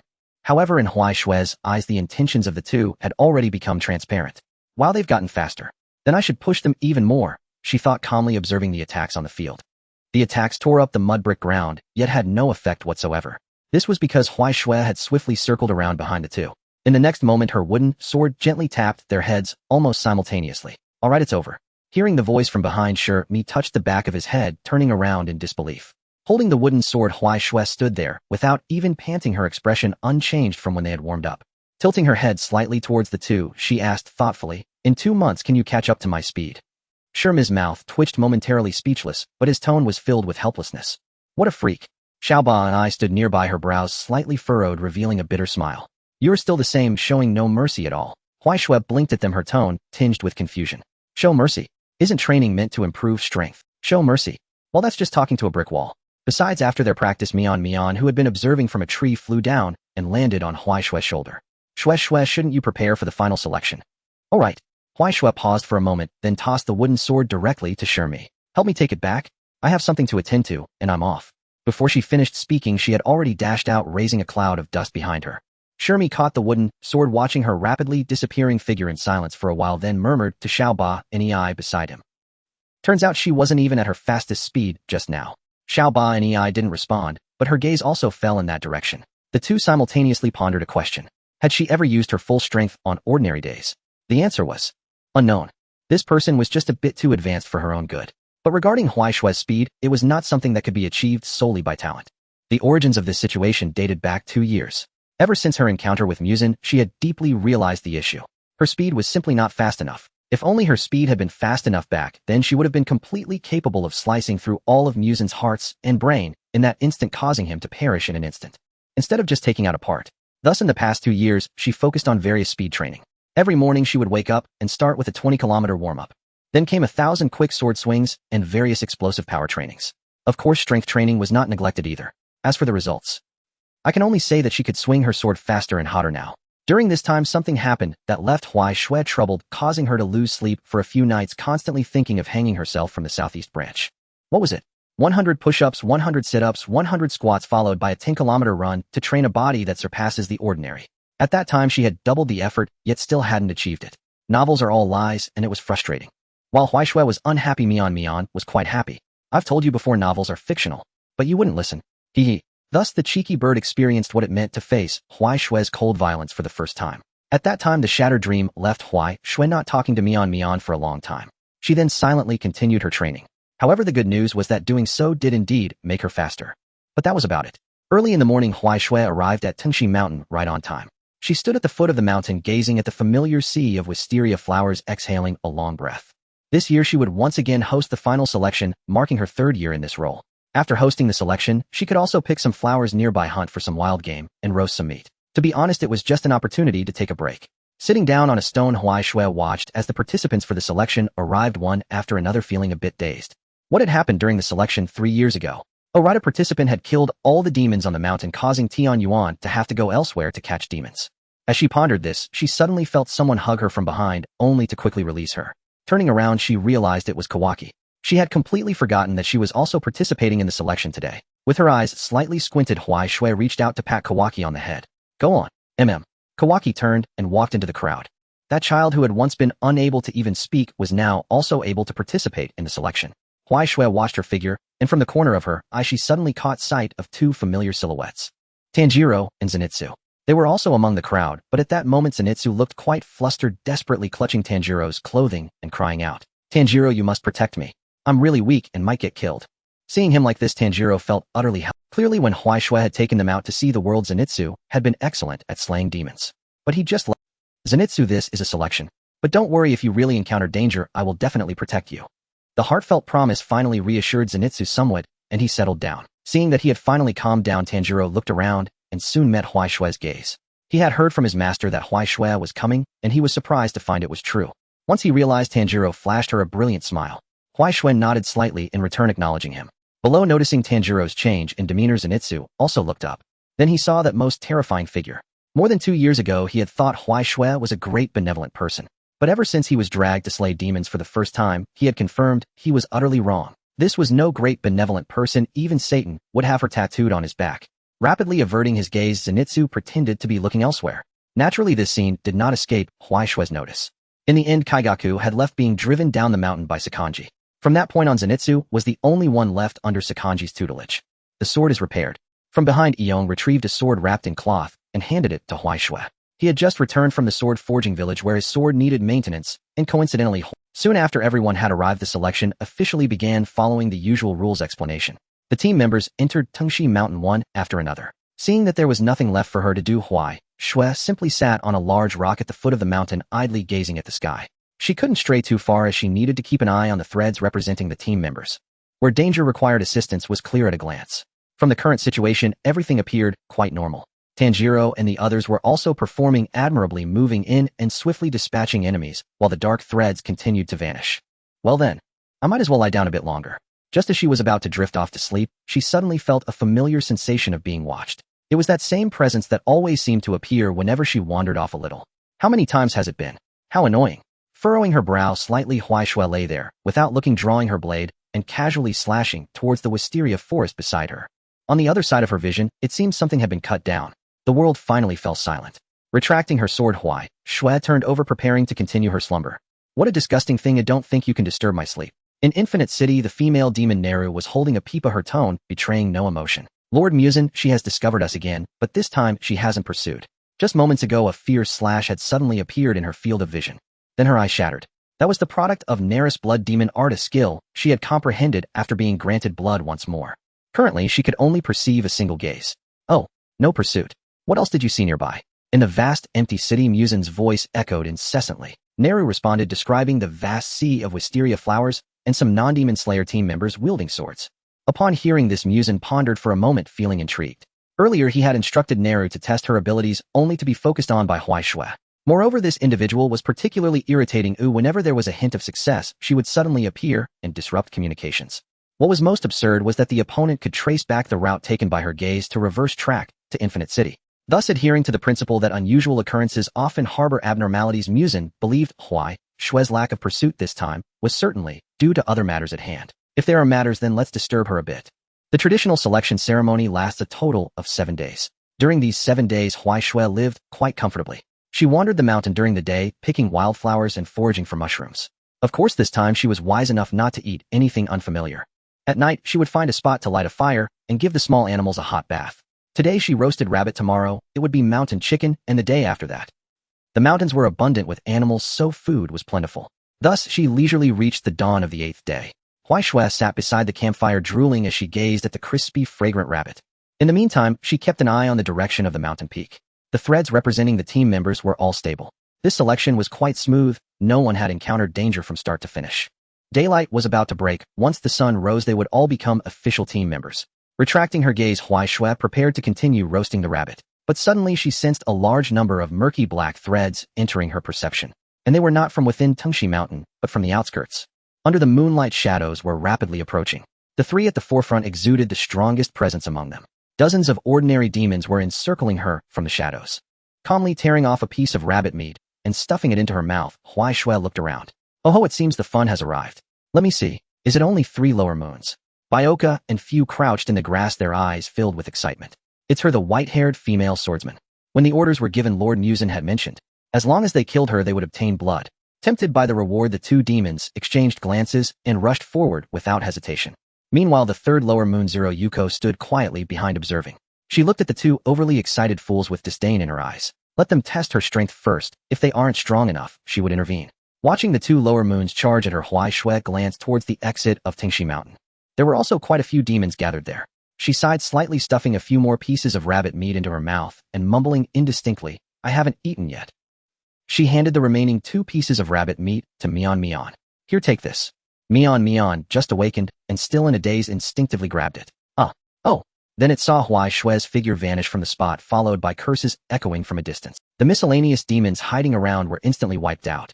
Zero Yuko, witnessing this, prepared to flee. So fast. She didn't even see how the opponent made their move. The miscellaneous demons hiding around were instantly wiped out. Zero Yuko, witnessing this, prepared to flee. So fast. She didn't even see. Tanjiro, Zenitsu, and Kanae were sitting together. The selection was nearing its end, and the demons on the mountain had mostly been cleared. They found a spot without trees obstructing the view, eating the rations they had brought, preparing to watch the sunrise. With nothing to do, Zenitsu swallowed the food in his mouth and turned to ask, Hey Tanjiro, what do you think of Sister Huai Shue? Hearing this question, Tanjiro was momentarily taken aback, and after serious contemplation gave his answer. Very gentle, very strong. She even teaches me swordsmanship during our free time. Although she always looks expressionless, she is very patient. After a brief pause, he awkwardly added, though sometimes she does strange things. Zenitsu was puzzled. Among the 3 of them, he had the least understanding of Huai Shue. Strange things? Like what? Recalling Huai Shue's various bizarre actions, Tanjiro found it hard to articulate, as there were simply too many examples. For instance, during the last time they were making stew, Sister Huai Shue wanted to taste raw cabbage, making excuses as she nibbled on it. This cabbage is smiling at me. For another instance, during the time before that, Sister Huai Shue suddenly sat up in the middle of the night in a dream. A butterfly is calling me to come out and play with her. For yet another instance. Forget it. Tanjiro shook his head. Let's not talk about this. Listening to the 2 discuss, Kanae continued to eat her rations. But in her mind, she was also thinking about Huai Shue. From their first meeting to all the moments since. Kanae's eyes curved slightly. In the end, she concluded her sister seems not very smart. The sun rose and the horizon lightened. Zenitsu excitedly stood up, grabbing the 2 and wanting to leave. He didn't want to stay in this cursed place for even a second. Seeing his impatient demeanor, Kanae and Tanjiro also stood up and hurried down the mountain. They chatted and laughed along the way, but as they approached the foot of the mountain, Tanjiro suddenly stopped, his nostrils twitched. What's wrong? Seeing Tanjiro's extremely grim expression, Zenitsu became somewhat flustered. Kanae also cast a glance at him, her curiosity piqued. The smell of blood and a very strong demon aura. The 2 exchanged glances and then quickened their pace to rush out. Upon hearing that there were demons, Zenitsu was directly on edge. But seeing that they had all gone down, he knew he couldn't stay here either. What? Wait for me. And as they passed through the last wisteria grove, the sun finally rose. Sunlight streamed down, illuminating everything before them and driving away the long night. On the open ground, there were not many traces of battle, only a few pits and trees that had been affected. Additionally, there were numerous dissipating remnants of evil spirits.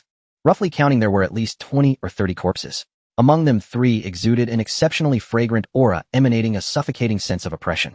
Tanjiro merely caught a faint whiff and was immediately overwhelmed. The intense murky and malicious aura made him slightly cough. His gaze fell upon the dissipating heads on the ground. Were there demons with numbers in their eyes? Wasn't this what Master had mentioned about the 12 Kazuki? If that's the case, then the other two must also be. In the center of the battlefield, Huai Shui stood there. Her blade was sheathed with a roasted rabbit in her left hand and a person in her right. The person was filthy, wearing a wild boar mask, and was shouting wildly. I am Inosuke. What's your name? Huai Shui. Great. Let go of me. Let's settle this once and for all. Oh, then I am the female. Huai Shui decisively diverted the topic and put him aside. This guy had suddenly burst out rushing to attack the lower moon, but thankfully he was stopped, or he would have been killed by the blood demon technique of the lower third. However, I'm so hungry I haven't eaten yet. At this moment, Huai Shui's mind was constantly flickering with thoughts of the roasted rabbit. Meanwhile, Zenitsu recalled some unpleasant memories. Hey, isn't that the pig?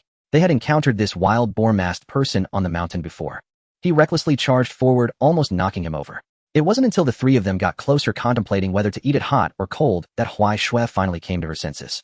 Shinobu raised her head, her eyes fixed on Huai Shui without blinking. Every time her sister came back from playing looking all dirty, she would gaze at her like this, and Huai Shui would always pat her head and reassure her. I'm fine, I'm not hurt. Just as the words left her lips. Charge. Inosuke behind her took advantage of her inattention and crashed into her.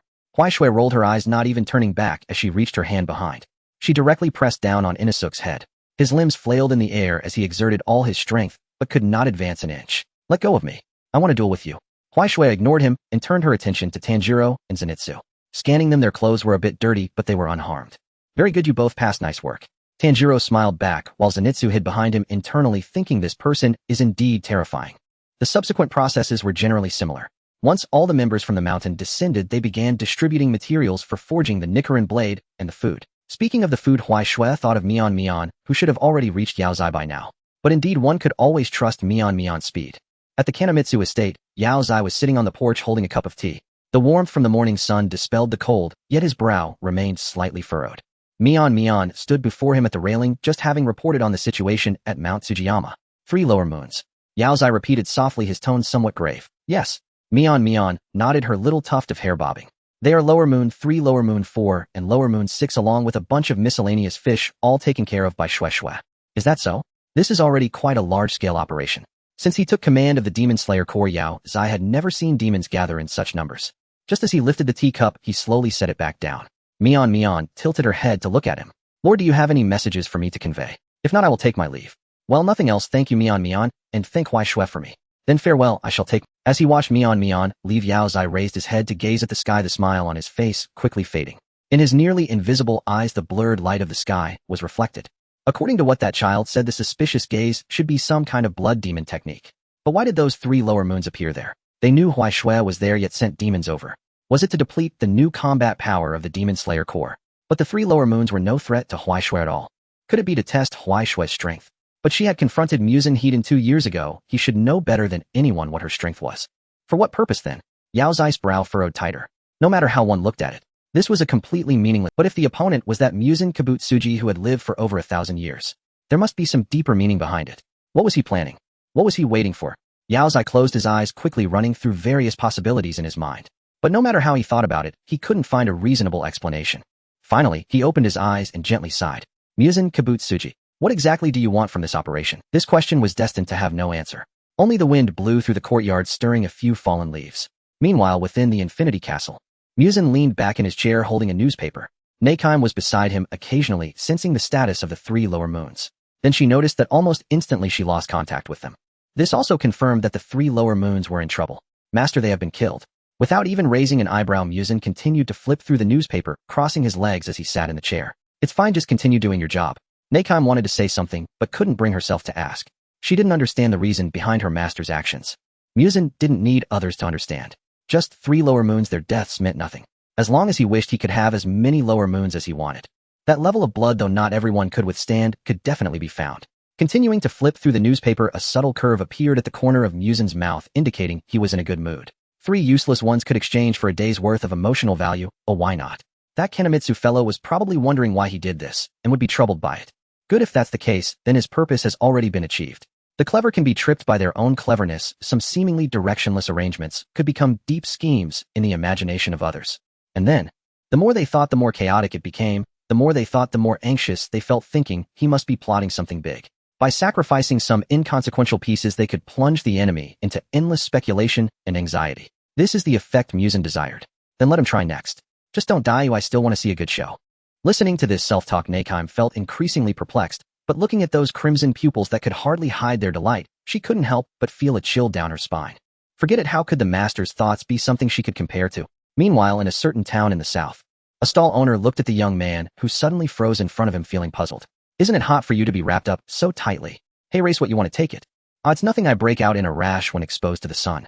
Coming to his senses, he took the item and tucked it into his clothing, which was soon filled with the sound of chewing. Eat slowly, oh, no one is competing with you. Chirp chirp. Hearing the response from inside his clothes, a faint smile appeared on his face. But recalling the images and sounds that had appeared in his mind earlier, a rare sorrow appeared on his gentle face, sighing as if lamenting to someone. You're really giving me a hard time. Hirasuke, you know I can't bear to hurt children. Once everything was sorted out, Huaishue's rest and work finally came to an end. She casually tossed the still challenging Yizun to Tanjiro and the others and left leisurely. Off to have some fun. Passing by a nearby town, she caught a whiff of that sweet aroma and bought a bag of dumplings. Eating, playing, and walking, she found herself at the butterfly mansion by the afternoon. As she reached the entrance, she ran into Shinobu returning from her outing. Walking with a bounce in her step, she hummed a cheerful tune, clearly in good spirits. Sister Huaishue, you're back. Huaishue nodded, and soon noticed the slightly excited expression on Shinobu's face. What's up? I have good news to share. I became a Hashira too. Shinobu's eyes sparkled as both her sisters had become Hashira before. Although it was good news, it put a lot of pressure on her, who was always so competitive. Moreover, Kanae constantly told her to take fewer missions and just stay safe at the butterfly mansion to tend to her comrades' injuries. Shinobu secretly took on one mission after another. And finally today, she became a Hashira. If Kanae found out, she would probably be helpless about it. Her younger sisters were indeed not easy to handle. One secretly ran off to take the test in the Mount Fujikage, while the other quietly leveled up her experience. However, Huaishue showed no reaction to this. To her, being a Hashira was no different from being an ordinary member. Everyone risked their lives to slay demons, and she merely had a bit more talent. Thus the praise that Shinobu sought seemed to Huaishue to be nothing extraordinary. Oh, remembering what she had in hand, Huaishue offered the packaged dumplings. These are sweet, you should give them a try. But this gesture made Shinobu feel a bit disappointed. Not receiving the encouragement she had imagined, her cheeks puffed up like an inflated pufferfish. Forget it, I'm not hungry. Huaishue looked up at Shinobu returning to the butterfly mansion, confused about what was going on with her, and began to doubt herself. Was it something I said wrong just now? But after thinking it over, she still couldn't figure it out until. Shueshue, when will you become a Hashira? I want to show off a bit then. This memory suddenly flashed in her mind. Huaishue recalled the same excited expression of Mion from long ago, and also remembered the sweat that Shinobu shed while secretly practicing her sword. Moreover, the master had mentioned that people's feelings about the same event can differ. She seemed to have figured out where. Feeling troubled, the distance to the house felt so far at this moment. In fact, from beginning to end, Shinobu had been holding in her determination, and it was this very determination that drove her to keep improving. She kept getting stronger, and besides eliminating evil spirits, her goal was to gain her sister's recognition. However, when she finally met the conditions she had set for herself, she felt an unprecedented sense of loss. Huaishue's reaction made her feel that her efforts seemed insignificant compared to talent. After all, her sisters all had such great talents, especially Huaishue. Perhaps in their eyes the position of Hashira wasn't that rare after all. Just as she was lost in thought, a warm embrace interrupted her musings and brought Shinobu back to reality. She awkwardly maintained a comforting embrace. With one arm around Shinobu's waist, she gently stroked her head with the other. Lowering her head, she rested her chin on Shinobu's shoulder, her face close to her ear as she clumsily comforted her. You've worked hard for so long. So would you like something sweet? Feeling the breath near her ear, Shinobu's eyes widened slightly, and her mind quickly became active. It felt soft, so warm, and seemed to carry a hint of fragrance. No, that's not the point. Where did Sister Huaishue learn this? She actually initiated comfort. After a brief moment of confusion, Shinobu took the dumplings offered and quickly stepped away from the embrace, looking down as she hurried into the butterfly mansion, leaving Huaishue, who was still in a daze, behind. This should mean she's not sad anymore, right? Inside, Shinobu was in her room, munching on the dumplings Huaishue had given her. Sweet and indeed delicious. Putting down the skewer, she looked out the window, her gaze somewhat vacant. What was she? But it's also Huaishue's fault. She's such a blockhead. Reflecting on what had just happened, Shinobu's expression shifted from confusion to sulking and finally back to happiness. Being comforted by that blockhead, that feeling of novelty, is something I probably won't forget in this lifetime. Likewise, Huaishue outside couldn't grasp the complexity of Shinobu's emotions. Feeling that now wasn't the right time to disturb little Shinobu, she hesitated for a moment, but decided to check if Kanae was back first. However, she needed to learn more about how to comfort people. She felt clumsy, not knowing what to say earlier. Walking into the house, it was still lively inside, with many hidden in their tasks. After a simple greeting, Huai Shui followed the thread's guidance to the living room.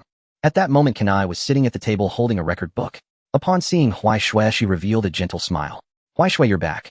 Have you seen little Shinobu? Noticing Huai Shui's somewhat distracted gaze, Kanae said nothing further. I am used to it, they must have had another quarrel. Noticing Huai Shui's gaze, she hesitated for a long time about whether to speak, and finally chose to give up. Then her gaze fell on the other side of the living room. Their two figures were sitting side by side. It was Kanae and a boy with black hair and mint green tips sitting side by side. In the same posture with the same expression, their eyes were fixed straight ahead, unmoving. Strange, was this some kind of special ritual? Thinking it was some new game, the bored Huai Shui moved closer and sat next to Kanae. The three of them sat side by side in silence. Kanae put down the medical record, propping her chin as she watched.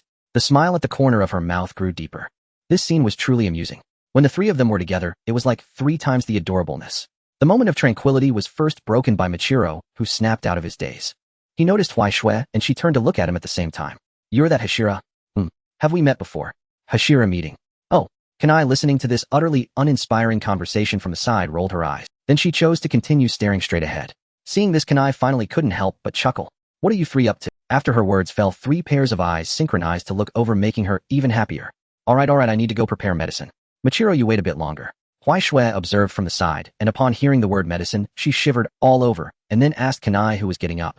What's wrong with him? Kanae's hands continued to prepare the medicine, her tone laced with helplessness. He's too young and has worked too hard to improve his strength, so he has some hidden ailments. Placing all the medicine on the table, she continued to portion it according to the daily dosage. But it's not a big problem, just need to adjust for a while. Oh, is that so? Huai Shui recalled that during the last trial he seemed to have pierced through the Mount Fujikage. Tenjin had complained about it to her before. Thank you. Michiro took the medicine from Kanae's hand and prepared to. At that moment, a particularly unique crow descended from the sky outside. Its name was Inzi, Michiro's partner. With long eyelashes and neatly arranged feathers, the bird looked incredibly exquisite. Landing on the railing, Inzi proudly surveyed the surroundings, its unique voice carrying a somewhat tsundere tone. Michiro, there's a mission coming up. Michiro stepped out of the house, signaling it to continue. As for his partner's personality, Inzi indicated that he was already used to it and intended to directly disclose the details. This mission is. The following is about the time adjustment reason for Shinobu becoming a Hashira, which can be skipped. This part does not count towards today's word count, due to Kanae not having died and witnessing the strength of the Upper Moons and the Demon King. Therefore, based on her character in the original work, she surely wouldn't want Shinobu to continue taking risks, so she would offer some. But as you saw, the persuasion was ineffective. Shinobu still became a Hashira, just with the timeline pushed back a bit. As for strength, it can only be said that due to the pressure from her 2 sisters, she was only stronger, not weaker. Before Inzi could finish speaking, Mian descended from high above and landed precisely over Huai Shui's head. When they saw one another, both were visibly taken aback. Huai Shui then heard Mian adopt an unfamiliar, awkwardly jeering tone. Oh, isn't this that narcissist? At that sinuously mocking cadence, Yin's feathers instantly puffed up. Who are you calling a narcissist? Mian rolled its eyes and turned away in disdain. Look at those eyelashes, longer than a human's. They're natural. Inzi flapped its wings angrily. What do you know? You bumpkin with that stupid tuft on your head. Bumpkin. By that logic, my Shue is a bump. Those words left Inzi momentarily speechless. It glanced at Mian, then at Huai Shui. That crow was always abusing its owner's backing. Always picking on me. Fortunately, the 2 birds' masters were simple souls, bothered by the quarrel. They simply stared up at the sky and did nothing. Seeing this, Inzi suddenly felt triumphant. So what? Our Tutu is still the youngest pillar. Hearing that familiar boast, Mian was left speechless. That was precisely why it disliked Inzi, always looking down on others. But daring to argue partnership with me. Are you sure you're not marching to the privy with a lantern in your beak? What's the use of being the youngest? Can you beat Shue? Inzi fell silent. It could not win, and that was plain fact. Luckily, the Senjio were black, otherwise one could see Yin's plumage change. It struggled for a long while and finally muttered in a small voice, rude. Barbaric. Unreasonable. Mian raised its head smugly. Had nothing to say now. As the surrounding commotion dwindled, Huai Shui finally came to her senses. She looked up at the 2 Senjia in the sky. Finished quarreling. The birds fell silent.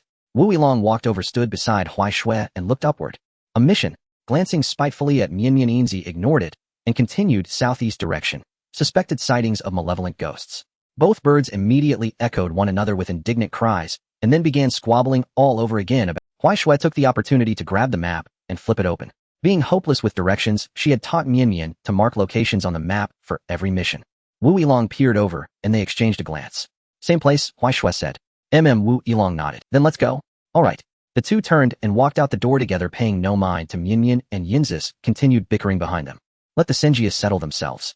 All the while Mian and Inzi kept at it arguing about this simple mission. At the mission site, Huai Shui and Wu Yilong stood at a street corner. Watching the lively scene, she felt a twinge of recognition. Oh, that's right. Long ago she and Zhang Naihu had once been chased by patrols here. Time had slipped by so quickly before she knew it, so much had changed. At first Huai Shui had not recognized the place. The city was far larger than in her memories. The streets were wider, the upper stories taller, and there were far more people. Vendors hawked their wares along the road, and the sense of food drifted through the air. Another town mission. Huai Shui muttered as she disliked these above all. Chasing ghosts day after day. It would be easier if someone simply told her where to go, and she could cut the problem down. Beside her, Wu Yilong stared at the bustling street with a puzzled look. Huai Shui studied his expression and thought to herself, hey, maybe I'm not so dull after all. But displeasure aside, they'd accepted the mission. There was no reason not to do it. Mian, she called, but there was no reply. Huai Shui guessed Mian had likely fallen asleep again. Looking up, Yinzi's figure had disappeared without her noticing. Huai Shui. Wu Yilong. Since the mission reported no injuries and no ghost rumors, only that Asinjia had seen traces resembling the blood demon technique, there were no solid leads. Thus they had not the slightest clue, and so they stood for a long while unsure where to go or what to do. In the end, Huai Shui pulled Wu Yilong along, following the scent in the air to a small restaurant by the street, hung with red lanterns. They had been traveling for some time since they were here and had no news. They might as well eat. Pushing open the door, they entered into a lively, noisy shop. Neither fancied fuss, so Huai Shui picked a seat toward the interior. Wu Yilong sat opposite, his eyes drifting about, unable to understand why ghost slayers would call here. Before he could ask, a smiling server approached. What would you like? Without a thought for price, Huai Shui, the little well-to-do Miss Shui, ordered freely whatever she wanted. This, and this. Right away. Watching the server head into the kitchen, Huai Shui idly stared out. Wu Yilong propped his chin in the same pose. A nearby aunt glanced at them and whispered to her friend, those two kids are oddly handsome, just not very bright. Her friend nodded. Maybe siblings, they do look alike. Huai Shui's ears twitched, but she chose not to respond. Let them talk, but didn't stop her from eating. The kitchen was efficient, and the dishes arrived quickly. Handing the tub of chopsticks to Wu Yilong, Huai Shui immediately began to eat with relish. They ate in companionable silence for a while, but before long Huai Shui's chewing froze mid-motion, as if a hamster had paused with a blade of grass. She had the soup, hesitated, then gave up thinking, and resumed eating. After a bowl, she found the taste acceptable. Then, thud! Her forehead struck the table with a muffled sound. Wu Yilong stopped his chopsticks and looked at her, bewildered at what she was doing. Noticing the disturbance, the proprietor hurried over with concern. Young miss. He prodded Huai Shui's shoulder, but she did not respond. Has she fainted? Only then did Wu Yilong react fully. Something seemed to have gone wrong. He did not immediately check her condition. Instead, he sat quietly and slipped his hand to the knife wrapped in cloth at his guarded gaze swept the room, but he failed to notice the proprietor's expression changing. From alarm to rigidity, the corners of the man's mouth slowly spread into a smile. He spoke softly, his tone no longer kindly. How obedient. You didn't notice at all. As the words fell, all the customers in the shop simultaneously halted their actions. Chopsticks hovered in midair, and their bodies became completely rigid. Then in unison they turned their heads to look at Huai Shui and Wu Yilong, their vacant eyes fixed upon them. At the same time, the shop door was pushed open. A squirrel, named Li Rong, perched on a shoulder. Mo Xiao approached with a smile, walking slowly. He scanned the shop, his gaze landing on Huai Shui, his tone filled with satisfaction. I found you. It wasn't in vain that I went through great lengths to use the blood demon technique to lure you here. However, it seems a variable has appeared. He glanced at the black-haired youth beside Huai Shui. Despite his wary tone, Mo Xiao remained relaxed. This is a ghost. Recognizing the identity of the newcomer, Wu Yilong drew the Nicaran blade at his side. Breath of the crimson dawned forth form. His figure quickly lowered, ready to charge out, but his body suddenly froze. What was happening? He couldn't move at all. Oh dear, don't be so angry. Mo Xiao approached the two, his tone akin to coaxing a child. I'm here to find her. He bent down, wrapping an arm around the prone Huai Shui, lifting her against his side. Then he turned and walked out of the shop. A snapping sound echoed as his figure disappeared at the doorway. The customers in the shop, under control, also collapsed to the ground unconscious. Huai Shui was taken away while Wu Yilong was left helpless, forced to watch the evil spirit vanish before him. On the street, Mo Xiao looked down at the unconscious girl, feeling a hint of hesitation. Li Rong. The little squirrel on his shoulder twitched its ears. Gee, what do you think? Should we kill her or take her back? Li Rong tilted its head in thought. Gee. Mo Xiao nodded. Indeed, taking her back would be troublesome, but killing her, wouldn't that put me in a predicament? Just as he was mulling it over, hurried footsteps suddenly approached from behind. Mo Xiao turned around. He discovered it was Wu Yilong chasing after him, gripping a knife tightly, his gaze fixed on him, followed by a group of patrol officers urging him to put down the weapon and not run. You broke free so quickly. Mo Xiao was somewhat surprised by Wu Yilong's speed. This kid was stronger. No, perhaps it was luck. Speeding up, he chose to evade through the various alleys of the town. The patrol officers were soon shaken off, but Wu Yilong still followed closely behind. I told you not to chase. he shouted while running his tone tinged with helplessness. I don't want to fight you, but if that old dang sees hell say I'm slacking off at work. Wu Yilang said nothing, only chasing desperately. He glanced at Huai Shui, who was drooling from the bounces, unsure how to evaluate the situation. Could it be that she was about to vomit? This chase that spanned the entire town continued into the wilds beyond. In the end, Mo Xiao realized he couldn't shake him off and had to stop. Alright, I really can't do anything with you. Wu Yilang thought he was finally ready to confront him directly, only to see the other party had opened a wooden door beneath his feet. Warm yellow light spilled from within. It was the entrance to the Infinite City, opened by Mo Xiao contacting Ming Nu just earlier. Goodbye. His body began to fall, and Mo Xiao smiled as he watched Wu Yilang draw closer. However, just as he was about to plunge into the Infinite City, he felt something at his waist jolt suddenly, and then a force hit him from the side. He was kicked away, and Mo Xiao completely exited the range of the wooden door. Rolling on the ground twice, he dazedly got up and looked up. At that moment, Huai Shui stood beside the wooden door, curiously examining it. What is this? A door in the ground. I've never seen one, how strange. Wu Yilang, who caught up, also stopped and stood beside her. Are you okay? Huai Shui nodded, continuing to gaze at the wooden door until it closed. What happened? Faced with Wu Yilang's inquiry, Huai Shui scratched her head, momentarily unsure how to explain. She remembered Mian had told her a term. What was it called again? I want to act. She tried to recall, but couldn't think of it. Acting. Acting like a sugar demon. The voice grew closer, and Mian flew in, a knife clamped in her mouth. She tossed the knife to Huai Shui, landing on her shoulder, panting heavily. I'm exhausted. Shui, your knife is really heavy. Huai Shui caught the knife and turned to comfort Mian. Not far away, Mo Xiao brushed off the dust from his clothes, looking at Huai Shui with a somewhat bitter smile. Can't you just come back with me? Obediently.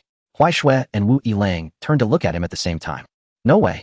Mo Xiao sighed lightly. Then there's nothing I can do. As soon as he finished speaking, Huai Shui and Wu Yilang charged out together. With a pincer attack, the blade swept through, aiming directly for his head. Mo Xiao raised his hand, and the blood demon technique activated instantly. Wu Yilang's body froze again. He was immobilized again. Seeing this, Mo Xiao let out a sigh of relief. Thankfully, this kid may break free quickly, but it still takes time each time. But before he could relax, an unexpected sound of slicing air came from the left. Huai Shui's knife had already— Moments ago, her figure merely paused in the air before swiftly regaining its fluidity. Seeing this, Li Rong also exerted force, stopping Huai Shui for half a second. Taking this opportunity, Mo Xiao swiftly retreated, the blade grazing his neck, lifting a strand of hair. Aren't we buddies? He glanced at Huai Shui, unconvinced, and activated the blood demon technique again. Huai Shui's figure halted once more, then continued to strike at him. In response, Mo Xiao could only retreat, repeatedly dodging awkwardly. Yet inside, he was increasingly shocked. Something's not right. This girl is unusual. He dodged while asking, Hey little girl, what were you thinking just now? Huai Shui looked a bit dazed. What was she thinking? She wasn't thinking at all. When the knife came, she slashed. If she couldn't hit, she just kept chasing and slashing. What was there to think about? Seeing her reaction, Mo Xiao instantly understood. Goodness, he thought it was going to be a simple task, but he encountered— This person was simply his nemesis. His blood demon technique was a specially designated ability. The immobilized creature would have their stasis time determined based on the strength gap with him. However, if the victim experiences fear, panic, agitation, or other negative emotions during the effect, the immobilization time would be excessively prolonged until those emotions dissipated.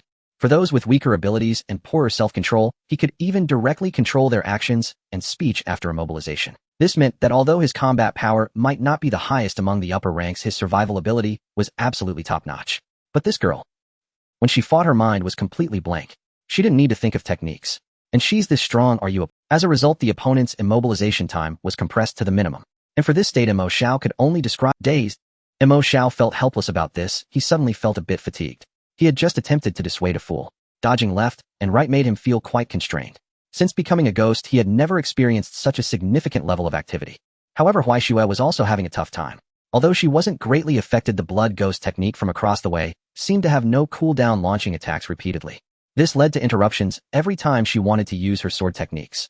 And as she understood, the need for a coherent action as a technique was crucial. Being interrupted at a specific moment could render her techniques useless. It was like visiting relatives during the new year and suddenly needing to shake hands while picking your nose, or realizing halfway through copying homework that you had the wrong answers, or preparing to take off when the internet suddenly cut out. In short, it was incredibly annoying. This finally caused Waksu's emotions to fluctuate. The immobilization time was also extended in sync. Feeling the prolonged time of Waksu's stillness, Mo Xiao's pressure instantly decreased.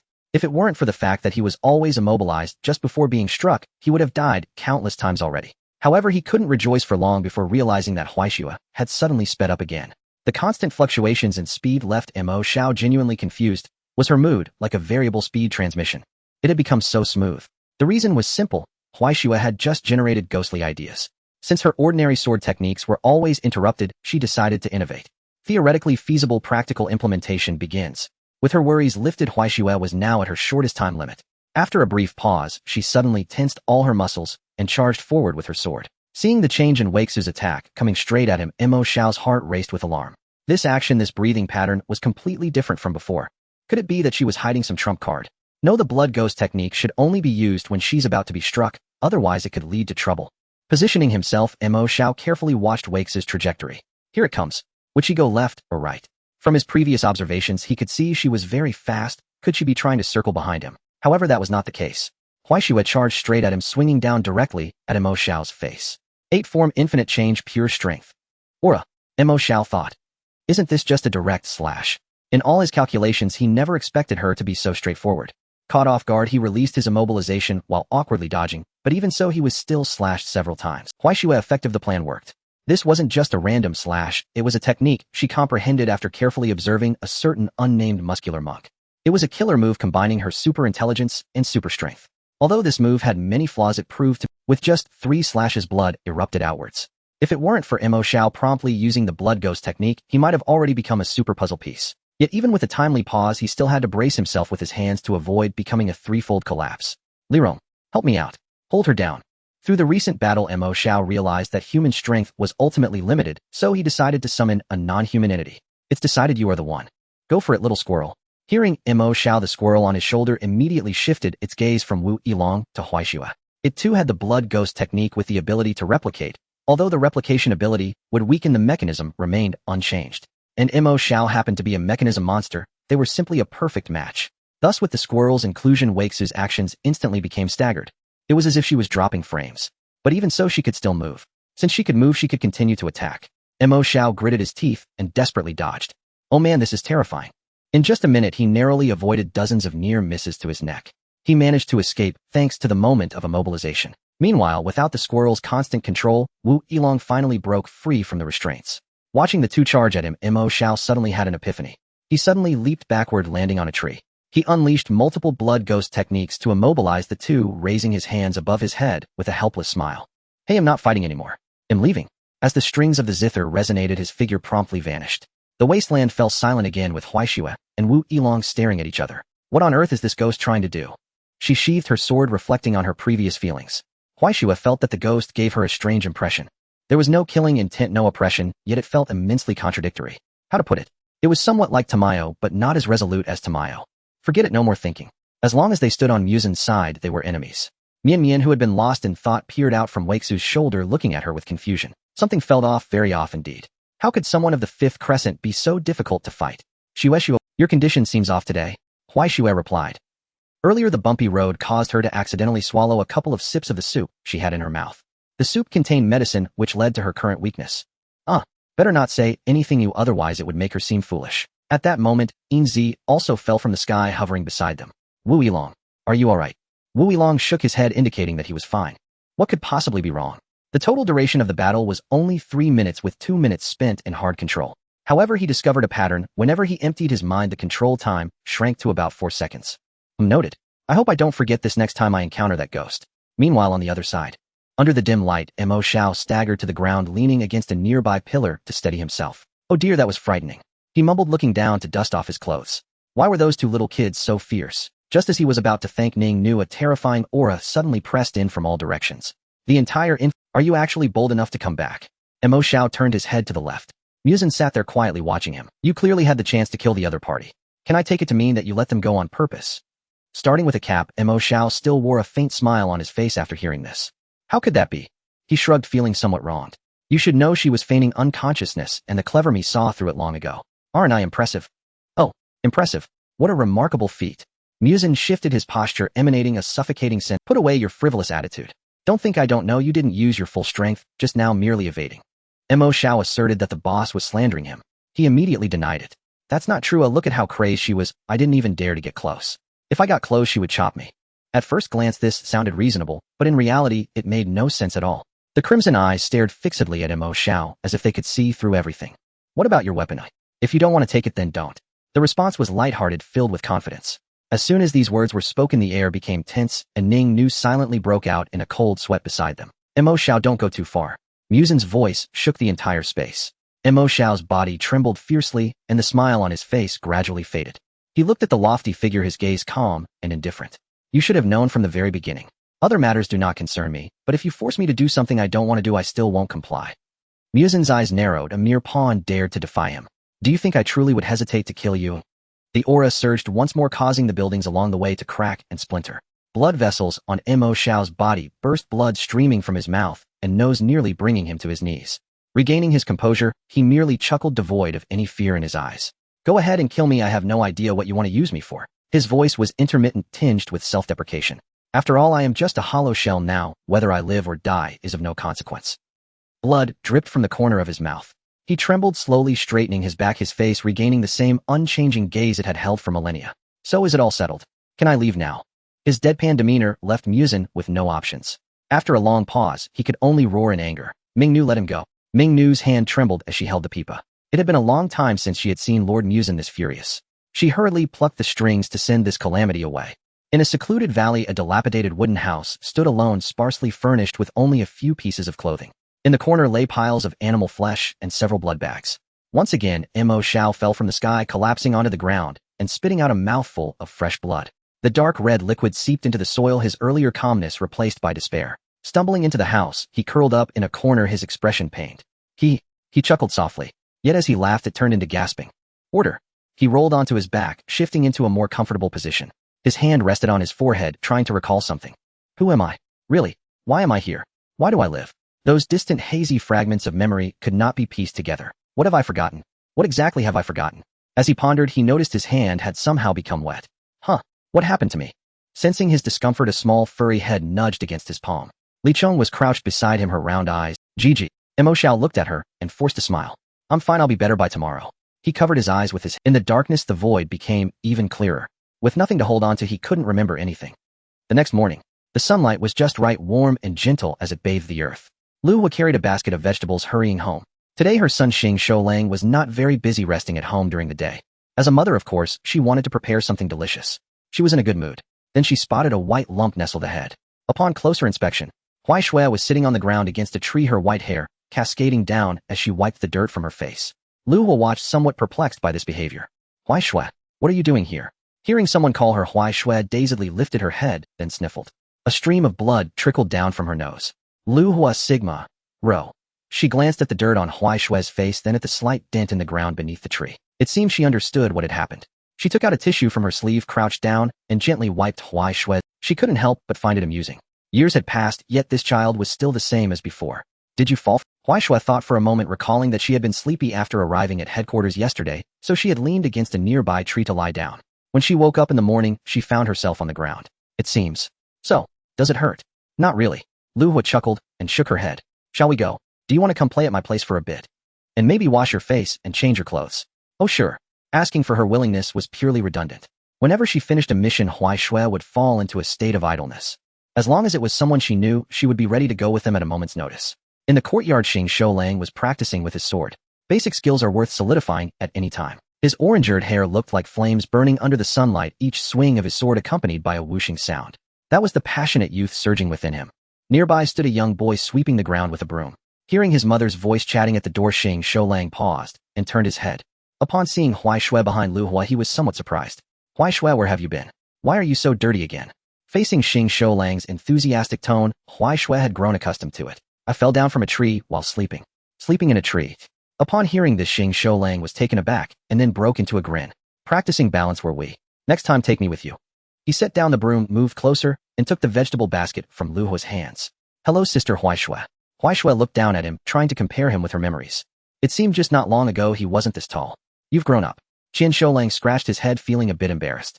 Yeah, you have indeed grown up. Lu Hua watched them with a smile. You two go ahead and play, I will go prepare dinner. She took off her outer garment and hung it by the door, leading Qin Shoulang into the kitchen. The courtyard fell into silence. After washing her face, Huai Shui sat there. Xing Shoulang paused his practice and sat beside her, trying to find a topic to talk about. How have you been lately? Not bad. That's good. What are you looking at? The tree. What's so interesting about it? After a long silence, Xing Shoulang chuckled softly.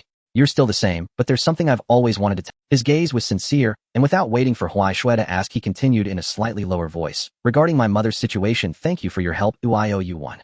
Huai Shui blinked, slightly puzzled. Aunt Lu Hua. Yes. Xing Shoulang nodded. If it weren't for the note you left back then, and the potions you brought later, she might have. He paused, gratitude evident in his smile. But it's nothing serious now, she just needs to take care of herself as her health is somewhat fragile. Huai Shui nodded slightly after hearing this, then turned her gaze back to the large tree. Her legs suspended in midair, gently swayed. The two sat side by side, neither speaking, the atmosphere comfortable. When the courtyard gate opened again, Jin Shoulang walked in carrying a wine jug and humming a tune. Not taking on any more missions, he was dressed in casual attire, looking quite neat. He was somewhat surprised to see the two sitting on the corridor. Yo, Huai Shui is here. Huai Shui looked at him and nodded. Xing Shoulang, however, wore a somewhat helpless expression.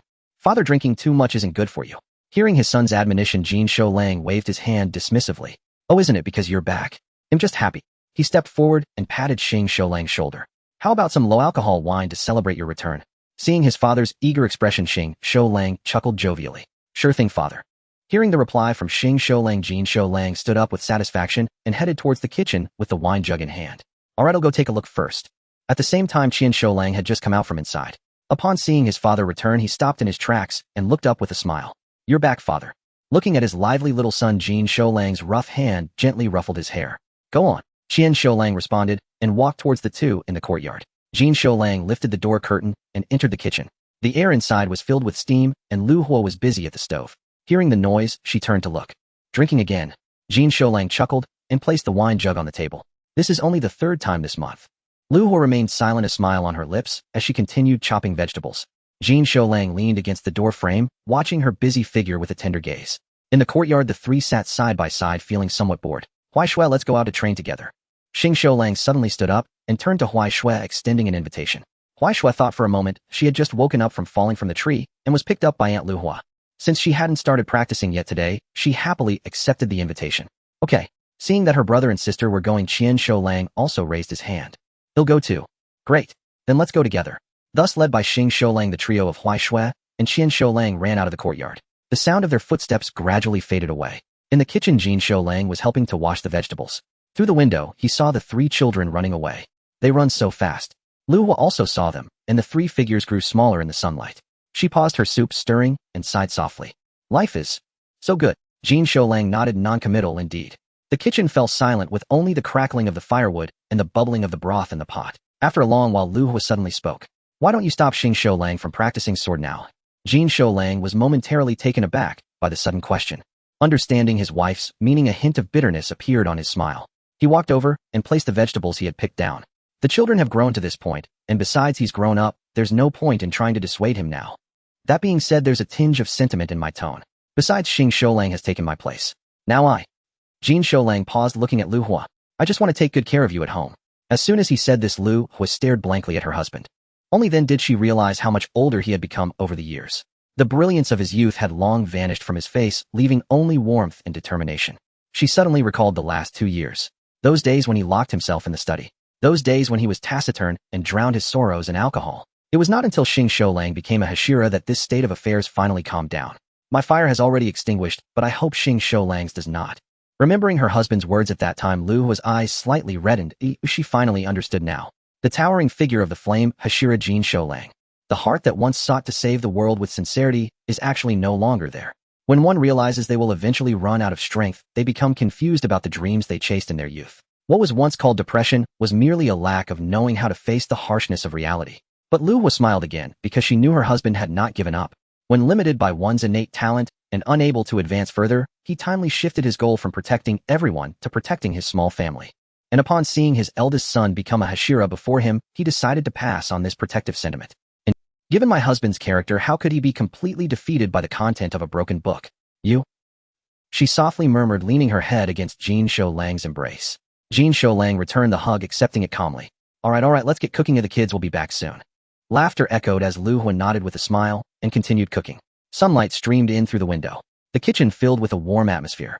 The sun gradually rose higher in the sky. Not far from the headquarters of the Demon Slayer Corps was a marketplace. This was specially established by Yao Zai for the convenience of the members to shop. After a morning of training, the three were headed here to replenish their fluids. After experiencing Huai Shui's hellish training, Xing Shoulang expressed deep agreement. Although it was tiring, the results were quite remarkable. He was confident that if he continued this way, he would definitely improve in speed. Thus in high spirits he walked and asked Huai Shui questions about training. Huai Shui walked in the middle, breathing steadily and answering intermittently.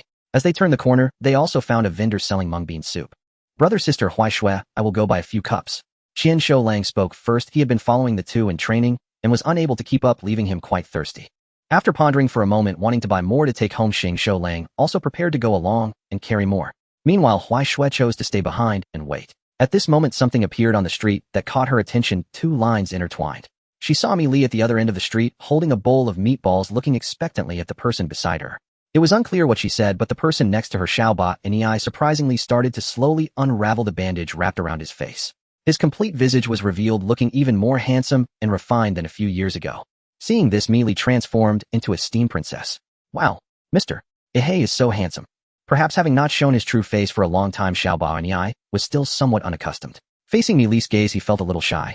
Yet he still accepted the meatballs from her hand and began to eat them bit by bit.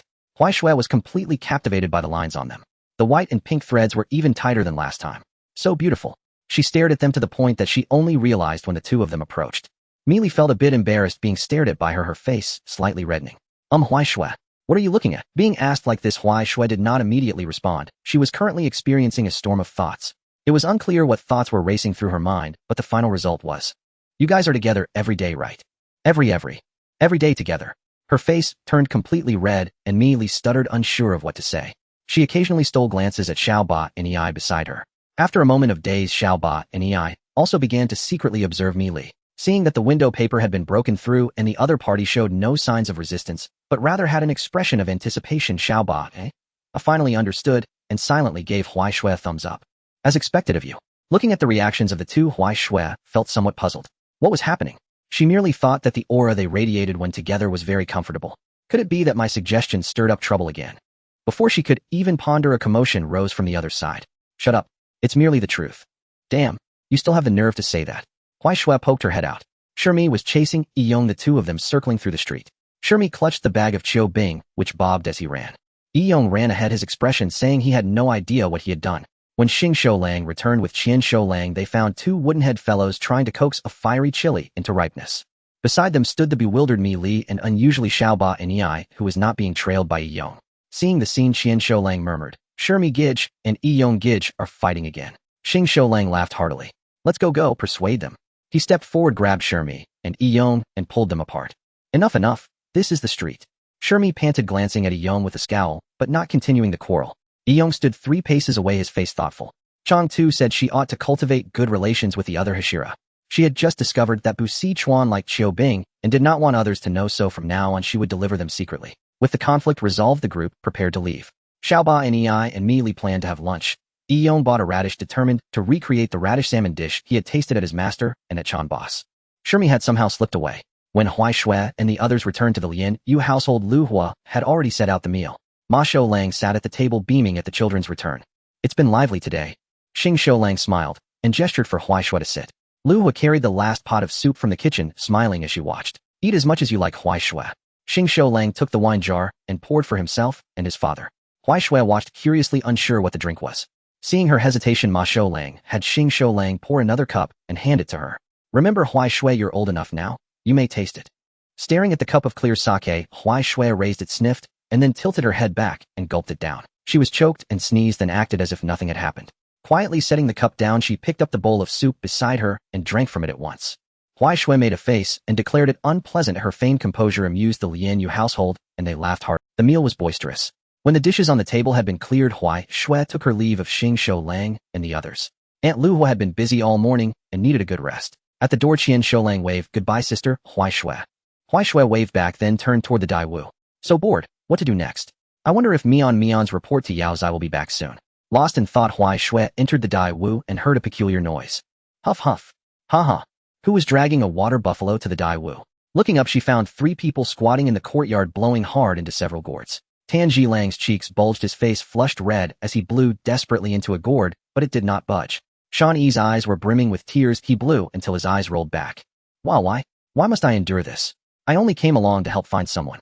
Yiji Zhu had completely given up and roared at the gourd. Break the gourd for me. But that had no effect. Gourds do not shatter from shouting. Hu Dairen sat in the veranda, a medicinal ledger in hand, leisurely calculating something. Next to her sat Xiang Nai, who lost in thought. Huai Shui approached, peering at the notebook in Ren's hand. What are you? Nothing much, just accounting for the recent medicinal herbs. Hearing their voices, Tan Zhilang immediately turned his head. Huai Shuijia. Shan Yi, seeing her, was overcome with emotion and burst into tears of relief. You're finally here? I was wrong. I've no right to fear you. Only after meeting Hu Dairen did Shan Yi understand what it meant to be haunted by a nightmare. When Huai Shui had taken them out to the fields, it had been a little frightening, but never exhausting, and there had been no real danger to their safety. Ren was different. She subjected them to brutal, exhausting drills, while smiling faintly behind them, encouraging them in a chilling way. The scene was absurd, like an Oreo harvesting cotton candy. Huai Shui was utterly bewildered, each of them blushing and clutching a gourd. What were they doing? This is training. Ren nodded, smiling. Yes. They came to see you, and while chatting they asked why you were so strong, so I had them practice full concentration constant form first. She pointed at the gourds on the ground. Practice with these, when you can blow one to bursting you'll be considered initiated. Tan Zhilang nodded earnestly, I'll work hard. Shani made a wretched face, cursing inwardly. Don't you dare mention that. Meanwhile, Iji Zhu, who had been roaring at a gourd, finally stopped, panting heavily. He turned and glared at Hu Dairen. Are you deceiving us? How could one possibly blow a gourd to pieces? Ren laid a hand on his shoulder, smiling with gentle eyes.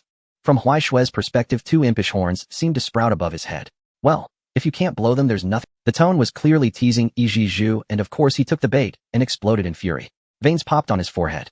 What did you say? How could I, the Great Lord, possibly be unable to blow one? Meanwhile, Tan Zhilang scratched his head and looked to Huai Shui. Sister Huai Shui, when you blew the gourd, was there any trick? Me. I've never blown one before. Huai Shui thought for a moment, walked to the pile of gourds, and picked up the one nearly as tall as she was. Shan Yi widened his eyes. That largest one is. But Huai Shui simply blew a gentle puff into. With a sudden bang, shards scattered across the courtyard. The gourd burst. After a few seconds of stunned silence, Huai Shui said, so it seems the problem was truly with you. But that couldn't be helped. Iji Zhu scowled. Discarding the fragments in his hand, Huai Shui turned to Tan Zhilang with a hint of doubt in her voice. Can this really serve as training? Tan Zhilang was speechless. Shan Yi trembled as he raised a hand. You blew the biggest one. You burst the largest one. Yes. Didn't you say you'd never blown one before? I had never. Huai Shui's voice was calm. My first time. Shan Yi froze in disbelief. Tan Zhilang comforted him.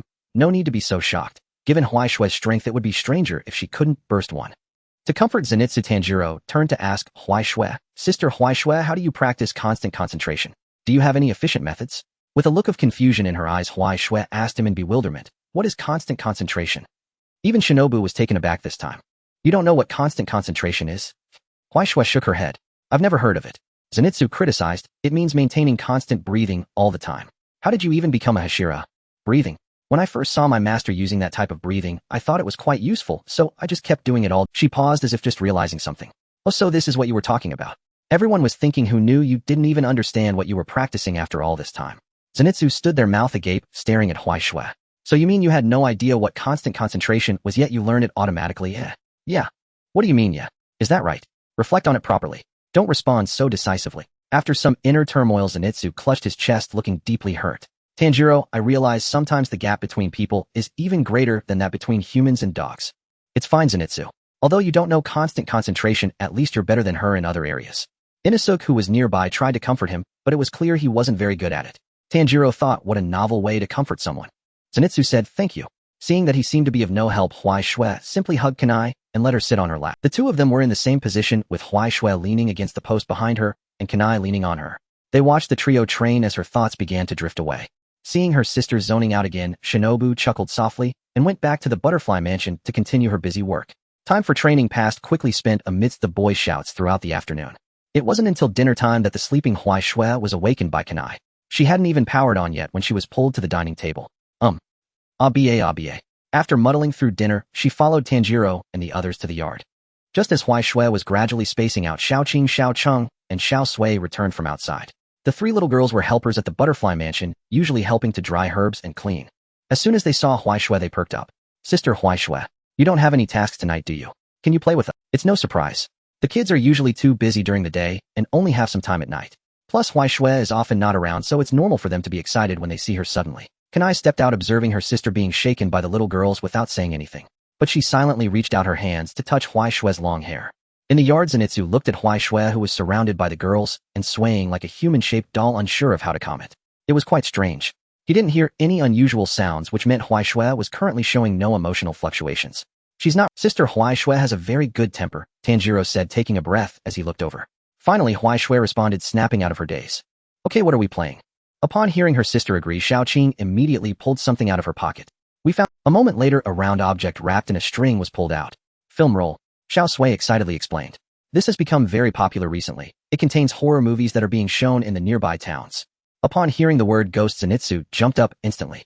Ghost movies? Xiaoqing nodded, saying, yes, I've heard they are particularly scary. We are too scared to watch it ourselves, so can you watch it with us, Sister Huai Shui? Xiaoqing's words made Zenitsu go pale. Alright, why don't we all watch it together? It seemed quite interesting, and Tanjiro also put down his gourd and curiously moved closer. What is a ghost movie? He had only seen ghosts before and had never seen a ghost movie. Could it be some precious footage of the Demon Slayer Corps? It's a story about ghosts and it's very realistic. Inosuke stopped his deep breathing and rushed over to grab the film. Where are the ghosts? Let me see. Seeing that everyone seemed very interested, Huai Shui naturally wouldn't refuse. Since she had nothing else to do, why not take a look at what the ghost movies made outside the Demon Slayer Corps looked like? The 8 of them squeezed into the house. Xiaoqing adjusted the equipment and pressed the switch. With a crackling sound of electricity, the image began to appear hazily. Inside the dim house, the creaking wooden door and the fluttering curtains. The sound effects were eerie and the music sent chills down one's spine. Zenitsu began trembling. He deeply regretted his decision to come in, already feeling as if someone was breathing on his neck. Inosuke. The scene continued. A woman in white climbed down the stairs, her hair covering her face, moving stiffly as she descended. Then came a sudden face reveal. Woohoo ah! A strange sound suddenly came from behind, and Zenitsu, already tense, leaped forward, clinging tightly to Tanjiro. Tanjiro was gasping for air as he struggled to pull Zenitsu off of him.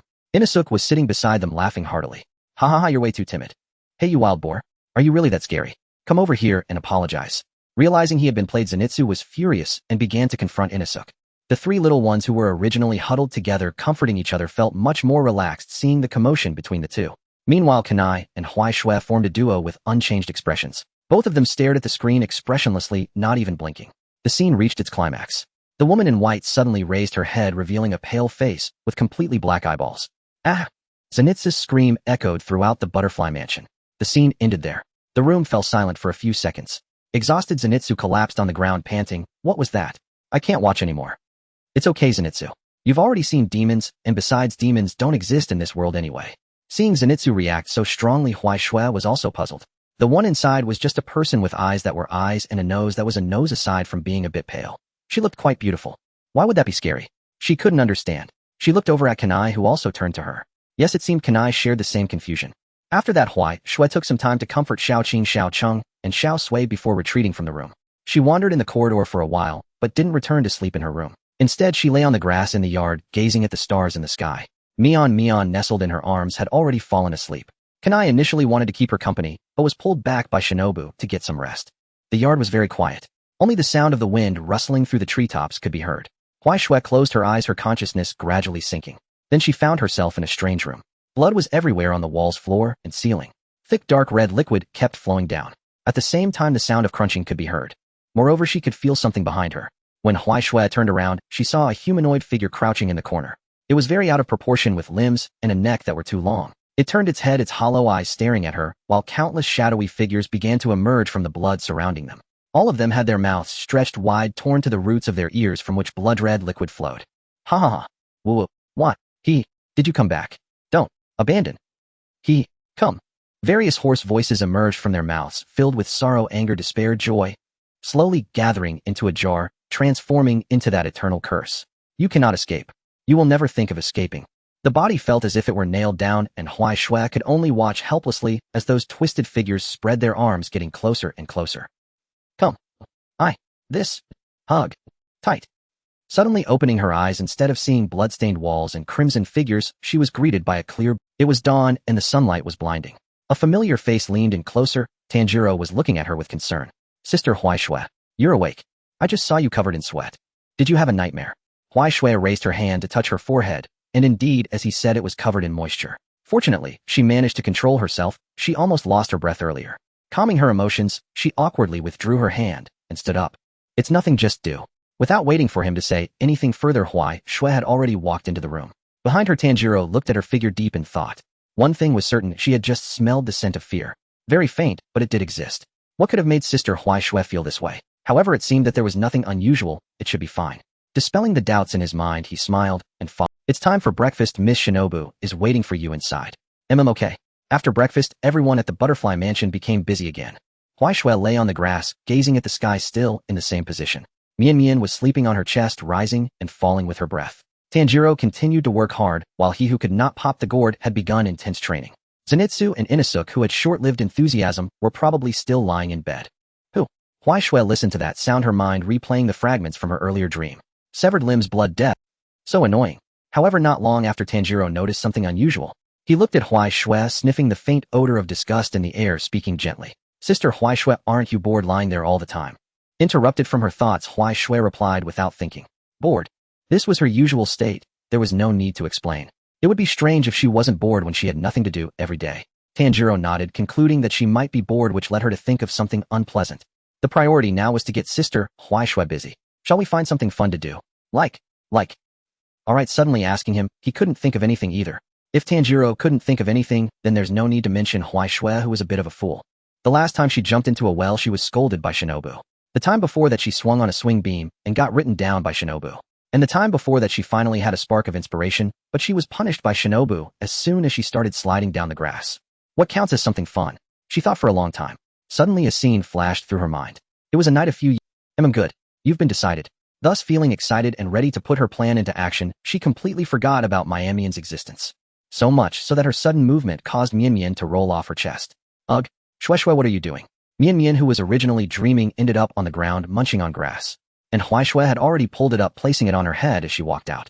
Let's go outside and talk on the way. Tanjiro, who was still thinking of strategies, realized she had already run out and could only shout towards the door. Sister Huaishui, where are you going? To find Yosei to tell Shinobu about something. Tanjiro blinked. Huh? Yosei? Isn't that Lord Main? After leaving the butterfly mansion halfway through the journey, Mian flew away. It needed to search for something according to Huaishui's instructions. Soon after, when Huaishui came out of the Ubuyashiki residence, she was holding a large bag of items. Shaking at the heavy feeling made her very satisfied. Behind her, Yosei stood on the corridor looking puzzled. What is she going to do with so many of those things? Soon evening arrived. Everything was ready. In the dense woods, Huaishui emerged from the grass wearing a black hood. It was actually just a piece of black cloth with 2 holes cut out for her eyes. Above her, Mian flew over as well. It was also wearing a hood. To distinguish, it had specifically chosen white, only revealing its beak. If one looked closely, they would realize that it was Huaishui's sock, cut off from the place of her left big toe. Have you investigated it thoroughly? Huaishui looked up into the air, her tone unusually serious. Mian landed and replied in a deep voice. I investigated thoroughly, boss. There are a total of 3 locations. Alright then, let's go. Upon learning that the target was real, Huaishui prepared to set off without a second word. However, Mian hesitated at this moment. Boss, can we really do this? Huaishui glanced at it. We will win. However, why did it always feel like something was wrong with this conversation, but it could not pinpoint what? Since it could not pinpoint it, it decided not to say anything. The 2 hoods, one black and one white, rapidly traversed through the woods, heading straight for the mountains behind a certain town. Meanwhile, Doma had just walked out of a town and was stretching his limbs. On another fulfilling day, I gained quite a few In a good mood, he felt he had reached the peak of his demon life and began to talk to himself. The subject was none other than his best brother. Lord Akaza, why are you working so diligently? There are no rewards, no good food, it's purely voluntary. As he said this, he made a regretful expression, as if he were speaking up for his brother. Unlike me, I can sit back and relax in the church every day and just preach to have a steady supply of food. How great. Walking along the narrow path beside the fields, Tong Mo quietly reminisced about the delicacies of the past 2 days. The one from the east village, the one from the west village. Yet to this day, the sweetest blood Tong Mo had ever scented belonged to that child. Alas, he could not defeat him. With a sigh, he let it go. There was no use dwelling on it. It was better to consider the establishment of a 4th church. It was a pity Yu Hu was dead, otherwise she could have helped with the design and the site selection. While scheming about his next meal, Tong Mo entered the grove. Soon he saw a dense column of black smoke rising and spreading rapidly. Oh, who is the unlucky fellow that has it exploded? Ever one to savor a spectacle, he still had time to jest and was blind to the wrongness of the scene.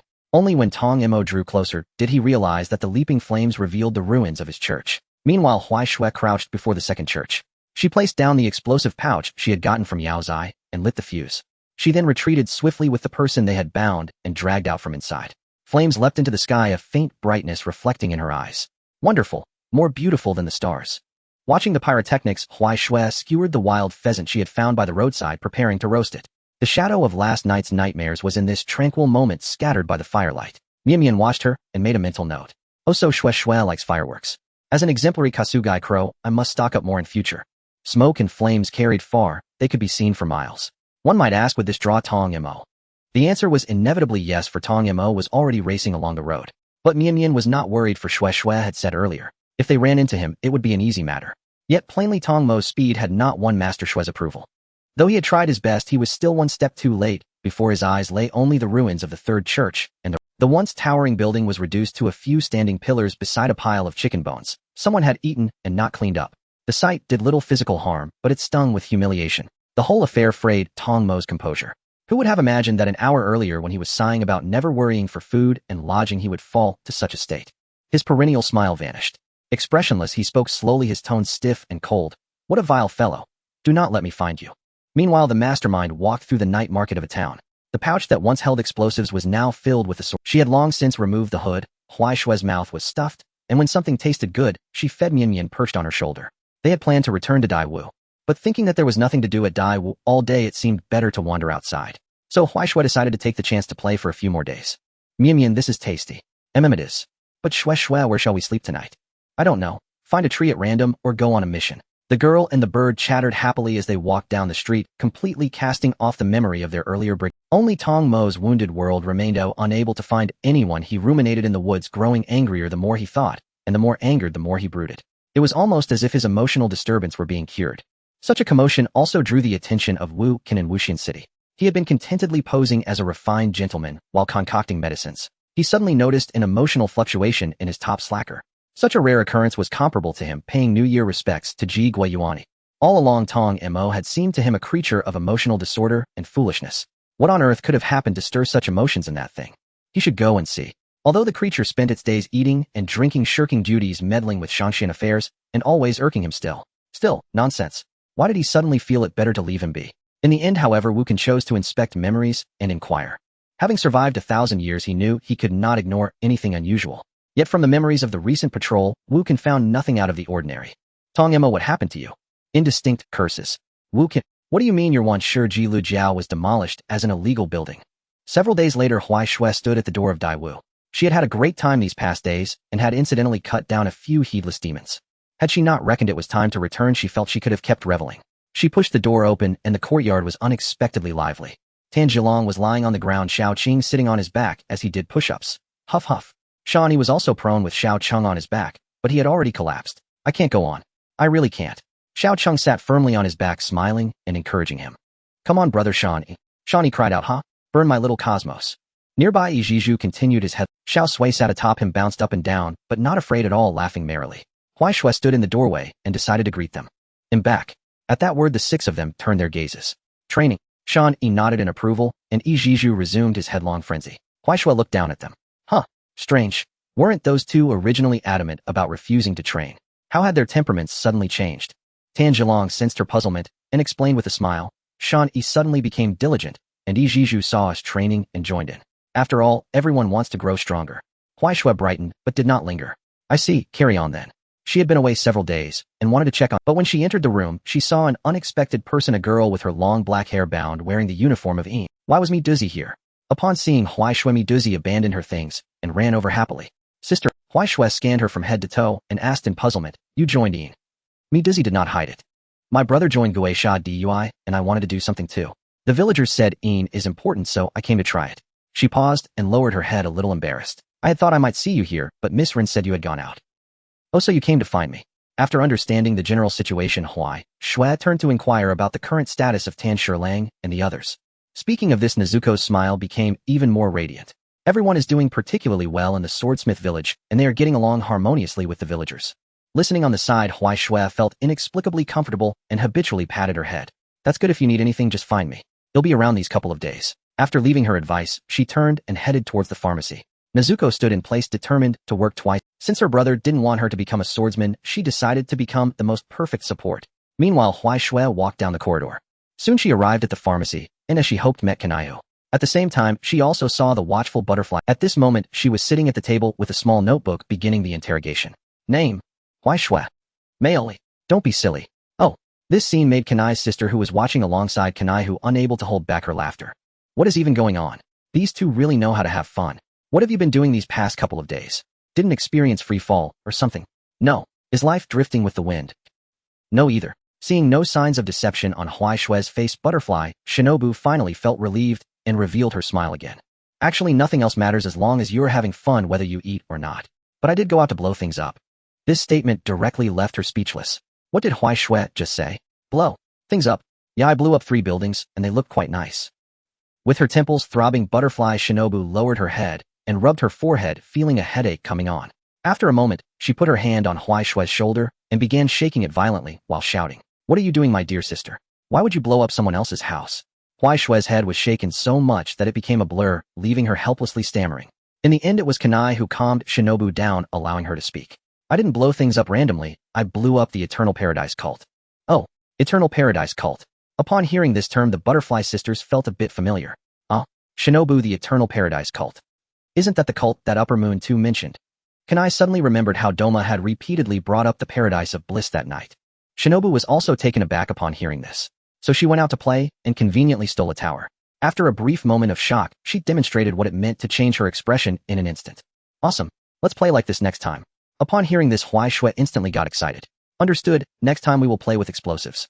Since we played blowing up a fish isn't too much to ask." Calculating in her mind the consolation finally, Huai Xue successfully preserved the last spot on the second page of her notebook. Kanae was handed over to her. Shinobu pointed towards the door, indicating she still had someone to teach. Driven by curiosity, Huai Xue also stealthily followed along. When she looked through the crack of the door, she realized Shinobu was referring to Nezuko. But this is also quite good, a well-rounded development in virtue, intelligence, physique, aesthetics, and labor. Seeing that there was nothing else to do, Huai Xue remembered that Yoya seemed quite curious about why she took so many explosives. Then let's go play with Yoya. And once she went, she didn't return for a whole day. As she often ran around the mansion, she gradually became familiar with Yoya's children. Thus that afternoon, Huai Xue was either chatting or playing with the children. In the end, she was even invited to stay for dinner. By the time she returned to the Butterfly Mansion, it was already time to sleep. Just as she was lying on the veranda watching the stars, little Zoe and little Sui ran over holding a small notebook and a wooden stick. Huai Xue looked at them in confusion. "What's wrong?" Hearing the voice, Tanjiro poked his head out from the room and smiled as he explained. "They want to help us train." Huai Xue blinked, still not understanding. "Train?" "Yes." Little Sho said seriously. "We need to keep an eye on Big Brother Tanjiro and remind them to use total concentration breathing even while they sleep at night, right? We can't let them slack off. Leave it to us." Staring at these 3 little girls and Tanjiro, Huai Xue decisively refused. No little kids should go to bed obediently. Edge. The 3 little girls were stunned, but Huai Xue continued with, "Total concentration is quite simple. I will take them to practice tomorrow." After saying that, she looked at the 3 little girls. "Go on, time to sleep." The 3 little ones exchanged glances, a bit hesitant. Tanjiro also realized he had been too eager for results. "Huai Xue is right, you must be tired too, go to sleep." Hearing this result, Zenitsu happily got up from the ground, his face filled with emotion. "Huai Xue, you've finally been nice to us." But it turned out he was too early to feel moved, as Huai Xue reminded him bluntly. "Tomorrow will be very tiring. As the saying goes, don't trust Huai Xue when she says it's easy, don't argue when she says it's hard." Zenitsu's smile had already frozen on his face, feeling as if he was a bit doomed. This is hell. Seeing that they insisted on this, the 3 little ones looked at each other and then obediently retreated to their rooms. "Then fine, good night everyone." Zenitsu responded weakly, while Inosuke beside him had already fallen into a deep sleep. Seeing them rest obediently, Huai Xue returned to the outer corridor to continue watching the stars. She reminisced about her life in the Fog Canyon, recalling how Master Kanae had also taught her to balance work and rest, whom she also felt a bit nostalgic. The next morning, Huai Xue pulled the 3 out the door. Zenitsu yawned as he walked. "Where are we going?" "Into the mountains." "Into the mountains? What for? Running? Just this." Seeing Zenitsu's incredulous expression, Huai Xue thought he found it too simple. "How about?" Various novel phrases composed of common vocabulary flew out. It left Tanjiro and the others completely baffled. The 3 of them, what is this guy talking about? Is this even a training regimen that humans can do? Feeling a chill down their backs, Zenitsu quickly shook his head. No. It's fine just like this." Then, to prevent Huai Xue from saying anything inhuman, he took off running without hesitation. Tanjiro and Inosuke quickly followed suit, forming a line. Huai Xue leisurely swayed, ready to scorch the butt of anyone who slowed down with her blade. And so they kept going without a moment's pause until noon, when the 3 finally collapsed on the ground, their fates unknown.